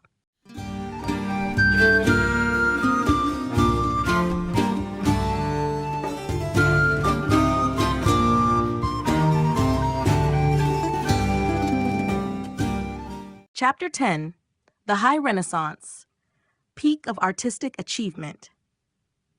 The High Renaissance, which spanned roughly from 1490 to 1527, marked the pinnacle of artistic achievement in Europe. This period saw the refinement of techniques developed during the early Renaissance, as artists reached an unprecedented level of mastery in perspective, anatomy, composition, and the use of light and shadow. The movement was characterized by a balance of idealized beauty and naturalism, with artists striving for harmony, proportion, and emotional depth in their works. At the heart of the High Renaissance were three towering figures: Leonardo da Vinci, Michelangelo, and Raphael. Each of these masters contributed uniquely to the era's artistic brilliance, pushing the boundaries of creativity and innovation. Leonardo da Vinci's meticulous studies of human anatomy and nature informed his paintings, as seen in The Last Supper and Mona Lisa, where he perfected the use of sfumato, a technique that created soft transitions between colors and tones. Michelangelo, on the other hand, showcased his genius in both sculpture and painting, particularly in his monumental frescoes on the ceiling of the Sistine Chapel, which displayed his mastery of human form and dynamic composition. Raphael, known for his serene and balanced compositions, exemplified the ideals of the High Renaissance in works like The School of Athens, where classical themes and Renaissance humanism merged seamlessly. Rome emerged as the cultural and artistic center during this period, largely due to the patronage of the Vatican. The popes, particularly Julius II and Leo X, sought to glorify the Church through grand artistic commissions, leading to the decoration of the Vatican's chapels, basilicas, and palaces. These commissions provided artists with the opportunity to experiment with complex narratives, vast fresco cycles, and architectural innovations. The fusion of art, religion, and classical influence resulted in works that defined the artistic standards of the Western world for centuries. The High Renaissance was also marked by its influence on architecture. Donato Bramante, considered the leading architect of the period, introduced a sense of monumental harmony with projects such as St. Peter's Basilica in Rome. His designs emphasized symmetry, proportion, and classical elements, which set the foundation for later architectural movements. However, this period of extraordinary artistic achievement was short-lived. In 1527, the sack of Rome by imperial forces disrupted the artistic and cultural dominance of the city, signaling the end of the High Renaissance. Although its era was brief, the legacy of the High Renaissance remains one of the most influential in art history, shaping artistic principles that continue to inspire generations of artists. Defining the High Renaissance. The High Renaissance, which flourished from roughly 1490 to 1527, represents the peak of artistic excellence in Europe, particularly in Italy. This period saw the culmination of the artistic advancements made during the early Renaissance, as artists achieved an extraordinary balance of technical mastery, classical idealism, and humanist philosophy. The movement was defined by a heightened emphasis on harmony, proportion, and realism, as artists sought to create works that reflected both the natural world and an idealized beauty. At the core of the High Renaissance was the belief that art should be a reflection of both intellectual thought and divine inspiration. This era saw the perfection of techniques such as linear perspective, chiaroscuro, the use of light and shadow to create depth, and sfumato, a subtle blending of tones and colors. These innovations allowed artists to depict human figures and landscapes with an unprecedented level of naturalism while maintaining a sense of grandeur and idealization. The movement was dominated by three major artists, Leonardo da Vinci, Michelangelo, and Raphael, whose works epitomized the artistic ideals of the period. Leonardo's meticulous study of anatomy, light, and composition resulted in masterpieces such as The Last Supper and Mona Lisa, where he pioneered techniques that would define portraiture and religious art for centuries. Michelangelo's contributions to sculpture and painting, including the monumental David and the Sistine Chapel ceiling, demonstrated an unparalleled understanding of human anatomy and movement, elevating art to a near-divine status. Raphael, known for his balanced compositions and graceful figures, created works like the School of Athens, which synthesized classical philosophy with Renaissance artistic principles. Rome became the center of artistic activity during the High Renaissance, thanks to the patronage of the Vatican. Popes such as Julius II and Leo X commissioned grand projects that fused religious devotion with artistic innovation. St. Peter's Basilica, designed by architects like Bramante and later Michelangelo, symbolized the grandeur and ambition of the period, blending classical architectural principles with Renaissance ideals. Despite its remarkable achievements, the High Renaissance was relatively short-lived. The sack of Rome in 1527 disrupted the city's dominance as a cultural hub, leading to the emergence of new artistic movements such as Mannerism. However, the ideals and innovations of the High Renaissance left a lasting legacy, influencing generations of artists and establishing artistic principles that continue to define Western art. The Vatican's influence on art during this time. During the High Renaissance, the Vatican played a central role in shaping the artistic landscape of Europe. As the seat of the Catholic Church, it was a hub of cultural and intellectual activity, attracting the most talented artists of the time. Popes such as Julius II and Leo X recognized the power of art to communicate religious ideals and assert the Church's authority. Their patronage led to some of the most iconic works of the Renaissance, transforming Rome into a center of artistic excellence. One of the most significant ways the Vatican influenced art was through large-scale commissions that blended religious themes with humanist ideals. Pope Julius II, known for his ambitious vision, sought to glorify the Church by commissioning projects that reflected its power and prestige. Under his direction, artists like Michelangelo and Raphael were given the opportunity to create masterpieces that defined the era. Michelangelo's frescoes on the ceiling of the Sistine Chapel, completed between 1508 and 1512, remain one of the greatest achievements in Western art. His dramatic depiction of biblical scenes, including the creation of Adam, combined anatomical precision with divine grandeur, emphasizing the Church's role as a mediator between humanity and God. Raphael's contributions to Vatican art were equally significant. His frescoes in the Apostolic Palace, particularly the School of Athens, exemplified the Renaissance ideal of fusing classical philosophy with Christian themes. Commissioned by Pope Julius II for the Stanza della Signatura, Raphael's work positioned the Vatican as not only a religious institution, but also an intellectual and artistic center that embraced both theology and classical wisdom. The Vatican's influence extended beyond painting and sculpture into architecture. Pope Julius II initiated the rebuilding of St. Peter's Basilica, a monumental project that would define Renaissance architecture. Designed by Donato Bramante and later refined by Michelangelo and others, the basilica symbolized the Church's wealth and grandeur. Its classical proportions and innovative dome set new architectural standards, reinforcing the Vatican's status as a beacon of artistic and religious achievement. Despite the Vatican's crucial role in fostering artistic innovation, its patronage was not purely aesthetic. Art was also a tool for reinforcing Church doctrine and countering the rise of Protestantism. By commissioning visually stunning works that emphasized Catholic teachings, The Vatican sought to inspire devotion and assert its authority. The Vatican's patronage during the High Renaissance resulted in some of history's most celebrated artworks. By supporting artists who blended religious themes with humanist ideals, the Church left an enduring artistic legacy that continues to define Western art and architecture.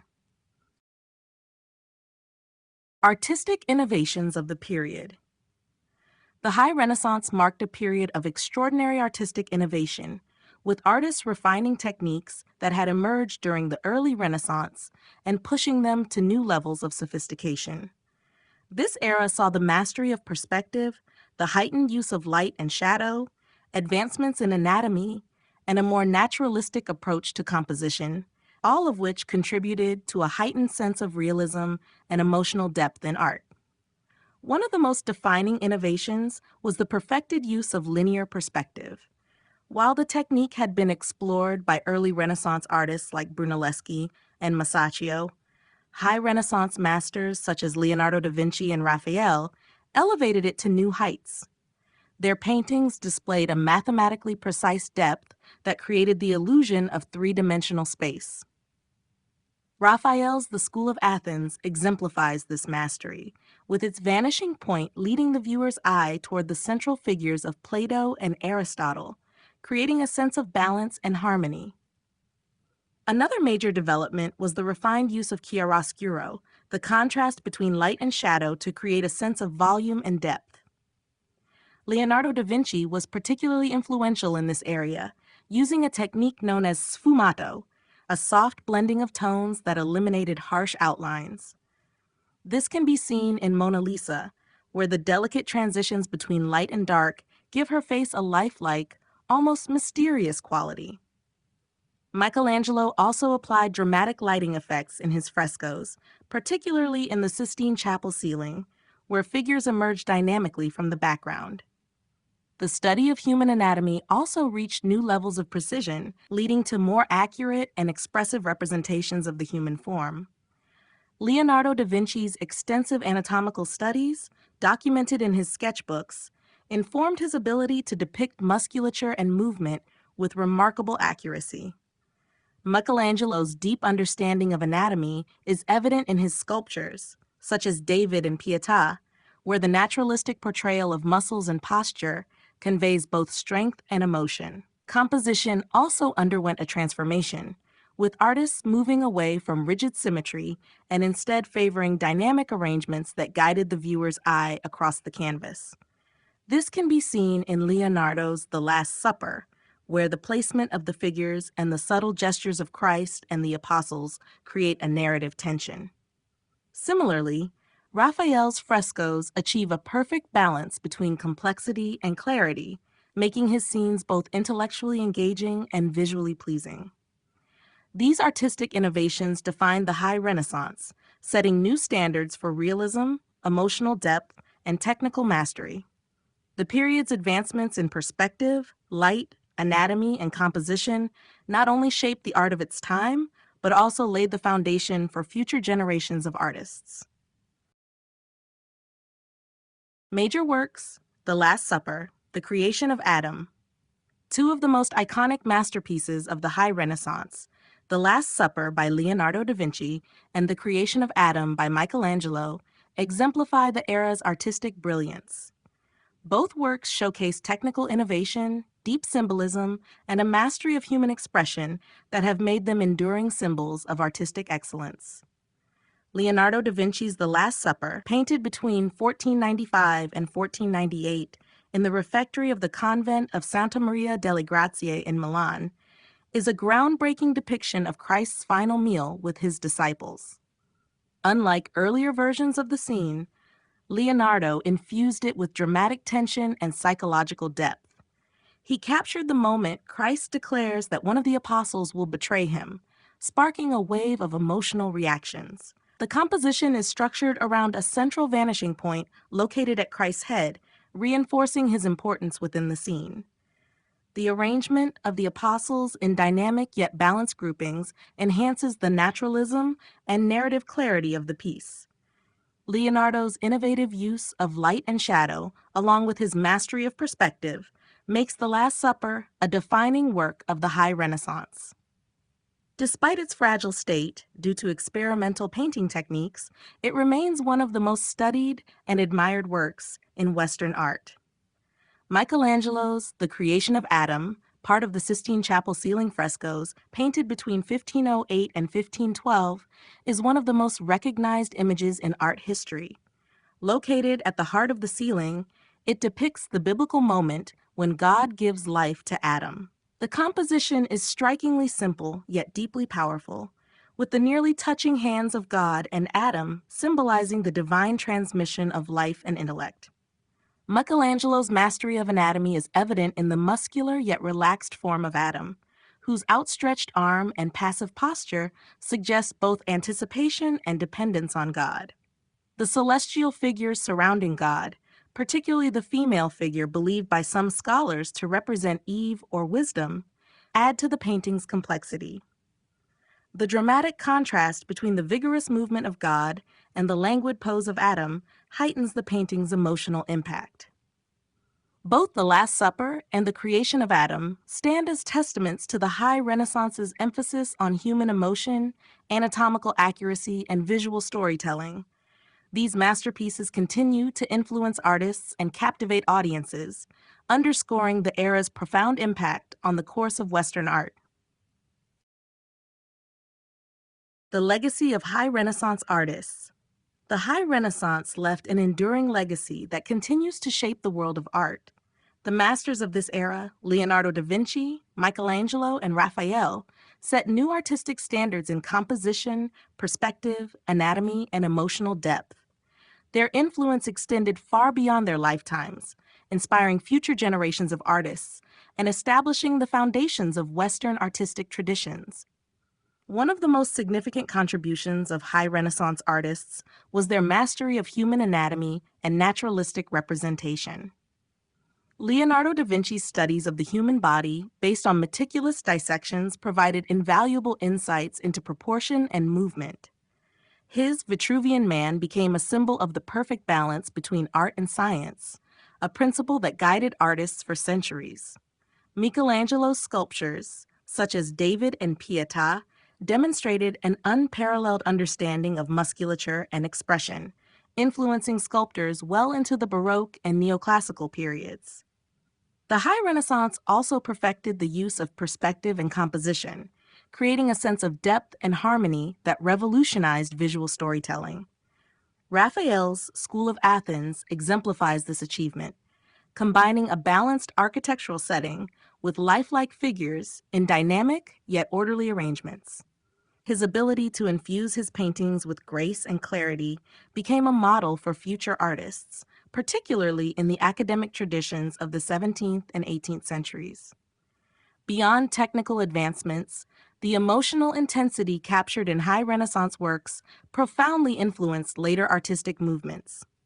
Michelangelo's Last Judgment in the Sistine Chapel introduced a dramatic, almost mannerist energy that foreshadowed the emotional expressiveness of the Baroque. Leonardo's enigmatic Mona Lisa set a new standard for portraiture, inspiring countless artists to explore psychological depth in their subjects. The legacy of these artists was further cemented by their impact on art education. The techniques developed during the High Renaissance became fundamental to artistic training, particularly in academies established in the following centuries. The principles of chiaroscuro, sfumato, and anatomical precision continued to be studied and applied by artists from Caravaggio to Ingres. Even beyond the realm of fine art, the works of the High Renaissance shaped cultural perceptions of beauty, heroism, and intellect. The grandeur and idealism embodied in their paintings and sculptures influenced literature, architecture, and philosophy.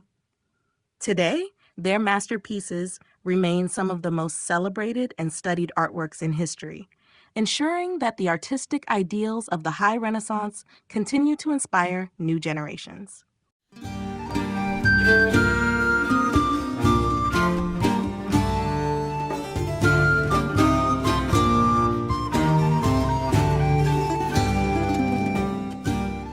Chapter 11, Mannerism, A Shift in Style. As the High Renaissance reached its peak, a new artistic movement began to emerge, Mannerism. Unlike the balance, harmony, and idealized naturalism of Leonardo da Vinci, Michelangelo, and Raphael, Mannerism introduced a more exaggerated, artificial, and expressive approach to art. This shift reflected changing cultural and social dynamics, as well as a growing desire among artists to break from the rigid structures of classical ideals. Mannerism, which developed in the early 16th century, is characterized by elongated proportions, exaggerated poses, and a heightened sense of drama. Artists moved away from the strict symmetry and clarity of the High Renaissance, instead favoring complex compositions and a greater emphasis on emotion. Figures often appeared unnaturally stretched, with twisted or contorted postures that defied traditional anatomical correctness. This stylistic change can be seen in the works of artists like Jacopo Pontormo and Parmigianino, whose paintings are marked by vivid colors, unusual perspectives, and a dreamlike, almost surreal quality. One of the most famous examples of Mannerism is Parmigianino's Madonna with the Long Neck, in which the Virgin Mary is depicted with an elongated figure, surrounded by strangely proportioned angels. This deliberate distortion was not meant to be realistic, but rather to create a sense of elegance and refinement that set Mannerism apart from its predecessors. Similarly, Pontormo's Deposition from the Cross features floating, weightless figures in a composition that rejects the balance and perspective of earlier Renaissance masters. Mannerism was not confined to painting alone. Sculpture and architecture also reflected its stylistic tendencies. Michelangelo, though considered a high Renaissance artist, contributed to the development of Mannerism through his later works, such as the Last Judgment fresco in the Sistine Chapel, where figures are rendered with exaggerated musculature and movement. In architecture, Mannerist buildings, like Giulio Romano's Palazzo del broke classical rules with unexpected spatial arrangements, playful ornamentation, and dramatic use of light and shadow. The emergence of Mannerism coincided with a period of political and religious uncertainty in Europe, particularly following the Protestant Reformation. The idealized world of the High Renaissance no longer seemed to reflect the complexities of reality, and artists sought new ways to express their individuality and the tensions of the time. While Mannerism was eventually succeeded by the grandeur of the Baroque period, it played a crucial role in expanding the possibilities of artistic expression, demonstrating that art could go beyond strict realism and embrace a more imaginative and expressive approach. The emergence of Mannerism in response to the High Renaissance. As the High Renaissance reached its peak in the early 16th century, a new artistic movement began to emerge, Mannerism. While the High Renaissance was characterized by harmony, balance, and idealized naturalism, Mannerism took a different approach, favoring complexity, exaggeration, and artistic experimentation. This shift was not simply a rejection of the Renaissance ideals, but rather an evolution, as artists sought to push boundaries and challenge traditional artistic norms. Mannerism developed in part as a response to the perfection achieved by masters such as Leonardo da Vinci, Michelangelo, and Raphael. Their works, with their mastery of perspective, anatomy, and composition, set a standard so high that younger artists felt compelled to innovate rather than imitate. Instead of striving for ideal proportions and naturalistic beauty, Mannerist artists deliberately distorted figures, elongated limbs, and created compositions that felt dynamic and sometimes unsettling. This stylistic shift can be seen in paintings such as Parmigianino's Madonna with the Long Neck, where the Virgin Mary's figure is unnaturally stretched, and her pose is both elegant and otherworldly. Similarly, Jacopo Pontormo's Deposition from the Cross abandons the stable pyramidal compositions of the High Renaissance in favor of swirling, weightless figures that seem to float in an undefined space. These works reflect a growing interest in emotion, movement, and ambiguity, setting Mannerism apart from its predecessors. Mannerism was also influenced by the changing political and religious climate of the time. The Protestant Reformation challenged the authority of the Catholic Church, leading to a period of uncertainty and upheaval. This instability was reflected in the art of the period, as artists moved away from the clear, logical compositions of the Renaissance and embraced a more theatrical and expressive approach. Michelangelo's later works, such as The Last Judgment, fresco in the Sistine Chapel, show a shift toward the exaggerated musculature and dramatic tension that define Mannerism. In addition to painting, Mannerist principles extended to sculpture and architecture. In sculpture, figures were often posed in unnatural, twisting movements, as seen in Giambologna's The Rape of the Sabine Women. In architecture, Giulio Romano's Palazzo del Te broke classical rules by incorporating unexpected proportions and illusionistic elements that played with perspective. Though Mannerism was eventually overtaken by the grandeur of the Baroque period, it played a crucial role in expanding artistic expression. By challenging the conventions of the High Renaissance, Mannerist artists paved the way for more experimental approaches to art, demonstrating that beauty could be found in distortion, tension, and complexity. Key Mannerist artists and their styles. Mannerism was defined by its departure from the harmonious naturalism of the High Renaissance, embracing elongated forms, exaggerated poses, and complex compositions. Several artists played a crucial role in shaping this movement, each bringing their unique stylistic innovations to painting, sculpture, and architecture. One of the most notable Mannerist painters was Jacopo Pontormo, whose work exemplified the movement's departure from classical balance. His Deposition from the Cross, 1525-1528, is a striking example of Mannerism's emotional intensity and unconventional composition. The figures appear weightless, with elongated limbs and exaggerated expressions, set against a background that lacks clear spatial definition. Pontormo's use of vibrant, unnatural colors further contributes to the dreamlike, almost otherworldly effect of his work. Parmigianino was another key figure in Mannerism, known for his elegant distortions and refined technique. His Madonna with the long neck, 1534 to 1540, epitomizes the Mannerist fascination with elongation, as the Virgin Mary's neck and limbs are exaggerated to an unnatural degree.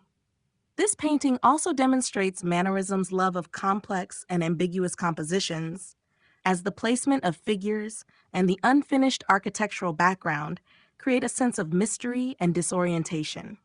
Parmigianino's mastery of chiaroscuro and delicate modeling allowed him to push the boundaries of idealized beauty while maintaining a graceful and refined aesthetic.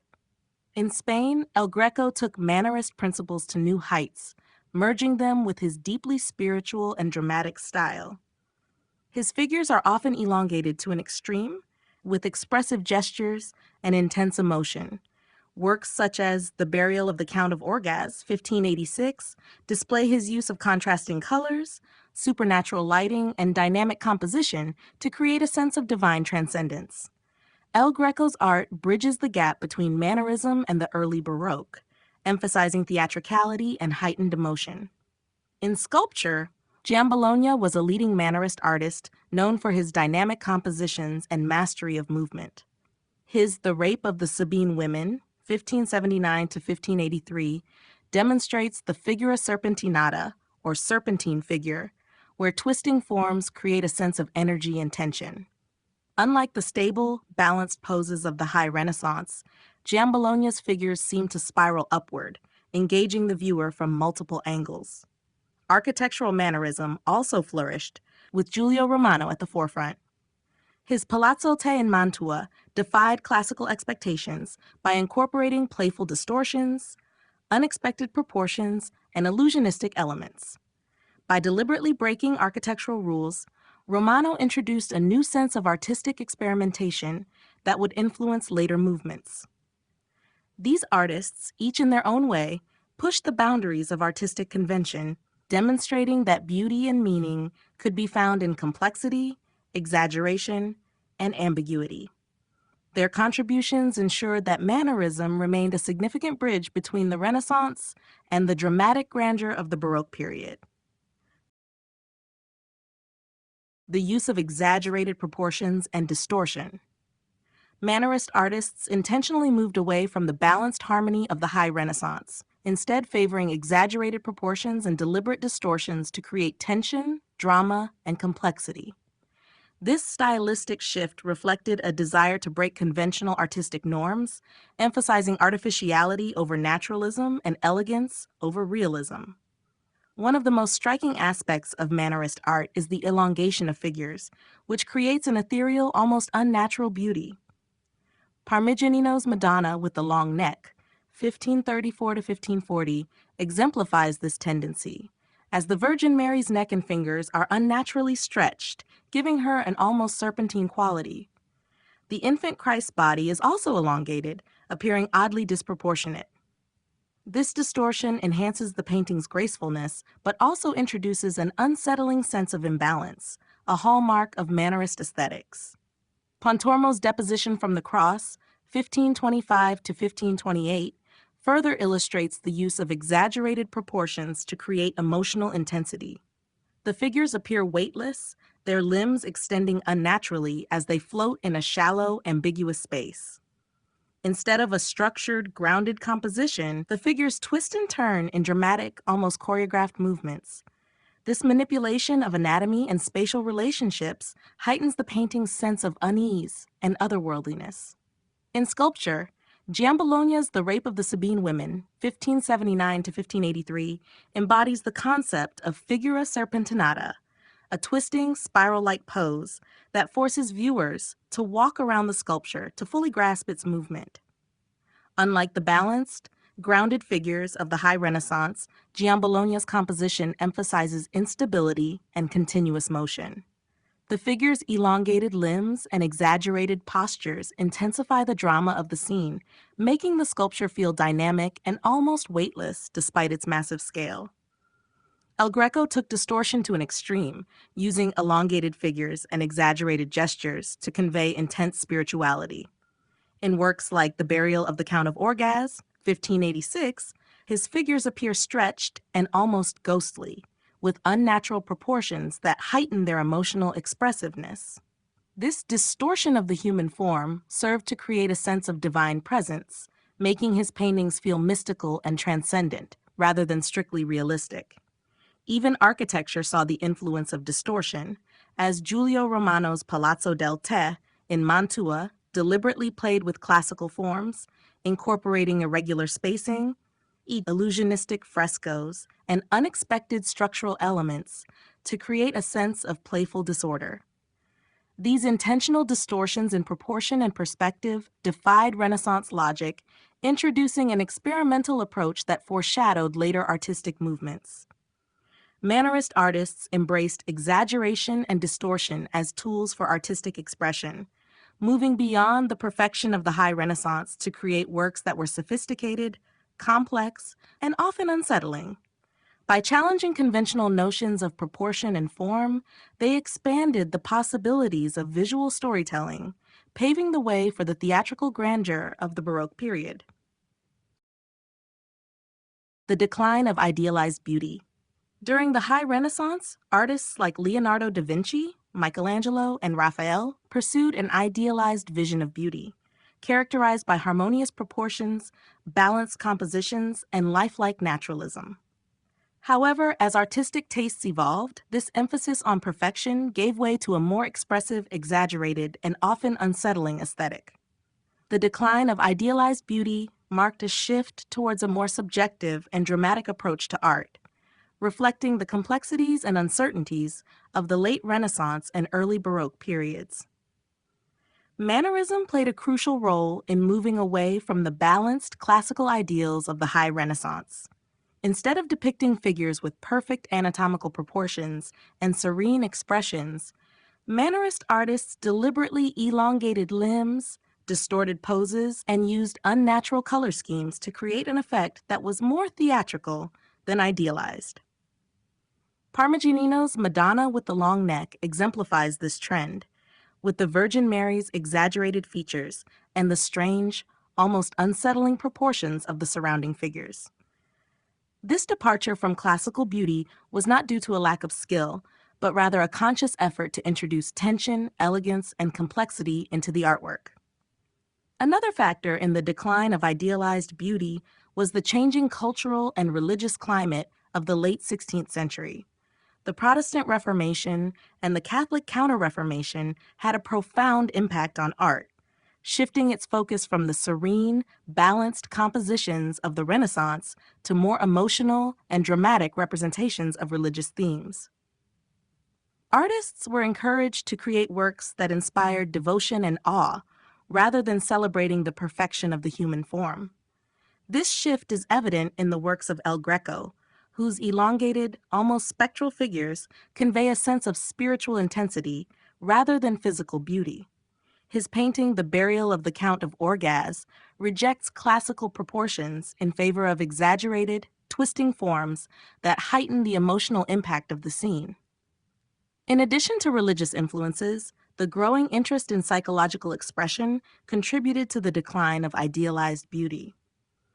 Late Renaissance and early Baroque artists sought to capture not just physical appearances, but also deep emotional states. This is particularly evident in the works of Caravaggio, whose dramatic use of chiaroscuro, light and shadow, emphasized realism over perfection. His figures often display rugged, imperfect features, emphasizing their humanity rather than an unattainable ideal. As the Renaissance gave way to the Baroque, artists embraced a more dynamic, theatrical approach to beauty.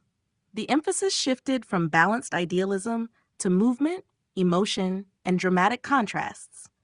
This transformation allowed for greater artistic freedom and set the stage for the expressive, often unfiltered depictions of the human condition that would define later artistic movements. Mannerism's influence on Baroque art.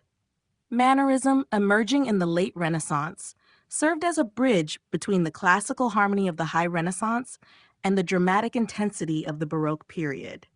While the Mannerist style initially developed as a reaction to the idealized balance of artists like Raphael and Michelangelo, it introduced key artistic elements that would later shape Baroque art.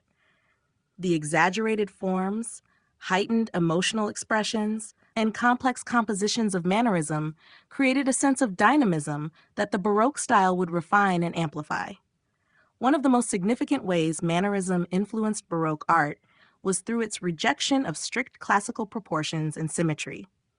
Mannerist artists like Jacopo Pontormo and Parmigianino introduced elongated figures, unnatural postures, and contorted compositions that defied the rational order of the High Renaissance.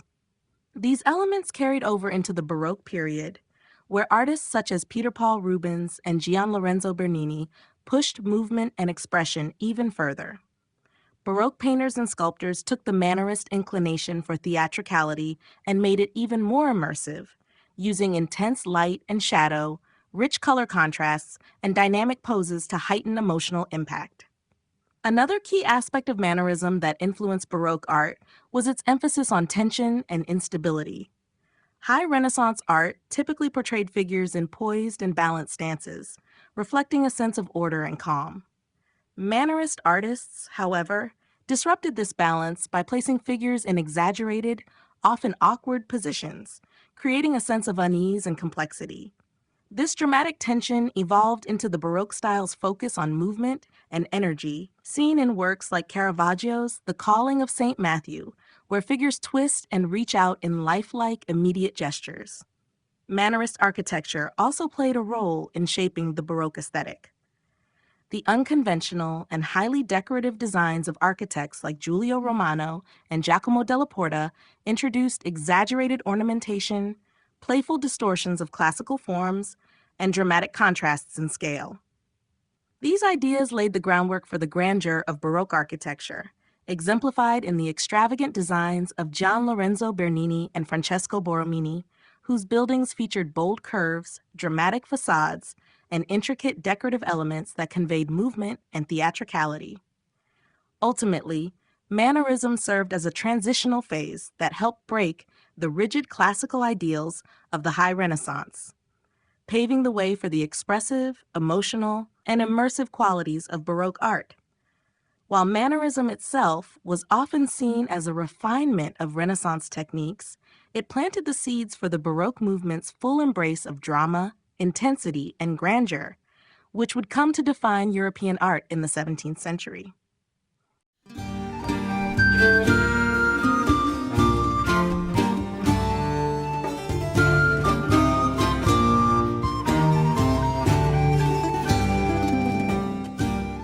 Chapter 12, The Legacy of the Italian Renaissance. The Italian Renaissance left an enduring legacy that shaped the course of Western civilization. It was more than just a period of artistic and intellectual flourishing. It was a movement that transformed the way people thought about art, science, politics, and human potential. The innovations of Renaissance artists, architects, and thinkers set new standards that influenced generations to come, ensuring that the era's impact would extend far beyond its time. One of the most significant contributions of the Italian Renaissance was the development of perspective and realism in art. Artists such as Leonardo da Vinci, Michelangelo, and Raphael perfected techniques that brought a new level of depth, movement, and emotional expression to their work. The use of linear perspective, chiaroscuro, and anatomical accuracy became fundamental principles that shaped European art for centuries. These techniques not only defined the Renaissance, but also laid the foundation for the Baroque, neoclassical, and even modern artistic movements. The Renaissance also played a crucial role in advancing scientific thought. Figures like Leonardo da Vinci explored the connections between art and science, conducting detailed studies of human anatomy, engineering, and natural phenomena.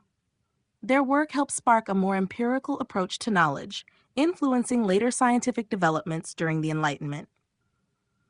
The emphasis on observation and experimentation, a hallmark of Renaissance thinking, eventually led to groundbreaking discoveries in fields such as astronomy, medicine, and physics. Beyond art and science, the Italian Renaissance profoundly impacted literature, philosophy, and political thought. Writers such as Niccolò Machiavelli challenged traditional ideas of governance with works like The Prince, which examined power and human nature in a pragmatic and often controversial way. Humanist scholars revived classical texts, emphasizing the importance of individual achievement, education, and reason. This intellectual revival inspired the Reformation and the broader cultural shifts that would shape modern Europe. Architecturally, the Renaissance left behind some of the world's most iconic structures. The grand domes, harmonious proportions, and classical motifs of architects like Filippo Brunelleschi and Andrea Palladio set a new standard for beauty and functionality. Their influence can still be seen today in public buildings, museums, and even private residences around the world. Ultimately, the Renaissance was not just a moment in history, but a foundation for the modern world. Its ideas about human potential, artistic expression, and intellectual inquiry continue to inspire. Whether through the masterpieces of the era or the revolutionary concepts it introduced, the Italian Renaissance remains one of the most transformative periods in human history, leaving a lasting legacy that continues to shape contemporary culture and thought. The continued influence of Renaissance art in modern times. The artistic achievements of the Renaissance continue to shape modern art, architecture, and design. The principles of realism, perspective, and human expression developed during the Renaissance remain fundamental to artistic creation, influencing everything from contemporary painting and sculpture to digital art and graphic design. The Renaissance's emphasis on balance, composition, and technical mastery continues to be a benchmark for artists, whether they work in traditional media or modern technologies. One of the most significant ways Renaissance art endures is through its impact on modern realism. The techniques pioneered by artists such as Leonardo da Vinci, Michelangelo, and Raphael, particularly the use of light and shadow, chiaroscuro, anatomical precision, and depth, have inspired generations of artists. Realist and figurative painters still study the works of Renaissance masters to refine their craft. Even in photography and cinematography, Renaissance compositions and lighting techniques influence framing and visual storytelling. The use of perspective, a defining characteristic of Renaissance art, also continues to be essential in modern design and digital media. Whether in architecture, 3D animation, or video game graphics, the mathematical precision of perspective that artists like Brunelleschi and Masaccio introduced remains a core principle. The ability to create depth and realism in virtual environments owes much to Renaissance discoveries in spatial representation. Beyond fine arts, Renaissance aesthetics are visible in architecture and urban planning. The classical revival that emerged during the Renaissance still informs modern building design, from government institutions to museums and universities. The symmetrical proportions, domes, and colonnades seen in structures like St. Peter's Basilica and the Florence Cathedral have influenced neoclassical and contemporary architectural styles. Many public spaces and landmark buildings across the world incorporate Renaissance-inspired elements, demonstrating its enduring presence in urban landscapes. Additionally, Renaissance ideals of creativity and humanism continue to shape artistic philosophy. The belief in the artist as a thinker, innovator, and intellectual, rather than merely a craftsman, remains central to artistic movements today. Modern artists, much like their Renaissance predecessors, seek to blend science, philosophy, and personal expression in their work. This interdisciplinary approach has given rise to movements that combine art with technology, such as digital installations, conceptual art, and artificial intelligence-generated works. The Renaissance's influence is also evident in popular culture, from film adaptations of historical art to fashion inspired by Renaissance motifs.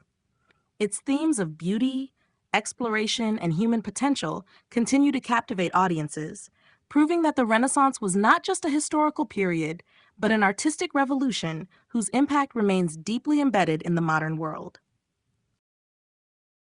The Renaissance's impact on subsequent art movements. The Renaissance set the foundation for nearly every major artistic movement that followed, establishing principles of composition, perspective, and humanism that continue to shape Western art. The artistic innovations of the period influenced the Baroque, Neoclassicism, Romanticism, and even modern movements, ensuring that Renaissance ideals remained relevant long after the era itself had ended. One of the most immediate successors to Renaissance art was the Baroque movement, which emerged in the late 16th and early 17th centuries. While Renaissance artists sought harmony and balance, Baroque artists expanded on these ideas by emphasizing drama, movement, and emotional intensity. The chiaroscuro techniques perfected by Leonardo da Vinci and Caravaggio in the late Renaissance were taken to new extremes in Baroque painting, creating striking contrasts of light and shadow that heightened the sense of realism and theatricality. During the 18th century, Neoclassicism revived the classical influences that had inspired Renaissance artists. Figures such as Jacques-Louis David and Antonio Canova drew from the idealized forms of Michelangelo and Raphael, emphasizing symmetry, order, and moral clarity in their compositions. This movement reaffirmed the Renaissance's admiration for ancient Greco-Roman art and reinforced the idea that art should embody both beauty and intellect. The 19th century saw the rise of Romanticism, which, while reacting against the strict formalism of Neoclassicism, still retained Renaissance influences. Romantic artists admired the grandeur and expressive qualities of Renaissance masterpieces and used them as a foundation for their own emotionally charged works. Figures such as Eugène Delacroix and Francisco Goya were inspired by the Renaissance's focus on human experience and individual expression, though they often portrayed subjects in a more turbulent and dramatic fashion. Even in modern and contemporary art, echoes of the Renaissance remain. The realist movement of the 19th century, led by artists such as Gustave Courbet, continued the Renaissance tradition of depicting everyday life with great attention to detail. The development of modern perspective techniques in painting, photography, and digital media owes much to Renaissance discoveries in spatial representation. Additionally, contemporary artists frequently reference Renaissance masterpieces in their work, either by reinterpreting classical compositions or incorporating Renaissance themes into new, innovative forms. Ultimately, the Renaissance redefined the role of the artist. and established a lasting visual language that continues to shape artistic expression. Whether in the dramatic lighting of Baroque paintings, the classical precision of neoclassicism, or the bold experimentation of modern art, the legacy of the Renaissance remains an enduring force in the evolution of art movements across the centuries. Preservation and restoration of Renaissance masterpieces. The preservation and restoration of Renaissance masterpieces are crucial to maintaining the artistic and cultural legacy of one of the most influential periods in history. Over the centuries, many iconic works have suffered from environmental damage, aging materials, and human intervention, necessitating careful restoration efforts to protect them for future generations. One of the greatest challenges in preserving Renaissance art is the natural deterioration of materials. Many paintings from the period were created using oil on wood panels or fresco techniques, both of which are vulnerable to cracks, fading, and discoloration. Changes in temperature, humidity, and exposure to light can accelerate the breakdown of pigments and binding agents, leading to the loss of vibrancy and detail. In response, art conservators use advanced scientific techniques, such as infrared scanning and chemical analysis, to understand the composition of the original materials before applying restoration methods. Some of the most significant restoration projects in history have focused on Renaissance masterpieces. One of the most famous examples is the restoration of Michelangelo's frescoes in the Sistine Chapel, completed in the 1990s. Over centuries, layers of grime, candle soot, and previous restoration attempts had dulled the original colors. Using meticulous cleaning techniques and digital imaging, conservators were able to reveal the brilliance of Michelangelo's palette, bringing back the fresco's vivid blues, reds, and golds. However, this restoration was not without controversy, as some critics argued that the cleaning process may have removed intentional shading and details. Another example is Leonardo da Vinci's The Last Supper, which has endured significant damage due to the fragility of the experimental fresco technique Leonardo used. The painting, housed in Milan's convent of Santa Maria delle Grazie, underwent a lengthy restoration that lasted over 20 years and was completed in 1999. Conservators carefully removed later additions and attempted to stabilize the remaining original paint, preserving as much of Leonardo's vision as possible. Beyond individual works, efforts to preserve Renaissance art extend to the protection of historical sites and museums. Organizations such as UNESCO and the Vatican's restoration teams play a vital role in safeguarding these treasures against pollution, natural disasters, and even vandalism. Advances in technology, including digital imaging and 3D scanning, have also allowed for the creation of detailed replicas and virtual restorations, ensuring that Renaissance masterpieces can be studied and appreciated even if their physical condition declines. Preserving and restoring Renaissance art is an ongoing endeavor, balancing historical integrity with modern scientific advancements. As these masterpieces continue to inspire, the work of conservators ensures that their beauty and significance endure for future generations. The ongoing fascination with Renaissance art. Renaissance art continues to captivate audiences worldwide, remaining one of the most celebrated and studied artistic movements in history. Its enduring appeal lies in its technical mastery, profound humanism, and the timeless themes it explores. The Renaissance was a period of innovation, blending classical inspiration with new artistic techniques, and its influence is still felt in contemporary art, culture, and education. One reason for the ongoing fascination with Renaissance art is its unparalleled craftsmanship. Artists like Leonardo da Vinci, Michelangelo, and Raphael achieved levels of realism and depth that were revolutionary in their time. The development of techniques such as linear perspective, chiaroscuro, and sfumato created lifelike compositions that continue to awe modern viewers. The meticulous attention to detail in works like the Mona Lisa, The Creation of Adam, and The School of Athens demonstrates a mastery of anatomy, light, and movement that remains unmatched. The themes of Renaissance art also contribute to its lasting appeal. Many works explore universal subjects such as love, faith, power, and human potential. Religious paintings, such as those by Michelangelo and Botticelli, depict biblical stories with emotional depth and grandeur, making them deeply moving even for contemporary audiences. At the same time, secular works celebrate human achievement, curiosity, and the beauty of the natural world, reflecting the values of the Renaissance that still resonate today.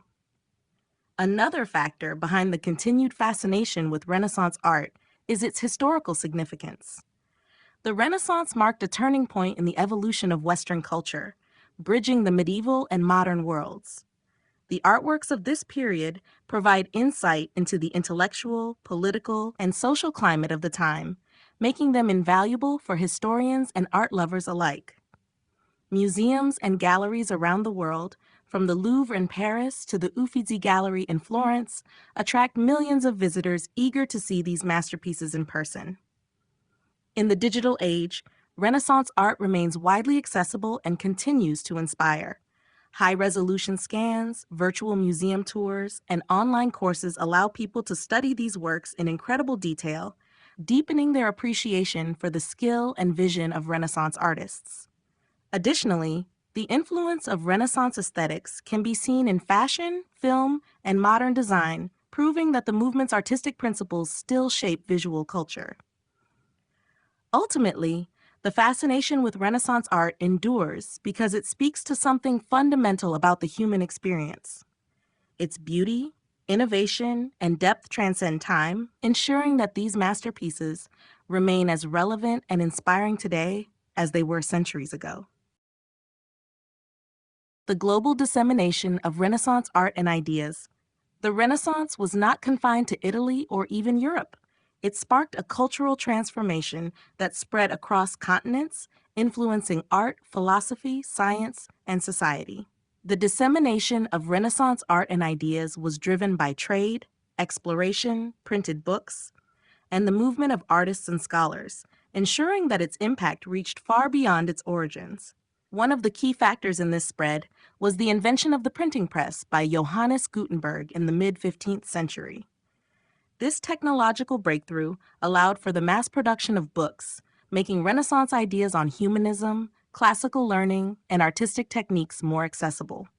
Texts by thinkers such as Leonardo da Vinci, Alberti, and Vasari, as well as the treatises on perspective and anatomy, circulated widely, influencing artists and intellectuals across Europe and beyond. Trade and exploration played a significant role in carrying Renaissance aesthetics to different parts of the world. As European powers like Spain and Portugal expanded their territories, they brought Renaissance artistic styles and architectural principles with them. In Spain, the influence of Italian Renaissance masters merged with local traditions, resulting in a unique artistic fusion.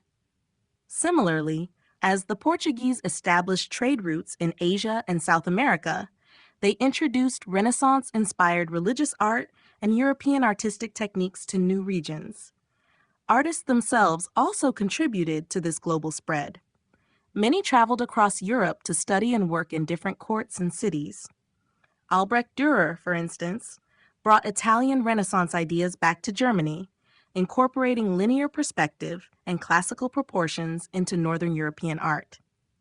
Flemish painters like Jan van Eyck and Hieronymus Bosch blended Renaissance realism with their own styles, influencing art movements in France, England, and Spain. The Catholic Church played a major role in spreading Renaissance art and thought. Missionary efforts in the Americas and Asia introduced European artistic traditions to indigenous cultures, leading to unique blends of Renaissance techniques with local artistic styles. In China and Japan, Jesuit missionaries introduced Western perspective and oil painting, influencing local artists and court painters. By the 17th century, Renaissance ideals had taken root worldwide, shaping the Baroque movement and later artistic developments. The emphasis on realism, human emotion, and classical inspiration laid the foundation for artistic traditions in both Europe and colonized regions. Today, Renaissance art remains a global touchstone, admired and studied in museums, universities, and art academies worldwide, proving that its influence is not just historical, but enduring.